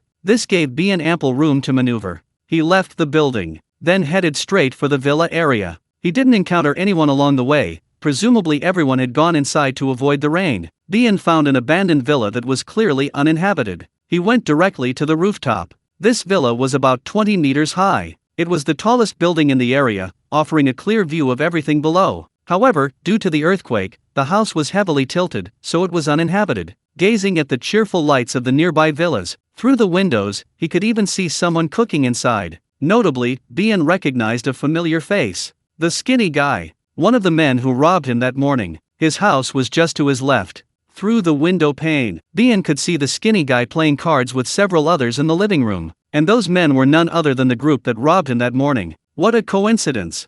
Bien silently pulled a vial of corpse-attracting drug from inside his clothes. Although he wasn't sure if it would still be effective in this heavy rain, Bien didn't mind giving it a try. He threw the vial of corpse-attracting drug directly at the villa in front of him. Poof! The glass vial fell to the ground, shattering instantly. The clear liquid inside immediately spilled out, mixing with the rainwater on the ground. Bien turned and went to the other end of the rooftop, wanting to see how the zombies in the pit would react. But after staring for a full 5 minutes, the zombies didn't move at all. So, using this thing in the rain was too naive, wasn't it? Unfortunate, but also reasonable. Bien planned to go downstairs to take shelter from the rain and redeploy it when it stopped. However, just then, the zombies in the pit suddenly reacted. It was as if a switch had been flipped. From their initial dazed state, they immediately became active and frenzied. Some zombies roared, their throats ripping. Some zombies ran wildly around the pit. But most of all, they were climbing up the walls at the bottom of the pit. Unfortunately, a height of 7 or 8 meters was simply too difficult. The zombies couldn't climb it at all. Just as Bien was wondering if the zombies could actually climb out, a frenzied scene unfolded. The zombies all crowded around the edge of the lake bed, frantically climbing upwards. So much so that those in front couldn't climb up, while those behind desperately pushed forward. The result was, a human ladder gradually formed. The zombies in front were quickly trampled underfoot by those behind. The pile of zombies at the lake bed edge grew larger and larger. The zombie bodies quickly formed a trapezoid, allowing those behind to climb up. A group of zombies had thus climbed out of the lake bed. Then they ran around wildly, frantically trying to escape. Meanwhile, another group of zombies at the bottom of the lake did something Bien would never have imagined. Dozens of burly zombie men desperately tried to crash into the concrete pillar in the middle of the lake. In no time, the stone pillar crashed down, crushing a group of zombies. Some zombies rushed to snatch the corpses falling from the pillar. They devoured them relentlessly. But many more zombies chose to lift the large stone pillar. They carried the pillar to the edge of the lake bed. Then they let go. With a deafening crash, the pillar smashed against the wall, forming a crude, slanted bridge. A large horde of zombies attempted to climb the pillar, leaning against the wall, onto the lake's surface. Although there was still some distance to cover, this was no obstacle for their endless supply of human walls and cushions. And so, a large number of zombies crawled up from the lake bed. They looked completely different from their usual selves. If they were normally carefree, intellectually challenged old men, then now they were utterly enraged madmen. Intelligent madmen. A woo-oo! A terrifying howl echoed from within the zombie horde. Bai-yin looked over and saw a burly, bald zombie, 2 meters tall. His body was like a wall. His howl drew the attention of many zombies. The burly man immediately pointed to the glowing windows, like a commander. And following his gesture, the terrifying sight of other zombies rushing towards the lit buildings and ramming into the doors. Chapter 72, Part 7, The Invasion. Evolution? The bald zombie's reaction was something Bai-yin hadn't expected. He acted like a commander within the horde. After issuing orders to the other zombies around him, he charged towards the front door of a nearby house. A loud crash followed. The door was immediately forced open. Then, a continuous stream of zombies poured into the house. Regarding the zombie-inducing drug, all Bai-yin knew was that it would make zombies more agitated and aggressive. As for whether it would make the zombies smarter, he wasn't entirely sure. He only knew that the effects of the zombie-inducing drug would last at most a day. The reason was that when he left the previous county, he saw that the zombies gathered at the experimental site had already dispersed. What changes occurred to the zombies after they dispersed? Bai-yin didn't know. But the system had never mentioned any other effects of the zombie-inducing drug. Therefore, Bien was more inclined to believe that the enormous bald zombie was a product of independent evolution. His own zombie-attracting drug. It was merely a trigger to lure him out of his dazed state at the bottom of the lake. After all, he was the size of a mini-boss. Splash, splash. The rain continued to fall, interspersed with occasional ear-piercing thunder. Even so, the group that robbed Bien noticed something was wrong. Boom! The first-floor door was smashed open by something, the sound extremely piercing, even drowning out the rain. What was that sound? The skinny man asked in surprise, guessing. Is third brother drunk again? He glanced at the fat man watching the cards beside him and said, "Fatty, go down and check." "All right." The fat man got up and went downstairs, but he had only gone halfway down. Ugh! A horde of zombies suddenly appeared in their field of vision, rushing up the stairs. Ah! The fat man was instantly terrified, his body stiffening abruptly. Before he could react, a zombie lunged at him and bit his neck. Da-da-da!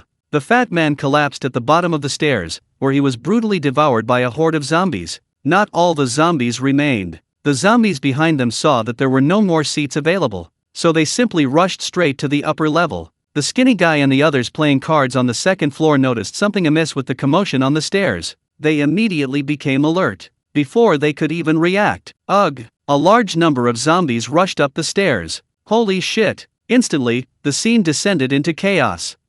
Screams filled the air, and the spacious bedroom was instantly transformed into a living hell. A zombie lunged directly at the skinny man. The skinny man, though startled, was noticeably calmer than the others. He simply pulled the terrified middle-aged man beside him over. Using him as a human shield, he took one attack. Then, as the middle-aged man screamed and was being torn apart by zombies, he turned and jumped out of the window. Ouch! The skinny man landed awkwardly on his bottom, but he had no time to feel sorry for himself. He frantically looked around, only to find the streets teeming with zombies. Other buildings near the villa area had also been breached by zombies. Screams and screams filled the air. The situation was far beyond what the skinny man had ever imagined. He couldn't understand it at all. How could his peaceful shelter suddenly be attacked by so many zombies? But he didn't have time to think about that. His immediate priority, and always more important, was his own life. Ugh! A group of zombies had spotted the lone skinny man and swarmed around him. The skinny man could only muster all his strength to rush towards a large tree not far away.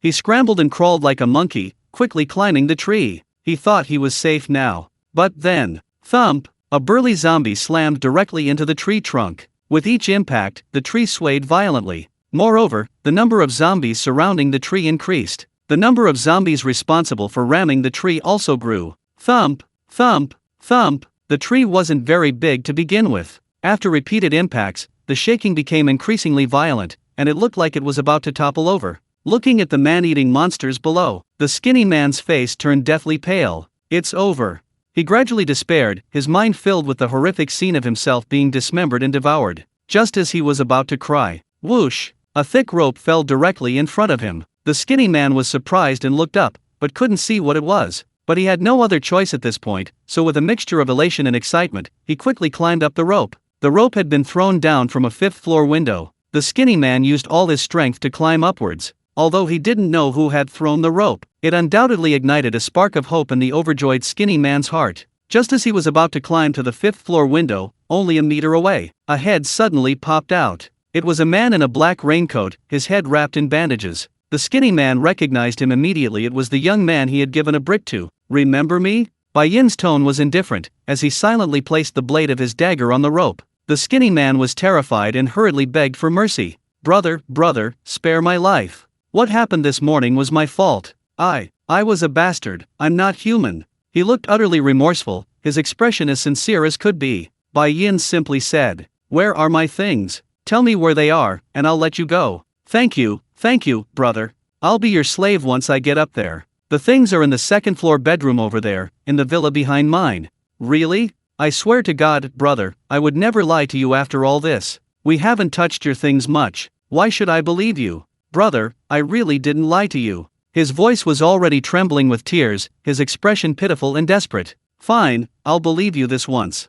I won't cut the rope. Bai Yin sheathed his dagger. Thank you, brother. The skinny man was overwhelmed with gratitude and hurriedly began to climb. However, he had only climbed less than half a meter. Whoosh! The silver-clad figure inside the house gently pulled the slipknot rope. The skinny man, rope and all, plummeted down. Bang! Before he could even react, his entire body slammed onto the hard ground. He didn't even have time to scream. The surrounding zombies tore him apart and devoured him. The scene was gruesome. The silver-clad figure by the window watched this scene calmly, his tone still indifferent. I didn't lie to you, I really didn't cut the rope. Chapter 73, Part 8 of the White Snake Chronicle, The Great Serpent. The horde of zombies below was chaotic, currently feasting. Occasionally, screams could be heard from all around, especially the screams of women. Presumably, they were women forced to stay in the shelter to survive. Were they innocent? Perhaps. After all, they just wanted a better life. And what was their fate? Their fate was to be overrun and devoured by the zombies.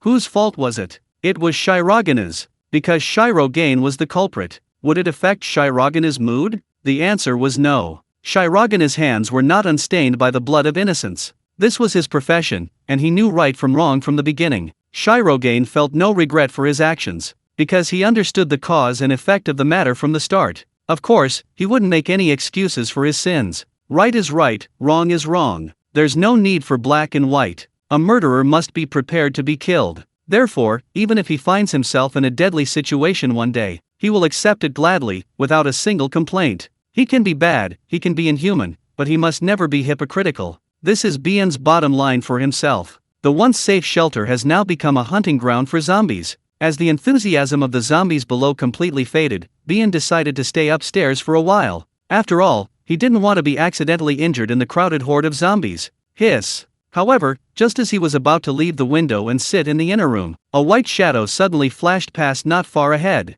Bien looked over in surprise. He saw a long, white creature on the distant shelter wall. He quickly raised the borrowed binoculars to observe. What came into view was an outrageously large white snake. It was a giant white snake, roughly the thickness of a minivan. It had a pair of terrifying green eyes. As for its length, 100 meters. Bien froze on the spot. Wasn't that the snake that attacked him when he was crossing the river? He'd even been injured in the thigh for it. If it hadn't met Anne's, he would have bled to death long ago. How could it be here? Bien's pupils dilated instantly. Could this thing be following him? Or just another one of its kind? After all, snakes of the same type all look exactly alike, don't they? Besides, in Bien's memory, weren't these snakes never out of water? How could it? Boom! The roar of thunder immediately brought Bien to his senses. Looking at the torrential rain, Bien finally understood the reason. Such heavy rain seemed to make it almost the same as being in water. Just as Bien was about to find a place to take shelter, ding! The system in his mind began issuing a mission. Ding! Mission issued: rescue Tyrant and ensure his survival in this downpour. Tyrant's current location: villa to the left, underground garage. What the hell? Bien was completely baffled by this mission. Tyrant? Was he being sent to ancient times to rescue some tyrannical emperor? To be honest, Bien was completely baffled by this mission, just as he was utterly bewildered. Hiss! The giant snake in the distance was already rushing towards them at lightning speed. In less than a minute, the snake arrived at the scene. Then, it opened its massive jaws and began to frantically devour the zombies present. Boom! Where the giant snake passed, chaos followed. Trees along the roadside were snapped in two, and even houses were instantly dented after scraping against them. It was like a vacuum cleaner, greedily swallowing the zombies whole. In just a few bites, a large number of zombies had been devoured. Bien, hiding on the 5th floor, simply drew the curtains immediately. He could only observe the situation below through the crack in the window, hoping the other side wouldn't target him. Bien watched helplessly as the zombies, initially frenzied, gradually became timid. Ultimately, they began to scatter and flee, rushing into nearby buildings.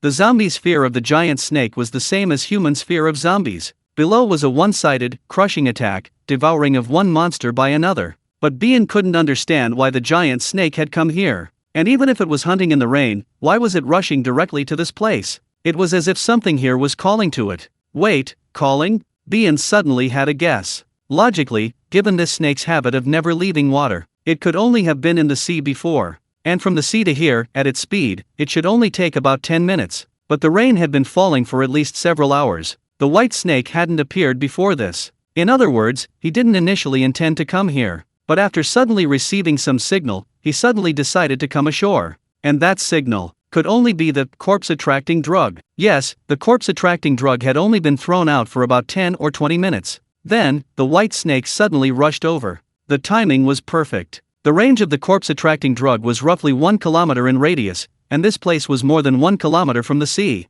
But this assumption only applies to human zombies, because snakes are far more sensitive to smell than humans. The white snake was very likely attracted by the corpse-attracting drug. But isn't the corpse-attracting drug only effective against zombies? Why did this snake react? There's only one answer. That is, this snake is also a zombie, only a much rarer mutated species. While observing the giant snake hunting below through a crack in the window, Shirogane noticed a detail. There was a shallow crack on a scale on the snake's head. Shirogane remembered that the white snake that had almost eaten him had a similar crack on its head. Only, its crack was larger than this one. This is troublesome. Shirogane was almost certain that the giant snake downstairs was the same one that had attacked him before. As for why the crack had become shallower, all I can say is that it recovered well. Bien's mind was a mess. He couldn't understand why the snake was here. Although the river was indeed connected to the sea in Wolong County, there were so many branches along its course. How did it just happen to end up here? Could this monster be following him? Bai Yin felt a chill run down his spine at the thought. Just as he hesitated about what to do next, the white snake suddenly turned its head and stared at him. At that moment, their eyes met completely. Even through the curtains, Bai Yin couldn't help but feel a chill run down his spine. Chapter 74, The White Snake. Chapter 9, The Tyrant. Hiss. The white snake flicked its black, forked tongue. As if by magic, it approached the 5th-floor window. It first peered through the window, then its sharp tail shot out. Bang! It plunged its tail in, punching a large hole in the window. Then, with a couple of swings, it swept away all the windows on the 5th floor with a crashing sound. The giant snake retracted its tail, brought its head close to the window, and found the floor empty. It extended its tongue and sniffed. It clearly smelled a familiar scent. Boom! The giant snake decisively swept away a floor of the villa's rooftop with its tail. Then it peered out. Finding no target, it swept away another floor. Like a child playing with building blocks, it dismantled the house floor by floor, all to find its target. While the white serpent was dismantling the house layer by layer, Bai Yin had actually already secretly escaped from the villa. He was now right behind the giant serpent. He was stealthily making his way to the underground garage of the villa to the left. Firstly, that house was closer to him. Secondly, he wanted to see what kind of thing the tyrant in the system mission was. Bai Yin quickly rushed into the underground garage. The garage was pitch black. Bai Yin took out his flashlight and shone it around. He quickly spotted a target in a corner. It was a strong zombie, just over 2 meters tall, broad-shouldered and bald. It was huddled in a corner, trembling, clearly terrified by something. "Hey!" Bai Yin called out. The burly zombie huddled in the corner slowly raised its head. When Bai Yin saw the other's face, he was clearly stunned. "Isn't this the commander?" Bai Yin still vividly remembers the scene where this guy commanded the other zombies to attack the villa with such dashing style. Back then, he felt this zombie was different from the others. Clearly, it was the kind with superior intelligence. It wouldn't be an exaggeration to call it an evolved species. This kid was so dashing just now, like a demon from hell. How come he's become such a pathetic mess now? Could it be that the arrival of the white snake made him lose his composure? But given the current situation, that seems to be the only possibility. Are you just waiting to die? Bai Yin tried to communicate with the other, but the other just stared at Bai Yin blankly. His eyes were pure black, without any distinction between white and pupil. Under the flashlight's beam, Bai Yin could see the guy's grayish-black skin. Yes, unlike the other zombies. This guy's skin color was closer to Yaya's. And there were no signs of decay on his body. It seemed he had this skin color from birth. Bai Yin was certain that this guy was definitely a mutant like Yaya. Although he didn't know if the mutation was exactly the same. But he was certain that he was definitely not an ordinary zombie. Bai Yin's brain was rapidly processing the information he currently possessed. Ugh! But the tyrant in front of him suddenly let out a cry of surprise, then lowered his head again, trembling. "What's wrong?" Bai Yin asked, puzzled, but at the same time. Hiss! The hissing sound of a snake's tongue came from behind him. A cold sweat broke out on Bai Yin's back. He then realized how unusually quiet it was outside. Normally, when a giant snake was destroying a house, it would make a lot of noise. But now, apart from the sound of rain, there was nothing else outside. Bai Yin hesitated for a moment before turning back. Then, in the beam of the flashlight, he saw a gigantic white snake's head, no more than 3 meters away, staring intently at him. The white snake kept flicking its tongue. The instant their eyes met. Hiss! The giant snake suddenly opened its jaws and lunged at Bai Yin. "Damn it!" Silver cursed under his breath, then dodged and rolled to the side, landing right in front of Tyrant. He narrowly avoided the attack. Boom! The giant snake, due to the force of the impact, slammed its head into the wall, sending debris flying. Rumble! The giant snake tried to pull its head out, but it didn't seem to be doing so easily. Silver seized the opportunity, scrambling to his feet. He turned and kicked the zombie still trembling in the corner. The kick landed squarely on its face. "Damn it, if you don't want to die, come with me." Without waiting for the zombie's reaction, he ran towards the underground parking garage exit. Tyrant was somewhat bewildered by Silver's kick, but seeing the giant snake head about to be pulled out, he finally scrambled to his feet and desperately chased after Silver's retreating figure.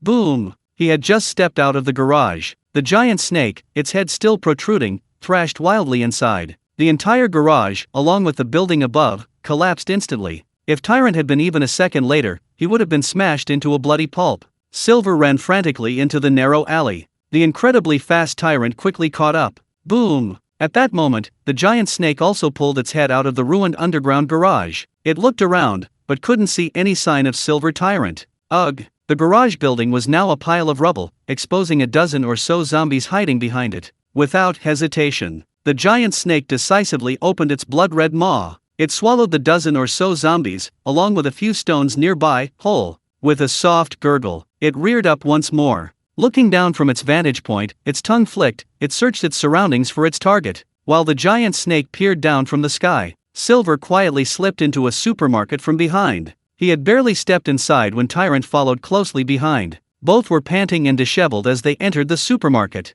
"Damn, that scared the hell out of me." Silver breathed a sigh of relief. Shine his flashlight around, he discovered the small supermarket was a toy store. Silver spotted a toy helicopter on the shelf. Squinting, he formed a rough idea. He quickly disassembled the helicopter and discovered it was equipped with AA batteries. But this was exactly what Bai Yin wanted. Bai Yin found a pack of unopened AA batteries on the shelf. He installed them in the remote control and the helicopter. Then, he tried to control it. He found the helicopter was fine and could still fly. It was a wonder the batteries still had power. Bai Yin took the helicopter straight to the 4th floor. Above that was the rooftop. The 4th floor windows were wide closed, with curtains drawn. From this angle, only the right half of the white snake's body could be seen, but that was enough. Chapter 75, The White Snake, A Wasted Effort. Bai Yin opened the left window, but even with it open, it was a blind spot for the giant snake. It couldn't see him at all. Bai Yin tried to make the helicopter fly in the rain. After discovering that he could remotely control it to fly out the window and into the rain, he quickly retracted it.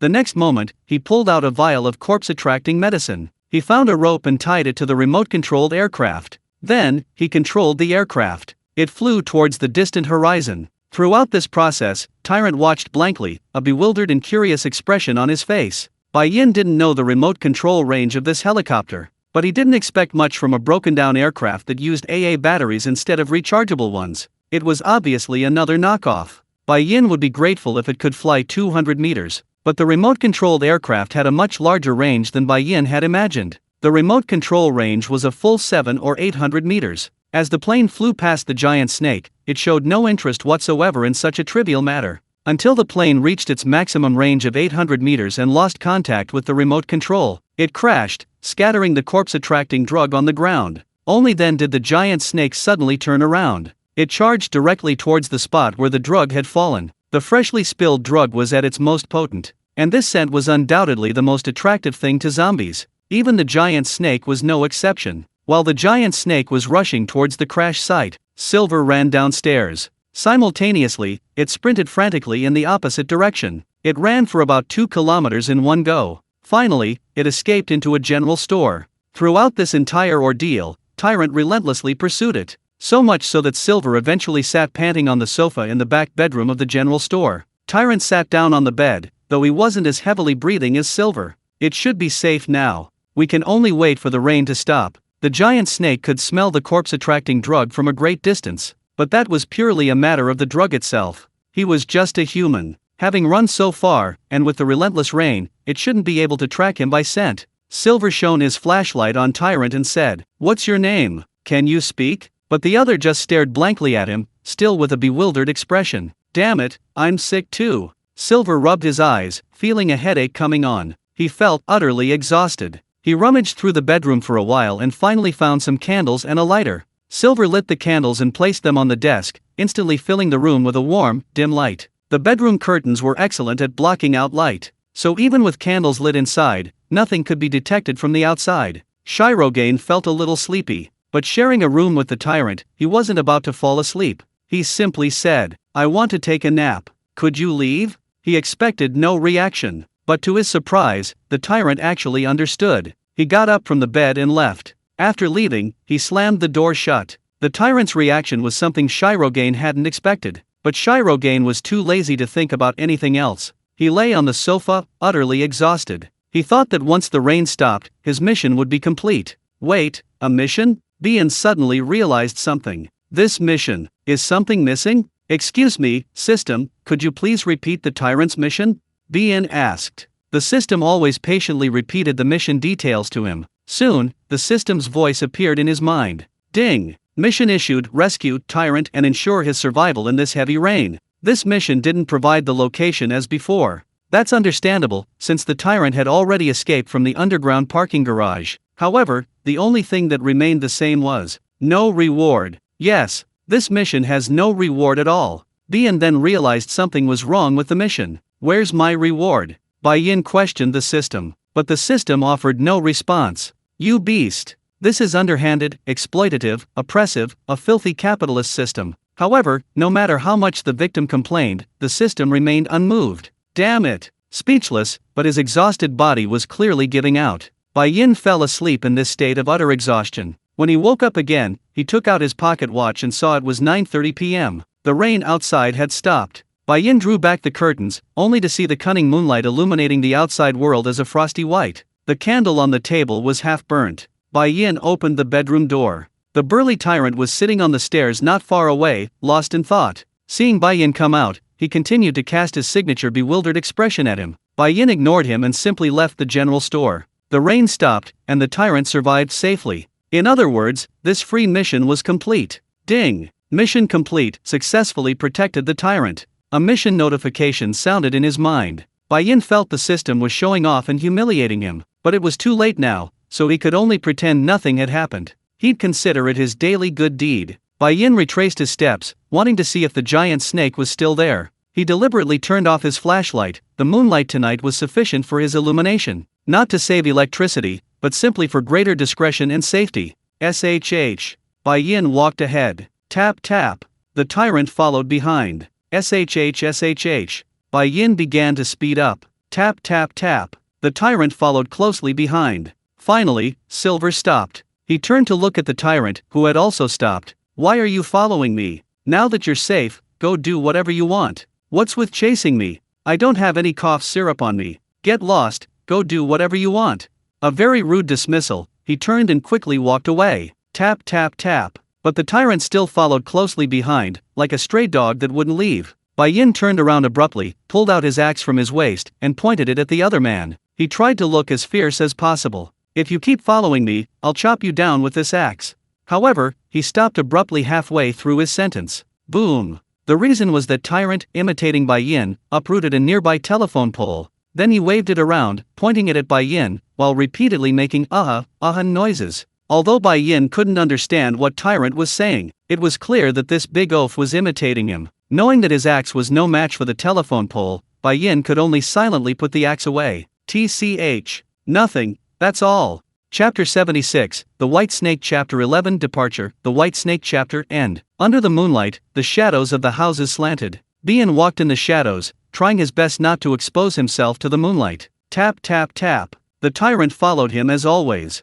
Like a shadow. Bian ignored it for the time being, heading towards the villa area where the crime occurred. He observed from the darkness for a long time, but he didn't see even a trace of the giant snake. The scene was just ruined buildings and a mess. Phew! Bian breathed a sigh of relief. He thought the giant snake was probably gone. The rain had stopped. Without the moisture, it must have returned to the sea. Bian simply walked straight to the villa ahead and found his tricycle in a corner on the first floor, intact. Bian glanced at it, then went upstairs. He needed to find his bag on the second floor. The tyrant had followed him the whole time, until he entered the bedroom on the second floor. Bian found his backpack in the corner of the bedroom. Except for the food and water, which were gone, the other miscellaneous items were almost untouched. It seemed the robbers hadn't had time to thoroughly search. Bian opened the hidden compartment at the bottom of the backpack. He took out the small box. Finding that the contents were intact, he finally breathed a sigh of relief. He packed everything back into the bag. Then he planned to go downstairs. But seeing Tyrant staring blankly at him from the doorway, he hesitated. Tyrant was, after all, a zombie, and a very large one at that. Bian couldn't take him back. Who knew if he would suddenly go berserk and eat Bayu? So he simply said, "I'm going to sleep. You can leave." Tyrant responded and obediently left. As he left, he didn't forget to close the door behind him. Bai Yin decisively opened the bedroom window and jumped from the second floor. Without hesitation, he carefully pushed the tricycle out. Then he sped off towards Bayu's clinic. As for the tyrant on the second floor of the villa, although he heard strange noises coming from the bedroom window, he only turned his head curiously to look. Unfortunately, he couldn't see anything through the door. Finally, he simply sat on the floor by the door, staring silently at the bedroom door like a demented patient. He wondered when that door would open again. When Bai Yin returned to the clinic, it was already 11 p.m. He unlocked the back door and went in. The reason was that he didn't want to disturb the people inside. When he entered the bedroom, he found the candles burning low. Bayu was on the bed, holding Hazy Eye, fast asleep. Bian left the bag behind and then went to take a shower. When he returned after showering and changing, he found Bayu already awake, sitting on the edge of the bed yawning. Was the water too loud? Bien dried his hair with a towel. Bayu rubbed his eyes. It's okay. Why are you only coming back now?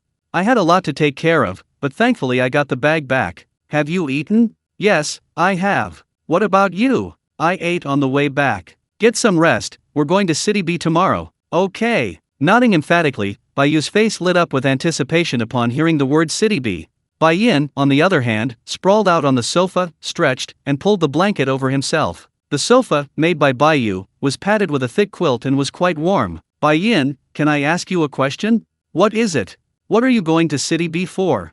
Again, you ask that. Bai-yu had asked this question more than once, but Bai-yin had never answered directly, only saying it was a secret. I'm just curious. Phew, fine, since you're so persistent. He let out a long sigh and then said, I have a younger sister, she lives in City B. A younger sister? Yes, we met in the orphanage when we were little, but later we were adopted by different families. How old is she? Is she pretty? The same age as me, she's pretty, I guess. Speaking of which, we haven't seen each other for about 7 years. 7 years? What's the point of looking for her now? Baiyu's tone was a little sour. Maybe she's already forgotten about you. Sigh. Bai-yin chuckled. Who cares? We'll see when we meet. What's her name? Is it also Bai? No, her surname is Hei, and her name is Hei-yu. Just hearing that name makes me feel like we don't get along. Maybe, after all, your names are opposites. But Hei represents evil, and Bai represents justice. So I'm definitely better than her. Stop being silly. Instead of worrying about this, think about how you'll face your parents. My parents are great. Baiyu's tone wasn't very confident. Bai-yin just stared at the ceiling. Although you are indeed a child, I generally don't treat you like one. Let's talk about something that will upset you. Bai-yu, have you ever thought that your parents might be suddenly sleepy.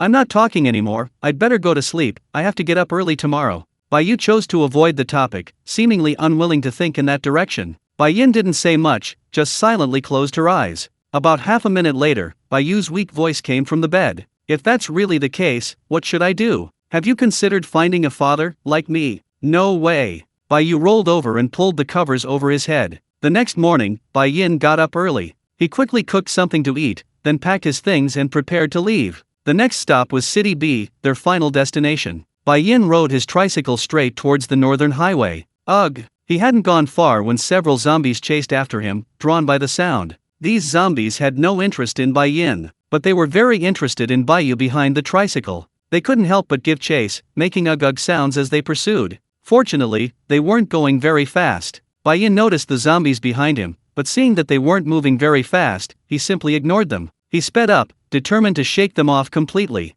After riding for about half a minute, Bai-yin suddenly heard a series of thuds behind him. He turned around to look, only to find that the zombies had vanished in the blink of an eye. This puzzled him greatly. Not only that, the environment behind him was eerily quiet. This was a stark contrast to the zombies' earlier screams and howls. Despite his confusion, Bai-yin decided to keep looking ahead. Curiosity killed the cat, and Bai-yin wasn't about to turn back and risk it. He simply continued to accelerate, and soon the tricycle was far ahead. Unbeknownst to Bai-yin, in some corner behind him, a pair of eyes were staring blankly at him. It was Tyrant. At that moment, several zombies lay at his feet, the very same ones who had chased Bai-yin's tricycle. The bodies of these zombies were all smashed to pieces. Only one remained alive. A trembling old zombie, its lower body indistinct, raised its right hand. The Tyrant saw this. Bang! He stomped on the zombie's skull, crushing it. Instantly, black and white matter sprayed out. The Tyrant watched the tricycle disappear into the distance, his back filled with a desolate melancholy. Rumble! But almost simultaneously, an SUV suddenly rushed into the city. The Tyrant saw 3 men and 1 woman in the vehicle. They were all survivors who had just arrived. The SUV stopped not far in front of the Tyrant. Seeing this, the Tyrant silently picked up a concrete utility pole from the ground. Then, he slowly walked towards the group. Tap tap tap. He began to accelerate. Throughout this process, his gaze remained fixed on the SUV's steering wheel. White Snake Chapter End. Chapter 77 Sisters Part 1 The Promise. Brother, please don't go. The 10-year-old girl looked at the boy with teary eyes, her gaze filled with grievance and reluctance. I don't want to go either, but it's not something I can decide. The boy, the same age, gave a bitter smile, his face full of helplessness. As a veteran who had spent 7 years in the orphanage, the boy knew very well what kind of person the director was. To put it bluntly, the children here were nothing more than powerless commodities. For the right price, that bastard would agree to adopt even a dog, let alone a powerful, unapproachable criminal organization coming to take someone away. But I can't bear to leave you. The girl was heartbroken, simply throwing herself into the boy's arms and sobbing uncontrollably. I'll never see you again. How could that be? The boy smiled bitterly and patted the girl's head. The girl was a head shorter than the boy, petite and adorable. If I have the chance. No, I definitely will. I will definitely come back to find you someday. When? The girl looked up, tears streaming down her face. As soon as possible. How long is as soon as possible? Well, I'll come to find you as soon as I regain my freedom. But you can't come until you're an adult, right? They say only adults can do whatever they want. That seems to make sense. In that case, I'll come to find you when I'm an adult. I'm a month older than you. I'll definitely come back on the day you turn 18. Really? Really? Then we made a promise, pinky swear. Okay, pinky swear. Pinky swear, for 100 years, no changing. Boom! Shirogane was awakened by a clap of thunder. Opening his eyes, he could only hear the sound of rain outside. He was in an abandoned village. Shirogane and his companions happened to be passing through this area and decided to spend the night there. Fortunately, the village was quite wealthy, so Shirogane quickly found a decent villa to rest in. The candles in the bedroom were almost gone. Shirogane got up from the sofa, took out his pocket watch, and saw it was 3 a.m. He glanced at Shiraha and Kuriko lying on the large bed beside him. He noticed they were sleeping soundly. They had just kicked off the covers. Shirogane got up and covered them up again. Then he went to the bathroom to relieve himself. When he returned to the sofa, he found himself having trouble falling asleep. Shirogane had come of age. Yes, it happened while he was at Kaneko's place. It had been over half a month. Shirogane didn't have the habit or need to celebrate his birthday, so he never discussed it with anyone, let alone expect anyone to give him a gift or anything like that. Let's calculate the time. It's about 12 days until my sister Koraba's birthday.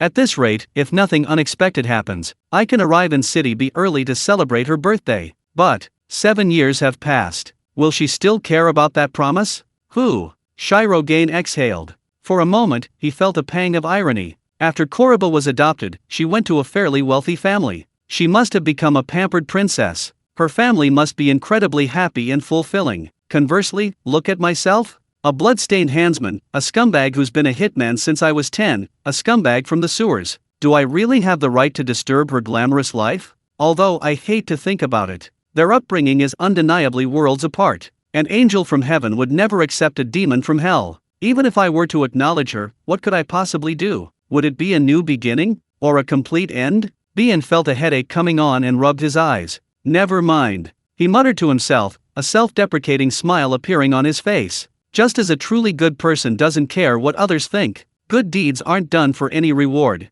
What Shirogane needs to do? Simply fulfill his promise. As for whether the other party remembers him, or what their attitude towards him is, those are secondary, he just needs to go with the flow. Russell. There was a slight movement on the bed. Shirogane looked over and saw Kuriko, who had woken up sometime earlier, jump off the bed. Kuriko wagged its tail, still a little sleepy, and wobbled towards him. Then, it jumped onto the sofa and snuggled against his arm. It yawned again and went back to sleep. Seeing this, Shirogane couldn't help but smile. Kuriko had given him a rare moment of warmth. It was about 10 days later when they arrived in City B. From a great distance, they could see a very high and extensive wall surrounding the city. That must be the shelter in City B. The two of them and their dog rode directly into the city on a tricycle. Surprisingly, they encountered very few zombies along the way. City B was previously a well-known research city. At its very center was a research institute, and the shelter after the zombie outbreak was built around this research institute, surrounded by a wall.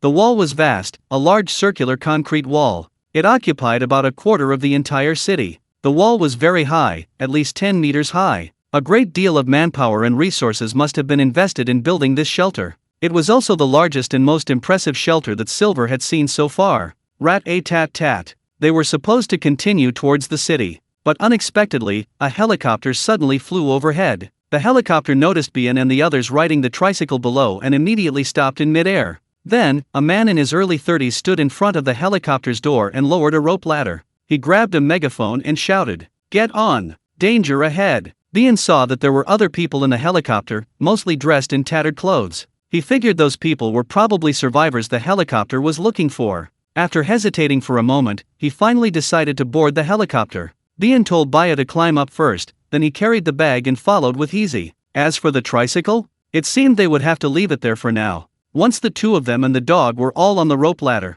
the people on the plane then worked together to pull the rope ladder. There was no other way. For Baiyu, who had a limp, her speed was simply too slow. After the man pulled Bai Yin and Baiyu onto the plane, the people behind quickly retracted the rope ladder and closed the doors. The man pointed to a corner and told Bai Yin and Baiyu to sit there. Then he asked, "Where are you from?" "City A." "City A?" The man was surprised. "That's really far. What made you think of coming here?" "We heard there was a shelter in City B, so we came." "I see. You're really lucky. Perfect timing, the city is short-staffed right now." Chapter 78, Part 2, The Refugee Zone. The rescue helicopter was a large one, capable of carrying about 50 people. The helicopter by Yin was currently and carried about 20 people. It seemed that finding survivors in the outside world wasn't so easy. Most of the other rescued survivors were dressed in tattered clothes. Their gazes were involuntarily, or perhaps habitually, fixed on the bag on Bai Yin's back. Otherwise, they were scrutinizing the two of them. Their looks at Bai Yin and Baiyu's clean appearance were clearly filled with jealousy and dislike. Bai Yin could tell that these newly rescued survivors were deeply resentful. It made sense, in the apocalypse, everyone was already struggling to survive. They simply didn't have time to groom themselves. "We're all refugees, so why are you two dressed so cleanly? And you even have the leisure to keep a dog." In short, even before making contact, Bai Yin realized that it would be difficult to get along with these people. Baiyu was somewhat frightened by their predatory gazes. She instinctively shrank behind Bien, linking her arm with his. "It's all right." Bien softly comforted her, her gaze involuntarily drifting out the window. Below, a helicopter was about to fly over the perimeter wall. Bien saw many zombies lurking around the wall. No wonder she hadn't seen any zombies when she entered the city. So all the zombies had gone to the area around the shelter. The helicopter finally landed at the outer perimeter of the shelter. Right next to it were many newly built huts. The concrete huts were mixed with transparent glass, and there were many benches inside. It looked like an animal enclosure for viewing. The helicopter dropped off the refugees and flew away. Soon, a group of people in white uniforms surrounded them. They looked like doctors and nurses, but clearly not. This way, split into two groups. The leader was a middle-aged woman wearing a mask. She directed the refugee group, splitting them into two teams. When the ant came over, intending to pull Baiyu from Bai Yin's team to the other side, Baiyu quickly hid behind Bai Yin. "Sigh, you child." The ant was about to say something, but her gaze faltered when she looked at Bai Yin. She liked looking at handsome men, so her displeasure vanished in an instant. "Is this your sister?" Not only that, even her voice softened considerably. "Yes." Bai Yin chuckled, a beautiful smile that pleased the ant even more. She glanced at the bag on Bai Yin's back, and seeing hazy eye peeking out, didn't say much. She simply said, "Alright then, since you're all together anyway, let's test you all together." She didn't forcibly separate the three. After dividing them into two teams, she personally led Bai Yin's group of 10 towards one of the concrete glass rooms. "Follow me." The ant waved and led the way. Bien asked in a gentle voice, "Sister, what are we doing?" Bien's sister almost melted the ant's heart. This worked wonders on her. She pointed cheerfully to a concrete glass room ahead and said, "Nothing, just stay inside for a while. We're worried you might get infected by the zombies, right? So we need to observe you for 4 hours. It's a routine check, everyone does this when they first arrive." "Oh, thank you, sister." "Oh, it's nothing, it's nothing." The auntie's face lit up with a smile. After leading all 10 people into the concrete glass room, she went to do other things. After the glass room door was closed, several armed law enforcement officers stood guard around, observing the situation inside through the glass. Bien noticed that these officers were all carrying weapons, mostly knives and the like. One of them also had a crossbow. Presumably, if they spotted any lurking zombies in the observation room, they would immediately shoot them in the head. The 10 people remained inside the glass room. Each found a stool and sat down. 4 hours of doing nothing was incredibly boring, so the group quickly started chatting. A middle-aged, thin man approached Bai Yin, grinning, and said, "Brother, your dog is quite handsome. I used to have one like that." He reached out to touch it, his eyes fixed on the zipper of his backpack. "Oh, really? What a coincidence." Bai Yin rudely brushed the thin man's hand away, but the man didn't seem embarrassed. "Hey, what's in your bag? It looks like it's moving. Let me check." He reached out again. "Get lost." Bai Yin kicked him to the ground. The next moment, he drew an axe from his waist and held it against the man's neck. "You fucking want to live? Trying to steal from me?" Bai Yin glared fiercely at the thin man, the axe blade pressed firmly against his neck. The skinny man turned pale with fright and waved his hands frantically. "No, no, no, I didn't." At this moment, the observers outside quickly shouted, "What are you doing? No fighting, or we'll throw you out." Bai Yin seized the opportunity, glaring fiercely at the skinny man. "Get lost." Okay. The skinny man quickly got up and obediently sat down in a corner. From this moment on, those who had been staring at Bai Yin and Bai Yu with ill intent finally restrained themselves. Bai Yin looked around at everyone. Everyone avoided his gaze, no one dared to meet his eyes. Seeing this, Bai Yin finally relaxed a lot. Sometimes, you have to be like this. If you don't establish your authority first, who knows how much trouble will follow. Being low-key isn't a flaw, but sometimes, being low-key only invites bigger trouble. In that case, it's better to be high-profile from the start, to warn those who don't know their own limitations that he's not someone to be trifled with. 4 hours was an incredibly long time. The people in the glass room were initially chatting, but soon they all chose to sleep. Bayo and Hezit, bored, also fell asleep leaning against Bian. During this time, Bian chose to rest with his eyes closed. He appeared to be asleep, but in reality, he remained vigilant of his surroundings. "Alright, that's enough. 4 hours finally passed. It was now noon. The guard at the door opened it. 10 people emerged from the glass room one after another. The next moment, a middle-aged man with an axe at his waist stepped forward and said, come with me. I'll take you to where we'll be staying." The so-called stay wasn't far from here. It was a cluster of rental houses outside the shelter. As soon as they stepped into the complex, they saw the appalling state of the place, littered with garbage everywhere, and the scenes of people leisurely playing cards and doing nothing throughout the complex. There were many young people here. When Shirogane and his group entered, those people clearly gave them ill-intentioned looks. Shirogane instinctively felt that this place was probably very chaotic. Chapter 79, Part 3, Land Exchange. This place provides room and board, 2 meals a day, and if you're lucky, they might even arrange a job for you. Just stay here and relax. The initial words are usually very pleasant, but Bai Yin didn't believe in free lunches. He instinctively felt this wasn't a good place, so he quickly stepped forward, took out a pack of premium cigarettes from his pocket, and smiled ingratiatingly. "Brother, have a smoke." Bai Yin didn't smoke, but he knew the ropes of social etiquette. The man's eyes lit up when Bai Yin offered him a pack of cigarettes. The reason was simple: these cigarettes were very expensive. You know how to handle people." The man appreciatively put the cigarettes in his pocket. Then he said, "Speak, what do you want?" Bai Yin tried to lower his posture, smiling obsequiously, and said in a low voice, "Is there a better place? My sister isn't well, and this kind of environment isn't suitable for her. Could you please help her out?"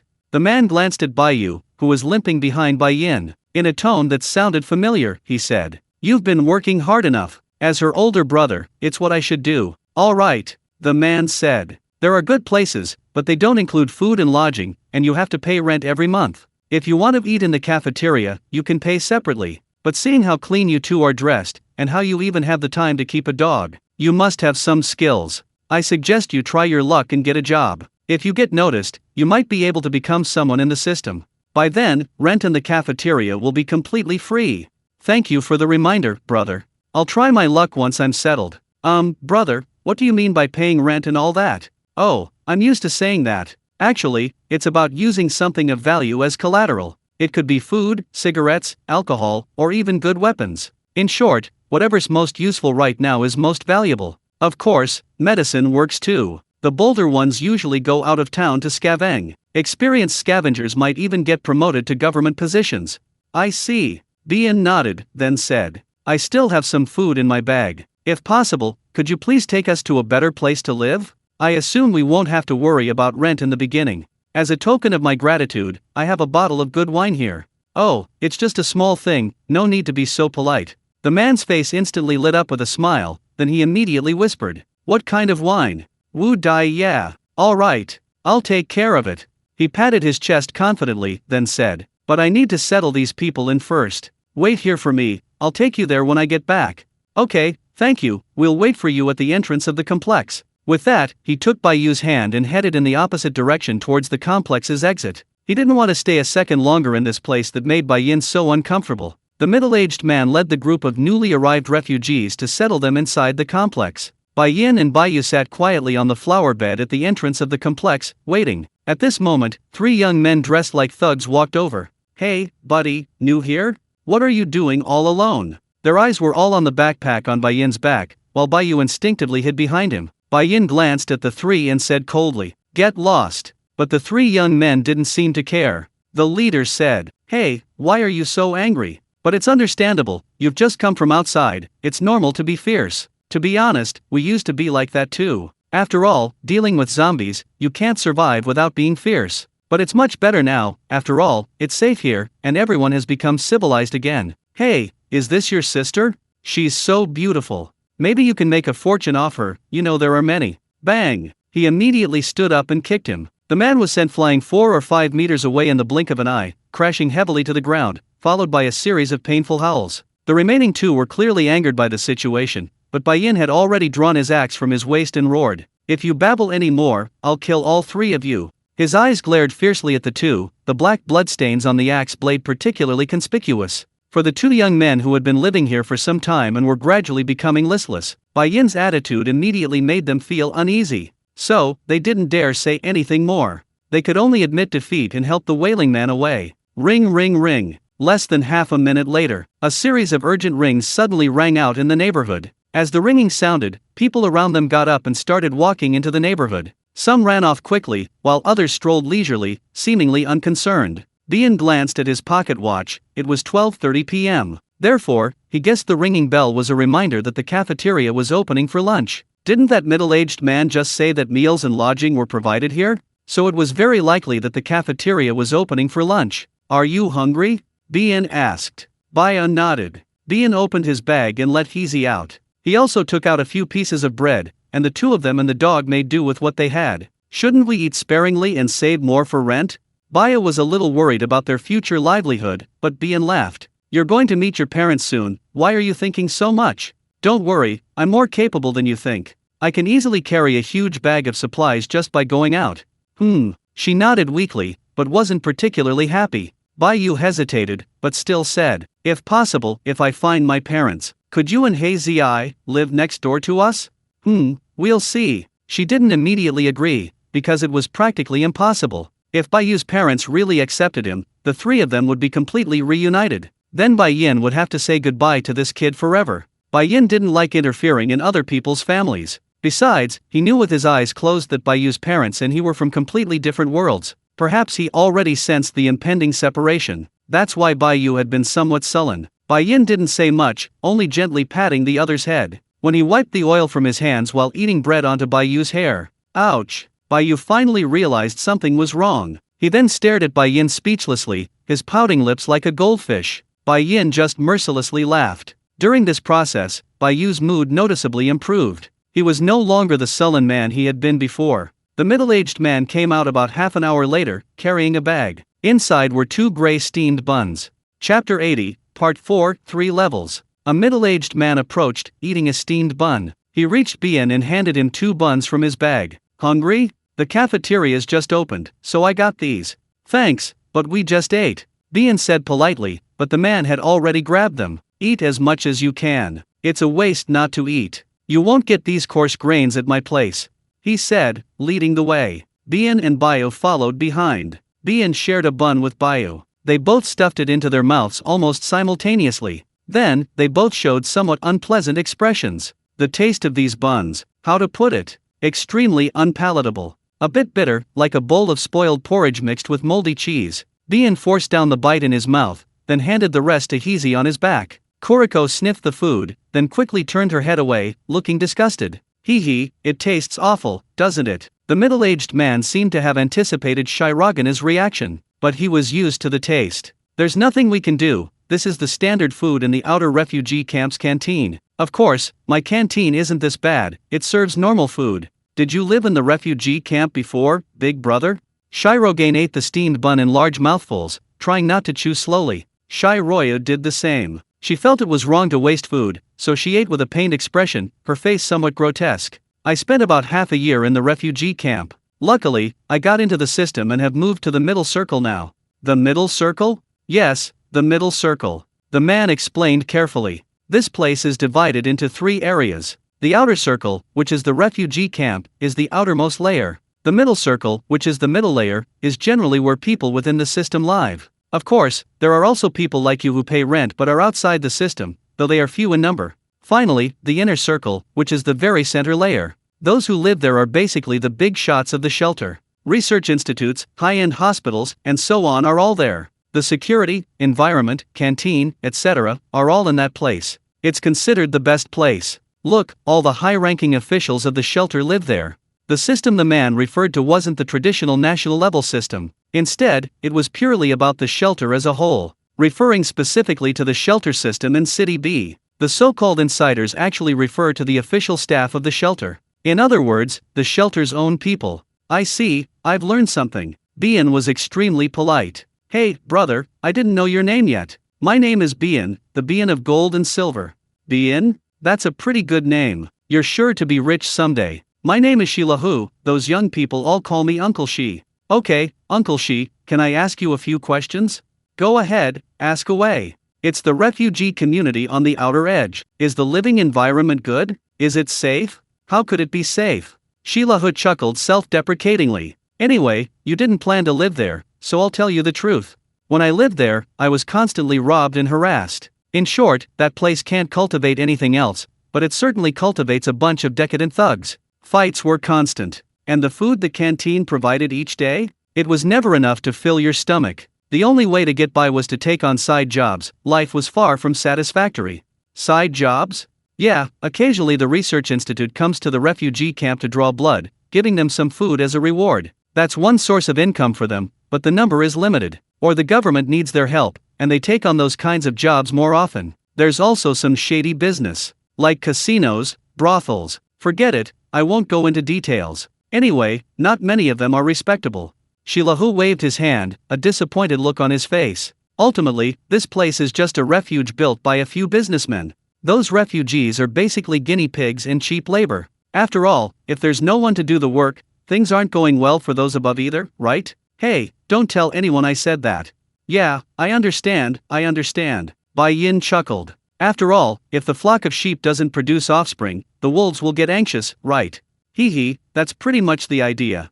Shilahu had a tricycle. He took Bai Yin and the others directly to his Zhongquan residential compound. There was an old man guarding the entrance to the compound. Shilahu specifically explained Bai Yin and the others' purpose to the old man. The old man nodded. He took Bai Yin to an office. Inside the office, there was a young woman wearing glasses, about 25 or 26 years old. She gave off a very serious feeling. Renting a room? The woman asked, and Bai Yin nodded. Shilahu interjected. Xiao Hua, this child is my relative. She's planning to rent the apartment next door. Could you give her a discount? Shilahu started trying to persuade her, but the woman just smiled and rolled her eyes at him, as if I could make that decision. As she spoke, she took out her camera. You two, move aside. She moved Bai Yin and Bai Yu aside, then took a picture of Bai Yin. Then she took a picture of Bai Yu separately. Next, she took out a notebook and a pen and asked Bai Yin. Name. Bai Yin, the Bai Yin of gold and silver.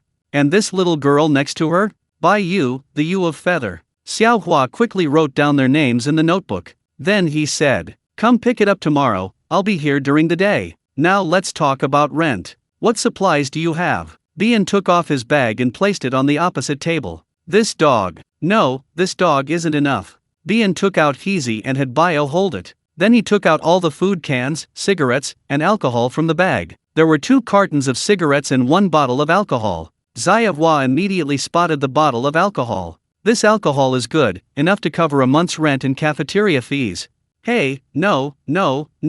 Shilahu quickly snatched the bottle. This alcohol is mine, right, little brother? Shilahu hadn't forgotten Bien's earlier promise. Bien nodded and chuckled. Of course. Shilahu immediately beamed. Bai Yin glanced at Xiao Hua, who seemed somewhat speechless, and said, Sister, how about these 2 packs of cigarettes?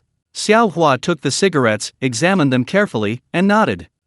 Not bad. 2 packs of cigarettes will cover a month's rent, plus a month's worth of meals for 2 people in the cafeteria. What do you think? Of course. Bai Yin agreed readily, then packed his other belongings, taking Bai Yu and Hazy Eye with him. Led by Shilahu, they went to his future residence. It was a very luxurious hotel with an elevator, and many rooms were empty. Bai Yin's residence was next door to Shilahu's. It was a very luxurious suite. In Shilahu's own words, It's not that there aren't good houses in the shelter, it's just that the higher UPS would rather leave them empty than let the lower UPS live there. They prefer to let the lower class people struggle in the refugee camp. That way, they can extract the most from them. Chapter 81, Part 5, Kuroba's Father. What does capitalist rule fear? It fears the people below uniting in rebellion. So what do? Of course, they incite conflict among their subordinates, denying them an environment conducive to unity. As long as the people below are sufficiently competitive and inefficient, they can continuously exploit them. Only in this way can they better consolidate their rule. At least, this is the structure of rule in the shelter system. Even if there are enough housing resources in the inner and outer circles, they won't lower the standards for refugee camp residents. And those who have finally escaped the refugee camps don't want the rules to change easily. This is the so-called first come, first served theorem. Those who got on board paid a heavy price to finally board. They naturally don't want later entrants to get on easily. They prefer to show off in front of those who haven't boarded, satisfying their vanity. This makes them feel that their past exploitation was worthwhile. Therefore, they stand on the side of capital. Those in power won't easily grant the wishes of those below, because once fulfilled, the recipient might become despondent. They'd become complacent, content to live a life of idleness, unable to create value for themselves. Therefore, what those in power need to do is ensure those below don't starve, while offering a sliver of hope. If circumstances allow, the ruling class of the shelter can add even more difficulty, like the operators of others' lives. However, tragically, even if everyone below understands this fact, it's futile. Why? Because of human nature. Ultimately, in some ways, human nature is largely selfish. For example, when someone asks you if you hate cannibalistic capitalism, what would you say? Many would say they do. But if you had the choice to become part of that kind of capitalism, would you join them? Imagine you live a muddled, ordinary life. Struggling to make a living, they've worked hard for most of their lives but still can't afford a small house. Not only that, they've developed various health problems and see no future. Poverty, low self-esteem, they don't even dare to look for a partner. In this situation, an option to become rich is presented to you, and all you have to do is join them. How many people can truly not betray their past righteous selves? The answer is yes, but they are always a minority. And this is the problem. The ruler's impunity always stems from the mutual suspicion and animosity among the lower classes. And what they need to do is repeatedly test the limits of those below. Even going too far is acceptable. A little money will solve everything. After all, that's the current environment of the shelter. That evening, Stone Tiger next door cooked a hot pot and invited Silver and the others over for dinner. The food wasn't anything special. It was basically just some boiled vegetables and noodles, plus some cured meat that Stone Tiger had been hoarding for who knows how long. When Bai Yin came, he brought a few cans of food, as a token of his joining the group. Stone Tiger was overjoyed, saying he didn't want it, but when it came time to accept it, he didn't hesitate at all. Stone Tiger was a single man. According to him, his wife and children had all been eaten by zombies. He lived alone in a luxurious suite,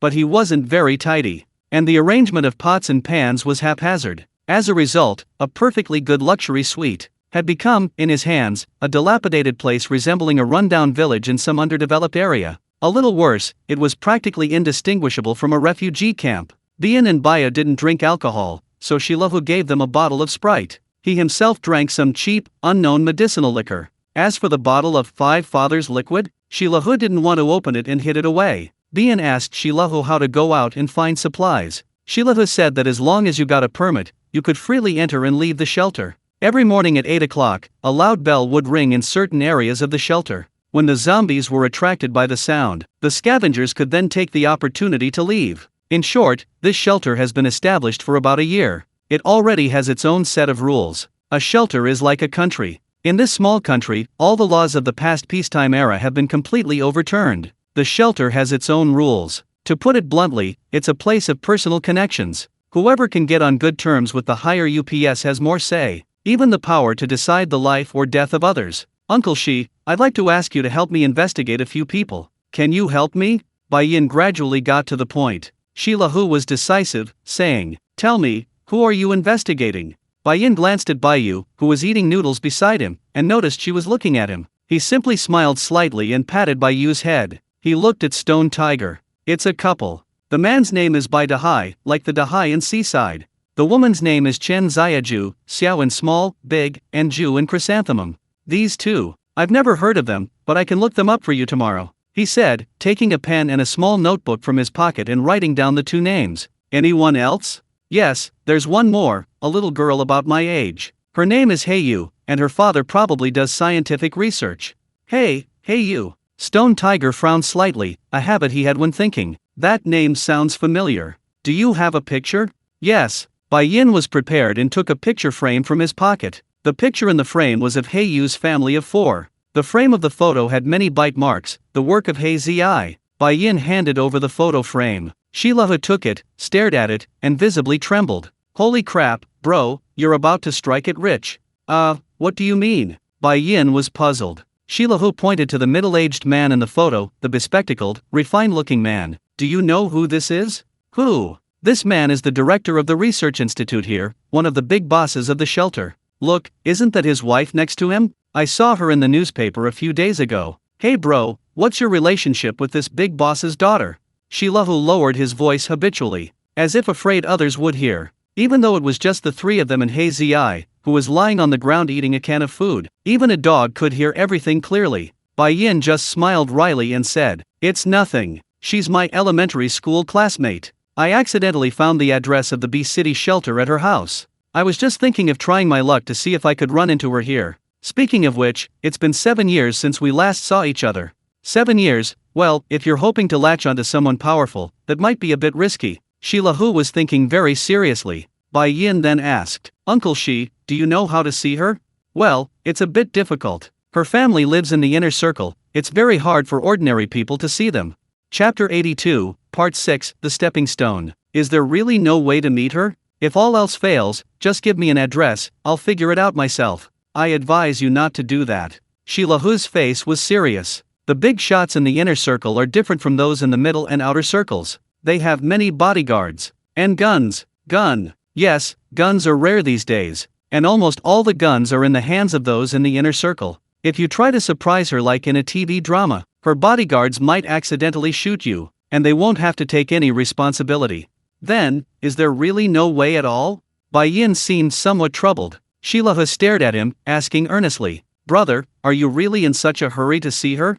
"Yes, if possible, I'd like to see her the day after tomorrow." "Why?" "Because it's her birthday that day. I promised her I'd celebrate her birthday on her coming-of-age day." "Good." Shilahua couldn't help but give him a thumbs up. As expected of the person I've set my sights on, even at a time like this, you're still thinking about keeping your promise. I admire you. He downed the remaining medicinal wine in his small cup in one gulp, then said, "To be honest, brother, let me tell you, there's an event in the inner circle the day after tomorrow. Your classmate's father, the director of that research institute, he's going to hold a coming-of-age ceremony for your classmate. It's supposedly a banquet. If you want to see her, this is your only chance. Can someone like me go?" "Of course not." Shilahua spoke decisively, then said, "But didn't I tell you? This is a society based on personal connections. As long as you can afford enough supplies, I can help you contact some old acquaintances in the inner circle. We can try to get you in." "Supplies? What kind do I need?" "I'll have to ask around for you. How about this, I'll go after dinner, don't rush to bed." "Okay, thank you, Uncle Shi." After dinner, Bai Yin returned to his suite to wait patiently. Because it was a very high-end suite, there was more than one room. Bai Yin and Bai Yu slept in different rooms. In the living room, Bai Yu finished washing up and left, saying, "I'm going to sleep," and left. Bai Yin sat on the sofa waiting, with Hei Zi lying beside him. For some reason, watching Bai Yu's departing figure, Bai Yin felt that the little girl seemed somewhat lonely and lost. He looked down at Hei Zi, who then looked up at him. Her large, dark, watery eyes were revealed. "Kuriko, be good," Shirogane whispered, pointing to the room Shiraha hadn't yet closed. Kuriko was clever, she quickly jumped off the sofa and followed. Just as Shiraha was about to close the door, "Woof woof," she wagged her tail and pounced. Shiraha was delighted and let Kuriko in. After closing the door, she carried her to the bed. As she drifted off to sleep, the girl holding Kuriko couldn't help but whisper with a touch of melancholy, "Kuriko, why isn't I his sister? I'm so envious." Knock knock knock. The knocking sounded at 11 o'clock at night. Shirogane quickly went to open the door. A travel-worn man named Shilahua stood at the doorway, glancing inside. "Is the child asleep?" "Yes." "Then let's talk at my place." "Okay." Bai Yin went to Shilahua's house. The man handed Bai Yin a slip of paper. "I asked that guy, and he said if you want to get in, you'll need at least this much supplies." Bai Yin took the paper and glanced at its contents. It listed only expensive cigarettes and alcohol. The paper specifically specified which types of alcohol and cigarettes were acceptable. In short, it meant at least 20 cartons of good cigarettes and more than 10 bottles of high-end liquor. And at least half of these cigarettes were to be given to the people handling things below. See? I told you it would be difficult. So, brother, I think you'd be better off just giving up. There's plenty of time, you can always find another opportunity later. Shilahut tried to speak gently, offering words of advice. He felt that Bai Yin must be feeling very disappointed right now. But Bai Yin was more resilient than he thought. He just sighed and said, "It's a bit difficult, I'll do my best." "No, brother, these things aren't jokes. Are you sure you want to do it?" "Yeah, I'll try my luck tomorrow. To be honest, I wanted to dissuade you, but looking at you, I probably couldn't." "Alright, I have nothing more to say, just hurry up, getting things done takes time. You only have tomorrow, you'd better be back before 6 o'clock. "Okay, I will." "Great, I'll take you to the gate tomorrow. I'll be on duty there tomorrow, I'll wait for you at the main gate." "Okay, thanks." The next day, Bai Yin got up early. He first went to the office to get his badge from Xiao Hua. Then he went home and explained something to Bai Yu. There were 4 badges in total, 2 for each person. One was for the shelter's identity, and the other was for the community cafeteria's meal card. Bian told Baya not to go to the cafeteria today, as she was worried about leaving her alone. She only told her to stay home and watch over Heezy, and if he got hungry, to eat some leftovers from home. In short, she wasn't allowed to open the door for anyone except herself. She was to make good use of the peephole. After giving these instructions, Bian was taken to the shelter's main gate by Shilahu on his bicycle. The shelter's main gate was a large, sturdy iron gate, covered with sheet metal. Through the cracks, one could see what was happening outside. However, unless the zombies outside got close enough to the iron gate, it was difficult for them to see any living people inside. Ding! At 8 o'clock in the morning, the loudspeakers around the shelter began to ring sharply. Attracted by the ringing, the zombies in front of the gate gathered around. Taking advantage of this opportunity, the staff in the monitoring room pressed the switch on the main gate. Squeak! Soon, the gate opened. The group of scavengers, whose identification had already been checked, seized the opportunity and rushed out. In just half a minute, all 40-odd people were out. With a creak, the gate slammed shut again. The next time it opens is at noon, and the time after that at 6 p.m. It opens 3 times a day, every single day. Bai Yin mingled among the scavengers, carrying the old bag Shilaha had given him. He quickly dispersed, each going their own way. "Hey, brother." But to his surprise, a man had chosen the same path as him. The man jogged up from behind. Bai Yin turned around and saw a young man in his early 20s. He was thin, dressed shabbily, and looked like he hadn't washed in ages. "What's up?" Bai Yin asked. The man chuckled. "I know a place with lots of good stuff. How about we team up? We'll split the loot." Chapter 83, Part 7, The Deception. Get lost. Bai Yin decisively refused. He had no interest in listening to this kid's nonsense. Hey, don't be skeptical, it really is. Lots and lots of expensive cigarettes and alcohol." The man hurriedly caught up, speaking with utmost sincerity. Bai Yin frowned, but the words cigarettes and alcohol did indeed intrigue him. He tentatively asked, "Where?" "Hee, follow me." The man chuckled and began leading the way. After walking for about half an hour, he led Bai Yin to the second floor of an abandoned shack. The shack's front door was locked, only the windows could be opened. Judging from the footprints inside, the man had likely been here many times. From the second floor window, Bai Yin pointed to the balcony opposite. Through the balcony window, he could see a study inside. "What do you mean?" Bai Yin asked. The man said, "What could it mean? The alcohol, all good stuff. Last time I went to that room, I saw a lot of cigarettes and alcohol, but I accidentally attracted the zombies, so I didn't have time to take them away. And then? I've been observing for several days. There are still 2 zombies left in that building. I specifically locked the door. They're locked inside. As long as someone lures them away, I can go in and take all the cigarettes and alcohol out." "You want me to be the bait? Why don't you go yourself?" "Of course. Only I know where the cigarettes and alcohol are hidden, and I can retrieve them in the shortest time." "Brother, what do you say?" "To be honest, I know another place. There's even more good stuff there. If we cooperate well this time, I'll cooperate with you long term."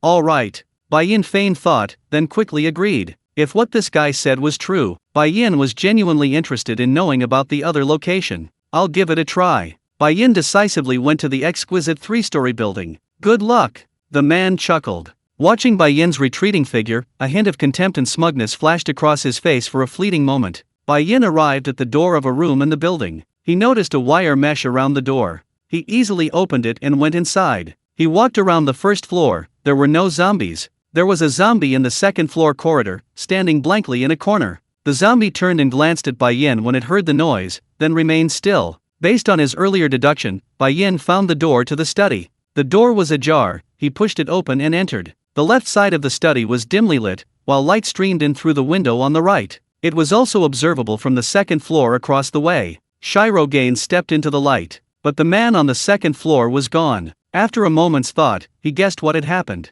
Naive. Shirogane went up to the third floor, where he found 3 zombies. There were 4 zombies in the entire building. Sure enough, that bastard had tricked him. Shirogane silently returned to the second floor, then cleared his throat. Ah! He suddenly screamed. The zombie on the second floor gave him a look as if he were an idiot. The 3 zombies on the third floor, hearing the commotion, came downstairs and also came to the second floor. The voice that came from Bai Yin returned to its dazed state. Bai Yin silently went to the bottom of the stairs on the first floor. He then found a piece of paper, uncorked the corpse-attracting drug, and poured a drop onto it. He quickly corked it again. The scent of the drug immediately aroused the 4 zombies on the second floor. They pounced on Bai Yin. Bai Yin, clutching the paper, began to flee for his life. Ugh! The zombies pursued him relentlessly, following him out. They quickly disappeared from sight. This entire scene was witnessed by the man hiding in the shadows. The man hadn't expected Bai Yin to lure them all away. He thought that if Bai Yin could only distract 2, he was confident he could steal everything.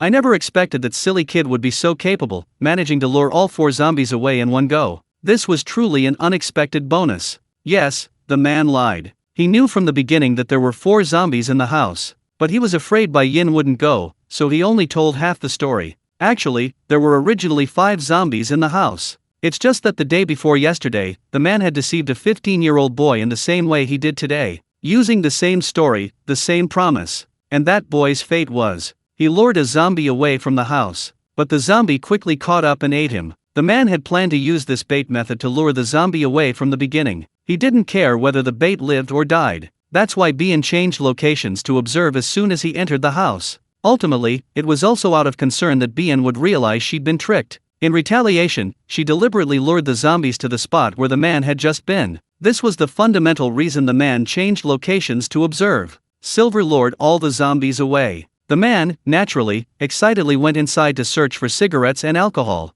Actually, the cigarettes and alcohol weren't in the study on the second floor. Instead, they were in the bedroom on the second floor. How could the man possibly tell Silver the truth? After finding the cigarettes and alcohol in the bedroom, the man's eyes practically lit up. He greedily stuffed everything into his bag. He was thinking about getting back to the shelter as soon as possible. He would enjoy these things to himself. The man had already decided that once he returned, he would move out of the refugee camp. He was going to live in the central area. Who knows, he might even find a beautiful wife with the remaining supplies. The man was already overjoyed. Meanwhile, Silver waited quietly. Silver had already thrown away the piece of paper, which was then quickly devoured by 4 zombies. Bian found another piece of paper and put it in his pocket. He retraced his steps. He went to the second-floor balcony of a house next to the small hut. When he saw the man excitedly coming out from the first floor, Bian took out the paper and dripped 3 drops of corpse-attracting agent onto it. Then, he sealed the test tube and put it back.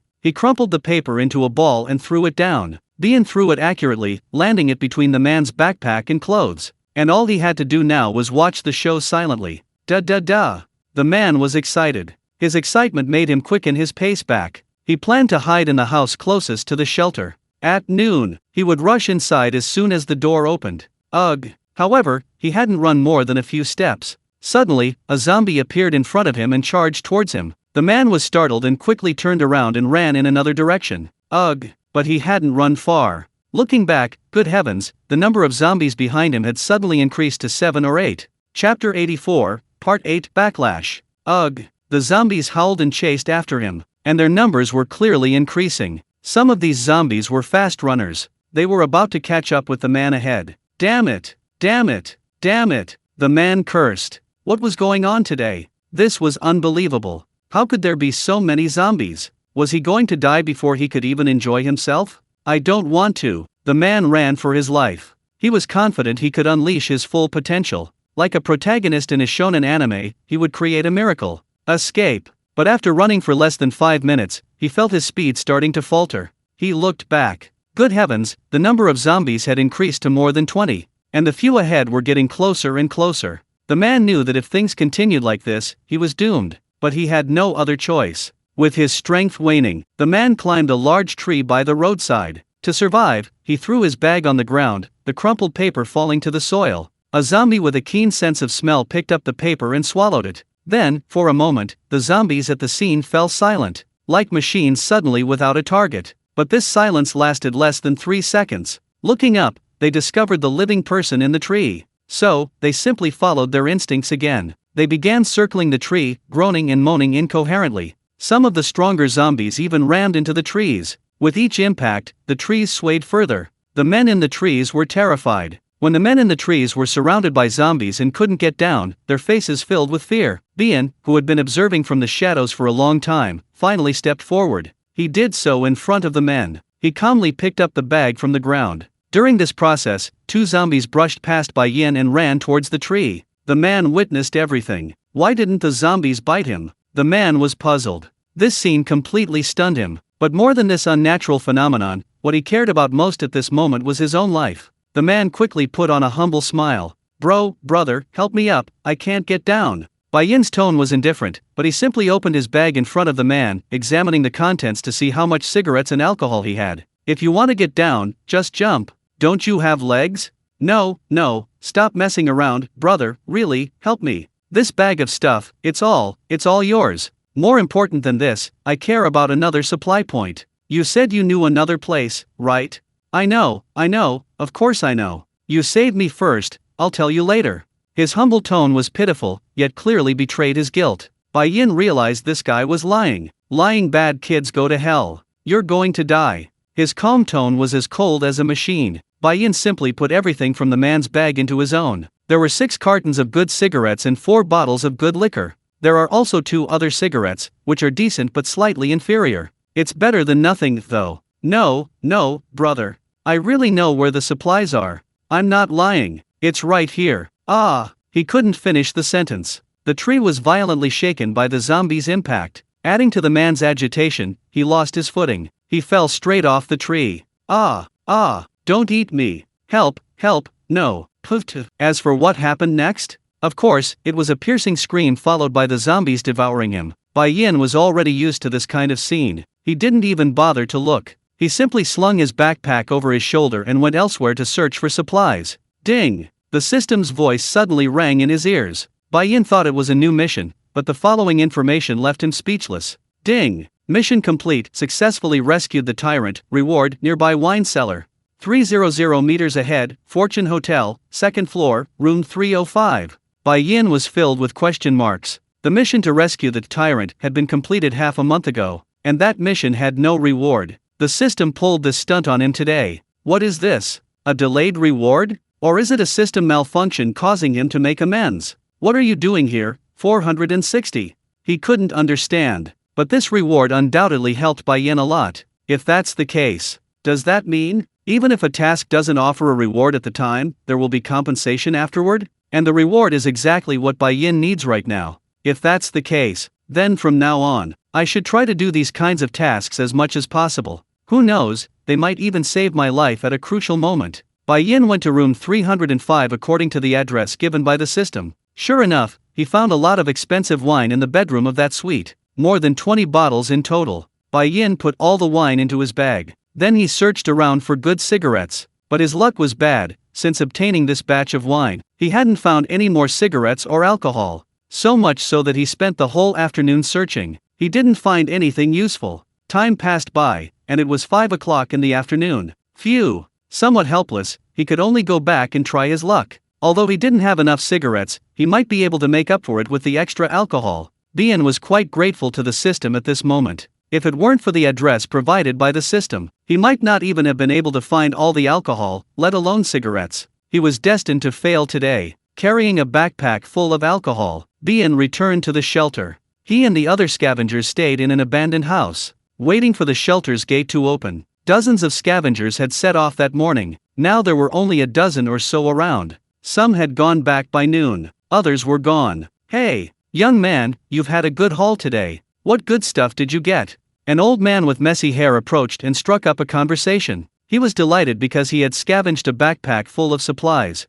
Among these supplies was a bottle of decent liquor. Bien simply chuckled and said, "Nothing good, just some balloons, firewood, and half a bag of cement. Perfect, I'll fix the toilet when I get back." "Hey, that's not bad." The old man went around asking others what good stuff they had found. At this moment, everyone was in a good mood. After all, no one knew what anyone else had in their bags. As long as the wealth wasn't flaunted and there was no conflict of interest, everyone was on the same page, finding joy in hardship. Sharing hardship was fine, but sharing the good times was another matter. Chapter 85, Sisters Part 9, A Reliable Teammate. Ring ring. At 6 o'clock in the afternoon, the bell rang. After the zombies were all lured away by the bell, there was a creaking sound. The gate opened. All the scavengers seized the opportunity to rush into the shelter. Then the gate closed, and they were inspected. The rules for scavengers aren't simply about getting what you find. In fact, every time you go out, you have to pay a tax upon returning. This is the shelter's rule.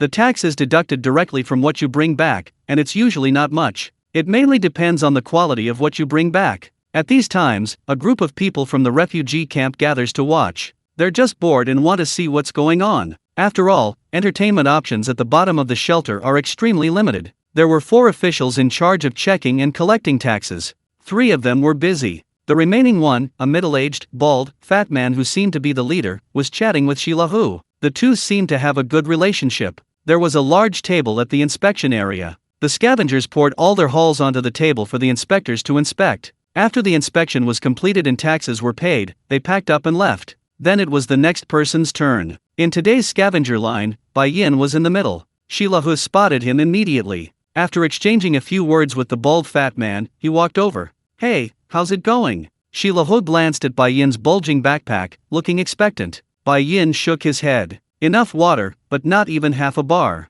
Water refers to alcohol. A strip refers to cigarettes. Stone Tiger wasn't stupid, he naturally understood. He hesitated, then said, "That's troublesome. Is there a lot of water?" "It's alright, 31 bottles. 31 bottles? Stone Tiger was surprised. "Is it all good water?" "Yes, the top tier kind." "Then it's no problem, I'll get it for you tonight." "Okay, thank you." "No problem, no problem. But, what about the extra?" "I don't drink it, you can have it all."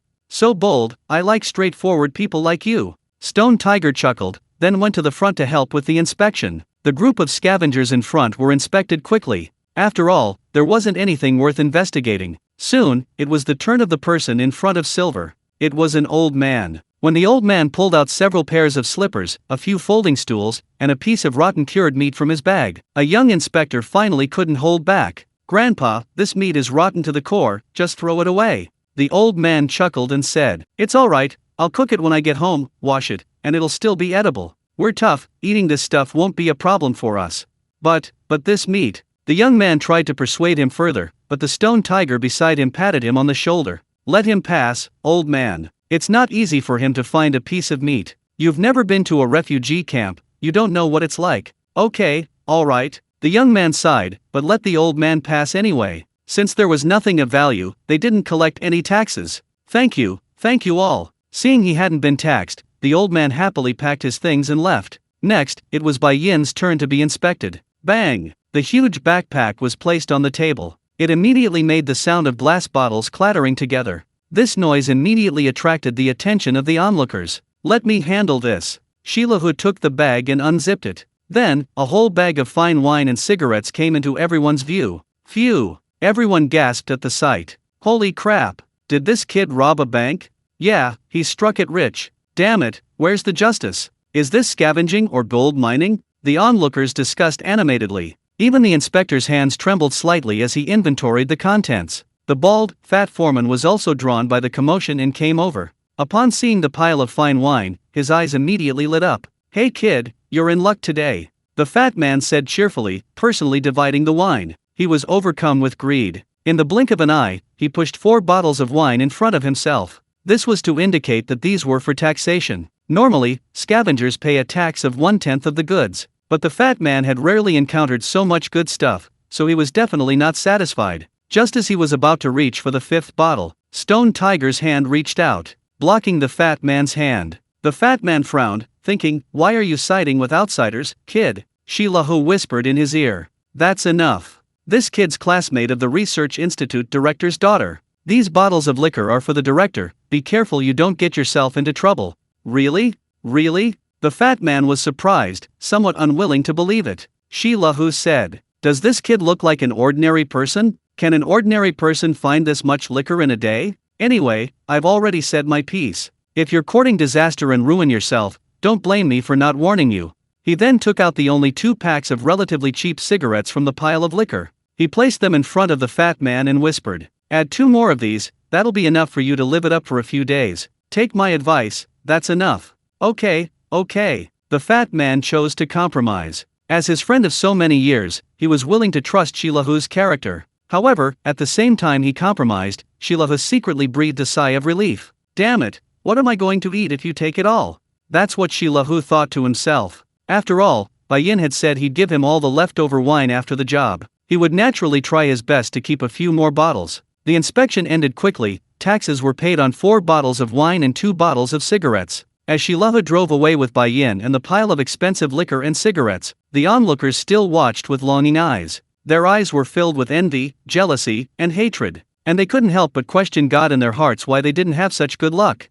Back home, the 3 of them and the dog first ate a meal at Shi-Lahu's house. At the dinner table, Shi-Lahu was in a very good mood. He said, after dinner, you're coming with me to the inner circle. Take all the things with you. I'll take you to see my friend. The tickets should be sorted out tonight. Okay, thank you, Uncle Shi. Oh, not at all. Shi-Lahu waved his hand, giving her a look that said, I should be thanking you.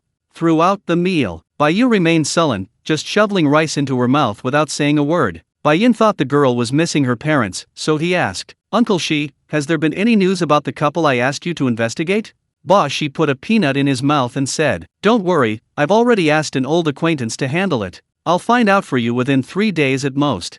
He thought this answer would cheer Bai Yu up. However, when Bai Yin looked at the girl again, she was still sullen. Chapter 86, Part 10 Wang and Jin. After dinner, it was time to head to the inner circle. When Bai Yin had packed all the cigarettes and alcohol and showed them to Shi-Lahu, the other man casually took the cigarettes out of the bag. Keep the cigarettes. We still need to live. We need to keep some rice at home. To be honest, Bai Yin hadn't expected Shi-Lahu to say that. He could have easily included the cigarettes as part of the bribery. If he included the cigarettes, the remaining alcohol would naturally increase. And Bai Yin had said that the remaining alcohol would all go to Shi-Lahu. He didn't have to do that. Bai Yin had 6 cartons of cigarettes, 27 bottles of alcohol. If he used all the alcohol for the transaction, then the remaining supplies would likely be 6 cartons of cigarettes and 7 bottles of alcohol. Shi-Lahu would net a profit of 7 bottles of alcohol. If he included all the cigarettes, then the remaining supplies would likely be 0 cartons of cigarettes and 10 bottles of alcohol. Shi-Lahu would have made a profit of 10 bottles of wine, but he didn't. This shows he still had some conscience. Bai Yin didn't accept Shi-Lahu's offer. He only said he had plenty of supplies left and didn't need the cigarettes. Besides, he didn't smoke. In short, after some back and forth, he ultimately decided to take the cigarettes. Since Shi-Lahu was a man with a conscience, Bai Yin wanted to treat him even better. It wasn't that he had any particular fondness for him. It was purely because only in this way would Shi-Lahu, feeling guilty, work more diligently for Bai Yin. Of course, this method only works on people with a conscience. As for ungrateful bastards, it's more appropriate to put a knife to their throat. When leaving that evening, Bai Yu carried He Zi back to the bedroom early. Their back view, no matter how you looked at it, conveyed a sense of loss. Bai Yin lacked experience with women, but that didn't mean he was stupid. He could guess the root cause of Bai Yu's negativity. However, he couldn't immediately make a judgment or plan. If Bai Yu's parents chose rejection or abandonment, would he let this half-baked girl step into his future life?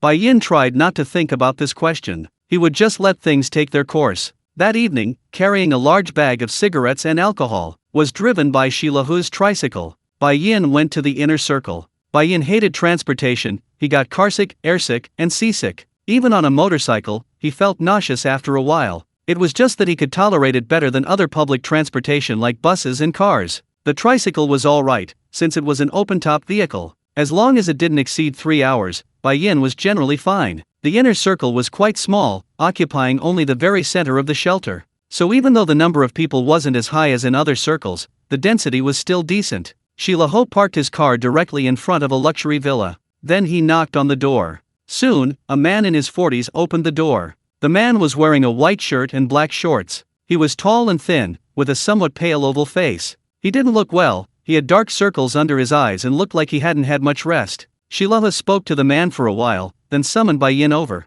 "Brother, this is Wang Jin, the big boss of that hotel, the top dog." Shilahua introduced, and Bai Yin hurriedly extended his hand. "Hello, Boss Wang, I'm Bai Yin." Hello. Shilahua told me everything about you. Come in." They shook hands, and then Wang Jin gestured for Bai Yin to enter, leading the way. Wang Jin was a fairly easygoing person, without any airs. Bai Yin was led by Wang Jin to the living room of the main house. Looking back, Shilahua was nowhere to be seen. Just as he was wondering, he saw the other man struggling to carry a pack of cigarettes and alcohol. "Let me help, Uncle Shi." Bai Yin hurried over to help, and the two of them placed the cigarettes and alcohol on the living room floor. "You call him uncle?" Wang Jin sat on the sofa, lit a cigarette, and offered one to Bai Yin. Bai Yin waved his hand. "Thanks, but I don't smoke." Then he said, "Yes." Wang Jin then handed a cigarette to Shilahua, who naturally took it and lit it himself. "You two are really something, one calling the other brother, and the other calling the other uncle. What's wrong with that? We each call each other what we mean. Hey, let's get down to business, is that alright?" Judging from Shilahu's very natural manner of conversation, the two seemed to have a good relationship. Wang Jin cut to the chase. "Didn't I already say? As soon as the supplies arrive, I'll get things done for you. You haven't changed a bit, you still have that capitalist face. Back then, I thought you'd help me out of consideration for our past as classmates. Back then, my foot." Wang Jin rolled his eyes at Shilahu. "It was just last night, wasn't it? Which bastard was breaking my window in the middle of the night? I'd been having insomnia for days, and I finally managed to fall asleep, only to have you ruin it. See my dark circles? It's all your fault. And don't tell me about out of consideration for our past as classmates. Don't you know whether I, the top leader, have any real power? I still have to put up with that old bastard's attitude." Old bastard refers to Wang Jin's father. Wang Jin didn't have a good relationship with his father. The reason was that the old man opposed Wang Jin marrying his first love. Wang Jin's first love came from a poor family, which his grandfather strongly disapproved of. So he used underhanded methods to forcibly separate the two. After that, Wang Jin, wanting revenge on his father, never dated, let alone married. As long as the father and son didn't discuss carrying on the family line, they could get by. But if they dared to touch on that topic, it could easily escalate into a physical fight. Wang Jin didn't want to inherit the family business, in fact, he had no desire for it. But since he was his only son, his grandfather had no choice but to force him into a position. The reason he was reluctant to relinquish power was to prevent Wang Jin from causing trouble. Ironically, although Wang Jin was nominally the head of the hotel, if he wanted to smuggle money into such an important banquet, he still had to bribe his subordinates to keep quiet. Mainly, he didn't want his subordinates to complain to his grandfather. Of course, there was another way. That was for Wang Jin to go directly to the old man and explain the matter. But he clearly didn't want to see his father. Shilahu opened the bag, revealing the supplies inside. Wang Jin leaned closer to look and nodded. "The stuff is alright, can I have it all?" "You wish. Leave me a few bottles of wine." "Look at you, so stingy." She rolled her eyes at him, then took all the cigarettes and alcohol out of her bag. After careful selection, she finally put 6 more bottles of good wine into the bag. Bai Yin noticed that the 6 bottles Wang Jin had selected were all the best in the bag. "Take the ones in the bag back with you, leave the rest here. The banquet is tomorrow night at 8 o'clock. I'll try my best to have someone send the invitations to you before noon." Chapter 87, Sisters Part 11, Koroba. Attending the banquet required an invitation. Besides many prominent figures in the inner circle who were invited, some people in the middle circle could also attend. However, their tickets were often the kind that had been obtained through considerable resources. And there were time restrictions. The fundamental purpose was to establish connections with people in the inner circle. To put it simply, the invitations had already been distributed. Bai Yin's biggest problem was time. If he had entered the banquet 2 weeks prior, he could have easily obtained an invitation through legitimate means, such as donations. But the problem was that the invitations were gone. To enter again, he had to rely on connections. Therefore, he could only rely on Wang Jin. And what Wang Jin had to do was modify the backend data. He would fill in Bai Yin's record as one of the middle circle members who had bought tickets 2 weeks prior. The next day at noon, Shilahu knocked on the door with a cheerful expression. As soon as Bai Yin opened the door, he handed over 2 invitations. "Ha, that kid's pretty efficient." Bai Yin was surprised and took the 2 invitations. He noticed the names written on them, clearly Bai Yin and Bai Yu. "Why are there 2? Bai Yin asked in a low voice. Shilahu was taken aback. Aren't you going together?" Shilahu had assumed from the beginning that Bai Yin was going with Bai Yu, so when he told Wang Jin, he prepared a statement for 2 people. Naturally, the requests for cigarettes, alcohol, and other supplies were also for 2 people. Of course, it's for 2 people. Then that's settled. Shilahu thought Bai Yin was joking. Bai Yin went to the bedroom and found Bai Yu staring blankly out the window. Bai Yu. Ha! Bai Yu was startled, turned around, and saw it was Bai Yin. He forced a smile and asked, "What's wrong?" "It's my sister's birthday party tonight. Are you going?" Can I go?" "Sure, there are 2 tickets. Of course, if you don't want to go, that's fine too. Go." "Of course I'm going." Bai Yu looked indignant. "Perfect, I want to see what your sister looks like, that you've been longing for her for so many years. Okay, remember to shower and change into clean clothes." At 6 o'clock in the afternoon, the 2 set off. Bai Yu changed into a purple dress. Bai Yin casually wore a black outfit. Shilahu drove them to the hotel entrance and then left, only saying, "Have fun." As the 2 stepped into the hotel, 2 young women at the entrance immediately reached out to stop them. "Hello, do you have invitations?" Bai Yin handed over 2 invitations. The young woman took the bag and examined it for a while, finding nothing wrong, before letting the 2 inside. However, they hadn't gone far. Behind them, they could hear the 2 women muttering with slight disdain. "A little brat bringing a cripple in, it's really ridiculous." "Yeah, a cripple at a banquet of this caliber, it's just lowering the class." Their voices weren't loud, but Bai Yu heard them clearly. Bai Yu's mood immediately soured, and he couldn't help but lower his head. Bai Yin patted her head, comforting her. "Don't worry about outsiders."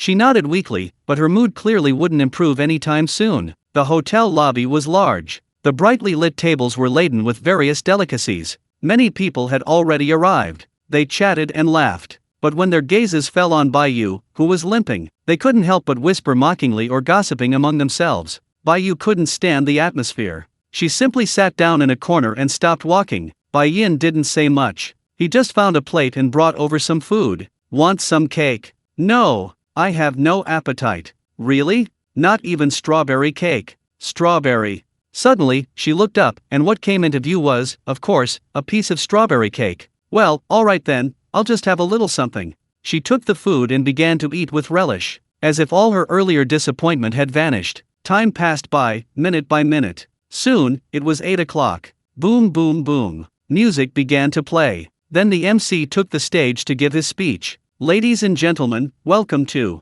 The opening remarks were long and tedious, rambling on and on. But ultimately, the key point was in the last sentence. "Now, let us welcome the director of the Research Institute, Mr. Kuroikiyama, with warm applause." Clap clap clap. A burst of enthusiastic applause erupted in the room. Then, Kuroyu's adoptive father, Kuroikiyama, took the stage. Fortunately, he also had the surname Kuro. Otherwise, Shirogane really didn't know if Kuroyu would have changed his name after being adopted. Today, Heiyishin was dressed in an expensive suit and wore gold-rimmed glasses. Upon taking the stage, "Thank you all so much for attending my daughter's coming-of-age ceremony." In short, it was a rather pointless string of polite remarks. After a long pause, he finally got to the point. He beckoned to someone in the audience and said, "Xiao, come up and say hello to all the uncles and aunts." Soon, Heiyu, dressed in a magnificent white dress, stepped onto the stage. She was very beautiful, elegantly dressed. Her presence was even more striking than in the photos. She was smiling happily. Shirogane could tell that Heiyu's happiness was completely genuine. This indicated that she was currently living a very happy life. "Thank you so much for attending my coming-of-age ceremony. Although things are chaotic right now, and many places are difficult, seeing your smiling faces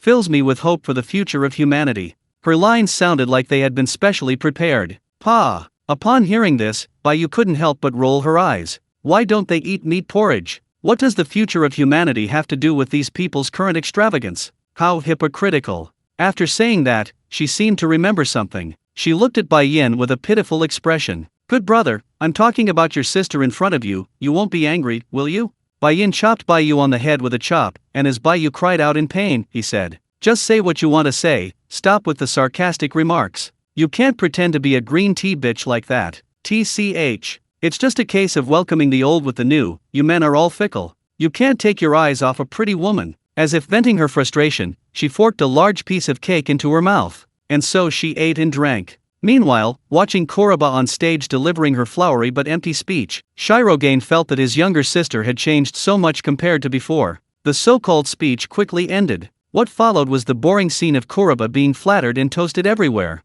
Shirogane wanted to approach Kuroba, but then she saw someone unexpected. Chapter 88 Sisters Story 12 The End. It was a chubby young man in his early 20s, dressed in a black suit. He was holding a glass of red wine, chatting and laughing with Heiyu. Bai Yin recognized the man. Heiyu's adoptive parents' biological son, Heiyu's older brother. Bai Yin had seen him more than once in that family photo of the four of them. Back then, it was because he discovered the letter Heiyu had written to his brother that he chose to come to City B. Now it seemed that this chubby young man was incredibly lucky. They were already reunited as a family. What's wrong? Bai Yu, standing beside him, noticed that Bai Yin's mood was off. Is there something wrong with that man? Shirogane smiled wryly and said, nothing's wrong, he's Kuroba's new older brother. Are you jealous? Maybe. Aren't you going to go up and compete? I probably can't beat him. Don't be sad, I'm still here. That's like saying nothing at all. TCH, my good intentions are wasted. Shirogane just continued eating the cake on his plate. Kuroba and the chubby boy chatted and laughed. Meanwhile, Shirogane, in the corner, just watched quietly from a distance. Brother, I'm going to the restroom. Kuroba went to the restroom. Shirogane understood her lip movements and planned to take this opportunity to make contact with her. Be careful, I'm going to the restroom.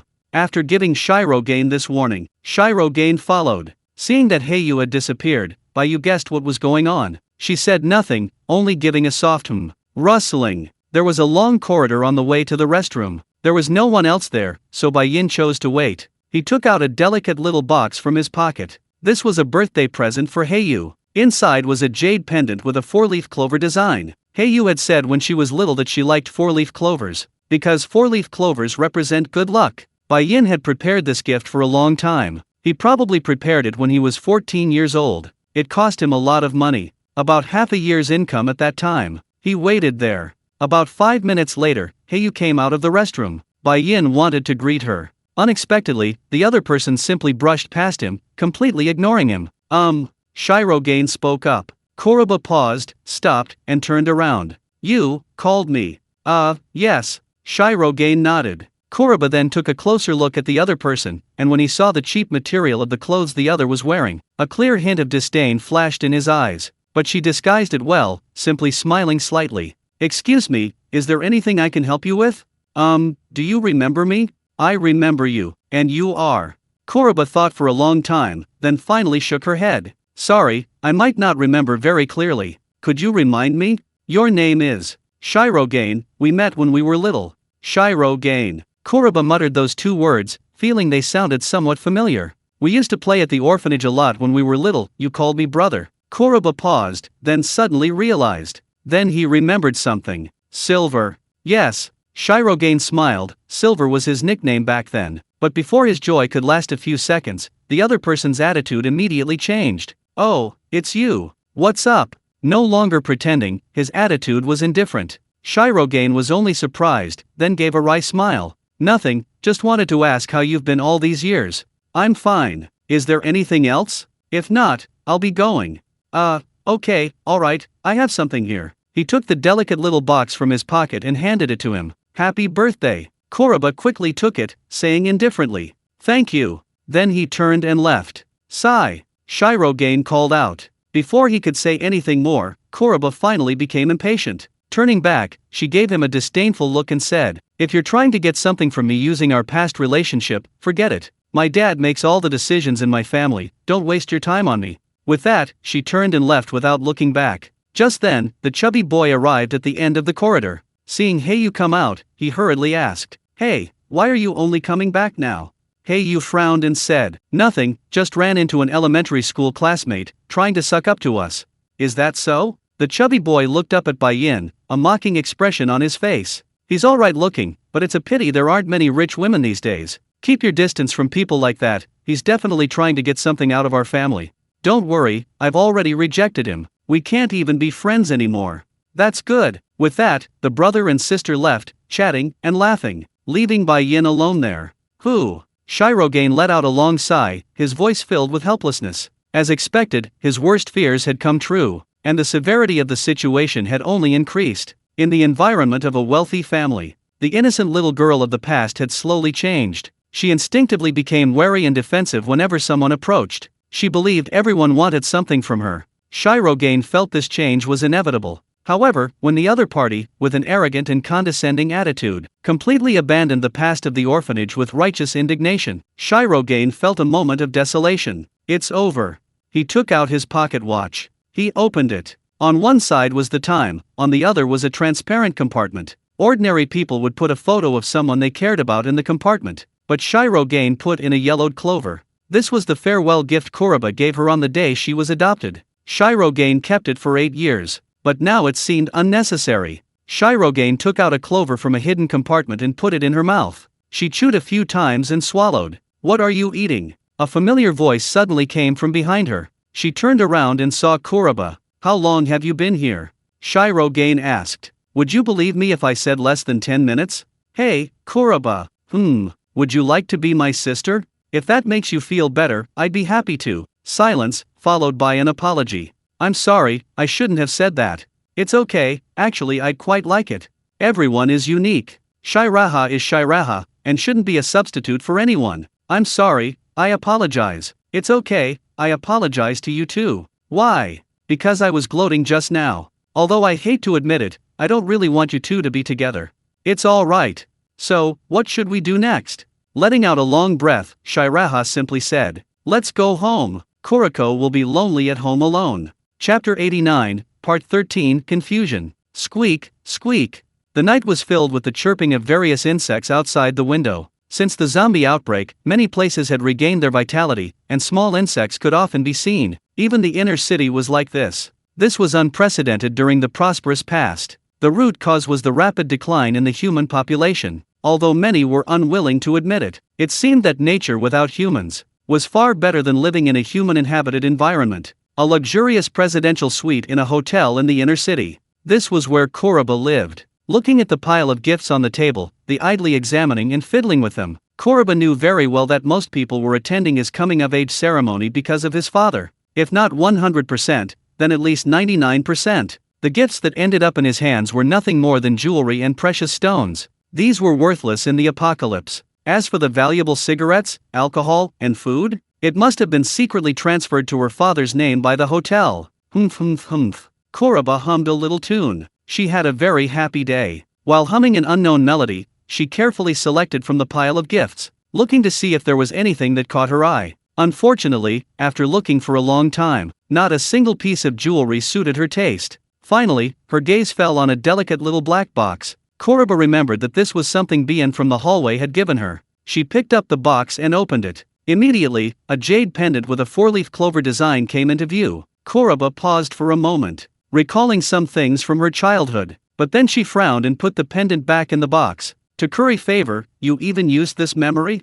She was disappointed. The reason was that she didn't believe Bien's approach was simply a congratulatory gesture. Kuroba had experienced this many times before. She had many friends in the past, but they always eventually revealed their true colors. Ultimately, everyone who approached her was only after a connection to her father. This wasn't the first time Kuroba had heard people speak ill of her behind her back. Back in her first year of high school, she had a best friend. Kuroba genuinely considered her a friend and confidant. But one time, she overheard her best friend telling others, "If it weren't for my dad wanting to get close to her dad, who would want to go through that stupid rich girl's troubles?" In short, this happened too often. Kuroba stopped easily trusting others. There was no way around it. She had completely developed a habit of distrusting others. Only when the other person's family background was no less than her own would Kuroba appropriately lower her guard. After all, only families with such backgrounds were more likely to approach her without ulterior motives. But unfortunately, children from those families preferred to associate with her brother rather than with her. The reason was that her brother was a true scion of a wealthy family, while she, as an adopted daughter, was considered beneath them. Phew! The girl put down the box and returned to her bed. It's all his fault. The image of Bai-yin flashed through her mind, and she couldn't help but complain. If it weren't for him, she wouldn't have remembered those unpleasant memories of the past. With these grievances, she gradually drifted off to sleep. Central Circle, Bien sighed. It was 11 p.m., but Bien was still awake. He was having trouble sleeping tonight, but thankfully Kuriko was keeping him company. Baya was already asleep, while Bien sat on the sofa staring blankly at the ceiling. Kuriko lay beside him, snoring. Bien was somewhat lost. Yes, extremely lost. The root cause was that he had lost his direction in life. His thoughts were still stuck in the time he spent playing with Kuriko in the orphanage. Ultimately, after the age of 10, his mind couldn't hold anything else. Since being adopted, all Bien thought about every day was going back to see Kuriko. Kuriko was his purpose in life. Even with the zombie outbreak, he never forgot his childhood promise, going to great lengths to travel across mountains and rivers, just to see him once more. However, when they finally met, the other person declared, "I don't need you anymore." This turned Shirogane's life into a complete tragedy. Why was Shirogane so obsessed with Kuriba? Because Kuriba was his life's goal. And that's the most tragic part. Shirogane had no real motivation to live. 7 whole years as an assassin. There wasn't a single thing worth considering as a goal. That experience can only be described as numb and dark. He couldn't find any direction for his life. Where should he go from here? Shirogane asked himself this question. Ordinary people struggle just to survive, so they usually don't think about this question. But Shirogane was different. Even in peacetime, he also wanted to buy a house, get married, and climb the social ladder. These were goals most people had no interest in. His life goal, in essence, boiled down to one thing: to return to Kuriba's side, and then to continue the happy times they had in the orphanage. Of course, this goal was ultimately doomed. Kuriba had changed, she no longer needed him, and Shirogane chose to let go of his obsession, choosing to completely withdraw from Kuriba's life. But he still had to face the consequences. What should he do now? Woo! Kuriko on the sofa suddenly whimpered. It seemed to be having a nightmare. Shirogane quickly stroked it a couple of times to comfort it. Seeing Kuriko's reaction gradually calm down, Shirogane couldn't help but smile helplessly. "I've decided," he murmured to himself. "From now on, I'll rely on you." Yes, from now on, his life goal would be based on Kuriko. After dealing with Bayu's matter, he'll leave this awkward place. A paradise? Yes, Bayin plans to find a peaceful environment conducive to his and Heiziai's life. Of course, if he can't find one, a visit to Anzii would be a good idea. Anzii's remote county seems like a mini paradise. Bayin would be happy to have such a compatible neighbor. Naturally, if that day ever comes, he'll visit Jinziai again when he goes back. He wonders how that couple and their zombie son are doing. Knock, knock, knock. Bayin was lost in thought, imagining all sorts of future scenarios. Just then, a knock sounded at the door. Bayin hurried over. Opening the door, he saw Shilahu. "Hey, why are you back so soon? I went to the inner circle to pick you up, but I waited for ages and no one came out. I thought something had happened." "Sorry, something did happen," Bayin said with a wry smile. It's nothing. Shilahu waved his hand, then quickly asked, "Hey, how did things go with you and your classmate?" Bayin sighed and said, "I failed. She didn't like me." Chapter 90, Sisters Part 14, Abandonment. Sigh. Shilahu sighed and patted Bayin on the shoulder. "Don't be sad, this kind of thing is normal. Don't blame her, after all, she has a wealthy family mentality. But even if you don't have any connection with her, with your abilities, you'll definitely be able to make a name for yourself here." "Yeah, I'm fine. By the way, Uncle Shi, you came to see me so late, you didn't just come to comfort me, did you?" "Oh, look, I almost forgot about the important matter." Shilahu slapped his forehead and said, "The couple has been found. Here's the address. I'm too busy to go tomorrow, so you'll have to go yourselves." As he spoke, he handed over a slip of paper. "It's nothing, Uncle Shi, I'm very grateful that you found them." Bayin took the slip of paper and glanced at its contents. Shilahu added, "Oh, right, there's something else." "What? Have you thought about treating the little guy's foot? Is that possible?" Bayin was taken aback, he hadn't thought about it in detail. "I asked Wang Jin, and there's a hospital in the inner circle with the medical expertise to perform the surgery. However, that place only serves those at the top. If you really intend to treat the little guy, I can talk to Wang Jin about it. If we scrape together the money, raising the surgery fee shouldn't be too difficult."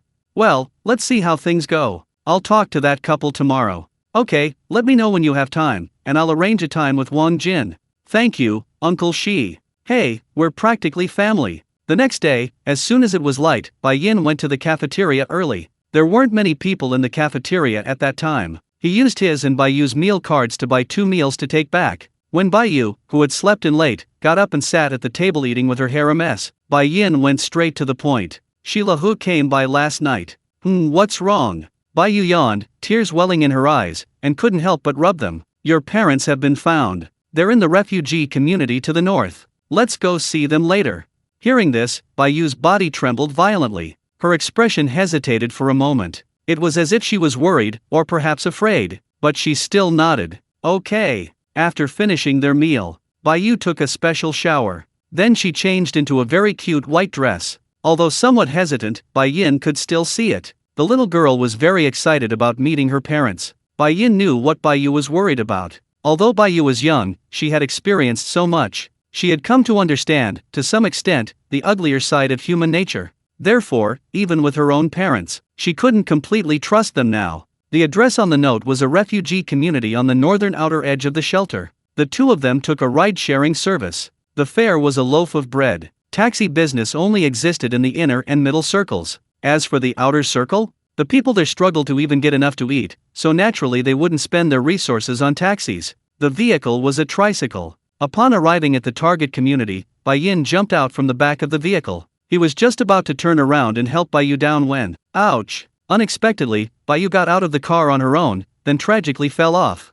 Bai Yin quickly helped Bai Yu up. Are you alright? Bai Yu got up, brushed the dust and mud off her clothes, and shook her head with a smile. I'm fine. She had just changed into her white dress, and it was already filthy in the blink of an eye. Bai Yin asked, do you want to go back and change? No need, I'm fine like this, I'm not that fussy. The two headed towards their target residential area. This residential area had no gatekeepers or security guards. As soon as they approached, they were deterred by the large amount of garbage in front of the gate. It wasn't that the refugee community didn't lack cleaning staff, but their numbers were small, their wages were low, and they only cleaned the place about once a week. Bai Yu's parents lived in apartment 109 on the first floor. The two searched for them by following the apartment numbers. There were very few people in this residential area, sparsely populated, despite it being broad daylight, but hardly anyone could be seen. Perhaps they were all out. Or perhaps the sun was too strong today, and people didn't want to come out. In any case, only a few elderly men were playing cards and chess under the trees.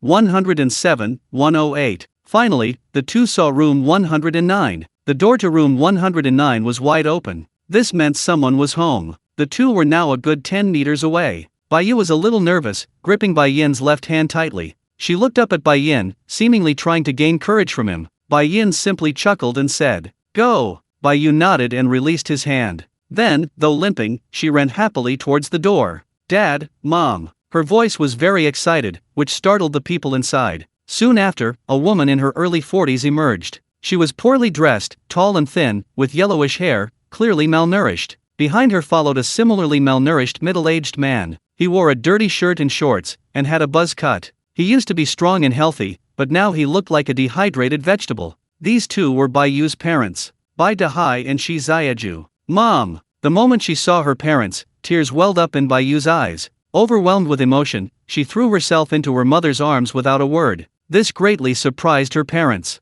"Mom, I've been looking for you so hard. Wah! Do you know how I've been coping since you disappeared?" she wailed. Her mind was filled with the tragic experiences she had before meeting Bai Yin. At this moment, Bai Yu was simply an ordinary child confiding in his parents. He just wanted to tell them about his grievances, hoping to receive their love and care. However, the couple only exchanged a glance. Finally, as Bai Dahai nodded with a complicated expression, he made up his mind. Shi Xiaju glanced at Bai Yin's dirty clothes. She thought her daughter was probably also in some refugee camp. She believed her daughter must have been brought here by helicopter rescue, just like herself. So it was a pity. She knew her parents had disappointed her. Shi Xiaju suddenly shoved Bai Yu away, forcefully. Caught off guard, Bai Yu was pushed to the ground. She sat on the ground, tears streaming down her face. She looked up at her mother in surprise and said, "Mom, why? Go away." However, her mother only uttered these three cold words. These three words pierced Bai Yu's heart like a knife.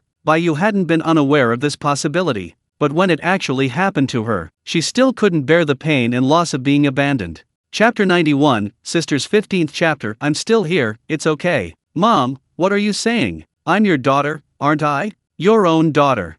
She was still somewhat unwilling to give up, a pleading and humble smile on her face. But before she could finish speaking, her mother interrupted her, laying it all out. "Our family is already struggling financially, we can't afford to raise you. Go away, beg for food, go somewhere else. Just don't come back. We don't have a daughter like you." Her expression was icy cold as she said this, without a trace of joking. Bai Yu couldn't accept it. "How could you do this? I'm your daughter, aren't I? Your own daughter." She looked at Shi Dahai excitedly, hoping he would say something for her. "Dad," but he simply turned his head to the side, then turned away. "Let's just pretend we never had a daughter like you. Let's sever all ties. Things aren't like before." Just surviving is already a struggle for us, let alone having a burden like you. Go. You don't need to repay the kindness you showed us before. From now on, you owe us nothing. We'll be strangers." With that, he went straight to the inner room. Bai Yu, looking aggrieved, was speechless for a moment. Shi Xiaju simply said, "Go, don't sit here anymore, it's not a good look. If you still have any old feelings, don't cause us any more trouble." With that, she turned to leave. Bai Yu, lying on the ground, just stared blankly at her retreating figure and said, "So, back then, you deliberately abandoned me, didn't you? Did you consider? Get out." Her tone was completely impatient. After yelling at her again, bang, she went inside and slammed the door shut. Just like that, Bai Yu was left outside. Her petite figure looked like an abandoned stray dog. She just sat on the ground, burying her face in her hands and sobbing. She cried silently, because she didn't want to make a sound and trouble her parents. The silence turned into tears, soaking her dirty white dress. Rustling. Someone came to her side at that moment. Bai Yu thought it was her parents, and with a last glimmer of hope, she looked up. However, reality was still blunt. Who else could be standing beside her at this moment but Bai Yin? Her parents weren't joking. They really had abandoned her. That's true. She glanced at the tightly closed door. Bai Yu felt a little amused. She was so foolish. If her parents really intended to turn back and help her up, the door should have opened earlier. "Let's go home." Bai Yin, standing there, gently extended her hand. Bai Yu quickly wiped away her tears. Then, forcing a smile, she took the hand and stood up. "Yes, let's go home, that's good. I've finally seen them for who they are." Her eyes were red and swollen, tears welling up. Bai Yin didn't say much, only, "If you're going to cry, do it all out. Suppressing it like this will make you sick." "No, it's okay, I've come to terms with it." Though she said that, the smile on her face clearly showed no joy. Bai Yin simply patted her head and said, "I'm still here, it's alright. I'm still here, it's alright." These words were like a sharp knife, completely shattering Bai Yu's defenses. Plop. Finally, the suppressed grievances burst forth. Bai Yu, tears streaming down her face, simply threw herself into Bai Yin's arms and wailed uncontrollably. This time, there was no attempt to hide her sobs, her cries were loud and heart-wrenching. Throughout this, Bai Yin simply patted her back gently. Midway through, several old men playing chess were drawn by the crying and looked over. But in an era where people were utterly indifferent to the dead, what did a child's crying matter? They merely glanced at her before returning to their own business. Bai Yu cried for a long time, from the initial wailing to the gradual weakening of her sobs, until finally, exhausted from crying, her body began to go limp. Bai Yin didn't say much, simply carrying her on his back. There wasn't much to say in this situation. She was crying so hard she could barely walk. Besides breathing difficulties, it was also due to exhaustion and calcium deficiency. Bai Yin thought to himself that he'd have to pay more attention to Bai Yu's nutrition in the future. But then he remembered that Bai Yu would definitely be hospitalized after the surgery, and that hospitalization period was precisely the golden time for her to recover. There were no taxis available on the outer ring road, so they had no choice but to walk back. "I'm sorry, I'm causing you trouble again." Bai Yu's voice was weak, both aggrieved and self-reproachful, as she lay on Bai Yin's back. Bai Yin just chuckled and comforted her. "It's nothing, it's good to have someone to talk to. I should get down, I'm quite heavy, you'll be tired like this. Don't try to be strong, it would be embarrassing if you lost your balance and fell. You're usually not this polite, why the sudden change?" "No, I'm not. Anyway, don't overthink it. By the way, I have good news for you. Shilahu has contacted a hospital in the inner circle, your leg might be able to recover with surgery." "Really?" His tone rarely carried a hint of joy, but his voice quickly became weak. "But, the surgery must be very expensive." "Don't worry about that. Who do you think I am?" "Thank you. No need. Thank you so much. If it weren't for you, I really wouldn't know what to do." Actually I'm 13 now, and in a few years, I'll be an adult. Are you going to have a coming-of-age ceremony too?" "No way. Then why did you bring it up?" The words caught in his throat, hesitating, but ultimately didn't say anything. Bai Yu simply asked, "Will I be a burden to you if I stay by your side?" "Of course." Bai Yu was speechless. "Didn't I tell you? You're the same as Kuriko. But I don't care about that. Even if you have no fighting ability, even if you're completely useless, the most important thing is to protect yourself. Don't do anything reckless, don't cause trouble, and most importantly, don't be a burden to me psychologically. Understand? Psychologically. Although I don't really want to admit it, I do have a serious case of mental fastidiousness. I'll try my best not to hold you back, that's the thought that matters. By the way, Bai Yu. How about I be your dad? You have nothing now anyway, just acknowledge me as your father.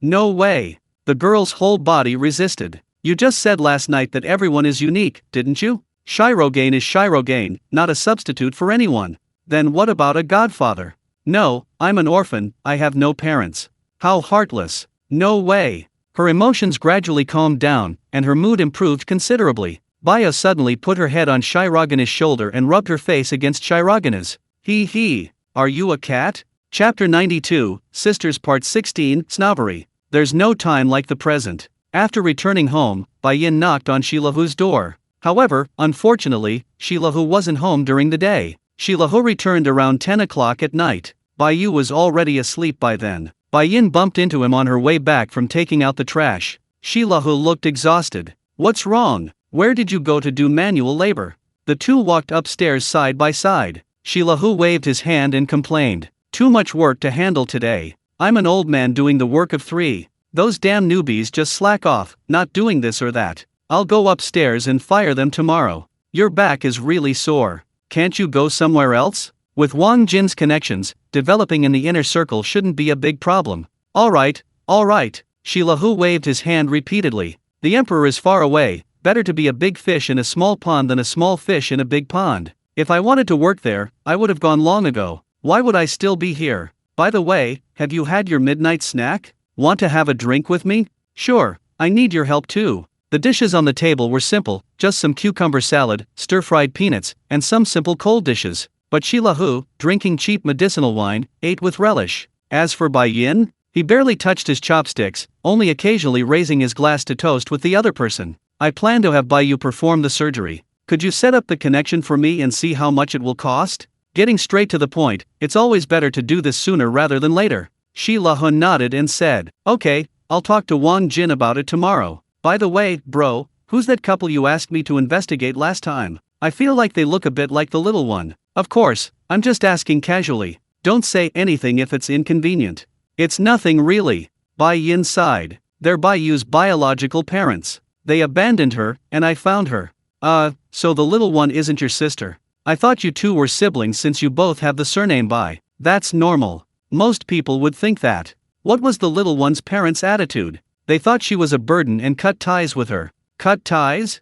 Shilahu was surprised, then guessed. They definitely didn't know about this relationship. Not to brag, but I've lived for many years, and I see human nature all too clearly. You say human nature is bad? But there are also ridiculously good fools. You say human nature is good? But there are always people who repeatedly push the boundaries. To put it bluntly, they're like diodes. Those parents definitely don't know about your relationship. If they knew the little guy lived with you in the middle circle, they would definitely go to great lengths to get close to you, not for anything else, but just to fleece you. Of course, there's me too. Don't underestimate me, I'm considered a respectable figure in the outer circle. Then I wish Uncle Shi's career great success, and that he'll one day make a name for himself in the middle circle.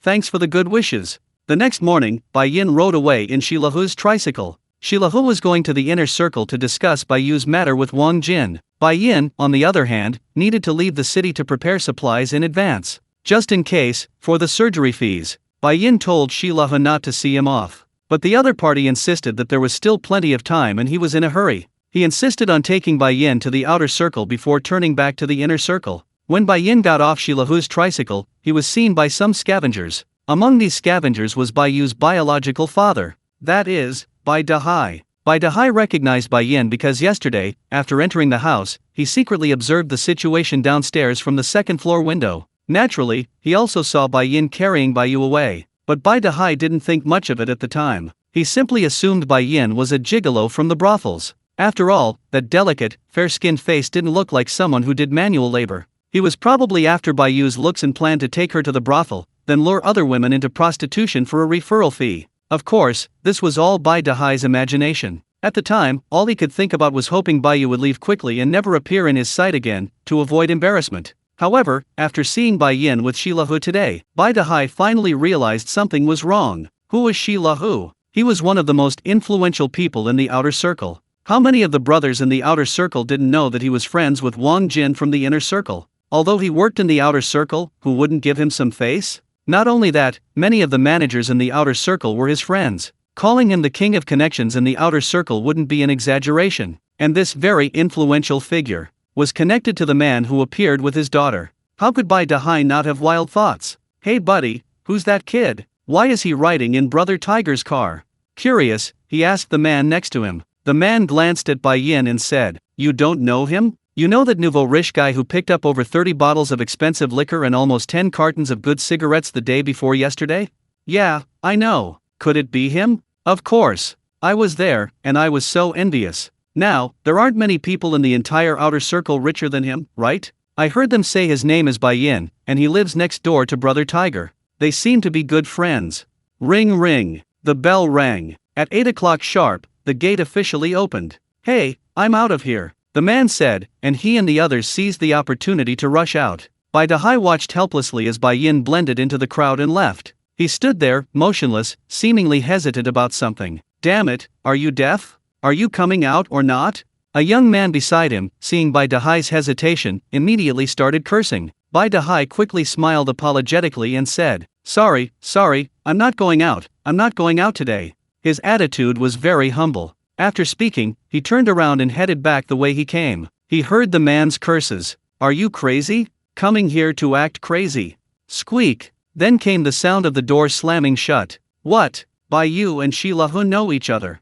Back home, Bai Dahai told his wife, Shizayaju, everything he knew. Shizayaju was shocked upon hearing this, then put her hands on her hips, looking indignant. "So, that little wench dared to keep this relationship a secret from us? Is she that afraid we'll benefit from her connections? What should we do? What else can we do? Go find her. She's our daughter, she can't possibly rebel. But we just broke off relations with her yesterday. Going there now would be a bitch? Yesterday's words were just said in anger. Everyone has bad days. Blood is thicker than water. As long as we're alive, she has to acknowledge us. That little bitch, does she think she can rebel?"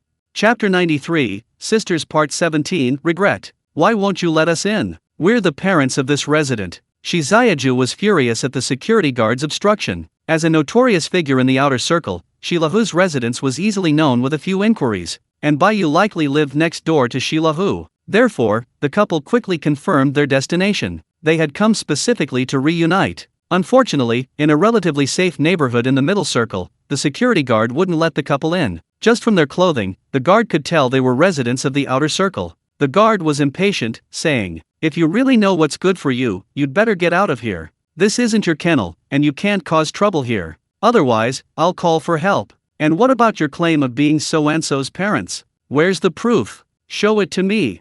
The guard clearly didn't believe them, and shoved the couple out. The couple had clearly come prepared. Shizayaju quickly pulled out her household registration booklet and a family photo from the past. Pointing to Baiyu in the photo, she said, "This is our daughter, her name is Baiyu. We have it on our household registration booklet. She lives here." She spoke with absolute certainty, appearing very confident. The security guard, who had taken the photo and the household registration booklet, began to hesitate. He naturally recognized Baiyu and knew her name. After all, he was the security guard here and had photos and basic information on almost all the residents. The old man knew that Baiyu lived with Bai Yin, and Bai Yin was close to Shilahu, and the photo and household registration booklet didn't seem fake. Although annoyed, she could only glare at the couple and say, "If it weren't for Tiger's sake, I wouldn't let you in." Knock, knock, knock. A knock sounded at the door. Baiyu thought it was Bai Yin returning, but she had learned her lesson and didn't open the door directly. Instead, she looked through the peephole first.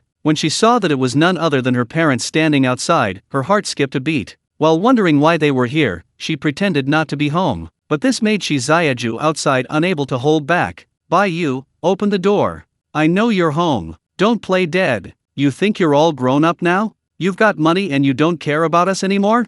You brat, have we raised you for nothing all these years? Open the door now." Hands on hips, completely taking it for granted. His tone was extremely sharp and sarcastic, his words particularly harsh. Baiyu already had complex feelings towards them. He hadn't fully recovered from the pain of being abandoned. Being provoked like this, how could he possibly remain rational? Almost forcing down his fear and anger, he said in a trembling voice, "Didn't you say you wanted to cut ties with me? What are you doing here? We were just saying that in anger. What do you know, you little kid? Hurry up and open the door, or we'll break it down." "I won't open it. You've gone too far, haven't you? Will you open it or not? Will you open it or not?"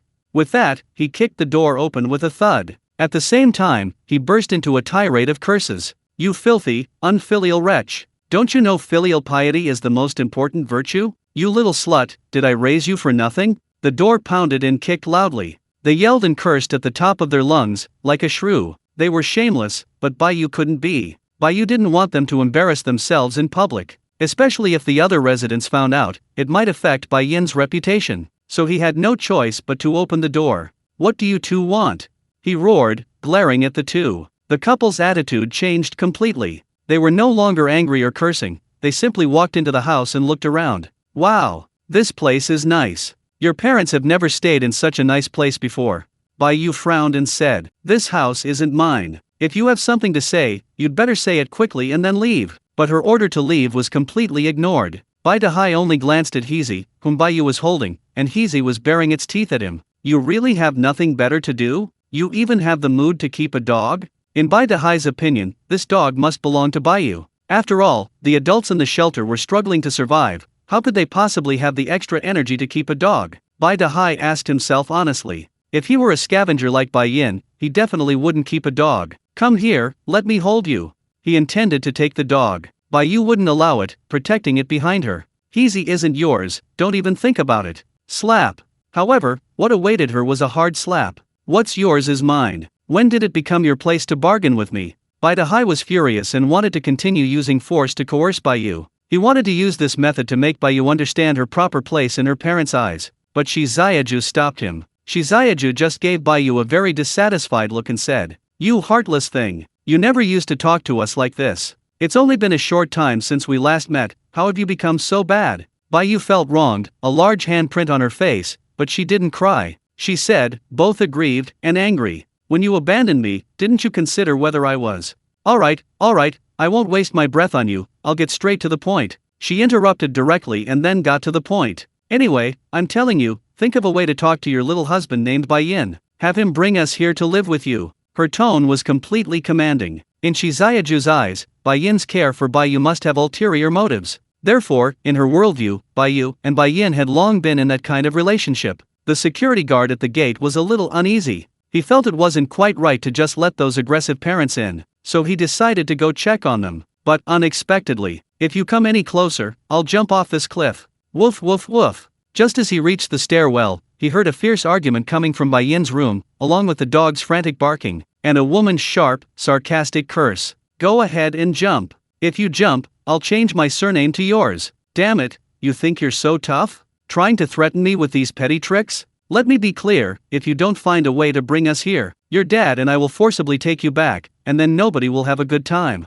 "That's right, Bai Yu, listen to us. Your parents are doing this for your own good. You're all alone with a strange man. Don't come any closer." Bai Yu's voice was almost ripping apart. Under her parents' coercion, she had completely lost control. The security guard felt that if he didn't intervene, something bad might happen. However, when he finally rushed into the bedroom where the argument was taking place, whoosh, he saw a small figure fall out of the window. Chapter 94, Part 18. Goodbye, Bai Yu. Ding! Mission complete. Bai Yu has successfully found her parents and gained the anti-zombie ability. Anti-zombie cannot be infected by zombies. A notification sounded in his mind indicating mission completion. However, the system's notification time seemed a little late. But Bai Yin didn't think much of it. This system's rewards had indeed been delayed before. He took out his pocket watch to check the time. It was 12:30 p.m. Bai Yin carried a bag full of supplies. He was in a good mood. He had been lucky today, finding nearly 10 bottles of good wine in just one morning. He thought he should go back and tell Bai Yu the good news first.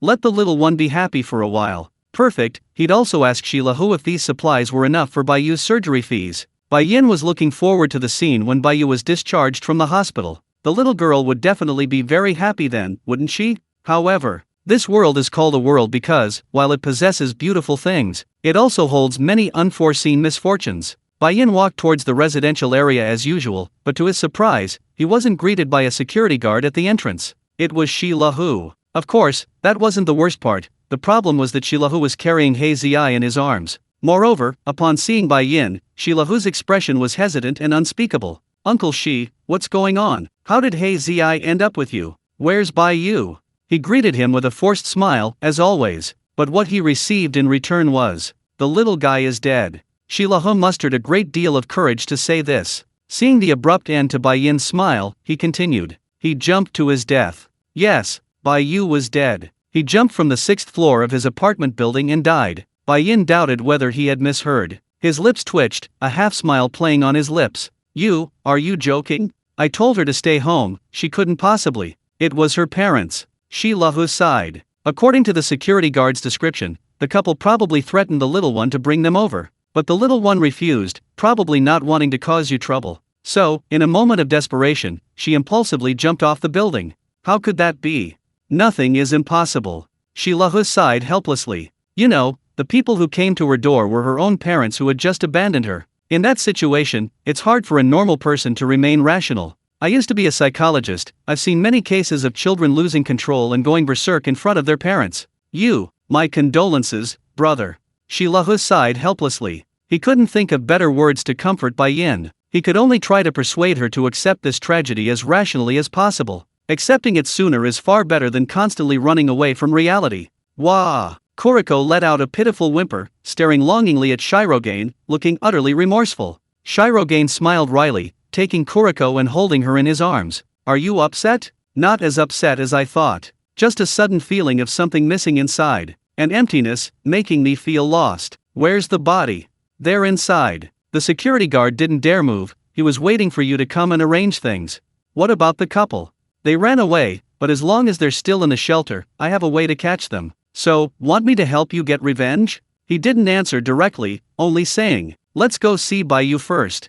Led by Shilahun, Bai Yin arrived at the crime scene. A white sheet covered the ground in front of him. There were no onlookers, only the security guard beside the sheet. Seeing Bai Yin and Shilahun arrive, he felt somewhat guilty. He didn't dare to speak to them. He just tried to avoid eye contact with them. Bai Yin squatted down and put Hei Zi down. Hei Zi stayed by his feet, making whimpering, aggrieved sounds. Bai Yin placed his hand on the white sheet, just about to lift it. Shilahun reached out and pressed his hand down. Be prepared. Bai Yin nodded, and Shilahun removed his hand. Bai Yin lifted the white sheet. A pale face, covered in blood, came into his view. Bai Yu had a deep handprint on her right cheek. This indicated she had been assaulted before jumping. Bai Yin could already imagine some horrible scenes. He said nothing, simply closing Bai Yu's eyes silently, letting her rest in peace. Why did she leave like that? He murmured to himself, somewhat lost in thought. If you really listen to me, you shouldn't have opened the door for them. The surgery was almost here. That innocent smiling face flashed through her mind. She could roughly guess the cause and effect of the matter. Her door was very sturdy. So it was only possible that Bai Yu had opened the door from the inside. Don't be reckless. She rubbed her eyes, feeling a bit of a headache. Then she slowly stood up. He asked the security guard, when did he die?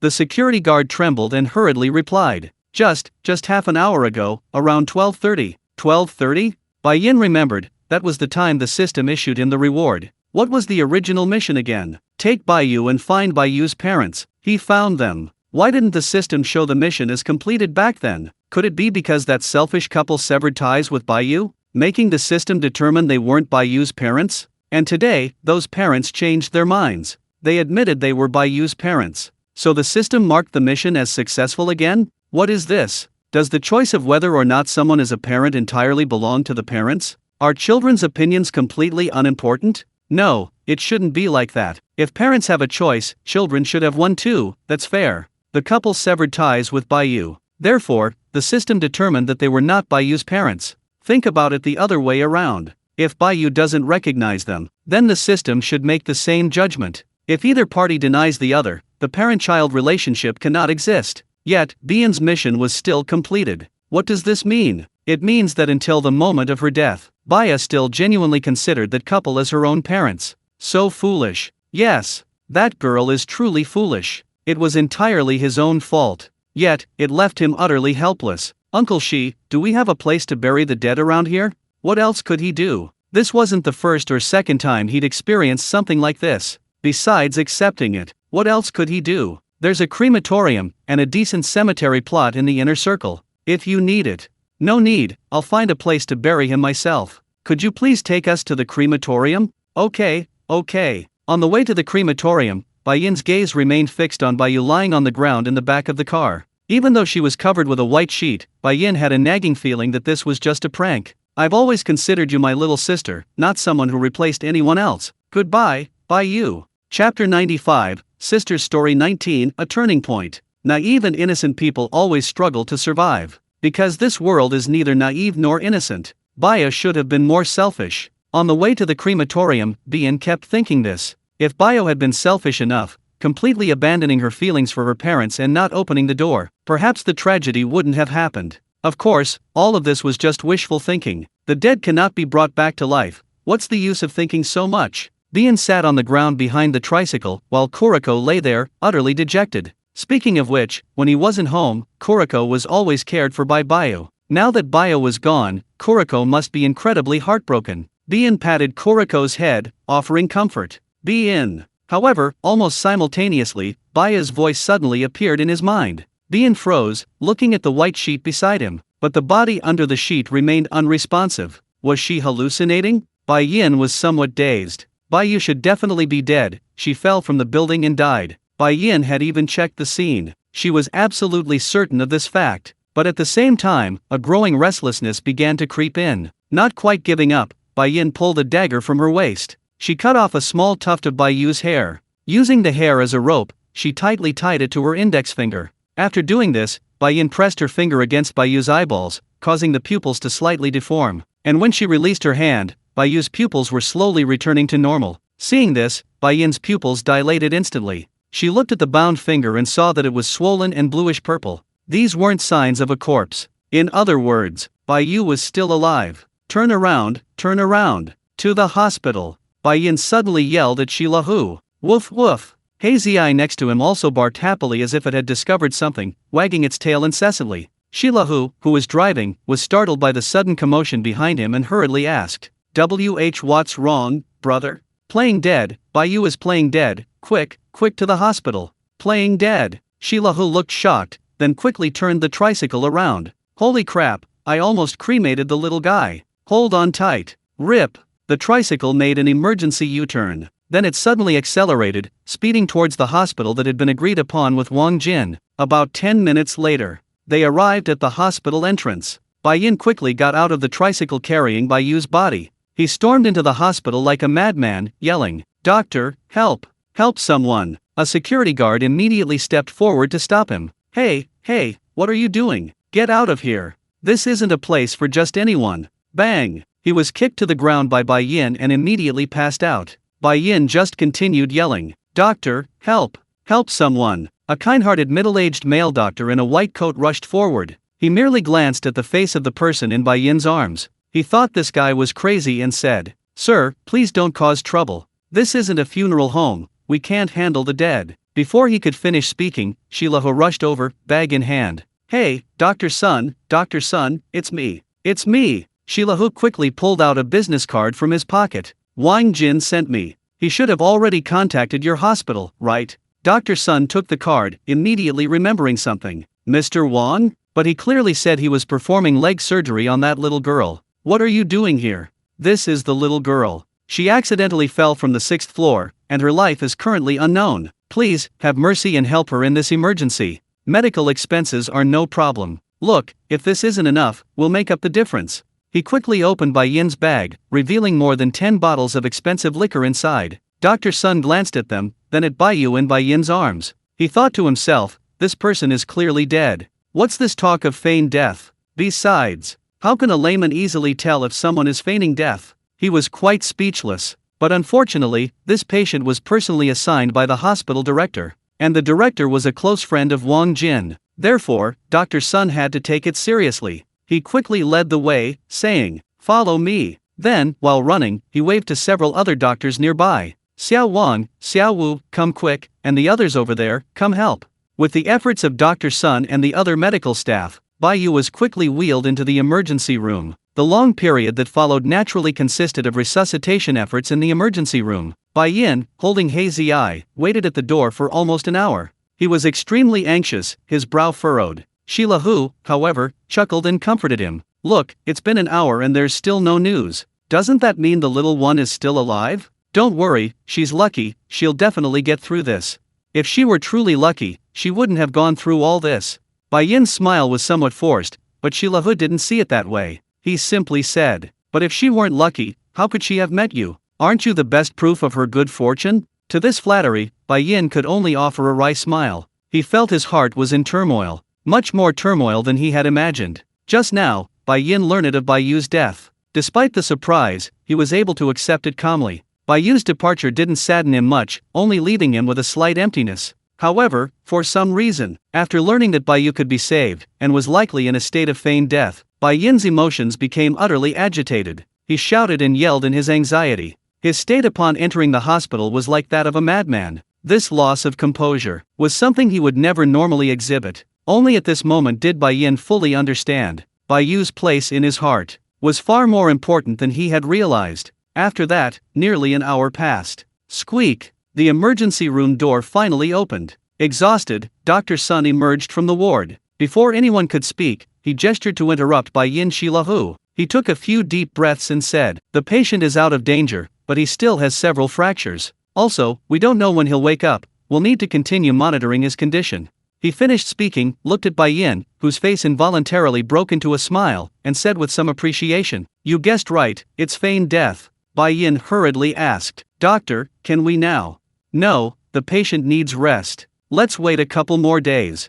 Chapter 96, Sisters Part 20, The Transaction Mission. For the next 2 days, Bian and Heza stayed at the hospital. Shilahu went home and sent all his alcohol to the hospital. This was to cover Bian and Heza's food and lodging, as well as Baiu's medical expenses. Not only that, but Shilahu also took advantage of Bian's time at the hospital. He specifically investigated the current situation of Baiu's parents. He had thoroughly investigated the whereabouts of those two guys. He was just waiting for a suitable opportunity to tell Bian. Bian was only allowed to see Baiu on the 3rd day. When he entered the ward, the first thing he saw was Baiu, whose complexion had regained its color, lying on the hospital bed. Baiu's head was wrapped in gauze, and his body was covered in bandages. He was still unconscious, but fortunately, he was breathing steadily. Dr. Sun let Bian look after Baiu for a while. Then he invited him to his office. The reason given was to discuss Baiu's condition. "Doctor, how is my sister? When will she wake up?" Looking at Dr. Sun's somewhat grave expression, Bai Yin hesitated before asking this question. Dr. Sun sighed, somewhat helplessly, but still decided to tell Bai Yin the truth.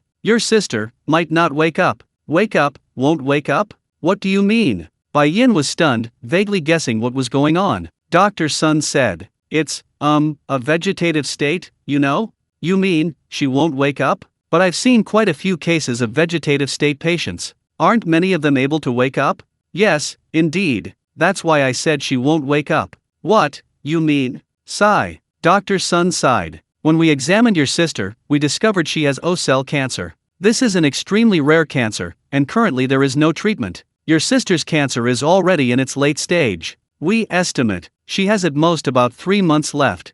Three months. Bai Yin's pupils gradually lost their luster. His heart sank. Dr. Sun simply patted his shoulder and said, "Please accept my condolences." Then he was about to leave. "Wait, doctor," Bai Yin called out to him. Dr. Sun turned around, gesturing for Bai Yin to continue. Bai Yin simply looked at him, a bitter smile on his face. "Excuse me, how much will the leg surgery cost?" Dr. Sun hesitated, pursed his lips, and advised, "It's already like this, why waste money?" Bai Yin smiled and said, "I promised her I would heal her leg." Dr. Sun fell silent, then walked to his desk and wrote out a bill. "You'd better think it over." Bai Yin said nothing, simply took the bill, and left with He Zi. Bai Yin and He Zi's expenses for this period do not need to be paid in full for the time being, but the leg surgery fee is still a little short. Bai Yin has to pay at least 20 more bottles of expensive liquor, so he has to go out scavenging again. Of course, this time with He Zi. Ever since Baiyu was hospitalized and unable to get up, Bai Yin and He Zi have become inseparable. Not for any other reason than that he didn't trust anyone else with He Zi. The surgery fees were quickly raised. Bai Yin spent about 2 days on it. He found nearly 30 bottles of expensive liquor and dozens of packs of cigarettes. After paying off all the hospital fees, the rest was given to Shilahu. A week later, Baiyu's surgery began. After the surgery, Baiyu's foot was covered in bandages. According to Dr. Sun, recovery might take 2 or 3 months. That was roughly the time it would take for Baiyu to die from cancer. Bai Yin wasn't in a hurry to cause trouble for that despicable couple. He preferred to be by Baiyu's side in her final moments, rather than seeking revenge. Of course, Bai Yin had already made plans. As soon as Baiyu died, he would turn those two beasts into animal feed. However, more than simply venting his anger, Bai Yin hoped for a miracle. Besides the possibility of Bai Yu waking up, there was also the issue of how to deal with cancer. For the next 2 months, Bai Yin and He Zi stayed in the hospital. The two of them spent their days by Bai Yu's bedside, talking to her from time to time. There was good news during this time. For example, Bai Yu's foot was recovering well. Her injuries were almost completely healed. Bai Yin could guarantee that as long as Bai Yu woke up now, she would look no different from an ordinary, healthy little girl. Unfortunately, reality is always cruel. One noon, Dr. Sun found Bai Yin and announced some bad news. Bai Yu's cancer had worsened again. She might not even have 10 days left. Upon hearing this news, Bai Yin remained silent, simply staying by Bai Yu's bedside as always. However, this time, Bai Yin even stayed in the ward at night. This was a vast, white, misty world, with occasional chilling winds that sent shivers down one's spine. Bai Yin stood within this mist. He couldn't see anything. Just as he was becoming increasingly confused about his surroundings, a strange and unpleasant laugh suddenly came from behind him. The voice was so grating it could only be described as a hoarse, grating voice. Bai Yin whirled around. Instantly, a large black snake appeared before him. The black snake was even larger than the white giant snake Bai Yin had seen before. It looked down at Bai Yin, emitting an extremely unpleasant and eerie laugh. I've finally found you, Black 9. With that, it opened its massive maw and lunged. When Bai Yin woke up, he found his forehead covered in cold sweat. He took out his pocket watch and checked the time. It was already 3 in the morning. Perhaps he hadn't slept well these past few days. That's why he had such a strange dream. And who is Heiju? Why did the giant snake in his dream call him Heiju? Bai Yin found the dream utterly inexplicable. He wiped the sweat from his forehead. Then he looked at Bai Yu on the hospital bed and found that the other's breathing was still steady. There seemed to be no problem. But almost simultaneously, ding! A new task began to form in his mind. Ding! A trade task has been issued. Please choose whether to accept this task. This task cannot be cancelled once accepted. If the task is not completed within the specified time, the host will lose a left eye. Task reward: Reborn White Feather. Please choose whether to accept this task. You have 10 seconds to consider. 10, 9, 8, 7, I accept. Although it was his first time facing such a task, if it was only a left eye as a stake, Silver was happy to seize this once-in-a-lifetime opportunity.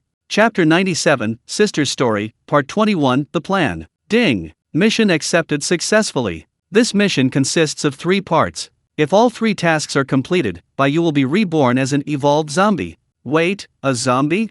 Bai Yin was taken aback. He never intended for Bai Yu to live as a zombie. If turning Bai Yu into a zombie were the goal, the system wouldn't need to do it. Bai Yin could just get some zombie saliva, right? However, even so, the mission has already been accepted and cannot be cancelled. Furthermore, the system says it's an evolved zombie. In other words, it's very likely to be like in Zi's daughter, Bai Yu, as a zombie, will be able to possess emotions. The bet on one left eye has already been placed. So, what Bai Yin needs to do next is to do everything in his power to achieve the mission objective. Ding! Mission issued. Please take Bai Yu out of the shelter and, for 3 consecutive days, make her take at least 5 milliliters of zombie-attracting medicine each day. This mission officially starts at 8 a.m. The mission deadline is 96 hours. 1/3. 5 milliliters of zombie-attracting medicine per day. That's about the volume of 1 test tube. It's roughly enough to attract zombies within a 1-kilometer radius. Bai Yu drinks 1 tube of this stuff every day, and she has to drink it outside the shelter.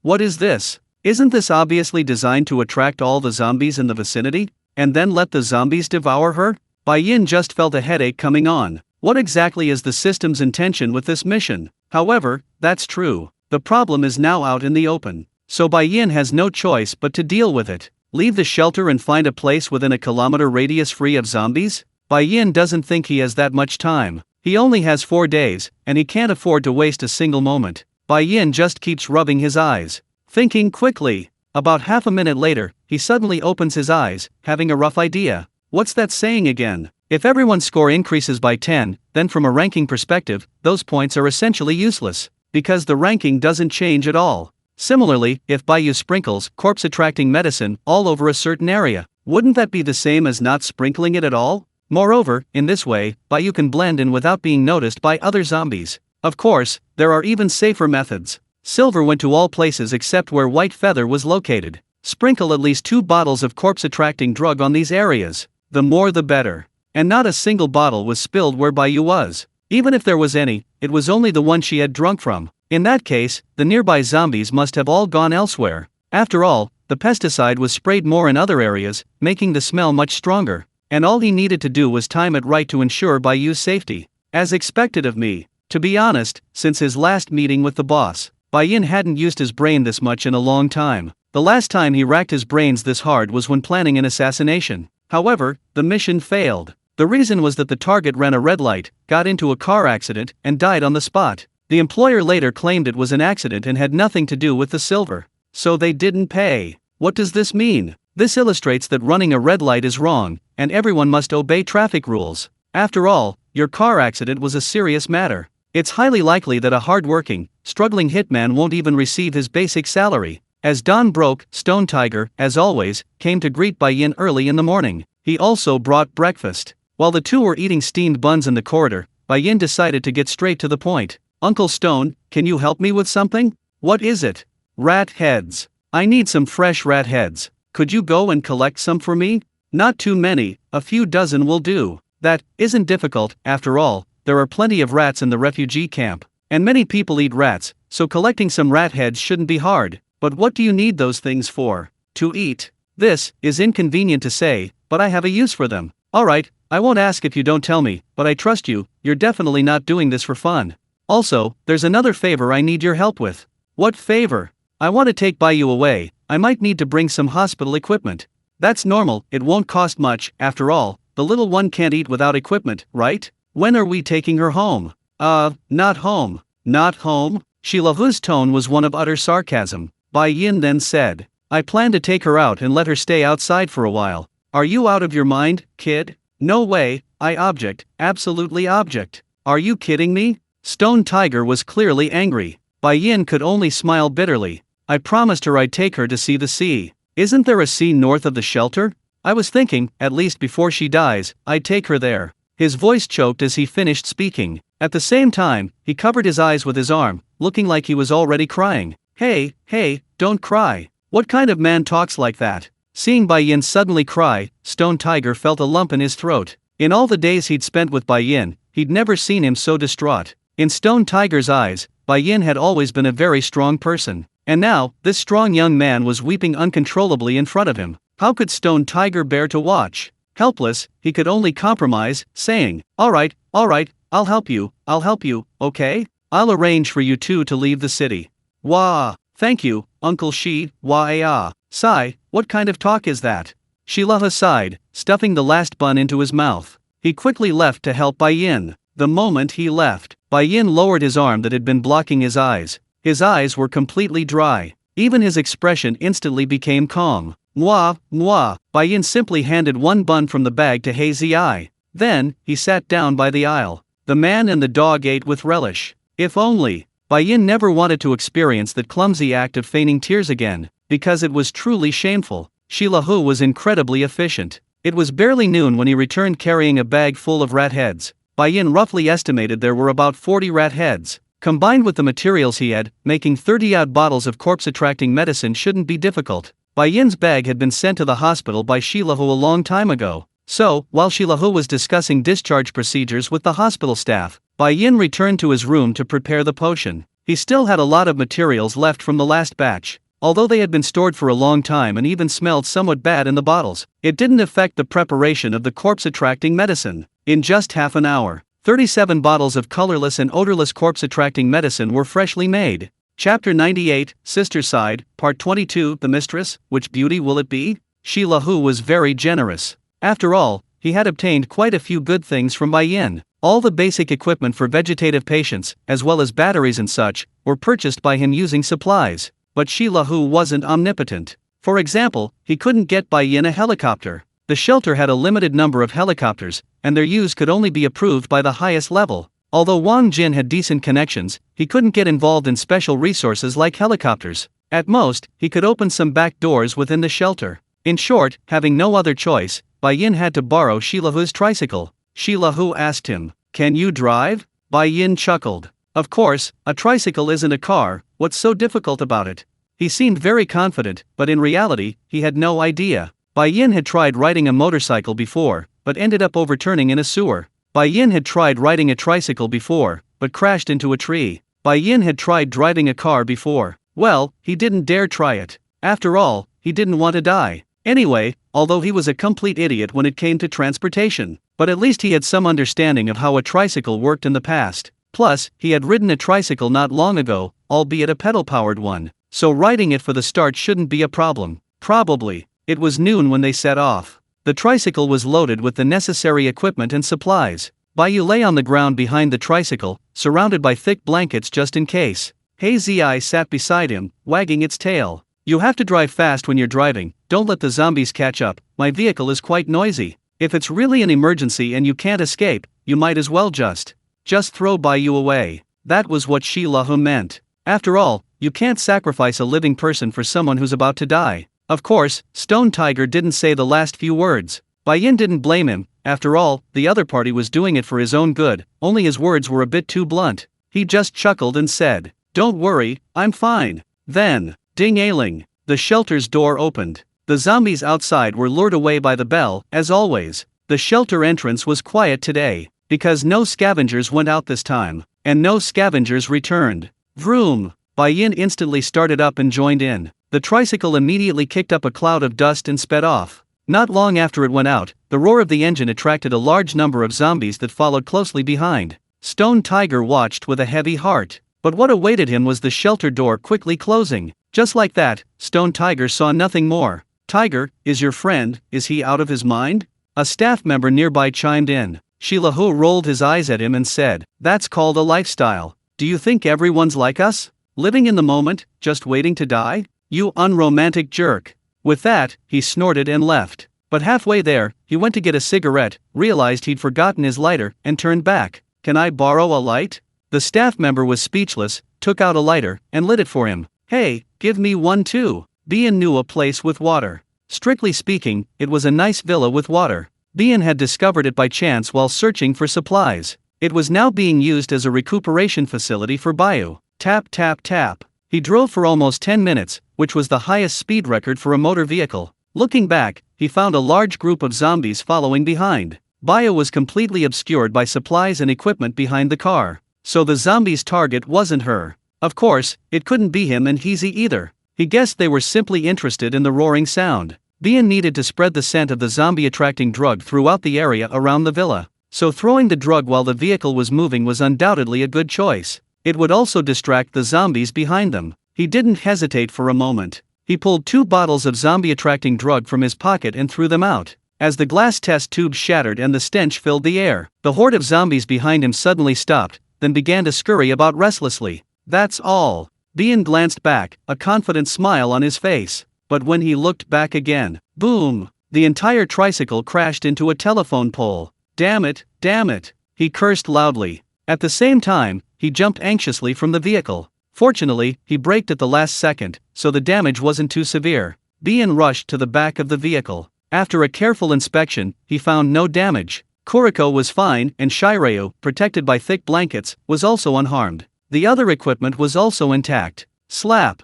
Bian slapped himself hard. A red mark instantly appeared on his right cheek. If he hadn't been distracted while driving, he almost caused a disaster. He quickly got into the car and tried to start the engine. However, unfortunately, the car completely stopped responding. Damn it! Yes, the car was broken. It broke after just one bump. Bian wondered if all motor vehicles had a grudge against him. So far, apart from non-motorized vehicles like bicycles, there was basically no mode of transportation that worked for him. Ugh, but that wasn't the worst part. The worst part was that a large group of zombies, attracted by the zombie-attracting drug, were rushing towards them from directly in front. Bian quickly ran to the back of the car and completely covered Bayu with blankets and other items. Then he himself stood guard at the car door. Fortunately, the zombies had already lost interest in the 3-wheeled vehicle that couldn't even produce a roar. So they all just brushed past this place. They joined the horde of zombies ahead. Then they remained in the same spot, either dazed or wandering aimlessly. But Bai Yin didn't have time to wait for other zombies to arrive. He had to leave as soon as possible. If the number of zombies increased, problems were bound to arise. Bai Yin planned to cover Bayu with the blanket and take him away first. But while observing the surroundings, he felt something was vaguely familiar. This place. Bai Yin had indeed been here while searching for supplies, but he hadn't paid close attention then. Upon closer inspection, he immediately noticed something was amiss. This place, wasn't it the very spot where he'd been picked up by the helicopter when he first arrived? Bai Yin froze, quickly looking around. Finally, about 10 meters ahead, he spotted a familiar figure. Xiao San. Yes, Xiao San. The tricycle Jin Zi had given Bai Yin. Bai Yin was overjoyed and rushed over. Although it hadn't been several months, Xiao San was still waiting there patiently, like a dog waiting for its master. It was covered in rust, but when Bai Yin sat on it and rode it, it was still usable, albeit with a creaking sound. Chapter 99, Sister's Story, Part 23, Exhausted in Body and Mind. Xiao San was yellow. The reason was that it had been coated with a layer of waterproof paint. It must have been specially modified by Jinzi. Furthermore, when Bian and the others boarded the plane, it had been parked under the eaves of a roadside house. Therefore, even though it was somewhat rusty, it wasn't completely ruined. Bian quickly rode Xiao San to the broken tricycle. Then he moved all the equipment and items inside. He was as careful as possible when carrying Bayu. He also wrapped him in a blanket, afraid that other zombies would discover him. Then he rode the creaking tricycle towards his destination. Occasionally, the tricycle would attract the attention of the zombies as it passed by. But since the creaking sound of Xiao San wasn't much, and Bian was sitting on it, everyone quickly lost interest. They basically went their own way, heading towards the center where the smell of medicine was stronger. It took Bian about an hour to reach the villa. Next came cleaning and tidying the room. Then, the necessary equipment was set up. After that, he began wiping Bayu's body. He also dealt with excrement. Yes, this process inevitably involved unintentional physical contact with Bayu. But to put it bluntly, while the nursing care was underway, Bai Yin had actually looked Bayu over thoroughly. But he was already used to it. After all, he had helped with many things at the hospital. Besides, this wasn't the time to consider the proper conduct between men and women. Bai Yin couldn't possibly have any other impure thoughts. After working for half a day, and finally inserting the feeding tube and feeding him a nutritional supplement, Bai Yin was actually quite exhausted. But he didn't have time to rest and quickly went out. Before leaving, Bai Yin checked the house again. Thankfully, there were no zombies in the villa. After closing all the doors and windows, at the last moment before exiting, he carefully locked the main gate multiple times, just in case. Fearing Hize might cause trouble at home, Bian locked himself in the room where Bayo was. As for Hize, he was locked up in the villa to guard it. Bian didn't dare stray too far from the villa. After running about 500 meters, he scattered 2 bottles of zombie-attracting medicine on the ground. Before the other zombies arrived, he went to 3 other locations 500 meters away from the villa. He repeated this process, placing 2 bottles of zombie-attracting medicine at each location. The 4 spots formed the 4 corners of a square, and in the center of this square was, naturally, Bayu's villa. The result was that a certain area centered on the villa was filled with zombies. The entire villa inadvertently became a wall of zombies. Seizing the opportunity, Bian hurried home. Taking advantage of the remaining time, he quickly fed Bayu a bottle of zombie-attracting medicine. Then he went to the rooftop to observe the surrounding environment. Fortunately, the dark wall of zombies surrounding the villa wasn't closing in. Compared to the bottle of zombie-attracting medicine in the center, the other locations with 2 bottles were undoubtedly more attractive to the Walking Dead. A small number of zombies were indeed heading towards the villa, but those were mostly zombies who had wandered in aimlessly. After all, the entire area reeked of corpse-attracting drugs. As long as the number of zombies in the surrounding areas continued to increase, they would inevitably wander around and eventually converge on the center. However, Shirogane wasn't worried about this, because zombies in this state posed no threat to Bayu. They were just a bunch of aimless, wandering zombies. Today's goal has been achieved. Shirogane continued tidying up and cleaning the villa. After turning Bayu over and feeding him some liquid food again, he tried to clean the sofa next to him so he could rest that night. It was already dusk when they ate lunch. Shirogane and Kuriko ate something simple. It might have been a bit early for dinner, but it was actually quite late for lunch. Looking at Hize happily munching on a can of meat on the floor, Bian felt a pang of emotion. He and Hize had known each other for about half a year, and Hize had grown so much from a tiny puppy. Especially during Bayu's coma, its size had more than doubled. So Bian usually didn't put Hize in his bag anymore. He always let it follow him. He just wondered what Bayu's expression would be when she opened her eyes and saw how much Hize had grown. Bian couldn't help but smile slightly. He was actually quite looking forward to that day. After finishing his meal, Bian took a shower. Then he returned to the sofa and set an alarm, trying to take a nap. Ring ring. The alarm rang 2.5 hours later. Bian opened his eyes, turned Bayu over, and then wiped and cleaned her body. He also changed the urine bag. By the time he finished, it was completely dark. He read for a while, about 2 hours. Then, he turned Bai Yu over and observed and wiped his body. Caring for a person in a vegetative state isn't as easy as one might think. You need to check on him roughly every 2 or 3 hours, turning him over, cleaning up after him, feeding him, or wiping his body, etc. In short, there are many other things to consider. In the hospital, nurses took turns caring for him, but outside, Bai Yin was the only one doing all this. Therefore, he set many alarms.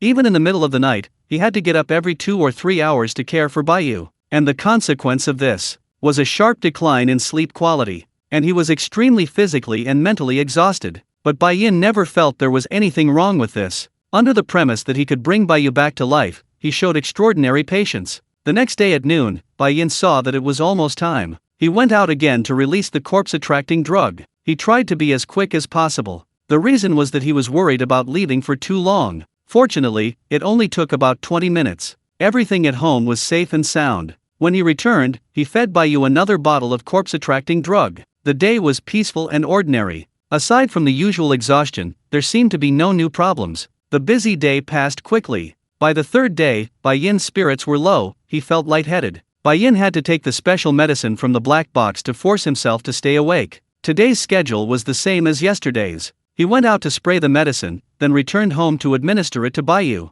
After careful calculation, Bai Yin had used a total of 29 bottles of corpse-attracting medicine over the past 3 days, so he still had 8 bottles left. After feeding Bai Yu the corpse-attracting medicine for 3 consecutive days, the long-awaited voice finally sounded in his mind. Ding! Mission complete. Bai Yu has consumed at least 5 milliliters of corpse-attracting medicine over 3 consecutive days. New mission issued. Chapter 100, Sister's Story, Part 24, Misfortunes Never Come Alone. Mission issued. Please have Bai Yu consume one of the host's fingers and 100 milliliters of blood. This mission is now timed. The mission deadline is 24 hours. 2/3. Just one finger. Bai Yin muttered to himself. He silently took out bandages and antiseptic for cleaning the wound from his bag. After learning about this mission, he even felt relieved that the mission wasn't difficult. Instead of instinctively feeling sorry for his finger like an ordinary person, Bai Yin placed his hand on the table beside him and then took an axe from his waist. Thud! Without the slightest hesitation, he chopped it down. In an instant, his left little finger was severed, and blood gushed out. Bai Yin gritted his teeth and quickly stopped the bleeding, disinfected the wound, and bandaged it. After finishing, his forehead was covered in cold sweat. Ouch, that really hurts. Perhaps it was because he hadn't broken any bones in a long time. So when the long-lost pain of a broken bone returned, it was inevitably unbearable. But thankfully, Shirogane endured it. He was glad he hadn't become decadent because of his comfortable life. Shirogane took a bowl out of his bag, then cut his left hand. After filling the bowl with about 100 milliliters of blood, he quickly bandaged the wound. Looking at the bowl of blood and his little finger on the table, Shirogane fell into deep thought. If he feeds him like this, won't he get food poisoning because the ingredients aren't clean? And what if there are parasites or something? Bai Yin was an extremely cautious person. Just in case, he specially started a fire and cooked his own blood and little finger. Then he carefully mashed his little finger and blood. He mixed them into a nutrient solution and fed it to Bai Yu. This process was very troublesome. It took him almost 3 feedings to get the whole thing down. Then, the familiar voice rang out again. Ding! Mission complete. Bai Yu has successfully consumed the host's blood and finger. Next mission issued. If only it were as easy as the second mission. Bai Yin prayed silently. Then, the final mission arrived. Mission issued. Please have Bai Yu consume at least 200 grams of mutated white heavenly serpent scales. Heavenly serpent's location, northwest of the city, Gujiang. Mission deadline, 72 hours, starting now. Wait, what is this daytime serpent? Location of the heavenly serpent, northwest of the city, Gujiang. No, I'm asking you what it is. Location of the heavenly serpent, northwest of the city, Gujiang. That repeating machine is my grandson. Location of the heavenly serpent, northwest of the city, Gujiang. Damn it, Bai Yin had a headache. He couldn't tell if it was blood loss or overexertion, but the mission had been issued, and he had to carry it out. As long as he completed the final task, Bai Yu would wake up. Bai Yin couldn't give up now because of the trouble. He first glanced at Bai Yu on the bed. Then he closed and locked the room's windows again. Although room ventilation is a basic condition for improving a ward, but Bai Yin couldn't afford any unexpected events, so he had to make do with Bai Yu for now. Bai Yin went to the ancient river in the northwest, as instructed by the system. The tricycle was too slow, so he found a decent bicycle. He pedaled as fast as he could. Even so, it took almost an hour to reach his destination. The ancient river was a large river right next to City B. It was located to the northwest, visible as soon as you left the city. It was a muddy river, comparable to the Yellow River, seemingly due to excessive siltation from previous development, making the entire river murky, although it had improved considerably now. But to see it completely clear, it would probably have to wait several more years. Looking at the calm yet murky ancient river before him, Bai Yin searched around for any trace of the so-called daytime serpent.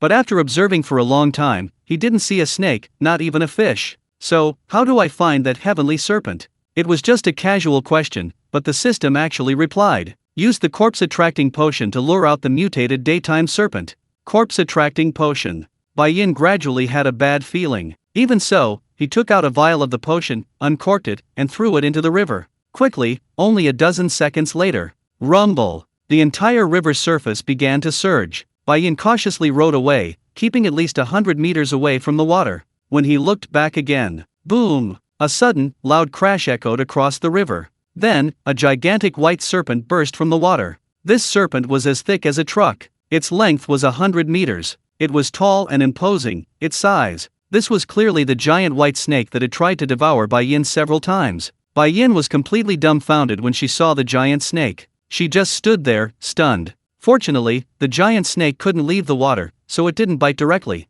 She simply stood in the water, silently staring at Bai Yin. She would occasionally flick her tongue. System, what was the mission again? Please have Bai Yu ingest 200 grams of the mutated daytime snake. You son of a bitch. Go try peeling off a scale. Why didn't you just tell me to die? She finally couldn't help but curse. At the same time, she was even angrier inside. How could this be? What's the point of this kind of mission? If the first mission was to test one's intelligence, the second task was probably about testing his decisiveness. But what about the third task? What's the meaning of this? A test of his defense? To see how many bites this monster can take before he dies? What kind of nonsense is this? I've seen quests in games where the difficulty increases gradually, but at least their difficulty increases gradually. Just because this is reality. After completing 2 beginner quests, they send you straight to challenge the Demon King. And what's with the 200-gram scales? Easy for you to say. Are you kidding me? Silver couldn't help but feel a sense of despair.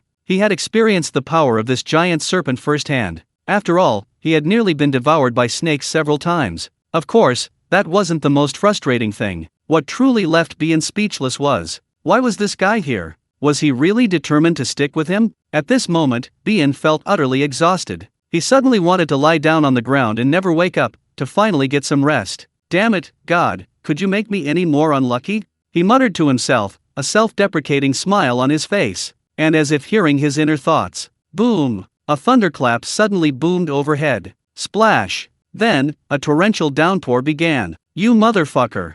You son of a bitch!